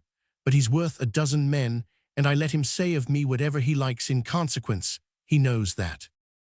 In return for this complimentary address, a very gruff hoarse voice bade Mr. Groves hold his noise and light a candle, and the same voice remarked that the same gentleman needn't waste his breath in brag, for most people knew pretty well what sort of stuff he was made of. "Nell, they're playing cards," whispered the old man, suddenly interested. "Don't you hear them?" "Look sharp with that candle," said the voice. "It's as much as I can do to see the pips on the cards as it is, and get this shutter closed as quick as you can, will you? Your beer will be the worse for tonight's thunder, I expect. Game, 7 and 6 to me, old Isaac, hand over." "Do you hear, Nell, do you hear them?" whispered the old man again, with increased earnestness, as the money chinked upon the table. "I haven't seen such a storm as this," said a sharp, cracked voice of most disagreeable quality, when a tremendous peal of thunder had died away, "since the night when old Luke Withers won 13 times running on the red. We all said he had the devil's luck and his own, and as it was the kind of night for the devil to be out and busy, I suppose he was looking over his shoulder, if anybody could have seen him." "Ah," returned the gruff voice, "for all old Luke's winning through thick and thin of late years, I remember the time when he was the unluckiest and unfortunatest of men. He never took a dice box in his hand or held a card, but he was plucked, pigeoned, and cleaned out completely." "Do you hear what he says?" whispered the old man. "Do you hear that, Nell?" The child saw with astonishment and alarm that his whole appearance had undergone a complete change. His face was flushed and eager, his eyes were strained, his teeth set, his breath came short and thick, and the hand he laid upon her arm trembled so violently that she shook beneath its grasp. "Bear witness," he muttered, looking upward, "that I always said it, that I knew it, dreamed of it, felt it was the truth, and that it must be so. What money have we, Nell? Come, I saw you with money yesterday. What money have we? Give it to me." "No, no, let me keep it, grandfather," said the frightened child. "Let us go away from here. Do not mind the rain. Pray let us go." "Give it to me, I say," returned the old man fiercely. "Hush, hush, don't cry, Nell. If I spoke sharply, dear, I didn't mean it. It's for thy good. I have wronged thee, Nell, but I will right thee yet, I will indeed. Where is the money?" "Do not take it," said the child. "Pray do not take it, dear. For both our sakes let me keep it, or let me throw it away. Better let me throw it away than you take it now. Let us go, do let us go." "Give me the money," returned the old man. "I must have it. There, that's my dear Nell. I'll right thee one day, child, I'll right thee, never fear." She took from her pocket a little purse. He seized it with the same rapid impatience which had characterized his speech, and hastily made his way to the other side of the screen. It was impossible to restrain him, and the trembling child followed close behind. The landlord had placed a light upon the table, and was engaged in drawing the curtain of the window. The speakers whom they had heard were two men, who had a pack of cards and some silver money between them, while upon the screen itself the games they had played were scored in chalk. The man with the rough voice was a burly fellow of middle age, with large black whiskers, broad cheeks, a coarse wide mouth and bull neck, which was pretty freely displayed as his shirt collar was only confined by a loose red neckerchief. He wore his hat, which was of a brownish white, and had beside him a thick knotted stick. The other man, whom his companion had called Isaac, was of a more slender figure, stooping and high in the shoulders, with a very ill-favored face and a most sinister and villainous squint. "Now, old gentleman," said Isaac, looking round, "do you know either of us? This side of the screen is private, sir." "No offense, I hope," returned the old man. "But by G, sir, there is offense," said the other, interrupting him, "when you intrude yourself upon a couple of gentlemen who are particularly engaged." "I had no intention to offend," said the old man, looking anxiously at the cards. "I thought that." "But you had no right to think, sir," retorted the other. "What the devil has a man at your time of life to do with thinking?" "Now, bully boy," said the stout man, raising his eyes from his cards for the first time, "can't you let him speak?" The landlord, who had apparently resolved to remain neutral, until he knew which side of the question the stout man would espouse, chimed in at this place with, "Ah, to be sure, can't you let him speak, Isaac List?" "Can't I let him speak?" sneered Isaac in reply, mimicking as nearly as he could, in his shrill voice, the tones of the landlord. "Yes, I can let him speak, Jimmy Groves." "Well then, do it, will you?" said the landlord. Mr. List's squint assumed a portentous character, which seemed to threaten a prolongation of this controversy, when his companion, who had been looking sharply at the old man, put a timely stop to it. "Who knows," said he, with a cunning look, "but the gentleman may have civilly meant to ask if he might have the honor to take a hand with us." "I did mean it," cried the old man. "That is what I mean, that is what I want now." "I thought so," returned the same man. "Then who knows but the gentleman, anticipating our objection to play for love, civilly desired to play for money." The old man replied by shaking the little purse in his eager hand, and then throwing it down upon the table, and gathering up the cards as a miser would clutch at gold. "Oh, that indeed," said Isaac. "If that's what the gentleman meant, I beg the gentleman's pardon. Is this the gentleman's little purse? A very pretty little purse, rather a light purse," added Isaac, throwing it into the air and catching it dexterously, "but enough to amuse a gentleman for half an hour or so." "We'll make a four-handed game of it, and take in Groves," said the stout man. "Come, Jimmy." The landlord, who conducted himself like one who was well used to such little parties, approached the table and took his seat. The child, in a perfect agony, drew her grandfather aside, and implored him, even then, to come away. "Come, and we may be so happy," said the child. "We will be happy," replied the old man hastily. "Let me go, Nell. The means of happiness are on the cards and the dice. We must rise from little winnings to great. There's little to be won here, but great will come in time. I shall but win back my own, and it's all for thee, my darling." "God help us," cried the child. "Oh, what hard fortune brought us here." "Hush," rejoined the old man, laying his hand upon her mouth. "Fortune will not bear chiding. We must not reproach her, or she shuns us. I have found that out." "Now, mister," said the stout man, "if you're not coming yourself, give us the cards, will you?" "I am coming," cried the old man. "Sit thee down, Nell, sit thee down and look on. Be of good heart, it's all for thee, all every penny. I don't tell them no, no, or else they wouldn't play, dreading the chance that such a cause must give me. Look at them, see what they are and what thou art. Who doubts that we must win?" "The gentleman has thought better of it, and isn't coming," said Isaac, making as though he would rise from the table. "I'm sorry the gentleman's daunted, nothing venture, nothing have, but the gentleman knows best." "Why, I am ready, you have all been slow but me," said the old man. "I wonder who is more anxious to begin than I."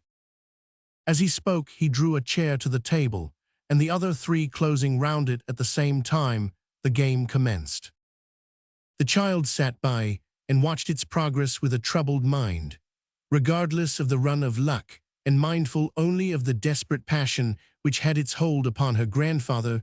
Losses and gains were to her alike. Exulting in some brief triumph, or cast down by a defeat, there he sat so wild and restless, so feverishly and intensely anxious, so terribly eager, so ravenous for the paltry stakes, that she could have almost better borne to see him dead. And yet she was the innocent cause of all this torture, and he, gambling with such a savage thirst for gain as the most insatiable gambler never felt, had not one selfish thought. On the contrary, the other three, knaves and gamesters by their trade, while intent upon their game, were yet as cool and quiet as if every virtue had been centered in their breasts. Sometimes one would look up to smile to another, or to snuff the feeble candle, or to glance at the lightning as it shot through the open window and fluttering curtain, or to listen to some louder peal of thunder than the rest, with a kind of momentary impatience, as if it put him out. But there they sat, with a calm indifference to everything but their cards, perfect philosophers in appearance, and with no greater show of passion or excitement than if they had been made of stone. 219 M. Original. The storm had raged for full 3 hours. The lightning had grown fainter and less frequent. The thunder, from seeming to roll and break above their heads, had gradually died away into a deep hoarse distance. And still the game went on, and still the anxious child was quite forgotten. Chapter 30. At length the play came to an end, and Mr. Isaac List rose the only winner. Matt and the landlord bore their losses with professional fortitude. Isaac pocketed his gains with the air of a man who had quite made up his mind to win all along, and was neither surprised nor pleased. Nell's little purse was exhausted, but although it lay empty by his side, and the other players had now risen from the table, the old man sat poring over the cards, dealing them as they had been dealt before, and turning up the different hands to see what each man would have held if they had still been playing. He was quite absorbed in this occupation when the child drew near and laid her hand upon his shoulder, telling him it was near midnight. "See the curse of poverty, Nell," he said, pointing to the packs he had spread out upon the table. "If I could have gone on a little longer, only a little longer, the luck would have turned on my side. Yes, it's as plain as the marks upon the cards. See here and there and here again." "Put them away," urged the child. "Try to forget them." "Try to forget them," he rejoined, raising his haggard face to hers and regarding her with an incredulous stare. "To forget them? How are we ever to grow rich if I forget them?" The child could only shake her head. "No, no, Nell," said the old man, patting her cheek. "They must not be forgotten. We must make amends for this as soon as we can. Patience, patience, and we'll right thee yet, I promise thee. Lose today, win tomorrow. And nothing can be won without anxiety and care, nothing. Come, I am ready." "Do you know what the time is?" said Mr. Groves, who was smoking with his friends. "Past 12 o'clock. "And a rainy night," added the stout man. "The Valiant Soldier," by James Groves. "Good beds, cheap entertainment for man and beast," said Mr. Groves, quoting his signboard. "Half-past 12 o'clock. "It's very late," said the uneasy child. "I wish we had gone before. What will they think of us? It will be 2 o'clock by the time we get back. What would it cost, sir, if we stopped here?" "2 good beds, 1 and 6pence, supper and beer 1 shilling, total 2 shillings and 6pence, replied the Valiant Soldier. Now Nell had still the piece of gold sewn in her dress, and when she came to consider the lateness of the hour and the somnolent habits of Mrs. Jarley, and to imagine the state of consternation in which they would certainly throw that good lady by knocking her up in the middle of the night, and when she reflected, on the other hand, that if they remained where they were and rose early in the morning, they might get back before she awoke, and could plead the violence of the storm by which they had been overtaken as a good apology for their absence, she decided, after a great deal of hesitation, to remain. She therefore took her grandfather aside, and telling him that she had still enough left to defray the cost of their lodging, proposed that they should stay there for the night. "If I had had but that money before, if I had only known of it a few minutes ago," muttered the old man. "We will decide to stop here if you please," said Nell, turning hastily to the landlord. "I think that's prudent," returned Mr. Groves. "You shall have your suppers directly." Accordingly, when Mr. Groves had smoked his pipe out, knocked out the ashes, and placed it carefully in a corner of the fireplace, with the bowl downwards, he brought in the bread and cheese and beer, with many high encomiums upon their excellence, and bade his guests fall to and make themselves at home. Nell and her grandfather ate sparingly, for both were occupied with their own reflections. The other gentlemen, for whose constitutions beer was too weak and tame a liquid, consoled themselves with spirits and tobacco. As they would leave the house very early in the morning, the child was anxious to pay for their entertainment before they retired to bed. But as she felt the necessity of concealing her little hoard from her grandfather, and had to change the piece of gold, she took it secretly from its place of concealment, and embraced an opportunity of following the landlord when he went out of the room, and tendered it to him in the little bar. "Will you give me the change here, if you please?" said the child. Mr. James Groves was evidently surprised, and looked at the money, and rang it, and looked at the child, and at the money again, as though he had a mind to inquire how she came by it. The coin being genuine, however, and changed at his house, he probably felt, like a wise landlord, that it was no business of his. At any rate, he counted out the change and gave it her. The child was returning to the room where they had passed the evening, when she fancied she saw a figure just gliding in at the door. There was nothing but a long dark passage between this door and the place where she had changed the money, and being very certain that no person had passed in or out while she stood there, the thought struck her that she had been watched. But by whom? When she re-entered the room, she found its inmates exactly as she had left them. The stout fellow lay upon 2 chairs, resting his head on his hand, and the squinting man reposed in a similar attitude on the opposite side of the table. Between them sat her grandfather, looking intently at the winner with a kind of hungry admiration, and hanging upon his words as if he were some superior being. She was puzzled for a moment, and looked round to see if any else were there. No. Then she asked her grandfather in a whisper whether anybody had left the room while she was absent. No, he said, nobody. It must have been her fancy then, and yet it was strange that, without anything in her previous thoughts to lead to it, she should have imagined this figure so very distinctly. She was still wondering and thinking of it when a girl came to light her to bed. The old man took leave of the company at the same time, and they went upstairs together.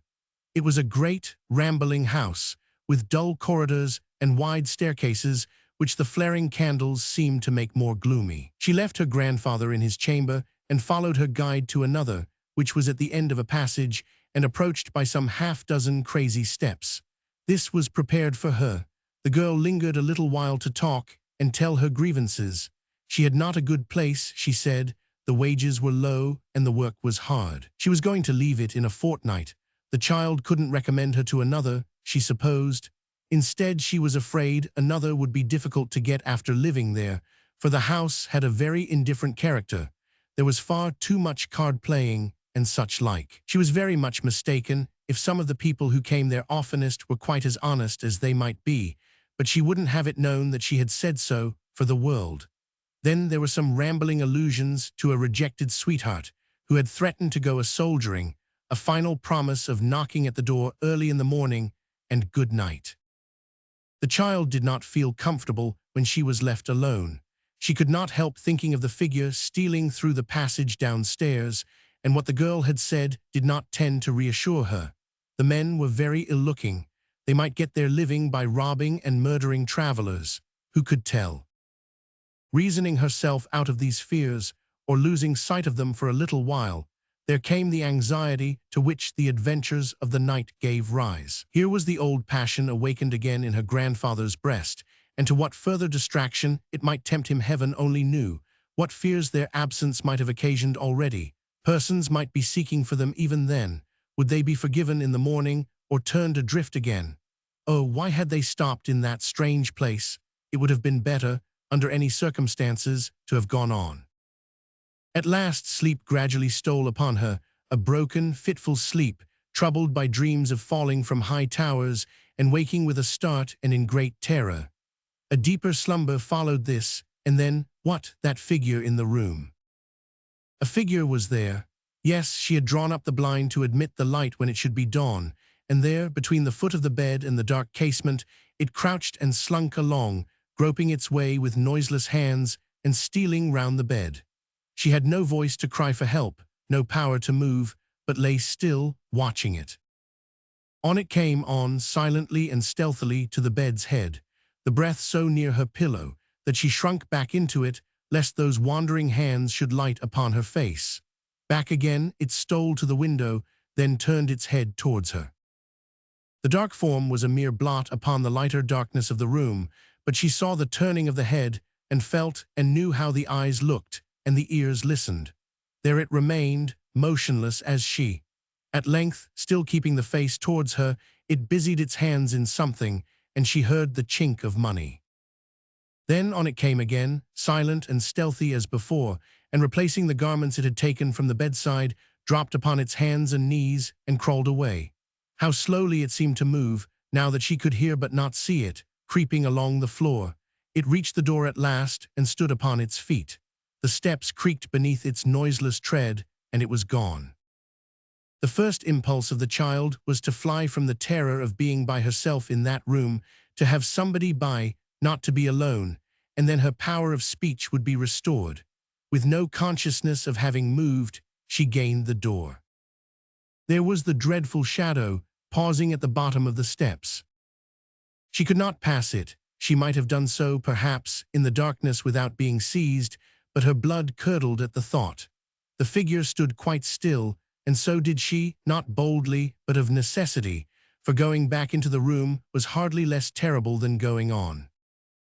The rain beat fast and furiously without, and ran down in plashing streams from the thatched roof. Some summer insect, with no escape into the air, flew blindly to and fro, beating its body against the walls and ceiling, and filling the silent place with murmurs. The figure moved again. The child involuntarily did the same.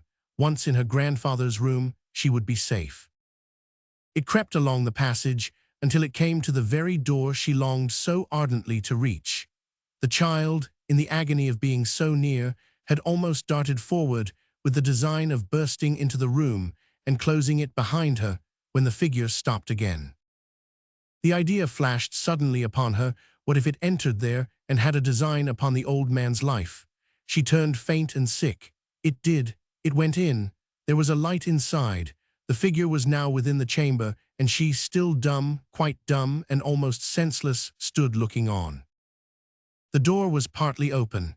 Not knowing what she meant to do, but meaning to preserve him or be killed herself, she staggered forward and looked in.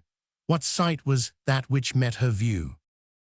The bed had not been lain on, but was smooth and empty, and at a table sat the old man himself, the only living creature there, his white face pinched and sharpened by the greediness which made his eyes unnaturally bright, counting the money of which his hands had robbed her.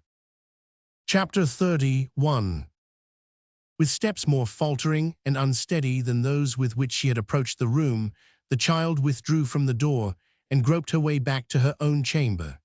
The terror she had lately felt was nothing compared with that which now oppressed her. No strange robber, no treacherous host conniving at the plunder of his guests, or stealing to their beds to kill them in their sleep, no nightly prowler, however terrible and cruel, could have awakened in her bosom half the dread which the recognition of her silent visitor inspired. The gray-headed old man gliding like a ghost into her room and acting the thief while he supposed her fast asleep, then bearing off his prize and hanging over it with the ghastly exultation she had witnessed, was worse, immeasurably worse, and far more dreadful for the moment to reflect upon than anything her wildest fancy could have suggested. If he should return, there was no lock or bolt upon the door, and if, distrustful of having left some money yet behind, he should come back to seek for more, a vague awe and horror surrounded the idea of his slinking in again with stealthy tread, and turning his face toward the empty bed, while she shrank down close at his feet to avoid his touch, which was almost insupportable. She sat and listened. Hark! A footstep on the stairs, and now the door was slowly opening. It was but imagination, yet imagination had all the terrors of reality. Nay, it was worse, for the reality would have come and gone, and there an end, but in imagination it was always coming and never went away. The feeling which beset the child was one of dim, uncertain horror. She had no fear of the dear old grandfather, in whose love for her this disease of the brain had been engendered, but the man she had seen that night, wrapped in the game of chance, lurking in her room, and counting the money by the glimmering light, seemed like another creature in his shape, a monstrous distortion of his image, something to recoil from and be the more afraid of, because it bore a likeness to him and kept close about her as he did. She could scarcely connect her own affectionate companion, save by his loss, with this old man, so like yet so unlike him. She had wept to see him dull and quiet. How much greater cause she had for weeping now. The child sat watching and thinking of these things, until the phantom in her mind so increased in gloom and terror that she felt it would be a relief to hear the old man's voice, or, if he were asleep, even to see him, and banish some of the fears that clustered round his image. She stole down the stairs and passage again. The door was still ajar as she had left it, and the candle burning as before. She had her own candle in her hand, prepared to say, if he were waking, that she was uneasy and could not rest, and had come to see if his were still alight. Looking into the room, she saw him lying calmly on his bed, and so took courage to enter. Fast asleep, no passion in the face, no avarice, no anxiety, no wild desire, all gentle, tranquil, and at peace. This was not the gambler or the shadow in her room. This was not even the worn and jaded man whose face had so often met her own in the gray morning light. This was her dear old friend, her harmless fellow traveler, her good, kind grandfather. She had no fear as she looked upon his slumbering features, but she had a deep and weighty sorrow, and it found its relief in tears. "God bless him," said the child, stooping softly to kiss his placid cheek. "I see too well now that they would indeed part us if they found us out, and shut him up from the light of the sun and sky. He has only me to help him. God bless us both." Lighting her candle, she retreated as silently as she had come, and gaining her own room once more, sat up during the remainder of that long, long, miserable night. At last the day turned her waning candle pale, and she fell asleep. She was quickly roused by the girl who had shown her up to bed, and as soon as she was dressed, prepared to go down to her grandfather. But first she searched her pocket and found that her money was all gone, not a sixpence remained. The old man was ready, and in a few seconds they were on their road. The child thought he rather avoided her eye, and appeared to expect that she would tell him of her loss. She felt she must do that, or he might suspect the truth. "Grandfather," she said in a tremulous voice, after they had walked about a mile in silence, "do you think they are honest people at the house yonder?" "Why," returned the old man, trembling, "do I think them honest? Yes, they played honestly." "I'll tell you why I ask," rejoined Nell. "I lost some money last night, out of my bedroom, I am sure, unless it was taken by somebody in jest, only in jest, dear grandfather, which would make me laugh heartily if I could but know it." "Who would take money in jest?" returned the old man in a hurried manner. "Those who take money, take it to keep, don't talk of jest." "Then it was stolen out of my room, dear," said the child, whose last hope was destroyed by the manner of this reply. "But is there no more, Nell?" said the old man. "No more anywhere? Was it all taken, every farthing of it? Was there nothing left?" "Nothing," replied the child. "We must get more," said the old man. "We must earn it, Nell, hoard it up, scrape it together, come by it somehow. Never mind this loss. Tell nobody of it, and perhaps we may regain it. Don't ask how. We may regain it and a great deal more, but tell nobody or trouble may come of it. And so they took it out of thy room when thou wert asleep," he added in a compassionate tone, very different from the secret, cunning way in which he had spoken until now. "Poor Nell, poor little Nell." The child hung down her head and wept. The sympathizing tone in which he spoke was quite sincere. She was sure of that. It was not the lightest part of her sorrow to know that this was done for her. "Not a word about it to anyone but me," said the old man. "No, not even to me," he added hastily, "for it can do no good. All the losses that ever were are not worth tears from thy eyes, darling. Why should they be, when we will win them back?" "Let them go," said the child, looking up. "Let them go, once and forever, and I would never shed another tear if every penny had been £1,000. "Well, well," returned the old man, checking himself as some impetuous answer rose to his lips. "She knows no better. I ought to be thankful of it." "But listen to me," said the child earnestly. "Will you listen to me?" "Aye, aye, I'll listen," returned the old man, still without looking at her. "A pretty voice. It has always a sweet sound to me. It always had when it was her mother's, poor child." "Let me persuade you, then. Oh, do let me persuade you," said the child, "to think no more of gains or losses, and to try no fortune but the fortune we pursue together." "We pursue this aim together," retorted her grandfather, still looking away and seeming to confer with himself. "Whose image sanctifies the game?" "Have we been worse off," resumed the child, "since you forgot these cares, and we have been traveling on together? Have we not been much better and happier without a home to shelter us than ever we were in that unhappy house when they were on your mind?" "She speaks the truth," murmured the old man in the same tone as before. "It must not turn me, but it is the truth, no doubt it is." "Only remember what we have been since that bright morning when we turned our backs upon it for the last time," said Nell. Only remember what we have been since we have been free of all those miseries, what peaceful days and quiet nights we have had, what pleasant times we have known, what happiness we have enjoyed. If we have been tired or hungry, we have been soon refreshed and slept the sounder for it. Think what beautiful things we have seen and how contented we have felt. And why was this blessed change?" He stopped her with a motion of his hand and bade her talk to him no more just then, for he was busy. After a time he kissed her cheek, still motioning her to silence, and walked on, looking far before him, and sometimes stopping and gazing with a puckered brow upon the ground, as if he were painfully trying to collect his disordered thoughts. Once she saw tears in his eyes. When he had gone on thus for some time, he took her hand in his, as he was accustomed to do, with nothing of the violence or animation of his late manner. And so, by degrees so fine that the child could not trace them, he settled down into his usual quiet way and suffered her to lead him where she would. When they presented themselves in the midst of the stupendous collection, they found, as Nell had anticipated, that Mrs. Jarley was not yet out of bed, and that, although she had suffered some uneasiness on their account overnight, and had indeed sat up for them until past 11 o'clock, she had retired in the persuasion that, being overtaken by storm at some distance from home, they had sought the nearest shelter and would not return before morning. Nell immediately applied herself with great assiduity to the decoration and preparation of the room, and had the satisfaction of completing her task and dressing herself neatly before the beloved of the royal family came down to breakfast. "We haven't had," said Mrs. Jarley when the meal was over, "more than 8 of Miss Montflether's young ladies all the time we've been here, and there's 26 of 'em, as I was told by the cook when I asked her a question or two and put her on the free list.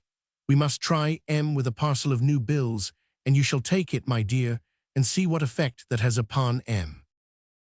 The proposed expedition being one of paramount importance, Mrs. Jarley adjusted Nell's bonnet with her own hands, and declaring that she certainly did look very pretty and reflected credit on the establishment, dismissed her with many commendations and certain needful directions as to the turnings on the right which she was to take, and the turnings on the left which she was to avoid. Thus instructed, Nell had no difficulty in finding out Miss Montflether's boarding and day establishment, which was a large house with a high wall and a large garden gate with a large brass plate, and a small grating through which Miss Montflether's parlour-maid inspected all visitors before admitting them, for nothing in the shape of a man, no, not even a milkman, was suffered without special license to pass that gate.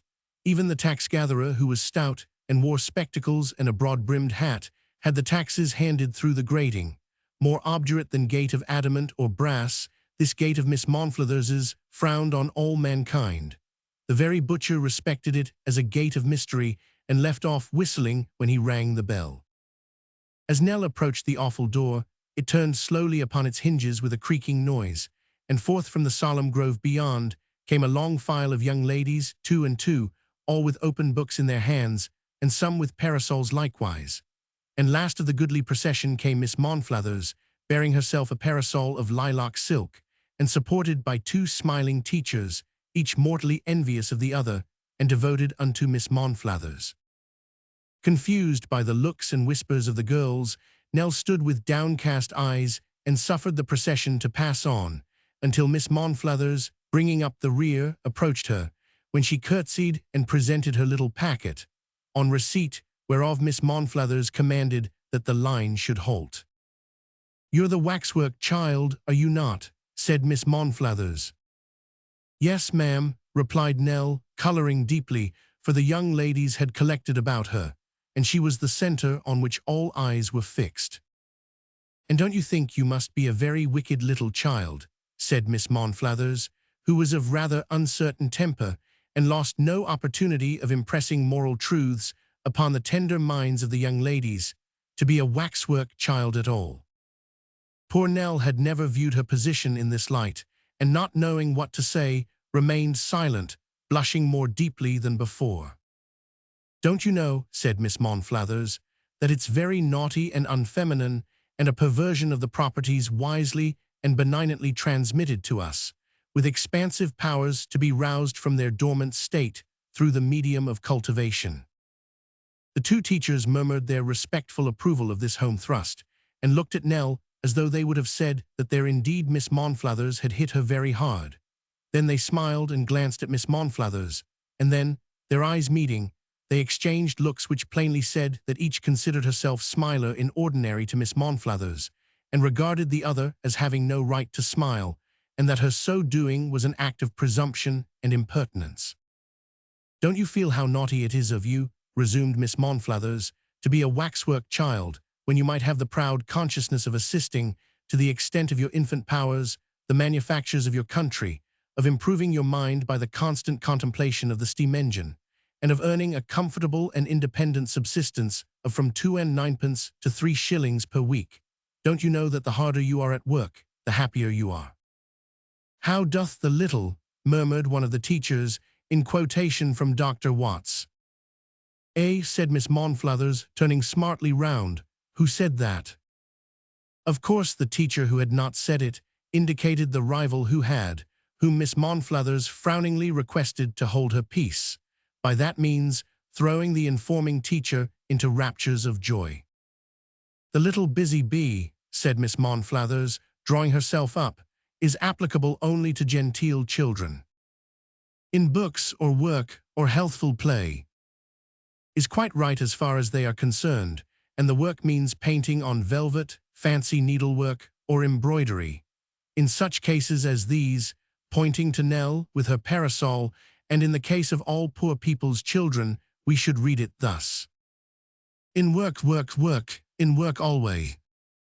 Let my first years be past, that I may give for every day some good account at last." A deep hum of applause rose not only from the two teachers, but from all the pupils, who were equally astonished to hear Miss Monflathers improvising after this brilliant style, for although she had been long known as a politician, she had never appeared before as an original poet. Just then somebody happened to discover that Nell was crying, and all eyes were again turned towards her. There were indeed tears in her eyes, and drawing out her handkerchief to brush them away, she happened to let it fall. Before she could stoop to pick it up, one young lady of about 15 or 16, who had been standing a little apart from the others, as though she had no recognized place among them, sprang forward and put it in her hand. She was gliding timidly away again when she was arrested by the governess. "It was Miss Edwards who did that, I know," said Miss Monflathers predictively. "Now I am sure that was Miss Edwards." It was Miss Edwards, and everybody said it was Miss Edwards, and Miss Edwards herself admitted that it was. "Is it not," said Miss Monflathers, putting down her parasol to take a severe view of the offender, "a most remarkable thing, Miss Edwards, that you have an attachment to the lower classes which always draws you to their sides? Or rather, is it not a most extraordinary thing that all I say and do will not wean you from propensities which your original station in life have unhappily rendered habitual to you, you extremely vulgar-minded girl?" "I really intended no harm, ma'am," said a sweet voice. "It was a momentary impulse indeed." "An impulse," repeated Miss Monflathers scornfully. "I wonder that you presume to speak of impulses to me." Both the teachers assented. "I am astonished." Both the teachers were astonished. "I suppose it is an impulse which induces you to take the part of every groveling and debased person that comes in your way." Both the teachers supposed so too. "But I would have you know, Miss Edwards," resumed the governess in a tone of increased severity, "that you cannot be permitted, if it be only for the sake of preserving a proper example and decorum in this establishment, that you cannot be permitted, and that you shall not be permitted to fly in the face of your superiors in this exceedingly gross manner. If you have no reason to feel a becoming pride before waxwork children, there are young ladies here who have, and you must either defer to those young ladies or leave the establishment, Miss Edwards." This young lady, being motherless and poor, was apprenticed at the school, taught for nothing, teaching others what she learnt for nothing, boarded for nothing, lodged for nothing, and set down and rated as something immeasurably less than nothing by all the dwellers in the house. The servant maids felt her inferiority, for they were better treated, free to come and go, and regarded in their stations with much more respect. The teachers were infinitely superior, for they had paid to go to school in their time, and were paid now. The pupils cared little for a companion who had no grand stories to tell about home, no friends to come with post-horses, and be received in all humility with cake and wine by the governess, no deferential servant to attend and bear her home for the holidays, nothing genteel to talk about, and nothing to display. But why was Miss Monflathers always vexed and irritated with the poor apprentice? How did that come to pass? Why the gayest feather in Miss Monflathers's cap and the brightest glory of Miss Monflathers's school was a baronet's daughter, the real live daughter of a real live baronet, who, by some extraordinary reversal of the laws of nature, was not only plain in features but dull in intellect, while the poor apprentice had both a ready wit and a handsome face and figure. It seems incredible. Here was Miss Edwards, who only paid a small premium which had been spent long ago, every day outshining and excelling the baronet's daughter, who learned all the extras, or was taught them all, and whose half-yearly bill came to double that of any other young ladies in the school, making no account of the honor and reputation of her pupilage. Therefore, and because she was a dependent, Miss Monflathers had a great dislike to Miss Edwards, and was spiteful to her, and aggravated by her, and when she had compassion on little Nell, verbally fell upon and maltreated her, as we have already seen. "You will not take the air today, Miss Edwards," said Miss Monflathers. "Have the goodness to retire to your own room, and not to leave it without permission." The poor girl was moving hastily away, when she was suddenly, in nautical phrase, brought to by a subdued shriek from Miss Monflathers. "She has passed me without any salute," cried the governess, raising her eyes to the sky. "She has actually passed me without the slightest acknowledgement of my presence." The young lady turned and curtsied. Nell could see that she raised her dark eyes to the face of her superior, and that their expression, and that of her whole attitude for the instant, was one of mute but most touching appeal against this ungenerous usage. Miss Monflathers only tossed her head in reply, and the great gate closed upon a bursting heart. "As for you, you wicked child," said Miss Monflathers, turning to Nell, "tell your mistress that if she presumes to take the liberty of sending to me any more, I will write to the legislative authorities and have her put in the stocks, or compelled to do penance in a white sheet. And you may depend upon it that you shall certainly experience the treadmill if you dare to come here again. Now, ladies, on." The procession filed off, two and two, with the books and parasols, and Miss Monflathers, calling the baronet's daughter to walk with her and smooth her ruffled feelings, discarded the two teachers, who by this time had exchanged their smiles for looks of sympathy, and left them to bring up the rear, and hate each other a little more for being obliged to walk together. Chapter 32. Mrs. Jarley's wrath, on first learning that she had been threatened with the indignity of stocks and penance, passed all description. The genuine and only Jarley exposed to public scorn, jeered by children, and flouted by beadles.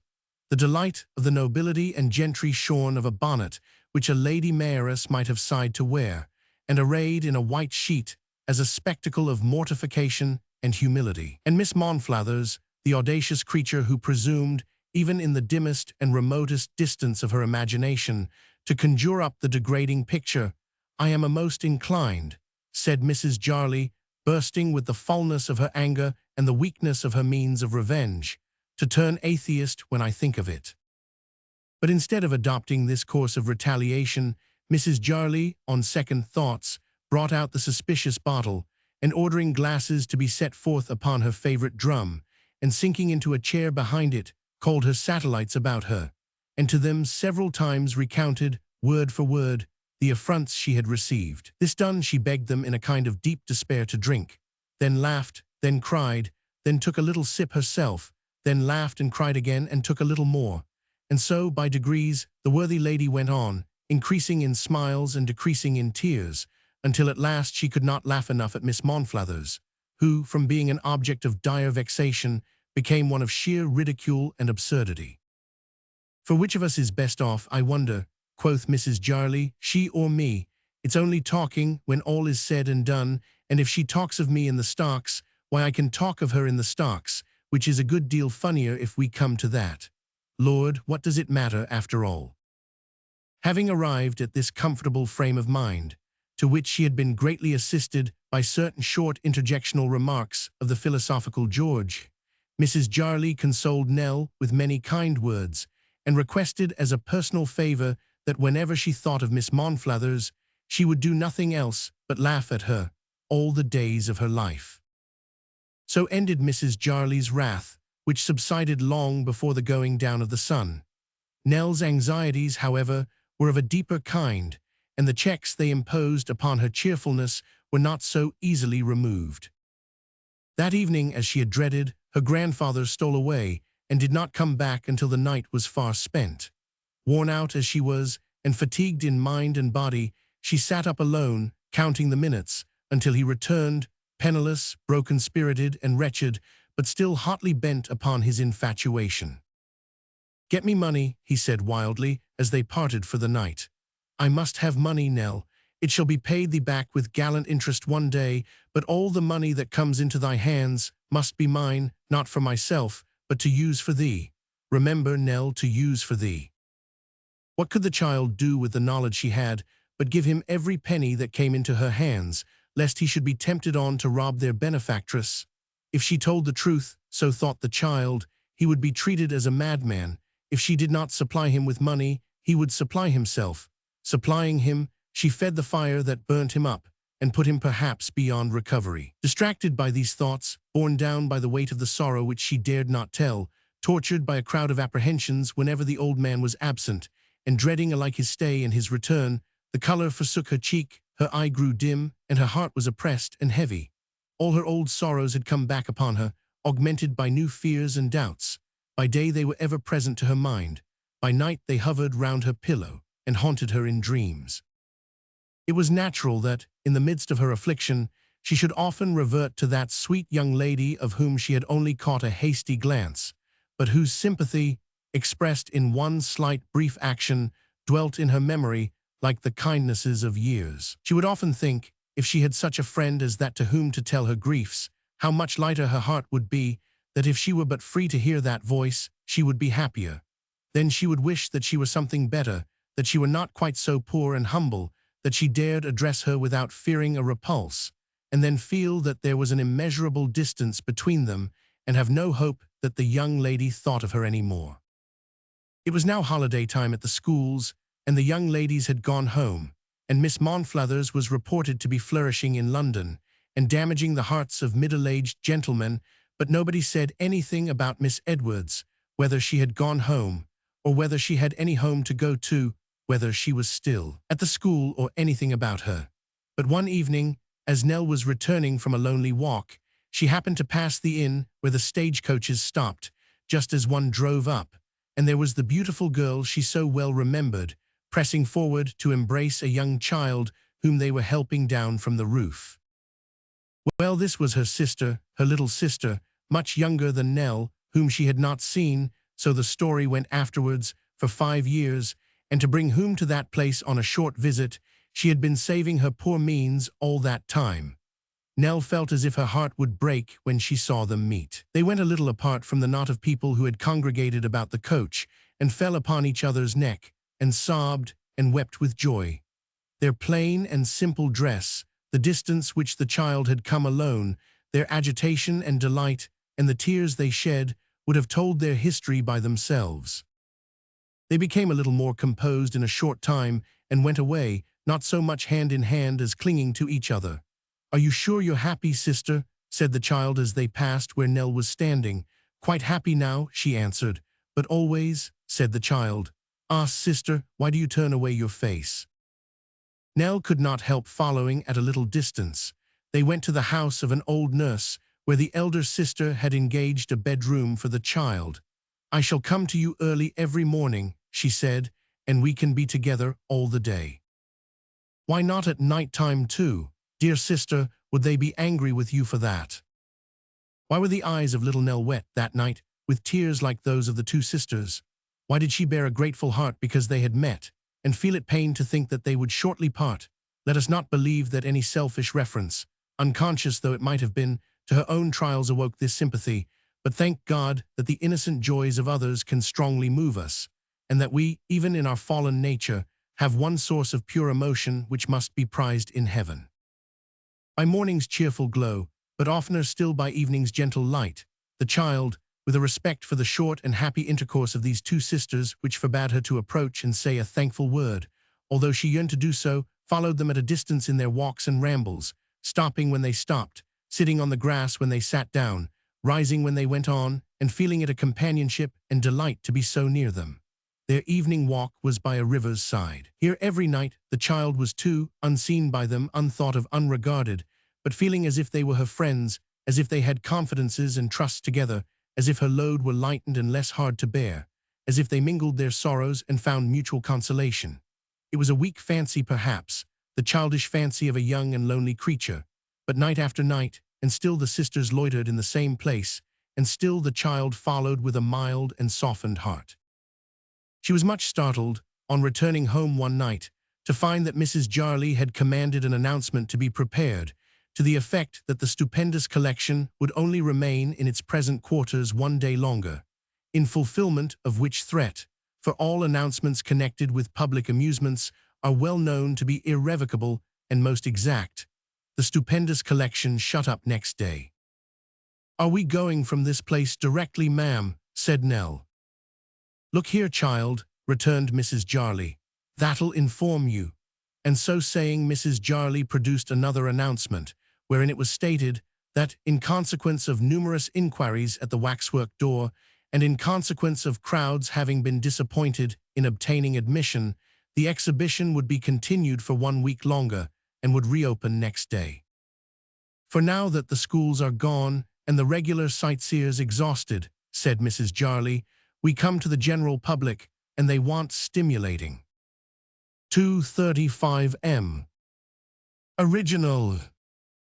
Upon the following day at noon, Mrs. Jarley established herself behind the highly ornamented table, attended by the distinguished effigies before mentioned, and ordered the doors to be thrown open for the readmission of a discerning and enlightened public. But the first day's operations were by no means of a successful character, inasmuch as the general public, though they manifested a lively interest in Mrs. Jarley personally, and such of her waxen satellites as were to be seen for nothing, were not affected by any impulses moving them to the payment of 6 pence a head. Thus, notwithstanding that a great many people continued to stare at the entry and the figures therein displayed, and remained there with great perseverance, by the hour at a time, to hear the barrel organ played and to read the bills, and notwithstanding that they were kind enough to recommend their friends to patronize the exhibition in the like manner, until the doorway was regularly blockaded by half the population of the town,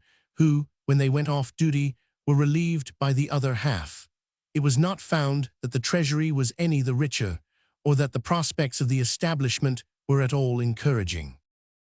In this depressed state of the classical market, Mrs. Jarley made extraordinary efforts to stimulate the popular taste and whet the popular curiosity. Certain machinery in the body of the nun on the leads over the door was cleaned up and put in motion, so that the figure shook its head paralytically all day long, to the great admiration of a drunken, but very Protestant, barber over the way, who looked upon the said paralytic motion as typical of the degrading effect wrought upon the human mind by the ceremonies of the Romish Church, and discoursed upon that theme with great eloquence and morality. The two carters constantly passed in and out of the exhibition room, under various disguises, protesting aloud that the sight was better worth the money than anything they had beheld in all their lives, and urging the bystanders, with tears in their eyes, not to neglect such a brilliant gratification. Mrs. Jarley sat in the pay-place, chinking silver moneys from noon till night, and solemnly calling upon the crowd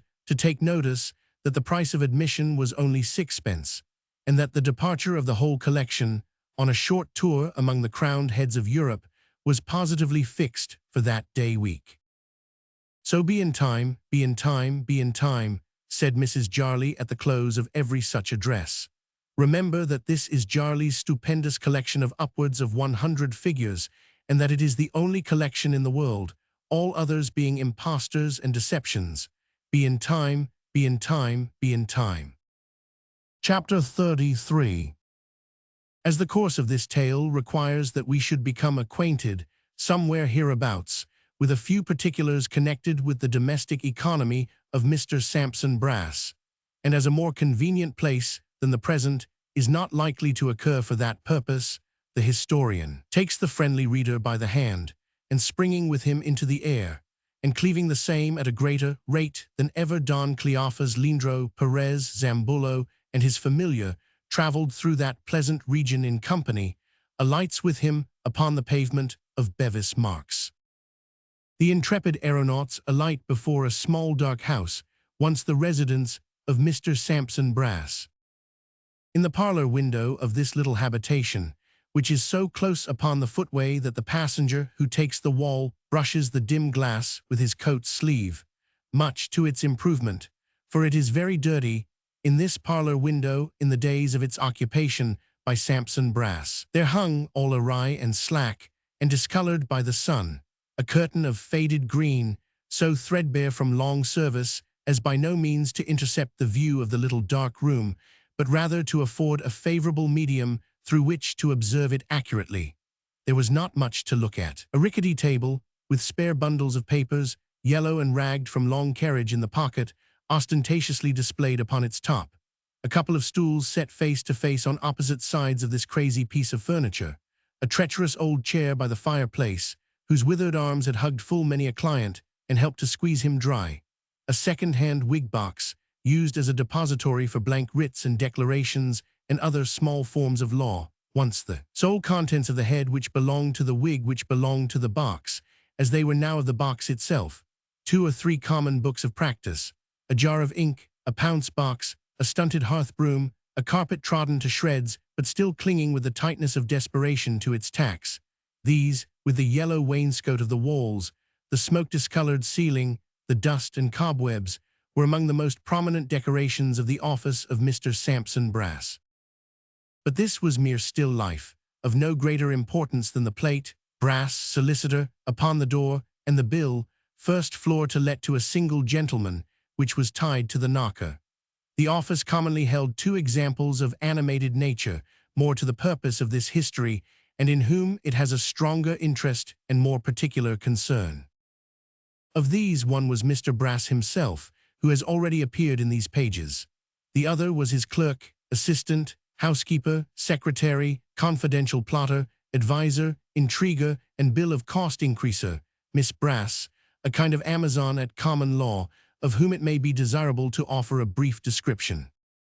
Miss Sally Brass, then, was a lady of 35 or thereabouts, of a gaunt and bony figure and a resolute bearing, which, if it repressed the softer emotions of love and kept admirers at a distance, certainly inspired a feeling akin to awe in the breasts of those male strangers who had the happiness to approach her. In face she bore a striking resemblance to her brother, Sampson, so exact, indeed, was the likeness between them, that had it consorted with Miss Brass's maiden modesty and gentle womanhood to have assumed her brother's clothes in a frolic and sat down beside him, it would have been difficult for the oldest friend of the family to determine which was Sampson and which Sally, especially as the lady carried upon her upper lip certain reddish demonstrations, which, if the imagination had been assisted by her attire, might have been mistaken for a beard. These were, however, in all probability, nothing more than eyelashes in a wrong place, as the eyes of Miss Brass were quite free from any such natural impertinencies. In complexion, Miss Brass was sallow, rather a dirty sallow, so to speak, but this hue was agreeably relieved by the healthy glow which mantled in the extreme tip of her laughing nose. Her voice was exceedingly impressive, deep and rich in quality, and once heard, not easily forgotten. Her usual dress was a green gown, in color not unlike the curtain of the office window, made tight to the figure and terminating at the throat, where it was fastened behind by a peculiarly large and massive button. Feeling, no doubt, that simplicity and plainness are the soul of elegance, Miss Brass wore no collar or kerchief except upon her head, which was invariably ornamented with a brown gauze scarf, like the wing of the fabled vampire, and which, twisted into any form that happened to suggest itself, formed an easy and graceful headdress. Such was Miss Brass in person.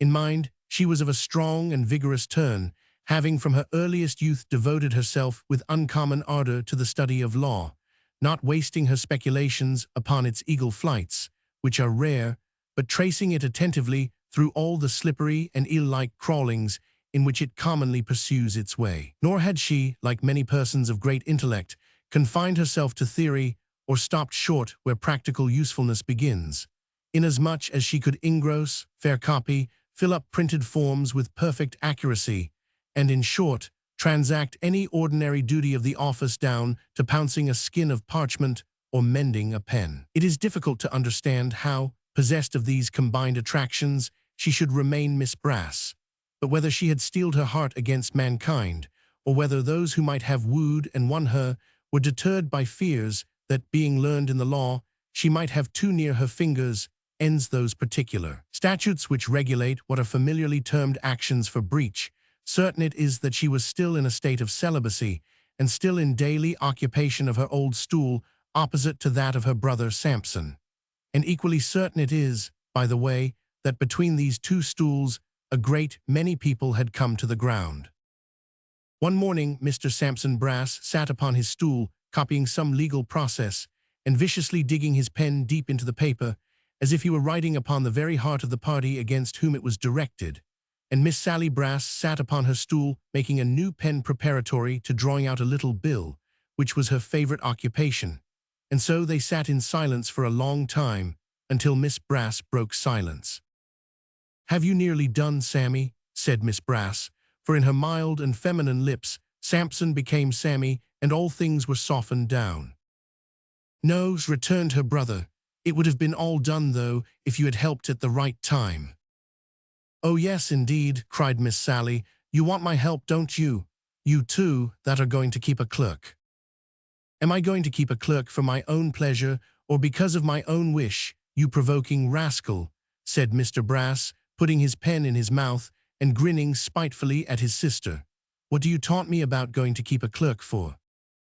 It may be observed in this place, lest the fact of Mr. Brass calling a lady a rascal should occasion any wonderment or surprise, that he was so habituated to having her near him in a man's capacity, that he had gradually accustomed himself to talk to her as though she were really a man. And this feeling was so perfectly reciprocal, that not only did Mr. Brass often call Miss Brass a rascal, or even put an adjective before the rascal, but Miss Brass looked upon it as quite a matter of course, and was as little moved as any other lady would be by being called an angel.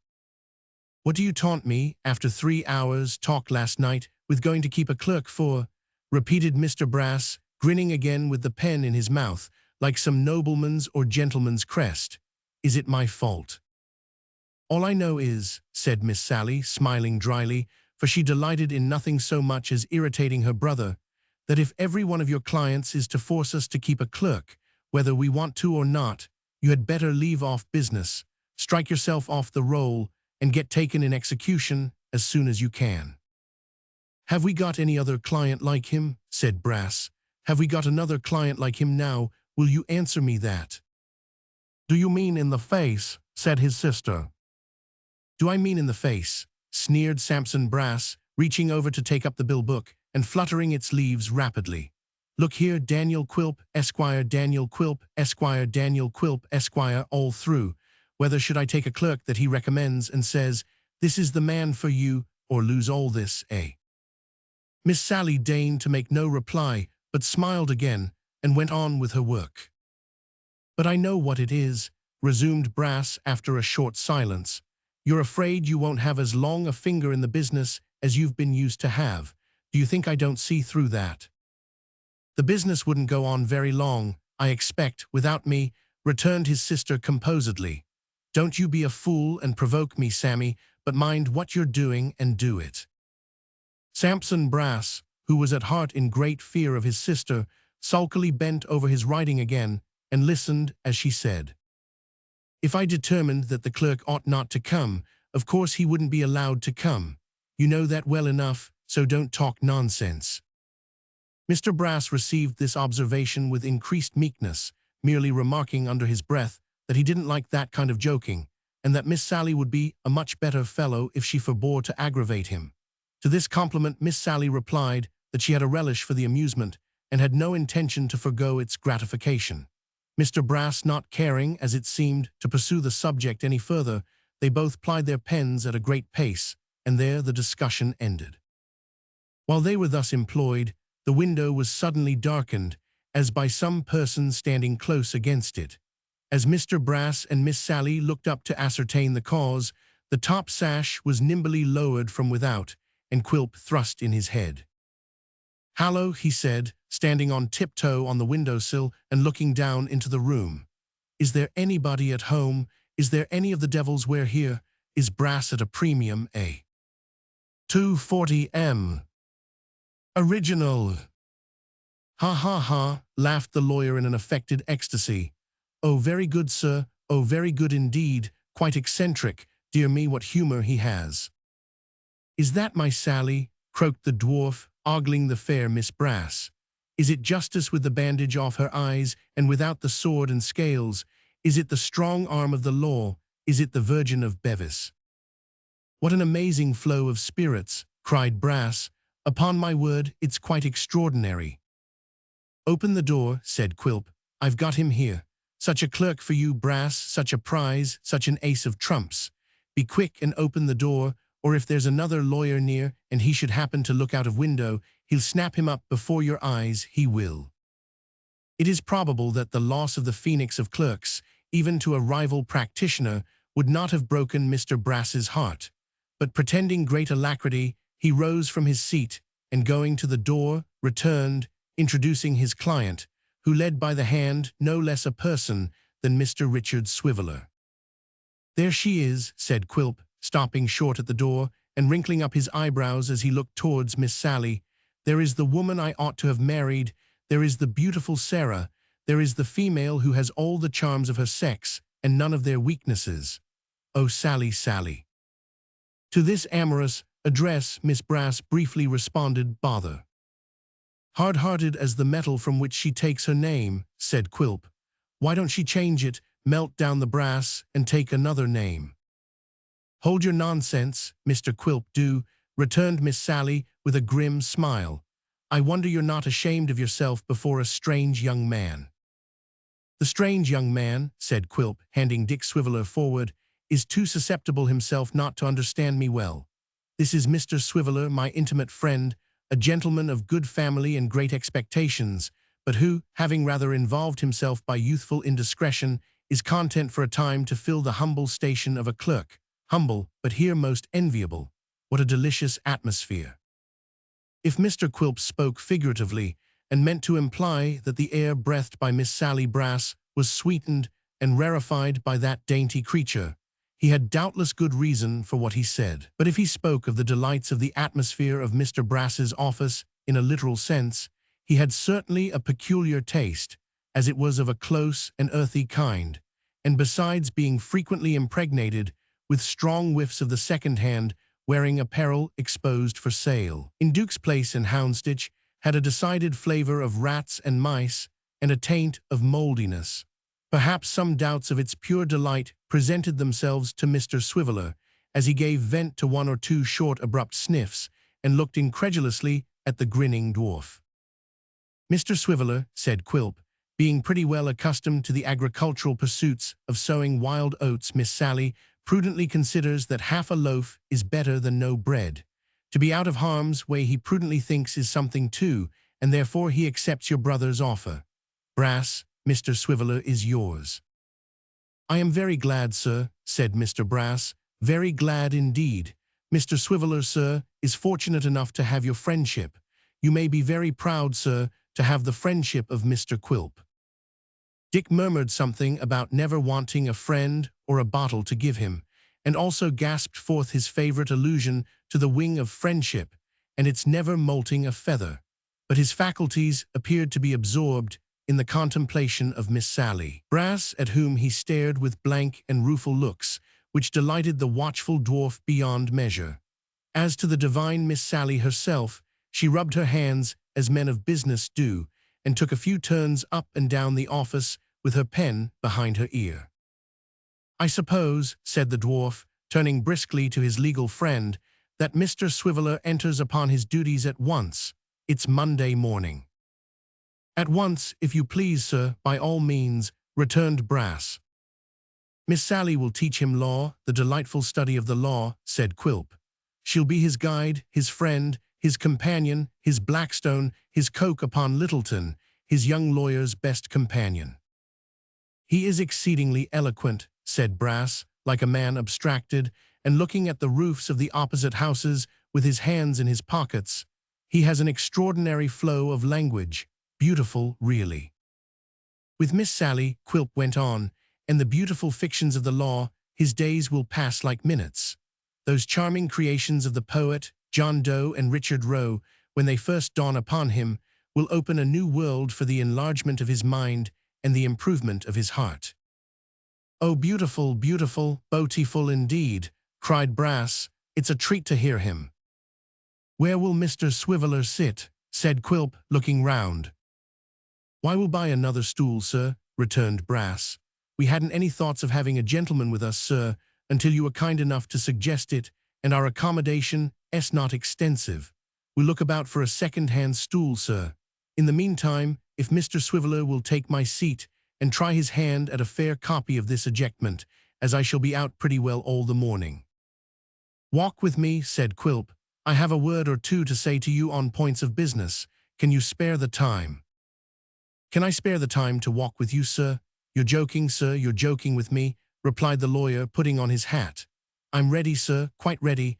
My time must be fully occupied indeed, sir, not to leave me time to walk with you. It's not everybody, sir, who has an opportunity of improving himself by the conversation of Mr. Quilp."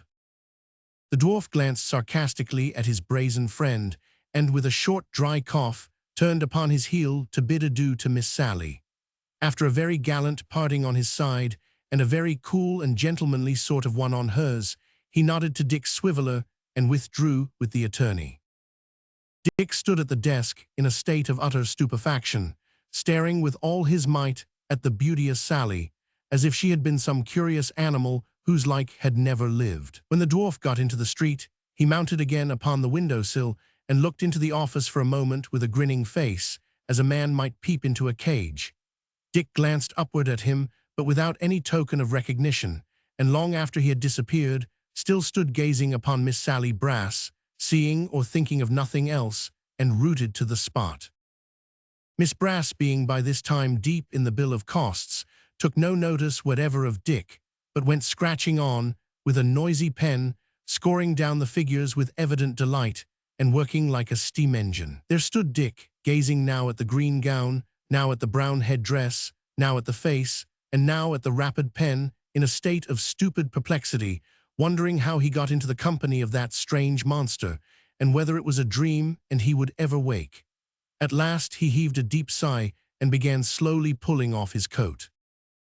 Mr. Swiveller pulled off his coat and folded it up with great elaboration, staring at Miss Sally all the time, then put on a blue jacket with a double row of gilt buttons, which he had originally ordered for aquatic expeditions, but had brought with him that morning for office purposes, and, still keeping his eye upon her, suffered himself to drop down silently upon Mr. Brass's stool. Then he underwent a relapse, and becoming powerless again, rested his chin upon his hand, and opened his eyes so wide that it appeared quite out of the question that he could ever close them any more. When he had looked so long that he could see nothing, Dick took his eyes off the fair object of his amazement, turned over the leaves of the draft he was to copy, dipped his pen into the inkstand, and at last, and by slow approaches, began to write. But he had not written half a dozen words when, reaching over to the inkstand to take a fresh dip, he happened to raise his eyes. There was the intolerable brown head-dress, there was the green gown, there, in short, was Miss Sally Brass, arrayed in all her charms and more tremendous than ever. This happened so often that Mr. Swiveller by degrees began to feel strange influences creeping over him, horrible desires to annihilate this Sally Brass, mysterious promptings to knock her head-dress off and try how she looked without it. There was a very large ruler on the table, a large, black, shining ruler. Mr. Swiveller took it up and began to rub his nose with it. From rubbing his nose with the ruler to poising it in his hand and giving it an occasional flourish after the tomahawk manner, the transition was easy and natural. In some of these flourishes it went close to Miss Sally's head, The ragged edges of the headdress fluttered with the wind it raised. Advance it but an inch, and that great brown knot was on the ground. Yet still the unconscious maiden worked away and never raised her eyes. Well, this was a great relief. It was a good thing to write doggedly and obstinately until he was desperate, and then snatch up the ruler and whirl it about the brown headdress with the consciousness that he could have it off if he liked. It was a good thing to draw it back and rub his nose very hard with it if he thought Miss Sally was going to look up, and to recompense himself with more hardy flourishes when he found she was still absorbed. By these means, Mr. Swiveller calmed the agitation of his feelings, until his applications to the ruler became less fierce and frequent, and he could even write as many as half a dozen consecutive lines without having recourse to it, which was a great victory. Chapter 34. In course of time, that is to say, after a couple of hours or so of diligent application, Miss Brass arrived at the conclusion of her task, and recorded the fact by wiping her pen upon the green gown, and taking a pinch of snuff from a little round tin box which she carried in her pocket. Having disposed of this temperate refreshment, she arose from her stool, tied her papers into a formal packet with red tape, and taking them under her arm, marched out of the office. Mr. Swiveller had scarcely sprung off his seat and commenced the performance of a maniac hornpipe, when he was interrupted, in the fullness of his joy at being again alone, by the opening of the door and the reappearance of Miss Sally's head. "I am going out," said Miss Brass. "Very good, ma'am," returned Dick. "And don't hurry yourself on my account to come back, ma'am," he added inwardly. "If anybody comes on office business, take their messages, and say that the gentleman who attends to that matter isn't in at present, will you?" said Miss Brass. "I will, ma'am," replied Dick. "I shan't be very long," said Miss Brass, retiring. "I'm sorry to hear it, ma'am," rejoined Dick when she had shut the door. "I hope you may be unexpectedly detained, ma'am. If you could manage to be run over, ma'am, but not seriously, so much the better." Uttering these expressions of goodwill with extreme gravity, Mr. Swiveller sat down in the client's chair and pondered, then took a few turns up and down the room and fell into the chair again. "So I'm Brass's clerk, am I?" said Dick. "Brass's clerk, eh? And the clerk of Brass's sister, clerk to a female dragon. Very good, very good. What shall I be next? Shall I be a convict in a felt hat and a grey suit, trotting about a dockyard with my number neatly embroidered on my uniform and the order of the garter on my leg, restrained from chafing my ankle by a twisted Belcher handkerchief? Shall I be that? Will that do, or is it too genteel? Whatever you please, have it your own way, of course." As he was entirely alone, it may be presumed that, in these remarks, Mr. Swiveller addressed himself to his fate or destiny, whom, as we learn by the precedents, it is the custom of heroes to taunt in a very bitter and ironical manner when they find themselves in situations of an unpleasant nature. This is the more probable from the circumstance of Mr. Swiveller directing his observations to the ceiling, which these bodily personages are usually supposed to inhabit, except in theatrical cases when they live in the heart of the great chandelier. "Quilp offers me this place, which he says he can insure me," resumed Dick after a thoughtful silence, and telling off the circumstances of his position one by one upon his fingers. "Fred, who I could have taken my affidavit, would not have heard of such a thing, backs Quilp to my astonishment, and urges me to take it also. Staggerer, number 1. My aunt in the country stops the supplies, and writes an affectionate note to say that she has made a new will, and left me out of it. Staggerer, number 2. No money, no credit, no support from Fred, who seems to turn steady all at once. Notice to quit the old lodgings. Staggerers, 3, 4, 5, and 6. Under an accumulation of staggerers, no man can be considered a free agent. No man knocks himself down. If his destiny knocks him down, his destiny must pick him up again. Then I'm very glad that mine has brought all this upon itself, and I shall be as careless as I can, and make myself quite at home to spite it.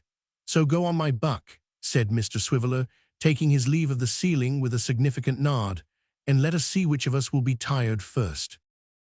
Dismissing the subject of his downfall with these reflections, which were no doubt very profound, and are indeed not altogether unknown in certain systems of moral philosophy, Mr. Swiveller shook off his despondency and assumed the cheerful ease of an irresponsible clerk.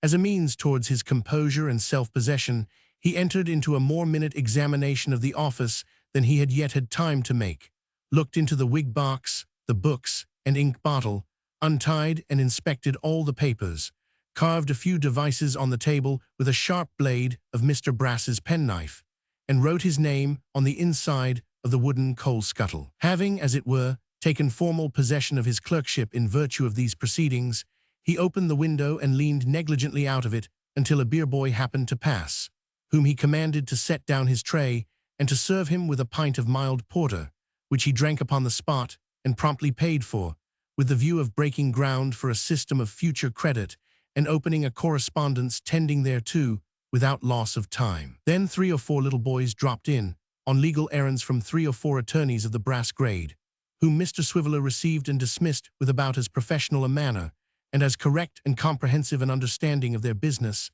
as would have been shown by a clown in a pantomime under similar circumstances. These things done and over, he got upon his stool again, and tried his hand at drawing caricatures of Miss Brass with a pen and ink, whistling very cheerfully all the time. He was occupied in this diversion when a coach stopped near the door, and presently afterwards there was a loud double knock. As this was no business of Mr. Swiveller's, the person not ringing the office bell, he pursued his diversion with perfect composure, notwithstanding that he rather thought there was nobody else in the house. In this, however, he was mistaken, for after the knock had been repeated with increased impatience, the door was opened, and somebody with a very heavy tread went up the stairs and into the room above. Mr. Swiveller was wondering whether this might be another Miss Brass, twin sister to the dragon, when there came a rapping of knuckles at the office door. "Come in," said Dick. "Don't stand upon ceremony. The business will get rather complicated if I've many more customers. Come in." "Oh, please," said a little voice very low down in the doorway, "will you come and show the lodgings?" Dick leant over the table and descried a small slipshod girl in a dirty coarse apron and bib, which left nothing of her visible but her face and feet. She might as well have been dressed in a violin case. "Why, who are you?" said Dick. To which the only reply was, "Oh, please will you come and show the lodgings?" There never was such an old-fashioned child in her looks and manner. She must have been at work from her cradle. She seemed as much afraid of Dick as Dick was amazed at her. "I haven't got anything to do with the lodgings," said Dick. "Tell M to call again." "Oh, but please will you come and show the lodgings?" returned the girl. "It's 18 shillings a week, and us finding plate and linen. Boots and clothes is extra, and fires in wintertime is 8pence a day." "Why don't you show M yourself? You seem to know all about M," said Dick. "Miss Sally said I wasn't to, because people wouldn't believe the attendance was good if they saw how small I was first." "Well, but they'll see how small you are afterwards, won't they?" said Dick. "Ah, but then they'll have taken M for a fortnight certain," replied the child with a shrewd look, "and people don't like moving when they're once settled." "This is a queer sort of thing," muttered Dick, rising. "What do you mean to say you are the cook?" "Yes, I do plain cooking," replied the child. "I'm housemaid too. I do all the work of the house. I suppose Brass and the dragon, and I do the dirtiest part of it," thought Dick. And he might have thought much more, being in a doubtful and hesitating mood, but that the girl again urged her request, and certain mysterious bumping sounds on the passage and staircase seemed to give note of the applicant's impatience. Richard Swiveller, therefore, sticking a pen behind each ear and carrying another in his mouth as a token of his great importance and devotion to business, hurried out to meet and treat with the single gentleman. He was a little surprised to perceive that the bumping sounds were occasioned by the progress upstairs of the single gentleman's trunk, which, being nearly twice as wide as the staircase, and exceedingly heavy withal, it was no easy matter for the united exertions of the single gentleman and the coachman to convey up the steep ascent. But there they were, crushing each other, and pushing and pulling with all their might, and getting the trunk tight and fast in all kinds of impossible angles, and to pass them was out of the question, for which sufficient reason Mr. Swiveller followed slowly behind, entering a new protest on every stair against the house of Mr. Sampson Brass being thus taken by storm. To these remonstrances the single gentleman answered not a word, but when the trunk was at last got into the bedroom, sat down upon it, and wiped his bald head and face with his handkerchief. He was very warm, and well he might be, for not to mention the exertion of getting the trunk upstairs, he was closely muffled in winter garments, though the thermometer had stood all day at 81 in the shade. "I believe, sir," said Richard Swiveller, taking his pen out of his mouth, "that you desire to look at these apartments. They are very charming apartments, sir. They command an uninterrupted view of over the way, and they are within 1 minute's walk of the corner of the street. There is exceedingly mild porter, sir, in the immediate vicinity, and the contingent advantages are extraordinary." "What's the rent?" said the single gentleman. £1 per week, replied Dick, improving on the terms. "I'll take M." "The boots and clothes are extras," said Dick, "and the fires in winter time are all agreed to," answered the single gentleman. 2 weeks certain," said Dick, "are the 2 weeks," cried the single gentleman gruffly, eyeing him from top to toe. 2 years. I shall live here for 2 years. Here, £10 down. The bargain's made." "Why, you see," said Dick, "my name is not Brass, and—" "Who said it was? My name's not Brass. What then?" "The name of the master of the house is," said Dick. "I'm glad of it," returned the single gentleman. "It's a good name for a lawyer. Coachman, you may go, so may you, sir."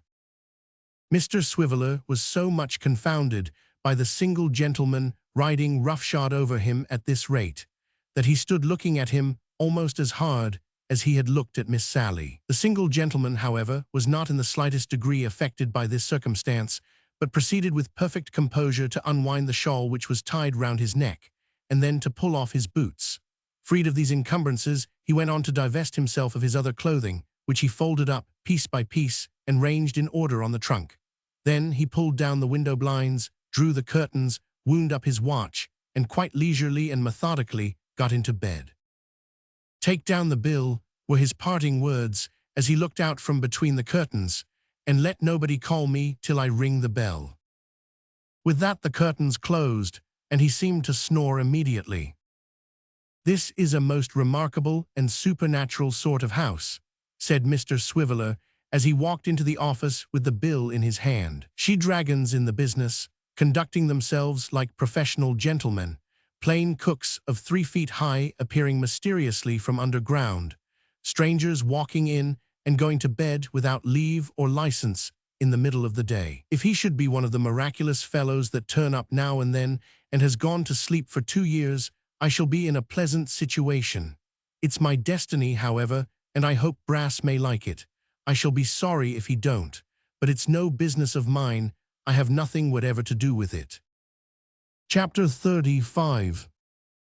Mr. Brass, on returning home, received the report of his clerk with much complacency and satisfaction, and was particular in inquiring after the £10 note, which, proving on examination to be a good and lawful note of the Governor and Company of the Bank of England, increased his good humour considerably. Indeed, he so overflowed with liberality and condescension that, in the fullness of his heart, he invited Mr. Swiveller to partake of a bowl of punch with him at that remote and indefinite period, which is currently denominated one of these days, and paid him many handsome compliments on the uncommon aptitude for business which his conduct on the first day of his devotion to it had so plainly evinced.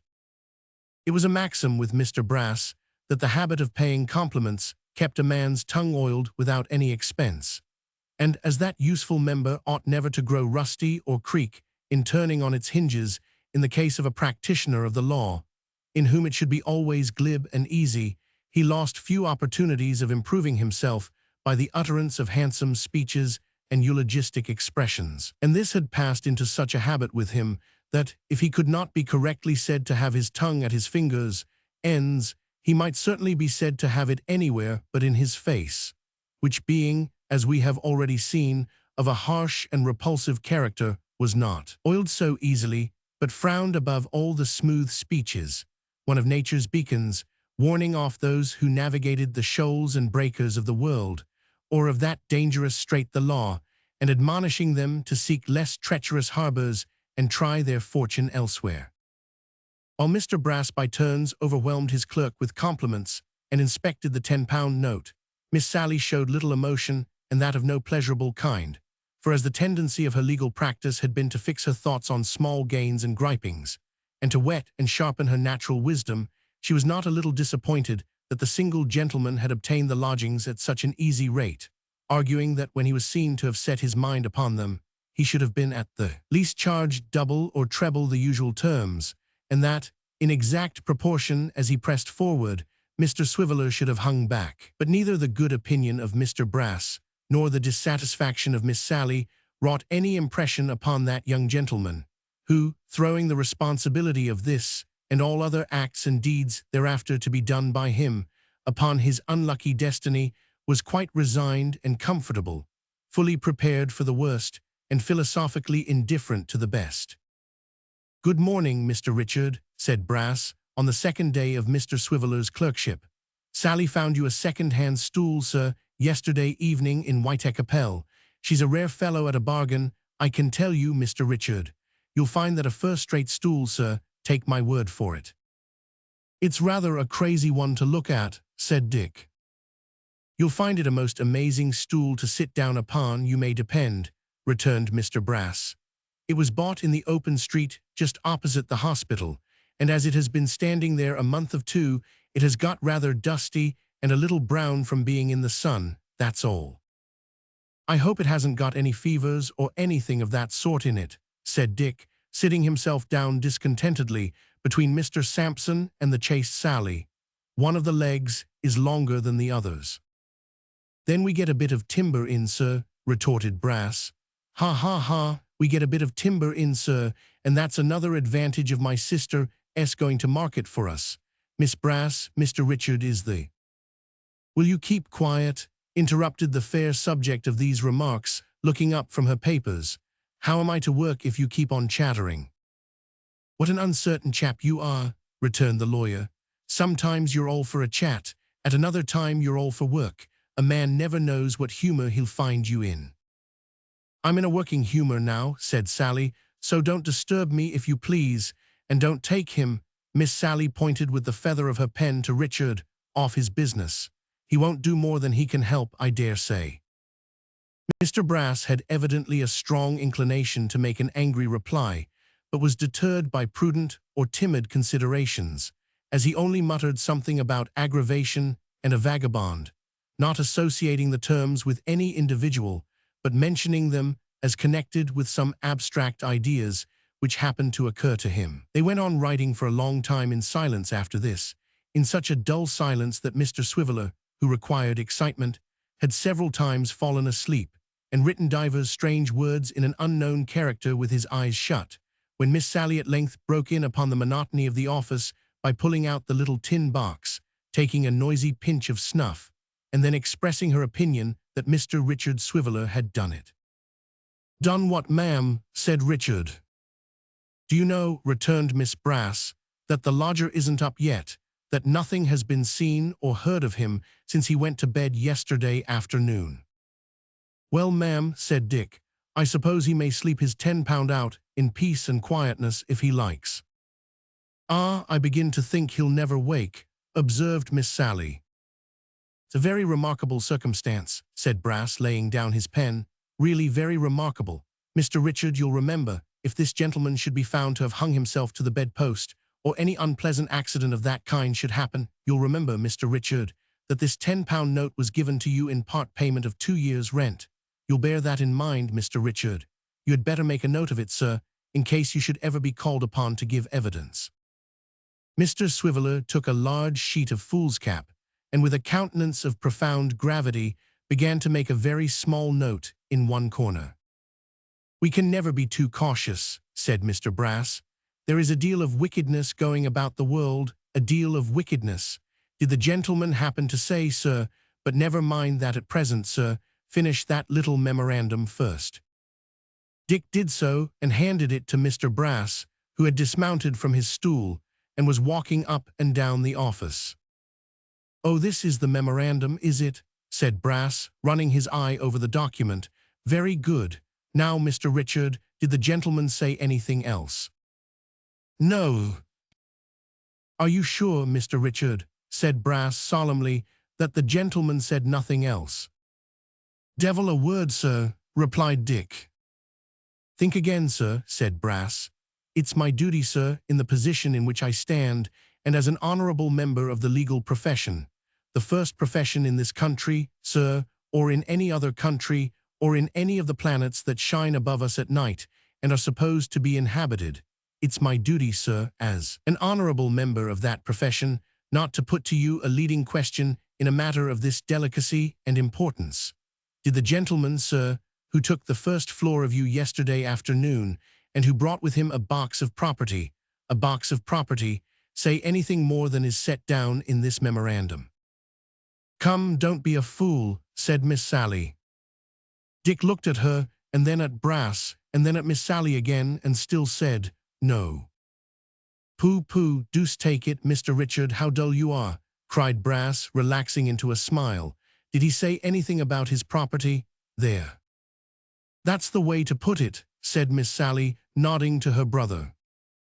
"Did he say, for instance," added Brass, in a kind of comfortable, cozy tone, "I don't assert that he did say so, mind, I only ask you to refresh your memory, did he say, for instance, that he was a stranger in London, that it was not his humor or within his ability to give any references, that he felt we had a right to require them, and that, in case anything should happen to him at any time, he particularly desired that whatever property he had upon the premises should be considered mine, as some slight recompense for the trouble and annoyance I should sustain, and were you, in short," added Brass, still more comfortably and cozily than before, "were you induced to accept him on my behalf, as a tenant, upon those conditions?" "Certainly not," replied Dick. "Why then, Mr. Richard," said Brass, darting at him a supercilious and reproachful look, "it's my opinion that you've mistaken your calling and will never make a lawyer." "Not if you live 1,000 years," added Miss Sally, whereupon the brother and sister took each a noisy pinch of snuff from the little tin box and fell into a gloomy thoughtfulness. Nothing further passed up to Mr. Swiveller's dinner time, which was at 3 o'clock, and seemed about 3 weeks in coming. At the first stroke of the hour, the new clerk disappeared. At the last stroke of 5, he reappeared, and the office, as if by magic, became fragrant with the smell of gin and water and lemon peel. "Mr. Richard," said Brass, "this man's not up yet. Nothing will wake him, sir. What's to be done?" "I should let him have his sleep out," returned Dick. "Sleep out?" cried Brass. "Why, he has been asleep now 26 hours. We have been moving chests of drawers over his head. We have knocked double knocks at the street door. We have made the servant girl fall downstairs several times. She's a light weight, and it don't hurt her much, but nothing wakes him." "Perhaps a ladder," suggested Dick, "and getting in at the first-floor window." "But then there's a door between. Besides, the neighbors would be up in arms," said Brass. "What do you say to getting on the roof of the house through the trapdoor and dropping down the chimney?" suggested Dick.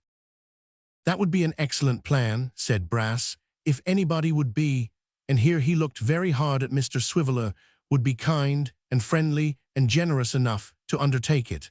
I dare say it would not be anything like as disagreeable as one supposes."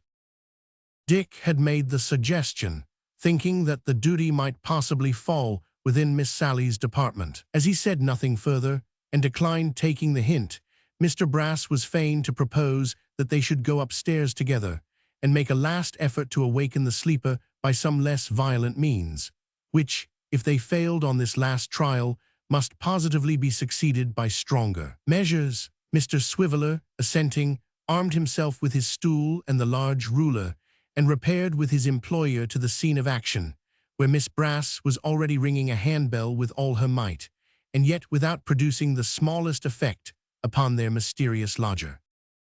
"There are his boots, Mr. Richard," said Brass. "Very obstinate-looking articles they are too," quoth Richard Swiveller. And truly, they were as sturdy and bluff a pair of boots as one would wish to see, as firmly planted on the ground as if their owners' legs and feet had been in them, and seeming, with their broad soles and blunt toes, to hold possession of their place by main force. "I can't see anything but the curtain of the bed," said Brass, applying his eye to the keyhole of the door. "Is he a strong man, Mr. Richard?" 254 M. Original. "Very," answered Dick. "It would be an extremely unpleasant circumstance if he was to bounce out suddenly," said Brass. "Keep the stairs clear. I should be more than a match for him, of course, but I'm the master of the house, and the laws of hospitality must be respected. Hallo there, hallo, hallo." While Mr. Brass, with his eye curiously twisted into the keyhole, uttered these sounds as a means of attracting the lodger's attention, and while Miss Brass plied the handbell, Mr. Swiveller put his stool close against the wall by the side of the door, and mounting on the top and standing bolt upright, so that if the lodger did make a rush, he would most probably pass him in its onward fury, began a violent battery with the ruler upon the upper panels of the door. Captivated with his own ingenuity, and confident in the strength of his position, which he had taken up after the method of those hardy individuals who open the pit and gallery doors of theatres on crowded nights, Mr. Swiveller rained down such a shower of blows that the noise of the bell was drowned, and the small servant, who lingered on the stairs below, ready to fly at a moment's notice, was obliged to hold her ears lest she should be rendered deaf for life. Suddenly the door was unlocked on the inside and flung violently open. The small servant flew to the coal cellar. Miss Sally dived into her own bedroom. Mr. Brass, who was not remarkable for personal courage, ran into the next street, and finding that nobody followed him, armed with a poker or other offensive weapon, put his hands in his pockets, walked very slowly all at once, and whistled. Meanwhile, Mr. Swiveller, on the top of the stool, drew himself into as flat a shape as possible against the wall, and looked, not unconcernedly, down upon the single gentleman, who appeared at the door growling and cursing in a very awful manner, and with the boots in his hand, seemed to have an intention of hurling them downstairs on speculation. This idea, however, he abandoned. He was turning into his room again, still growling vengefully, when his eyes met those of the watchful Richard. "Have you been making that horrible noise?" said the single gentleman. "I have been helping, sir," returned Dick, keeping his eye upon him, and waving the ruler gently in his right hand, as an indication of what the single gentleman had to expect if he attempted any violence. "How dare you then?" said the lodger. To this, Dick made no other reply than by inquiring whether the lodger held it to be consistent with the conduct and character of a gentleman to go to sleep for 26 hours at a stretch, and whether the peace of an amiable and virtuous family was to weigh as nothing in the balance. "Is my peace nothing?" said the single gentleman. "Is their peace nothing, sir?" returned Dick. "I don't wish to hold out any threats, sir. Indeed, the law does not allow of threats, for to threaten is an indictable offence. But if ever you do that again, take care you're not sat upon by the coroner and buried in a cross road before you wake." "We have been distracted with fears that you were dead, sir," said Dick, gently sliding to the ground, "and the short and the long of it is that we cannot allow single gentlemen to come into this establishment and sleep like double gentlemen without paying extra for it." "Indeed," cried the lodger. "Yes, sir, indeed," returned Dick, yielding to his destiny and saying whatever came uppermost. "An equal quantity of slumber was never got out of one bed and bedstead, and if you're going to sleep in that way, you must pay for a double-bedded room." Instead of being thrown into a greater passion by these remarks, the lodger lapsed into a broad grin and looked at Mr. Swiveller with twinkling eyes. He was a brown-faced, sunburnt man, and appeared browner and more sunburnt from having a white nightcap on. As it was clear that he was a choleric fellow in some respects, Mr. Swiveller was relieved to find him in such good humor, and to encourage him in it, smiled himself. The lodger, in the testiness of being so rudely roused, had pushed his nightcap very much on one side of his bald head. This gave him a rakish, eccentric air, which, now that he had leisure to observe it, charmed Mr. Swiveller exceedingly. Therefore, by way of propitiation, he expressed his hope that the gentleman was going to get up, and further that he would never do so any more. "Come here, you impudent rascal," was the lodger's answer as he re-entered his room. Mr. Swiveller followed him in, leaving the stool outside, but reserving the ruler in case of a surprise. He rather congratulated himself on his prudence when the single gentleman, without notice or explanation of any kind, double-locked the door.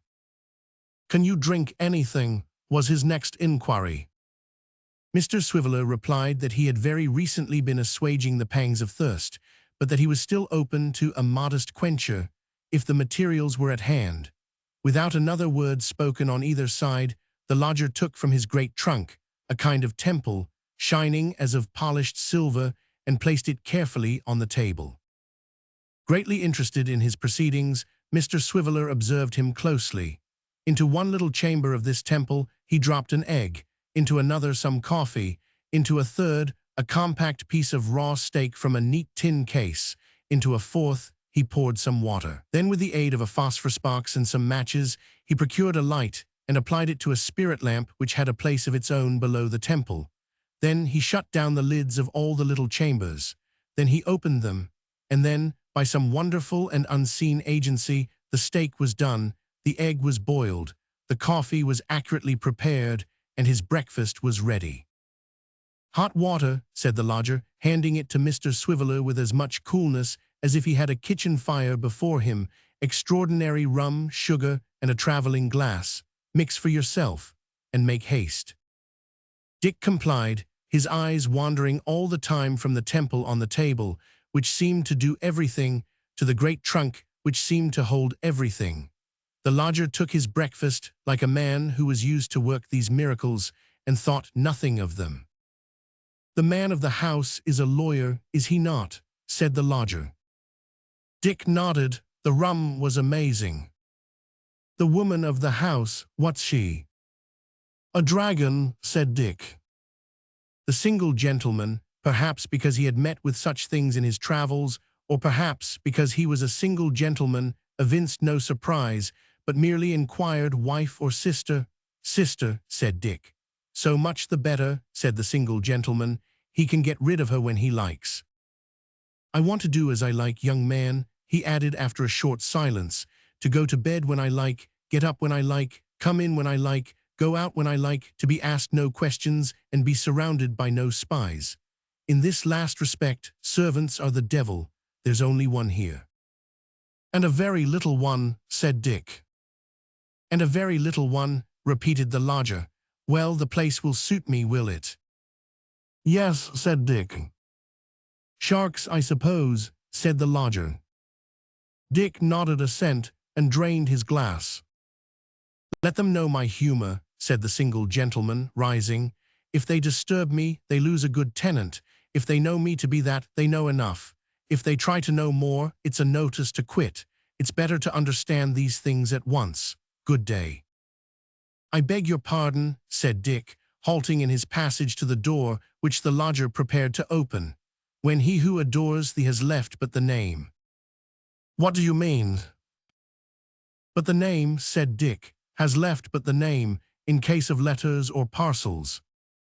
"I never have any," returned the lodger. "Or in the case anybody should call." "Nobody ever calls on me." "If any mistake should arise from not having the name, don't say it was my fault, sir," added Dick, still lingering. "Oh, blame not the bard." "I'll blame nobody," said the lodger, with such irascibility that in a moment Dick found himself on the staircase, and the locked door between them. Mr. Brass and Miss Sally were lurking hard by, having been, indeed, only rooted from the keyhole by Mr. Swiveller's abrupt exit. As their utmost exertions had not enabled them to overhear a word of the interview, however, in consequence of a quarrel for precedence, which, though limited of necessity to pushes and pinches and such quiet pantomime, had lasted the whole time, they hurried him down to the office to hear his account of the conversation. This Mr. Swiveller gave them, faithfully as regarded the wishes and character of the single gentleman, and poetically as concerned the great trunk, of which he gave a description more remarkable for brilliancy of imagination than a strict adherence to truth, declaring, with many strong asseverations, that it contained a specimen of every kind of rich food and wine known in these times, and in particular that it was of a self-acting kind and served up whatever was required, as he supposed by clockwork. He also gave them to understand that the cooking apparatus roasted a fine piece of sirloin of beef, weighing about 6 pounds of wardupes, in 2 minutes and a quarter, as he had himself witnessed and proved by his sense of taste, and further, that, however the effect was produced, he had distinctly seen water boil and bubble up when the single gentleman winked, from which facts he, Mr. Swiveller, was led to infer that the lodger was some great conjurer or chemist, or both, whose residence under that roof could not fail at some future days to shed a great credit and distinction on the name of Brass, and add a new interest to the history of Bevis Marks. There was one point which Mr. Swiveller deemed it unnecessary to enlarge upon, and that was the fact of the modest quencher, which, by reason of its intrinsic strength, and its coming close upon the heels of the temperate beverage he had discussed at dinner, awakened a slight degree of fever, and rendered necessary 2 or 3 other modest quenchers at the public house in the course of the evening. Chapter 36. As the single gentleman, after some weeks' occupation of his lodgings, still declined to correspond by word or gesture, either with Mr. Brass or his sister Sally, but invariably chose Richard Swiveller as his channel of communication, and as he proved himself in all respects a highly desirable inmate, paying for everything beforehand, giving very little trouble, making no noise, and keeping early hours, Mr. Richard imperceptibly rose to an important position in the family as one who had influence over this mysterious lodger and could negotiate with him for good or evil when nobody else durst approach his person. If the truth must be told, even Mr. Swiveller's approaches to the single gentleman were of a very distant kind, and met with small encouragement. But as he never returned from a monosyllabic conference with the unknown without quoting such expressions as Swiveller, I know I can rely upon you, I have no hesitation in saying, Swiveller, that I entertain a regard for you, Swiveller. You are my friend, and will stand by me, I am sure, with many other short speeches of the same familiar and confiding kind, purporting to have been addressed by the single gentleman to himself, and to form the staple of their ordinary discourse. Neither Mr. Brass nor Miss Sally for a moment questioned the extent of his influence, but accorded to him their fullest and most unqualified belief. But quite apart from, and independent of, this source of popularity, Mr. Swiveller had another, which promised to be equally enduring, and to lighten his position considerably. He found favor in the eyes of Miss Sally Brass. Let not the light scorners of female fascination erect their ears to listen to a new tale of love which shall serve them for a jest. For Miss Brass, however accurately formed to be beloved, was not of the loving kind.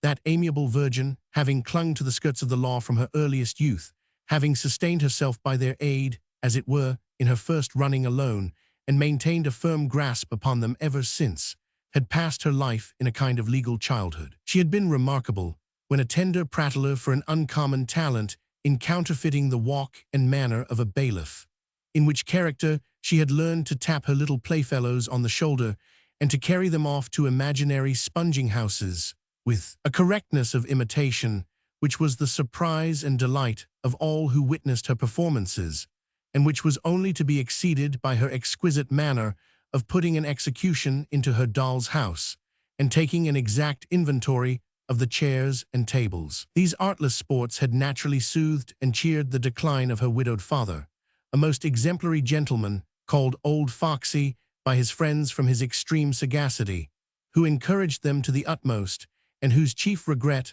on finding that he drew near to Houndsditch churchyard, was that his daughter could not take out an attorney's certificate and hold a place upon the roll. Filled with this affectionate and touching sorrow, he had solemnly confided her to his son Sampson as an invaluable auxiliary, and from the old gentleman's decease to the period of which we treat, Miss Sally Brass had been the prop and pillar of his business. It is obvious that, having devoted herself from infancy to this one pursuit and study, Miss Brass could know but little of the world, otherwise than in connection with the law. and that from a lady gifted with such high tastes, proficiency in those gentler and softer arts in which women usually excel was scarcely to be looked for. Miss Sally's accomplishments were all of a masculine and strictly legal kind. They began with the practice of an attorney and they ended with it. She was in a state of lawful innocence, so to speak. The law had been her nurse.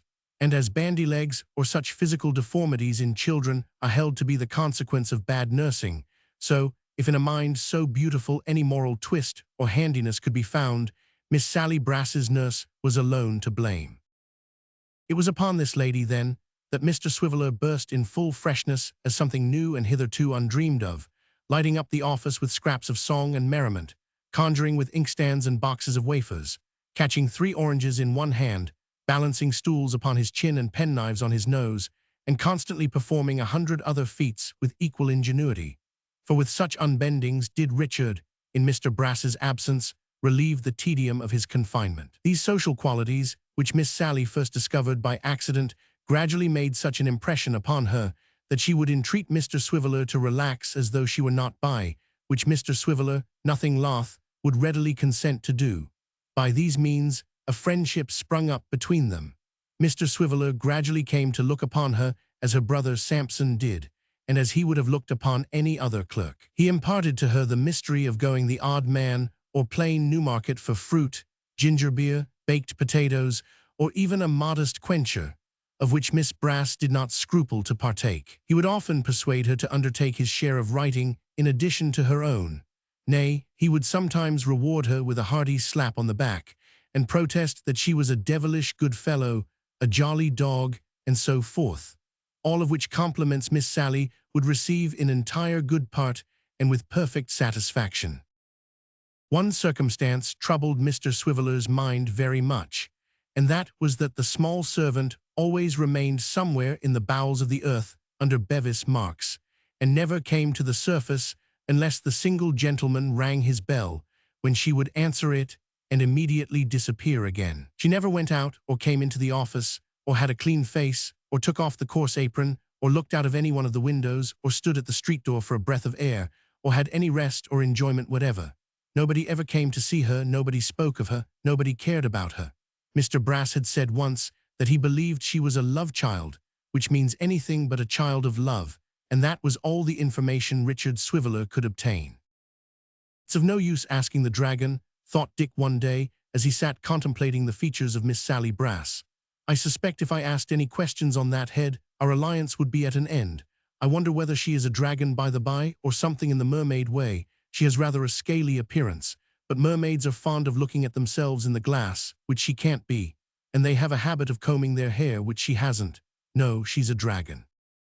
"Where are you going, old fellow?" said Dick aloud, as Miss Sally wiped her pen as usual on the green dress, and uprose from her seat. "To dinner," answered the dragon. "To dinner," thought Dick. "That's another circumstance. I don't believe that small servant ever has anything to eat." "Sammy won't be home," said Miss Brass. "Stop till I come back, I shan't be long." Dick nodded and followed Miss Brass, with his eyes to the door and with his ears to a little back parlor, where she and her brother took their meals. "Now," said Dick, walking up and down with his hands in his pockets, "I'd give something, if I had it, to know how they use that child and where they keep her. My mother must have been a very inquisitive woman. I have no doubt I'm marked with a note of interrogation somewhere. My feelings I smother, but thou hast been the cause of this anguish, upon my word," said Mr. Swiveller, checking himself and falling thoughtfully into the client's chair. "I should like to know how they use her." After running on, in this way, for some time, Mr. Swiveller softly opened the office door, with the intention of darting across the street for a glass of the mild porter. At that moment, he caught a parting glimpse of the brown head-dress of Miss Brass flitting down the kitchen stairs. "And by Jove," thought Dick, "she's going to feed the small servant, now or never." First peeping over the handrail, and allowing the head-dress to disappear in the darkness below, he groped his way down, and arrived at the door of a back kitchen immediately after Miss Brass had entered the same, bearing in her hand a cold leg of mutton. It was a very dark, miserable place, very low and very damp, the walls disfigured by 1,000 rents and blotches.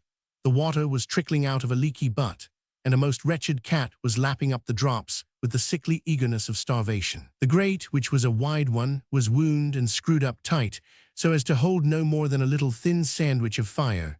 Everything was locked up. The coal cellar, the candle box, the salt box, the meat safe, were all padlocked. There was nothing that a beetle could have lunched upon. The pinched and meager aspect of the place would have killed a chameleon. He would have known, at the first mouthful, that the air was not eatable and must have given up the ghost in despair. The small servant stood with humility in presence of Miss Sally and hung her head. "Are you there?" said Miss Sally. "Yes, ma'am," was the answer in a weak voice. "Go further away from the leg of mutton, or you'll be picking it, I know," said Miss Sally. The girl withdrew into a corner, while Miss Brass took a key from her pocket and, opening the safe, brought from it a dreary waste of cold potatoes, looking as eatable as Stonehenge. This she placed before the small servant, ordering her to sit down before it, and then, taking up a great carving knife, made a mighty show of sharpening it upon the carving fork. "Do you see this?" said Miss Brass, slicing off about 2 square inches of cold mutton after all this preparation, and holding it out on the point of the fork. The small servant looked hard enough at it with her hungry eyes to see every shred of it, small as it was, and answered, "Yes." "Then don't you ever go and say," retorted Miss Sally, "that you hadn't meat here. There, eat it up." This was soon done. "Now do you want any more?" said Miss Sally. The hungry creature answered with a faint no. They were evidently going through an established form. "You've been helped once to meat," said Miss Brass, summing up the facts. "You have had as much as you can eat. You're asked if you want any more, and you answer, no. Then don't you ever go and say you were allowanced, mind that." With those words, Miss Sally put the meat away and locked the safe, and then, drawing near to the small servant, overlooked her while she finished the potatoes. It was plain that some extraordinary grudge was working in Miss Brass's gentle breast, and that it was that which impelled her, without the smallest present cause, to rap the child with the blade of the knife, now on her hand, now on her head, and now on her back, as if she found it quite impossible to stand so close to her without administering a few slight knocks. Mr. Swiveller was not a little surprised to see his fellow clerk, after walking slowly backwards towards the door, as if she were trying to withdraw herself from the room but could not accomplish it, dart suddenly forward, and falling on the small servant give her some hard blows with her clenched hand. The victim cried, but in a subdued manner as if she feared to raise her voice, and Miss Sally, comforting herself with a pinch of snuff, ascended the stairs, just as Richard had safely reached the office. Chapter 37.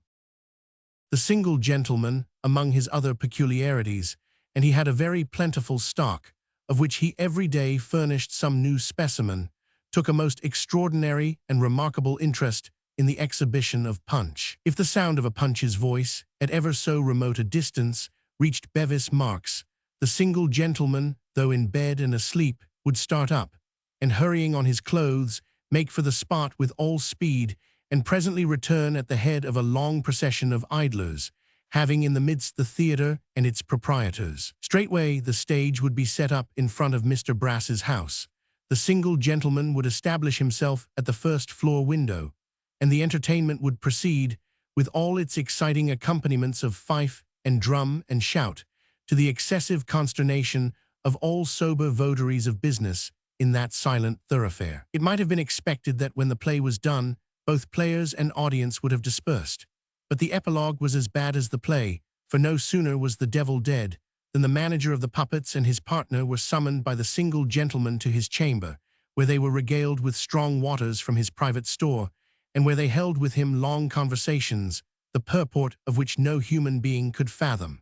But the secret of these discussions was of little importance. It was sufficient to know that while they were proceeding, the concourse without still lingered round the house, that boys beat upon the drum with their fists, and imitated Punch with their tender voices, that the office window was rendered opaque by flattened noses, and the keyhole of the street door luminous with eyes, that every time the single gentleman or either of his guests was seen at the upper window or so much as the end of one of their noses was visible, there was a great shout of execration from the excluded mob, who remained howling and yelling and refusing consolation, until the exhibitors were delivered up to them to be attended elsewhere. It was sufficient, in short, to know that Bevis Marks was revolutionized by these popular movements, and that peace and quietness fled from its precincts.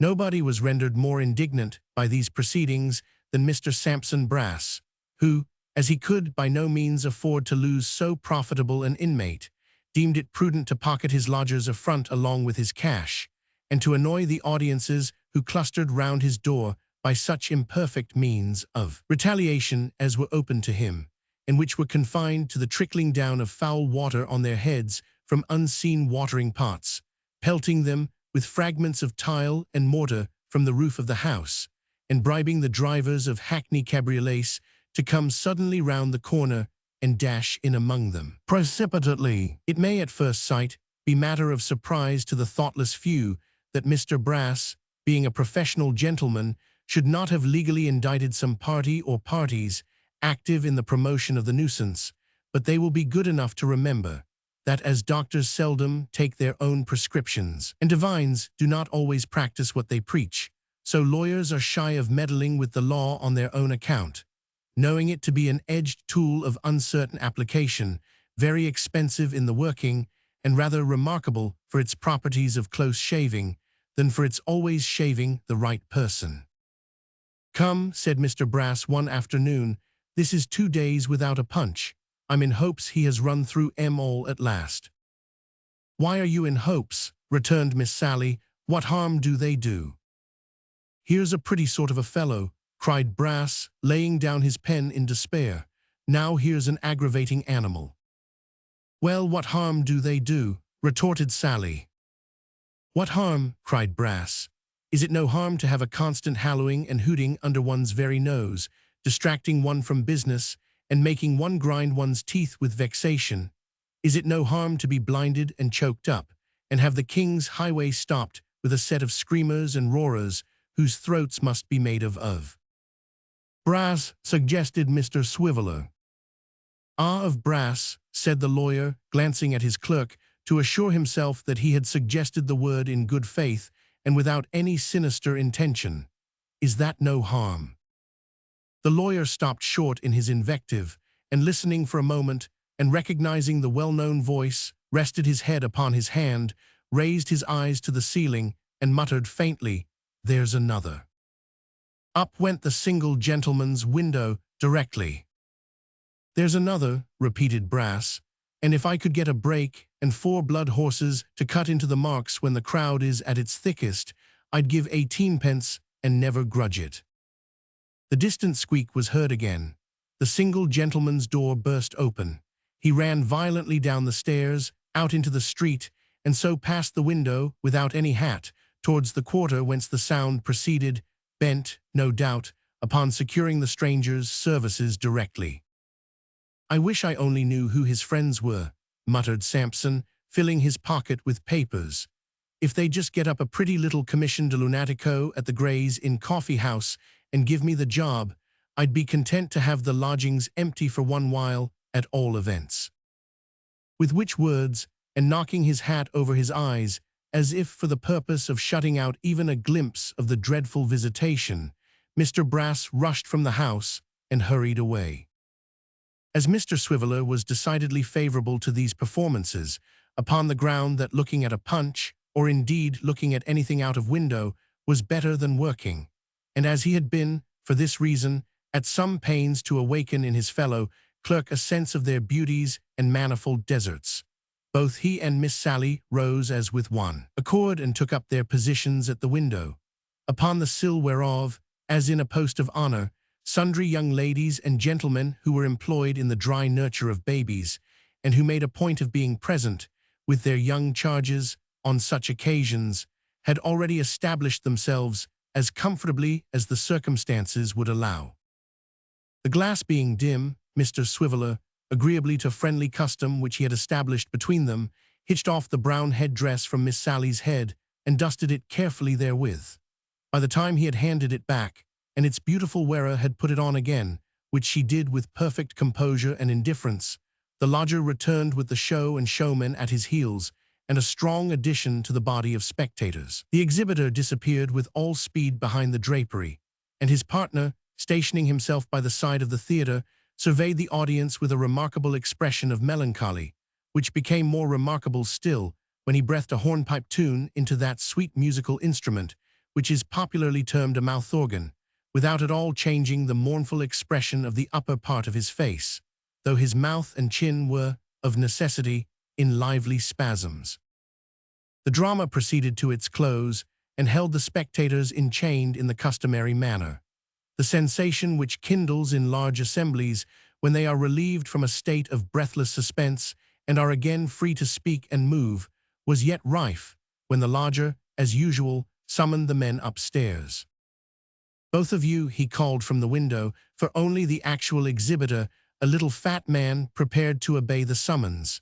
"I want to talk to you. Come, both of you." "Come, Tommy," said the little man. "I ain't a talker," replied the other. "Tell him so. What should I go and talk for?" "Don't you see the gentleman's got a bottle and glass up there?" returned the little man. "And couldn't you have said so at first?" retorted the other with sudden alacrity. "Now, what are you waiting for? Are you going to keep the gentleman expecting us all day? Haven't you no manners?" With this remonstrance, the melancholy man, who was no other than Mr. Thomas Codlin, pushed past his friend and brother in the craft, Mr. Harris, otherwise Short or Trotters, and hurried before him to the single gentleman's apartment. "Now, my men," said the single gentleman, "you have done very well. What will you take? Tell that little man behind to shut the door." "Shut the door, can't you?" said Mr. Codlin, turning gruffly to his friend. "You might have knowed that the gentleman wanted the door shut, without being told, I think." Mr. Short obeyed, observing under his breath that his friend seemed unusually cranky, and expressing a hope that there was no dairy in the neighborhood, or his temper would certainly spoil its contents. The gentleman pointed to a couple of chairs, and intimated by an emphatic nod of his head that he expected them to be seated. Messrs. Codlin and Short, after looking at each other with considerable doubt and indecision, at length sat down, each on the extreme edge of the chair pointed out to him, and held their hats very tight, while the single gentleman filled a couple of glasses from a bottle on the table beside him, and presented them in due form. "Original." "You're pretty well browned by the sun, both of you," said their entertainer. "Have you been traveling?" Mr. Short replied in the affirmative with a nod and a smile. Mr. Codlin added a corroborative nod and a short groan, as if he still felt the weight of the temple on his shoulders. "To fairs, markets, races, and so forth, I suppose," pursued the single gentleman. "Yes, sir," returned Short, "pretty nigh all over the west of England." "I have talked to men of your craft from north, east, and south," returned their host in rather a hasty manner, "but I never lighted on any from the west before." "It's our reg'lar summer circuit is the west, master," said Short. "That's where it is. We takes the east of London in the spring and winter, and the west of England in the summer time. Many's the hard days walking in rain and mud, and with never a penny earned, we've had down in the west." "Let me fill your glass again." "Much obleeged to you, sir. I think I will," said Mr. Codlin, suddenly thrusting in his own and turning Short's aside. "I'm the sufferer, sir, in all the traveling and in all the staying at home. In town or country, wet or dry, hot or cold, Tom Codlin suffers, but Tom Codlin isn't to complain for all that. Oh no, Short may complain, but if Codlin grumbles by so much as a word, oh dear, down with him directly. It isn't his place to grumble. That's quite out of the question." "Codlin ain't without his usefulness," observed Short with an arch look, "but he don't always keep his eyes open. He falls asleep sometimes, you know. Remember them last races, Tommy." "Will you never leave off aggravating a man?" said Codlin. "It's very like I was asleep when 5 and 10pence was collected in one round, isn't it? I was attending to my business, and couldn't have my eyes in 20 places at once, like a peacock, no more than you could. If I ain't a match for an old man and a young child, you ain't neither, so don't throw that out against me, for the cap fits your head quite as correct as it fits mine." "You may as well drop the subject, Tom," said Short. It isn't particular agreeable to the gentleman, I dare say." "Then you shouldn't have brought it up," returned Mr. Codlin, "and I ask the gentleman's pardon on your account, as a giddy chap that likes to hear himself talk, and don't much care what he talks about, so that he does talk." Their entertainer had sat perfectly quiet in the beginning of this dispute, looking first at one man and then at the other, as if he were lying in wait for an opportunity of putting some further question or reverting to that from which the discourse had strayed. But from the point where Mr. Codlin was charged with sleepiness, he had shown an increasing interest in the discussion, which now attained a very high pitch. "You are the two men I want," he said, "the two men I have been looking for and searching after. Where are that old man and that child you speak of?" "Sir," said Short, hesitating and looking towards his friend. "The old man and his grandchild who traveled with you, where are they?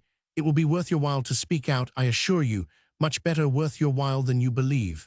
They left you, you say, at those races, as I understand. They have been traced to that place, and they're lost sight of. Have you no clue, can you suggest no clue to their recovery?" "Did I always say, Thomas," cried Short, turning with a look of amazement to his friend, "that there was sure to be an inquiry after them two travelers?" "You said," returned Mr. Codlin, "did I always say that that blessed child was the most interesting I ever see? Did I always say I loved her and doted on her? Pretty creetur, I think I hear her now. 'Codlin's my friend,' she says, with a tear of gratitude a-trickling down her little eye. 'Codlin's my friend,' she says, 'not Short. Short's very well,' she says. 'I've no quarrel with Short. He means kind, I dare say, but Codlin,' she says, 'has the feelings for my money, though he mayn't look it.'" Repeating these words with great emotion, Mr. Codlin rubbed the bridge of his nose with his coat sleeve, and shaking his head mournfully from side to side, left the single gentleman to infer that, from the moment when he lost sight of his dear young charge, his peace of mind and happiness had fled. "Good heaven," said the single gentleman, pacing up and down the room, "have I found these men at last, only to discover that they can give me no information or assistance? It would have been better to have lived on, in hope, from day to day, and never to have lighted on them, than to have my expectations scattered thus." 269 M. Original. "Stay a minute," said Short. "A man of the name of Jerry, you know Jerry, Thomas?" "Oh, don't talk to me of Jerrys," replied Mr. Codlin. "How can I care a pinch of snuff for Jerrys when I think of that darling child? Codlin's my friend," she says, "dear, good, kind Codlin, as is always a devising pleasures for me. I don't object to Short," she says, "but I cotton to Codlin." "Once," said that gentleman reflectively, "she called me Father Codlin. I thought I should have bust." "A man of the name of Jerry, sir," said Short, turning from his selfish colleague to their new acquaintance. "Watt keeps a company of dancing dogs, told me in an accidental sort of way that he had seen the old gentleman in connection with a traveling waxwork, unbeknown to him. As they'd given us the slip and nothing had come of it, and this was down in the country that he'd been seen, I took no measures about it and asked no questions, but I can if you like."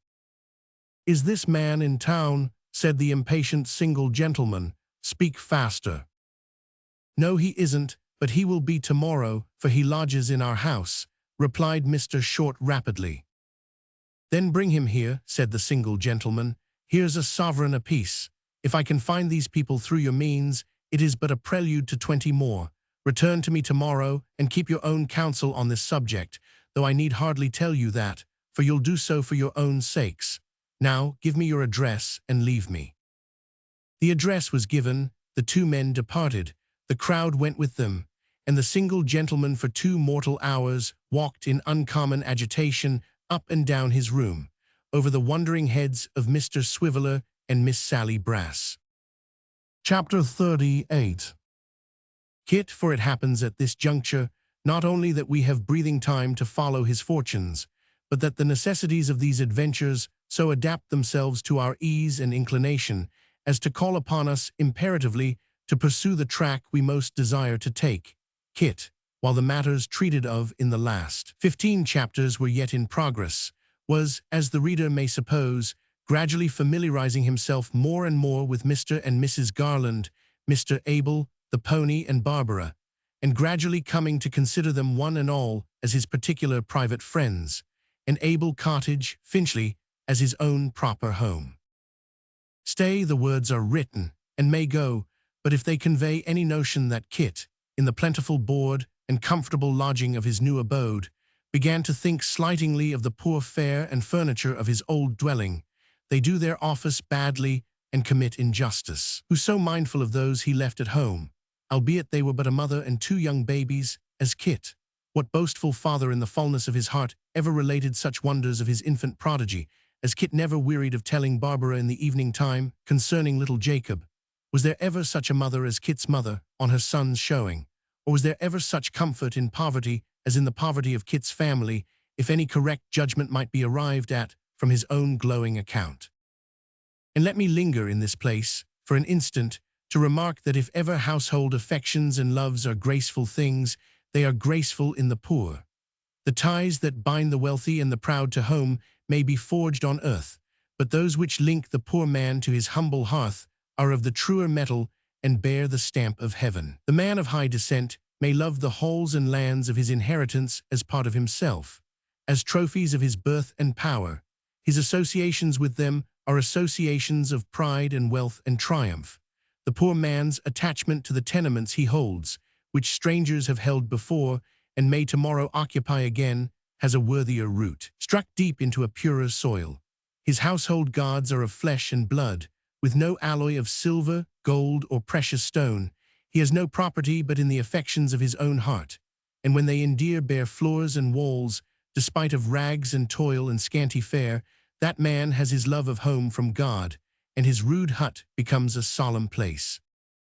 Oh, if those who rule the destinies of nations would but remember this, if they would but think how hard it is for the very poor to have engendered in their hearts that love of home from which all domestic virtues spring, when they live in dense and squalid masses where social decency is lost, or rather never found, if they would but turn aside from the wide thoroughfares and great houses, and strive to improve the wretched dwellings in byways where only poverty may walk, many low roofs would point more truly to the sky than the loftiest steeple that now rears proudly up from the midst of guilt and crime and horrible disease to mock them by its contrast. In hollow voices from workhouse, hospital, and jail, this truth is preached from day to day and has been proclaimed for years. It is no light matter, no outcry from the working vulgar, no mere question of the people's health and comforts that may be whistled down on Wednesday nights. In love of home, the love of country has its rise, and who are the truer patriots or the better in time of need? Those who venerate the land, owning its wood and stream and earth and all that they produce, or those who love their country, boasting not a foot of ground in all its wide domain? Kit knew nothing about such questions, but he knew that his old home was a very poor place, and that his new one was very unlike it, and yet he was constantly looking back with grateful satisfaction and affectionate anxiety, and often indited square-folded letters to his mother, enclosing a shilling or 18pence or such other small remittance, which Mr. Abel's liberality enabled him to make. Sometimes, being in the neighborhood, he had leisure to call upon her, and then great was the joy and pride of Kit's mother, and extremely noisy the satisfaction of little Jacob and the baby, and cordial the congratulations of the whole court, who listened with admiring ears to the accounts of Abel Cottage, and could never be told too much of its wonders and magnificence. Although Kit was in the very highest favor with the old lady and gentleman, and Mr. Abel, and Barbara, it is certain that no member of the family evinced such a remarkable partiality for him as the self-willed pony, who, from being the most obstinate and opinionated pony on the face of the earth, was, in his hands, the meekest and most tractable of animals. It is true that in exact proportion as he became manageable by Kit, he became utterly ungovernable by anybody else, as if he had determined to keep him in the family at all risks and hazards, and that, even under the guidance of his favorite, he would sometimes perform a great variety of strange freaks and capers, to the extreme discomposure of the old lady's nerves. But as Kit always represented that this was only his fun, or a way he had of showing his attachment to his employers, Mrs. Garland gradually suffered herself to be persuaded into the belief, in which she at last became so strongly confirmed, that if, in one of these ebullitions, he had overturned the chaise, she would have been quite satisfied that he did it with the very best intentions. Besides becoming in a short time a perfect marvel in all stable matters, Kit soon made himself a very tolerable gardener, a handy fellow within doors, and an indispensable attendant on Mr. Abel, who every day gave him some new proof of his confidence and approbation. Mr. Witherden the notary, too, regarded him with a friendly eye, and even Mr. Chuckster would sometimes condescend to give him a slight nod, or to honor him with that peculiar form of recognition which is called taking a sight, or to favor him with some other salute combining pleasantry with patronage. One morning Kit drove Mr. Abel to the notary's office, as he sometimes did, and having set him down at the house, was about to drive off to a livery stable hard by, when this same Mr. Chuckster emerged from the office door and cried, "Woa-eh," dwelling upon the note a long time, for the purpose of striking terror into the pony's heart and asserting the supremacy of man over the inferior animals. "Pull up, Snobby," cried Mr. Chuckster, addressing himself to Kit. "You're wanted inside here." "Has Mr. Abel forgotten anything, I wonder?" said Kit as he dismounted. "Ask no questions, Snobby," returned Mr. Chuckster, "but go and see. Woa-eh then, will you? If that pony was mine, I'd break him." "You must be very gentle with him, if you please," said Kit, "or you'll find him troublesome. You'd better not keep on pulling his ears, please. I know he won't like it." To this remonstrance, Mr. Chuckster deigned no other answer than addressing Kit with a lofty and distant air as young feller, and requesting him to cut and come again with all speed. The young feller complying, Mr. Chuckster put his hands in his pockets and tried to look as if he were not minding the pony, but happened to be lounging there by accident. Kit scraped his shoes very carefully, for he had not yet lost his reverence for the bundles of papers and the tin boxes, and tapped at the office door, which was quickly opened by the notary himself. "Oh, come in, Christopher," said Mr. Witherden. "Is that the lad?" asked an elderly gentleman, but of a stout, bluff figure, who was in the room.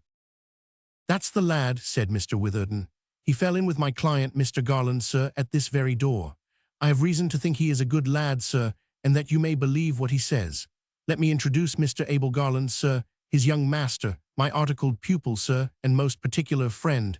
My most particular friend, sir," repeated the notary, drawing out his silk handkerchief and flourishing it about his face.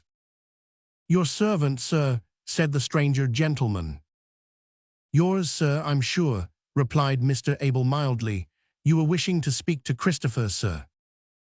"Yes, I was. Have I your permission?" "By all means."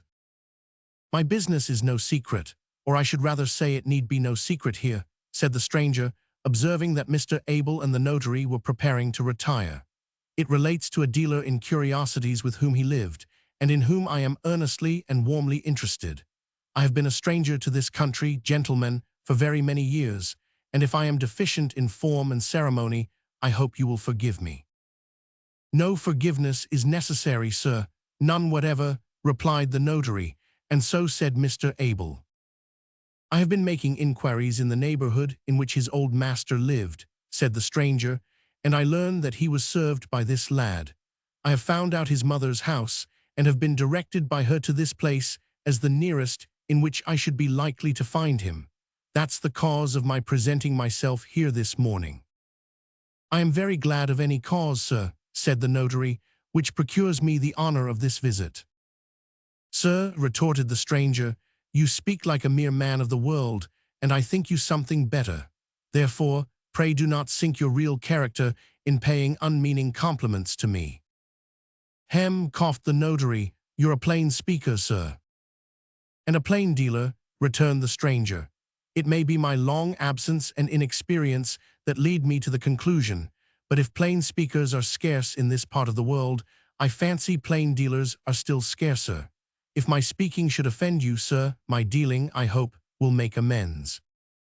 Mr. Witherden seemed a little disconcerted by the elderly gentleman's mode of conducting the dialogue, and as for Kit, he looked at him in open-mouthed astonishment, wondering what kind of language he would address to him if he talked in that free and easy way to a notary. It was with no harshness, however, though with something of constitutional irritability and haste, that he turned to Kit and said, "If you think, my lad, that I am pursuing these inquiries with any other view than that of serving and reclaiming those I am in search of, you do me a very great wrong, and deceive yourself. Don't be deceived, I beg of you, but rely upon my assurance. The fact is, gentlemen," he added, turning again to the notary and his pupil, "that I am in a very painful and wholly unexpected position. I came to this city with a darling object at my heart, expecting to find no obstacle or difficulty in the way of its attainment. I find myself suddenly checked and stopped short in the execution of my design by a mystery which I cannot penetrate. Every effort I have made to penetrate it has only served to render it darker and more obscure, and I am afraid to stir openly in the matter, lest those whom I anxiously pursue should fly still farther from me. I assure you that if you could give me any assistance, you would not be sorry to do so, if you knew how greatly I stand in need of it, and what a load it would relieve me from." There was a simplicity in this confidence which occasioned it to find a quick response in the breast of the good-natured notary, who replied, in the same spirit, that the stranger had not mistaken his desire, and that if he could be of service to him, he would, most readily. Kit was then put under examination and closely questioned by the unknown gentleman, touching his old master and the child, their lonely way of life, their retired habits, and strict seclusion. The nightly absence of the old man, the solitary existence of the child at those times, his illness and recovery, Quilp's possession of the house, and their sudden disappearance, were all the subjects of much questioning and answer. Finally, Kit informed the gentleman that the premises were now to let, and that a board upon the door referred all inquirers to Mr. Sampson Brass, solicitor of Bevis Marks, from whom he might perhaps learn some further particulars. "Not by inquiry," said the gentleman, shaking his head. "I live there." "Live at Brass's the attorney, S?" cried Mr. Witherden in some surprise, having professional knowledge of the gentleman in question. "I," was the reply. "I entered on his lodgings t'other day, chiefly because I had seen this very board. It matters little to me where I live, and I had a desperate hope that some intelligence might be cast in my way there, which would not reach me elsewhere. Yes, I live at Brass's, more shame for me, I suppose." "That's a mere matter of opinion," said the notary, shrugging his shoulders. "He is looked upon as rather a doubtful character." "Doubtful," echoed the other. "I am glad to hear there's any doubt about it. I supposed that had been thoroughly settled long ago, but will you let me speak a word or two with you in private?" Mr. Witherden consenting, they walked into that gentleman's private closet, and remained there in close conversation for some quarter of an hour, when they returned into the outer office. The stranger had left his hat in Mr. Witherden's room, and seemed to have established himself in this short interval on quite a friendly footing. "I'll not detain you any longer now," he said, putting a crown into Kit's hand and looking towards the notary. "You shall hear from me again, not a word of this, you know, except to your master and mistress." "Mother, sir, would be glad to know," said Kit, faltering. "Glad to know what?" "Anything, so that it was no harm, about Miss Nell." "Would she? Well then, you may tell her if she can keep a secret. But mind, not a word of this to anybody else. Don't forget that, be particular." "I'll take care, sir," said Kit. "Thank ye, sir, and good morning." Now it happened that the gentleman, in his anxiety to impress upon Kit that he was not to tell anybody what had passed between them, followed him out to the door to repeat his caution, and it further happened that at that moment the eyes of Mr. Richard Swiveller were turned in that direction, and beheld his mysterious friend and Kit together. It was quite an accident, and the way in which it came about was this. Mr. Chuckster, being a gentleman of a cultivated taste and refined spirit, was one of that lodge of glorious Apollos whereof Mr. Swiveller was perpetual grand. Mr. Swiveller, passing through the street in the execution of some brazen errand, and beholding one of his glorious brotherhood intently gazing on a pony, crossed over to give him that fraternal greeting with which perpetual grands are, by the very constitution of their office, bound to cheer and encourage their disciples. He had scarcely bestowed upon him his blessing and followed it with a general remark touching the present state and prospects of the weather, when, lifting up his eyes, he beheld the single gentleman of Bevis Marks in earnest conversation with Christopher Nubbles. "Hallo," said Dick, "who is that?" "He called to see my governor this morning," replied Mr. Chuckster. "Beyond that, I don't know him from Adam." "At least you know his name," said Dick. To which Mr. Chuckster replied, with an elevation of speech becoming a glorious Apollo, that he was everlastingly blessed if he did. "All I know, my dear fellow," said Mr. Chuckster, running his fingers through his hair, "is that he is the cause of my having stood here 20 minutes, for which I hate him with a mortal and undying hatred, and would pursue him to the confines of eternity if I could afford the time." While they were thus discoursing, the subject of their conversation, who had not appeared to recognize Mr. Richard Swiveller, re-entered the house, and Kit came down the steps and joined them, to whom Mr. Swiveller again propounded his inquiry with no better success. "He is a very nice gentleman, sir," said Kit, "and that's all I know about him." Mr. Chuckster waxed wroth at this answer, and without applying the remark to any particular case, mentioned, as a general truth, that it was expedient to break the heads of snobs and to tweak their noses. Without expressing his concurrence in this sentiment, Mr. Swiveller, after a few moments of abstraction, inquired which way Kit was driving, and being informed, declared it was his way, and that he would trespass on him for a lift. Kit would gladly have declined the proffered honor, but as Mr. Swiveller was already established in the seat beside him, he had no means of doing so otherwise than by a forcible ejectment, and therefore drove briskly off, so briskly indeed as to cut short the leave-taking between Mr. Chuckster and his grand master, and to occasion the former gentleman some inconvenience from having his corns squeezed by the impatient pony. As Whisker was tired of standing, and Mr. Swiveller was kind enough to stimulate him by shrill whistles and various sporting cries, they rattled off at too sharp a pace to admit of much conversation, especially as the pony, incensed by Mr. Swiveller's admonitions, took a particular fancy for the lamp-posts and cart-wheels, and evinced a strong desire to run on the pavement and rasp himself against the brick walls. It was not, therefore, until they had arrived at the stable, and the chaise had been extricated from a very small doorway, into which the pony dragged it under the impression that he could take it along with him into his usual stall, that Mr. Swiveller found time to talk. "It's hard work," said Richard. "What do you say to some beer?" Kit at first declined, but presently consented, and they adjourned to the neighboring bar together. "We'll drink our friend what's-his-name," said Dick, holding up the bright frothy pot. "That was talking to you this morning. You know, I know him, a good fellow but eccentric, very here's what's-his-name." Kit pledged him. "He lives in my house," said Dick, "at least in the house occupied by the firm in which I'm a sort of a managing partner, a difficult fellow to get anything out of, but we like him, we like him." "I must be going, sir, if you please," said Kit, moving away. "Don't be in a hurry, Christopher," replied his patron. "We'll drink your mother." "Thank you, sir." "An excellent woman, that mother of yours, Christopher," said Mr. Swiveller, "who ran to catch me when I fell and kissed the place to make it well. My mother, a charming woman. He's a liberal sort of fellow. We must get him to do something for your mother. Does he know her, Christopher?" Kit shook his head, and glancing slyly at his questioner, thanked him, and made off before he could say another word.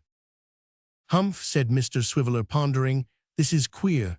Nothing but mysteries in connection with Brass's house. I'll keep my own counsel, however. Everybody and anybody has been in my confidence as yet, but now I think I'll set up in business for myself. Queer, very queer." After pondering deeply, and with a face of exceeding wisdom for some time, Mr. Swiveller drank some more of the beer, and summoning a small boy who had been watching his proceedings, poured forth the few remaining drops as a libation on the gravel, and bade him carry the empty vessel to the bar with his compliments, and above all things to lead a sober and temperate life, and abstain from all intoxicating and exciting liquors. Having given him this piece of moral advice for his trouble, which, as he wisely observed, was far better than halfpence, the perpetual Grand Master of the glorious Apollos thrust his hands into his pockets and sauntered away, still pondering as he went. 278 M. Original. Chapter 39. All that day, though he waited for Mr. Abel until evening, Kit kept clear of his mother's house, determined not to anticipate the pleasures of the morrow, but to let them come in their full rush of delight. For tomorrow was the great and long-looked-for epoch in his life. Tomorrow was the end of his first quarter, the day of receiving, for the first time, 1/4 part of his annual income of £6 in one vast sum of 30 shillings. Tomorrow was to be a half-holiday devoted to a whirl of entertainments, and little Jacob was to know what oysters meant and to see a play. All manner of incidents combined in favor of the occasion.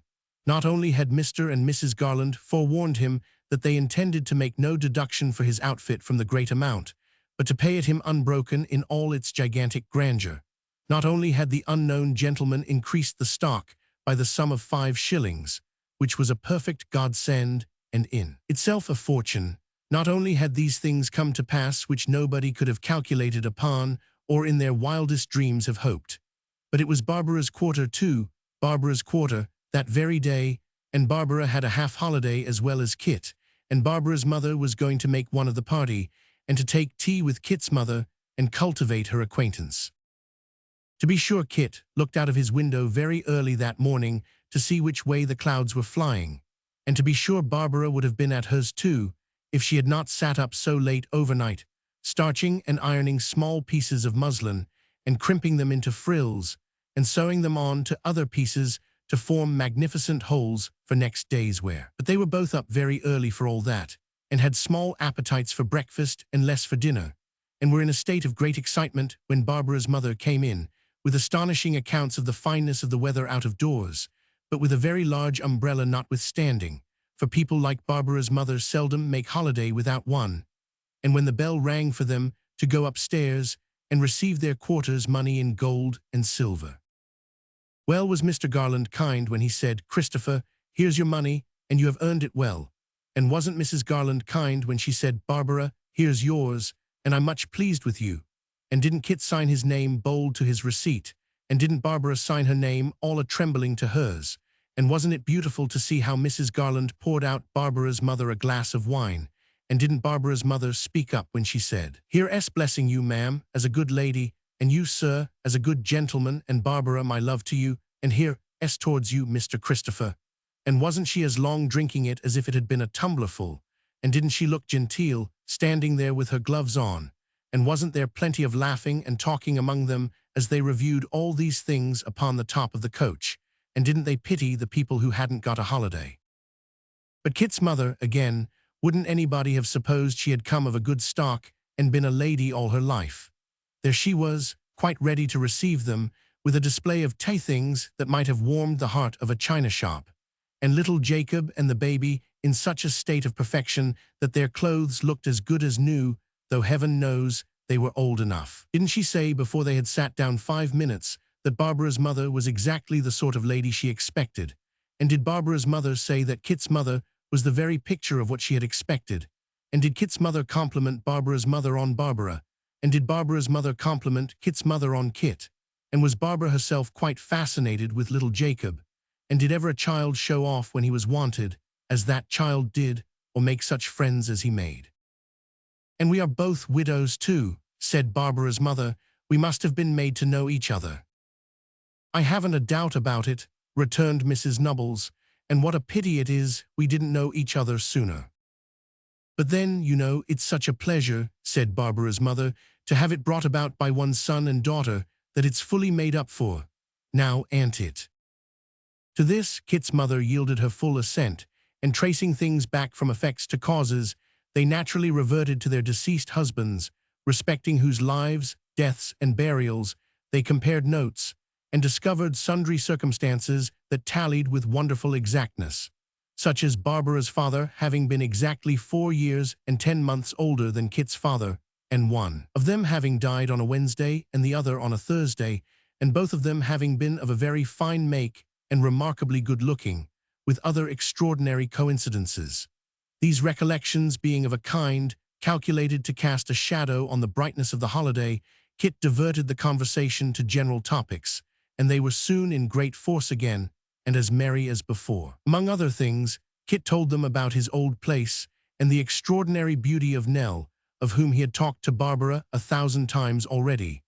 But the last-named circumstance failed to interest his hearers to anything like the extent he had supposed, and even his mother said, looking accidentally at Barbara at the same time, that there was no doubt Miss Nell was very pretty, but she was but a child after all, and there were many young women quite as pretty as she, and Barbara mildly observed that she should think so, and that she never could help believing Mr. Christopher must be under a mistake, which Kit wondered at very much, not being able to conceive what reason she had for doubting him. Barbara's mother, too, observed that it was very common for young folks to change at about 14 or 15, and whereas they had been very pretty before, to grow up quite plain, which truth she illustrated by many forcible examples, especially one of a young man who, being a builder with great prospects, had been particular in his attentions to Barbara, but whom Barbara would have nothing to say to, which, though everything happened for the best, she almost thought was a pity. Kit said he thought so too, and so he did honestly, and he wondered what made Barbara so silent all at once, and why his mother looked at him as if he shouldn't have said it. However, it was high time now to be thinking of the play, for which great preparation was required, in the way of shawls and bonnets, not to mention one handkerchief full of oranges and another of apples, which took some time tying up, in consequence of the fruit having a tendency to roll out at the corners. At length everything was ready, and they went off very fast, Kit's mother carrying the baby, who was dreadfully wide awake, and Kit holding little Jacob in one hand and escorting Barbara with the other, a state of things which occasioned the two mothers, who walked behind, to declare that they looked quite family folks, and caused Barbara to blush and say, "Now don't, mother." But Kit said she had no call to mind what they said, and indeed she need not have had, if she had known how very far from Kit's thoughts any love-making was. Poor Barbara. At last they got to the theatre, which was Astley's, and in some 2 minutes after they had reached the yet unopened door, little Jacob was squeezed flat, and the baby had received divers concussions, and Barbara's mother's umbrella had been carried several yards off and passed back to her over the shoulders of the people, and Kit had hit a man on the head with the handkerchief of apples for scrouging his parent with unnecessary violence, and there was a great uproar. But when they were once past the pay place, and tearing away for very life with their checks in their hands, and above all, when they were fairly in the theatre, and seated in such places that they couldn't have had better if they had picked them out, and taken them beforehand, all this was looked upon as quite a capital joke, and an essential part of the entertainment. 282 M. Original. Dear, dear, what a place it looked, that Astley's, with all the paint, gilding, and looking-glass, the vague smell of horses suggestive of coming wonders, the curtain that hid such gorgeous mysteries, the clean white sawdust down in the circus, the company coming in and taking their places, the fiddlers looking carelessly up at them while they tuned their instruments, as if they didn't want the play to begin and knew it all beforehand. What a glow was that, which burst upon them all, when that long, clear, brilliant row of lights came slowly up, and what the feverish excitement when the little bell rang and the music began in good earnest, with strong parts for the drums and sweet effects for the triangles. Well might Barbara's mother say to Kit's mother that the gallery was the place to see from, and wonder it wasn't much dearer than the boxes. Well might Barbara feel doubtful whether to laugh or cry in her flutter of delight. Then the play itself, the horses which little Jacob believed from the first to be alive, and the ladies and gentlemen of whose reality he could be by no means persuaded, having never seen or heard anything at all like them. The firing, which made Barbara wink, the forlorn lady who made her cry, the tyrant who made her tremble, the man who sang the song with the lady's maid and danced the chorus, who made her laugh, the pony who reared up on his hind legs when he saw the murderer and wouldn't hear of walking on all fours again until he was taken into custody, the clown who ventured on such familiarities with the military man in boots, the lady who jumped over the 29 ribbons and came down safe upon the horse's back, everything was delightful, splendid, and surprising. Little Jacob applauded till his hands were sore. Kit cried encore at the end of everything, the three-act piece included, and Barbara's mother beat her umbrella on the floor in her ecstasies until it was nearly worn down to the gingham. In the midst of all these fascinations, Barbara's thoughts seemed to have been still running on what Kit had said at tea time. For when they were coming out of the play, she asked him, with an hysterical simper, if Miss Nell was as handsome as the lady who jumped over the ribbons. "As handsome as her," said Kit, "double as handsome." "Oh, Christopher, I'm sure she was the beautifulest creature ever was," said Barbara. "Nonsense," returned Kit. "She was well enough, I don't deny that, but think how she was dressed and painted, and what a difference that made. Why, you are a good deal better looking than her, Barbara." "Oh, Christopher," said Barbara, looking down. "You are any day," said Kit, "and so's your mother." Poor Barbara!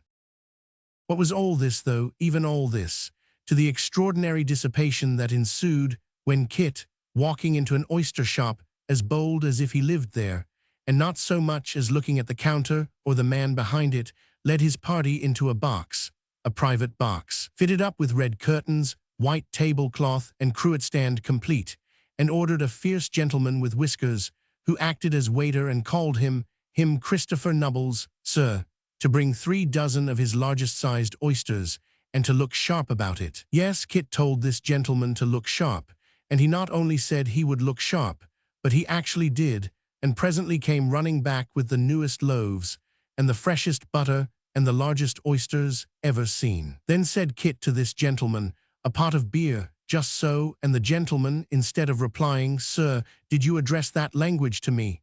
only said, "Pot o' beer, sir." "Yes, sir," and went off and fetched it, and put it on the table in a small decanter stand, like those which blind men's dogs carry about the streets in their mouths, to catch the halfpence in, and both Kit's mother and Barbara's mother declared, as he turned away, that he was one of the slimmest and gracefulest young men she had ever looked upon. Then they fell to work upon the supper in earnest, and there was Barbara, that foolish Barbara, declaring that she could not eat more than 2, and wanting more pressing than you would believe before she would eat 4, though her mother and Kit's mother made up for it pretty well, and ate and laughed, and enjoyed themselves so thoroughly that it did Kit good to see them, and made him laugh and eat likewise from strong sympathy. But the greatest miracle of the night was little Jacob, who ate oysters as if he had been born and bred to the business, sprinkled the pepper and the vinegar with a discretion beyond his years, and afterwards built a grotto on the table with the shells. There was the baby, too, who had never closed an eye all night, but had sat as good as gold, trying to force a large orange into his mouth, and gazing intently at the lights in the chandelier. There he was, sitting up in his mother's lap, staring at the gas without winking, and making indentations in his soft visage with an oyster shell, to that degree that a heart of iron must have loved him. In short, there never was a more successful supper, and when Kit ordered in a glass of something hot to finish with, and proposed Mr. and Mrs. Garland before sending it round, there were not 6 happier people in all the world. But all happiness has an end, hence the chief pleasure of its next beginning, and as it was now growing late, they agreed it was time to turn their faces homewards. So after going a little out of their way to see Barbara and Barbara's mother safe to a friend's house where they were to pass the night, Kit and his mother left them at the door, with an early appointment for returning to Finchley next morning, and a great many plans for next quarter's enjoyment.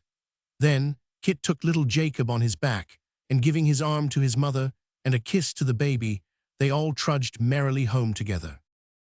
Chapter 40. Full of that vague kind of penitence which holidays awaken next morning, Kit turned out at sunrise, and with his faith in last night's enjoyments a little shaken by cool daylight and the return to everyday duties and occupations, went to meet Barbara and her mother at the appointed place. And being careful not to awaken any of the little household, who were yet resting from their unusual fatigues, Kit left his money on the chimney-piece, with an inscription in chalk calling his mother's attention to the circumstance and informing her that it came from her dutiful son, and went his way, with a heart something heavier than his pockets, but free from any very great oppression notwithstanding. Oh, these holidays, why will they leave us some regret? Why cannot we push them back, only a week or two in our memories, so as to put them at once at that convenient distance, whence they may be regarded either with a calm indifference or a pleasant effort of recollection? Why will they hang about us, like the flavor of yesterday's wine, suggestive of headaches and lassitude, and those good intentions for the future, which, under the earth, form the everlasting pavement of a large estate, and upon it usually endure until dinner time or thereabouts? Who will wonder that Barbara had a headache, or that Barbara's mother was disposed to be cross, or that she slightly underrated Astley's and thought the clown was older than they had taken him to be last night? Kit was not surprised to hear her say so, not he. He had already had a misgiving that the inconstant actors in that dazzling vision had been doing the same thing the night before last, and would do it again that night, and the next, and for weeks and months to come, though he would not be there. Such is the difference between yesterday and today. We are all going to the play or coming home from it. However, the sun himself is weak when he first rises, and gathers strength and courage as the day gets on. By degrees, they began to recall circumstances more and more pleasant in their nature, until, what between talking, walking, and laughing, they reached Finchley in such good heart that Barbara's mother declared she never felt less tired or in better spirits, and so said Kit. Barbara had been silent all the way, but she said so too.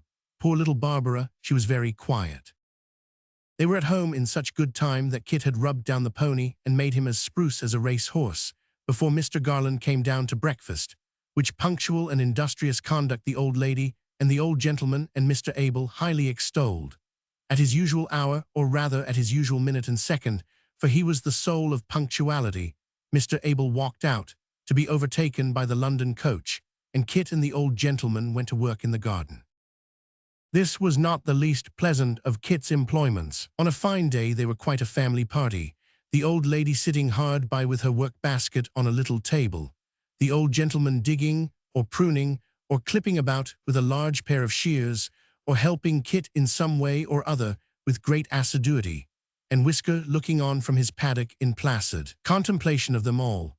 Today they were to trim the grapevine, so Kit mounted halfway up a short ladder and began to snip and hammer away, while the old gentleman, with a great interest in his proceedings, handed up the nails and shreds of cloth as he wanted them. The old lady and Whisker looked on as usual. "Well, Christopher," said Mr. Garland, "and so you have made a new friend, eh?" "I beg your pardon, sir," returned Kit, looking down from the ladder. "You have made a new friend, I hear from Mr. Abel," said the old gentleman, "at the office." "Oh, yes, sir, yes. He behaved very handsome, sir." "I'm glad to hear it," returned the old gentleman with a smile. "He is disposed to behave more handsomely still, though, Christopher." "Indeed, sir, it's very kind in him, but I don't want him to, I'm sure," said Kit, hammering stoutly at an obdurate nail. "He is rather anxious," pursued the old gentleman, "to have you in his own service. Take care what you're doing, or you will fall down and hurt yourself." "To have me in his service, sir?" cried Kit, who had stopped short in his work and faced about on the ladder like some dexterous tumbler. "Why, sir, I don't think he can be in earnest when he says that." "Oh, but he is indeed," said Mr. Garland, "and he has told Mr. Abel so." "I never heard of such a thing," muttered Kit, looking ruefully at his master and mistress. "I wonder at him, that I do." "You see, Christopher," said Mr. Garland, "this is a point of much importance to you, and you should understand and consider it in that light. This gentleman is able to give you more money than not, I hope, to carry through the various relations of master and servant, more kindness and confidence, but certainly, Christopher, to give you more money."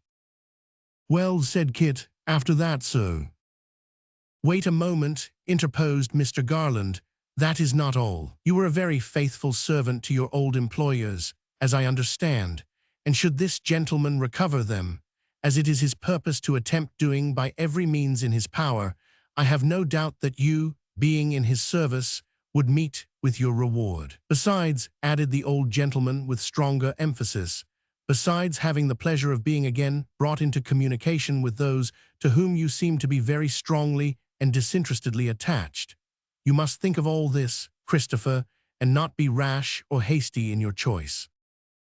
Kit did suffer one twinge, one momentary pang, in keeping the resolution he had already formed, when this last argument passed swiftly into his thoughts, and conjured up the realization of all his hopes and fancies. But it was gone in a minute, and he sturdily rejoined that the gentleman must look out for somebody else, as he did think he might have done at first. 288 Original. "He has no right to think that I'd be led away to go to him, sir," said Kit, turning round again after half a minute's hammering. "Does he think I'm a fool?" "He may, perhaps, Christopher, if you refuse his offer," said Mr. Garland gravely. "Then let him, sir," retorted Kit. "What do I care, sir, what he thinks? Why should I care for his thinking, sir, when I know that I should be a fool, and worse than a fool, sir, to leave the kindest master and mistress that ever was or can be, who took me out of the streets a very poor and hungry lad indeed, poorer and hungrier perhaps than even you think for, sir, to go to him or anybody. If Miss Nell was to come back, ma'am," added Kit, turning suddenly to his mistress, "why, that would be another thing, and perhaps if she wanted me, I might ask you now and then to let me work for her when all was done at home. But when she comes back, I see now that she'll be rich as old master always said she would, and being a rich young lady, what could she want of me? No, no," added Kit, shaking his head sorrowfully, "she'll never want me any more, and bless her, I hope she never may, though I should like to see her too." Here Kit drove a nail into the wall, very hard, much harder than was necessary, and having done so, faced about again. "There's the pony, sir," said Kit Whisker, "ma'am, and he knows so well I'm talking about him that he begins to neigh directly, sir. Would he let anybody come near him but me, ma'am? Here's the garden, sir, and Mr. Abel, ma'am. Would Mr. Abel part with me, sir, or is there anybody that could be fonder of the garden, ma'am? It would break mother's heart, sir, and even little Jacob would have sense enough to cry his eyes out, ma'am, if he thought that Mr. Abel could wish to part with me so soon, after having told me, only the other day, that he hoped we might be together for years to come." There is no telling how long Kit might have stood upon the ladder, addressing his master and mistress by turns, and generally turning towards the wrong person, if Barbara had not at that moment come running up to say that a messenger from the office had brought a note, which, with an expression of some surprise at Kit's oratorical appearance, she put into her master's hand. "Oh," said the old gentleman after reading it, "ask the messenger to walk this way." Barbara tripping off to do as she was bid, he turned to Kit and said that they would not pursue the subject any further, and that Kit could not be more unwilling to part with them than they would be to part with Kit, a sentiment which the old lady very generously echoed. "At the same time, Christopher," added Mr. Garland, glancing at the note in his hand, "if the gentleman should want to borrow you now and then for an hour or so, or even a day or so, at a time, we must consent to lend you, and you must consent to be lent. Oh, here is the young gentleman. How do you do, sir?" This salutation was addressed to Mr. Chuckster, who, with his hat extremely on one side and his hair a long way beyond it, came swaggering up the walk. "Hope I see you well, sir," returned that gentleman. "Hope I see you well, ma'am. Charming box this, sir. Delicious country, to be sure." "You want to take Kit back with you, I find," observed Mr. Garland. "I have got a chariot cab waiting on purpose," replied the clerk. "A very spanking grey in that cab, sir, if you're a judge of horseflesh." Declining to inspect the spanking grey, on the plea that he was but poorly acquainted with such matters, and would but imperfectly appreciate his beauties, Mr. Garland invited Mr. Chuckster to partake of a slight repast in the way of lunch. That gentleman readily consenting, certain cold viands, flanked with ale and wine, were speedily prepared for his refreshment. At this repast, Mr. Chuckster exerted his utmost abilities to enchant his entertainers, and impress them with a conviction of the mental superiority of those who dwelt in town, with which view he led the discourse to the small scandal of the day, in which he was justly considered by his friends to shine prodigiously. Thus he was in a condition to relate the exact circumstances of the difference between the Marquis of Misler and Lord Bobby, which it appeared originated in a disputed bottle of champagne, and not in a pigeon pie, as erroneously reported in the newspapers. Neither had Lord Bobby said to the Marquis of Misler, one of us two tells a lie, and I'm not the man, as incorrectly stated by the same authorities.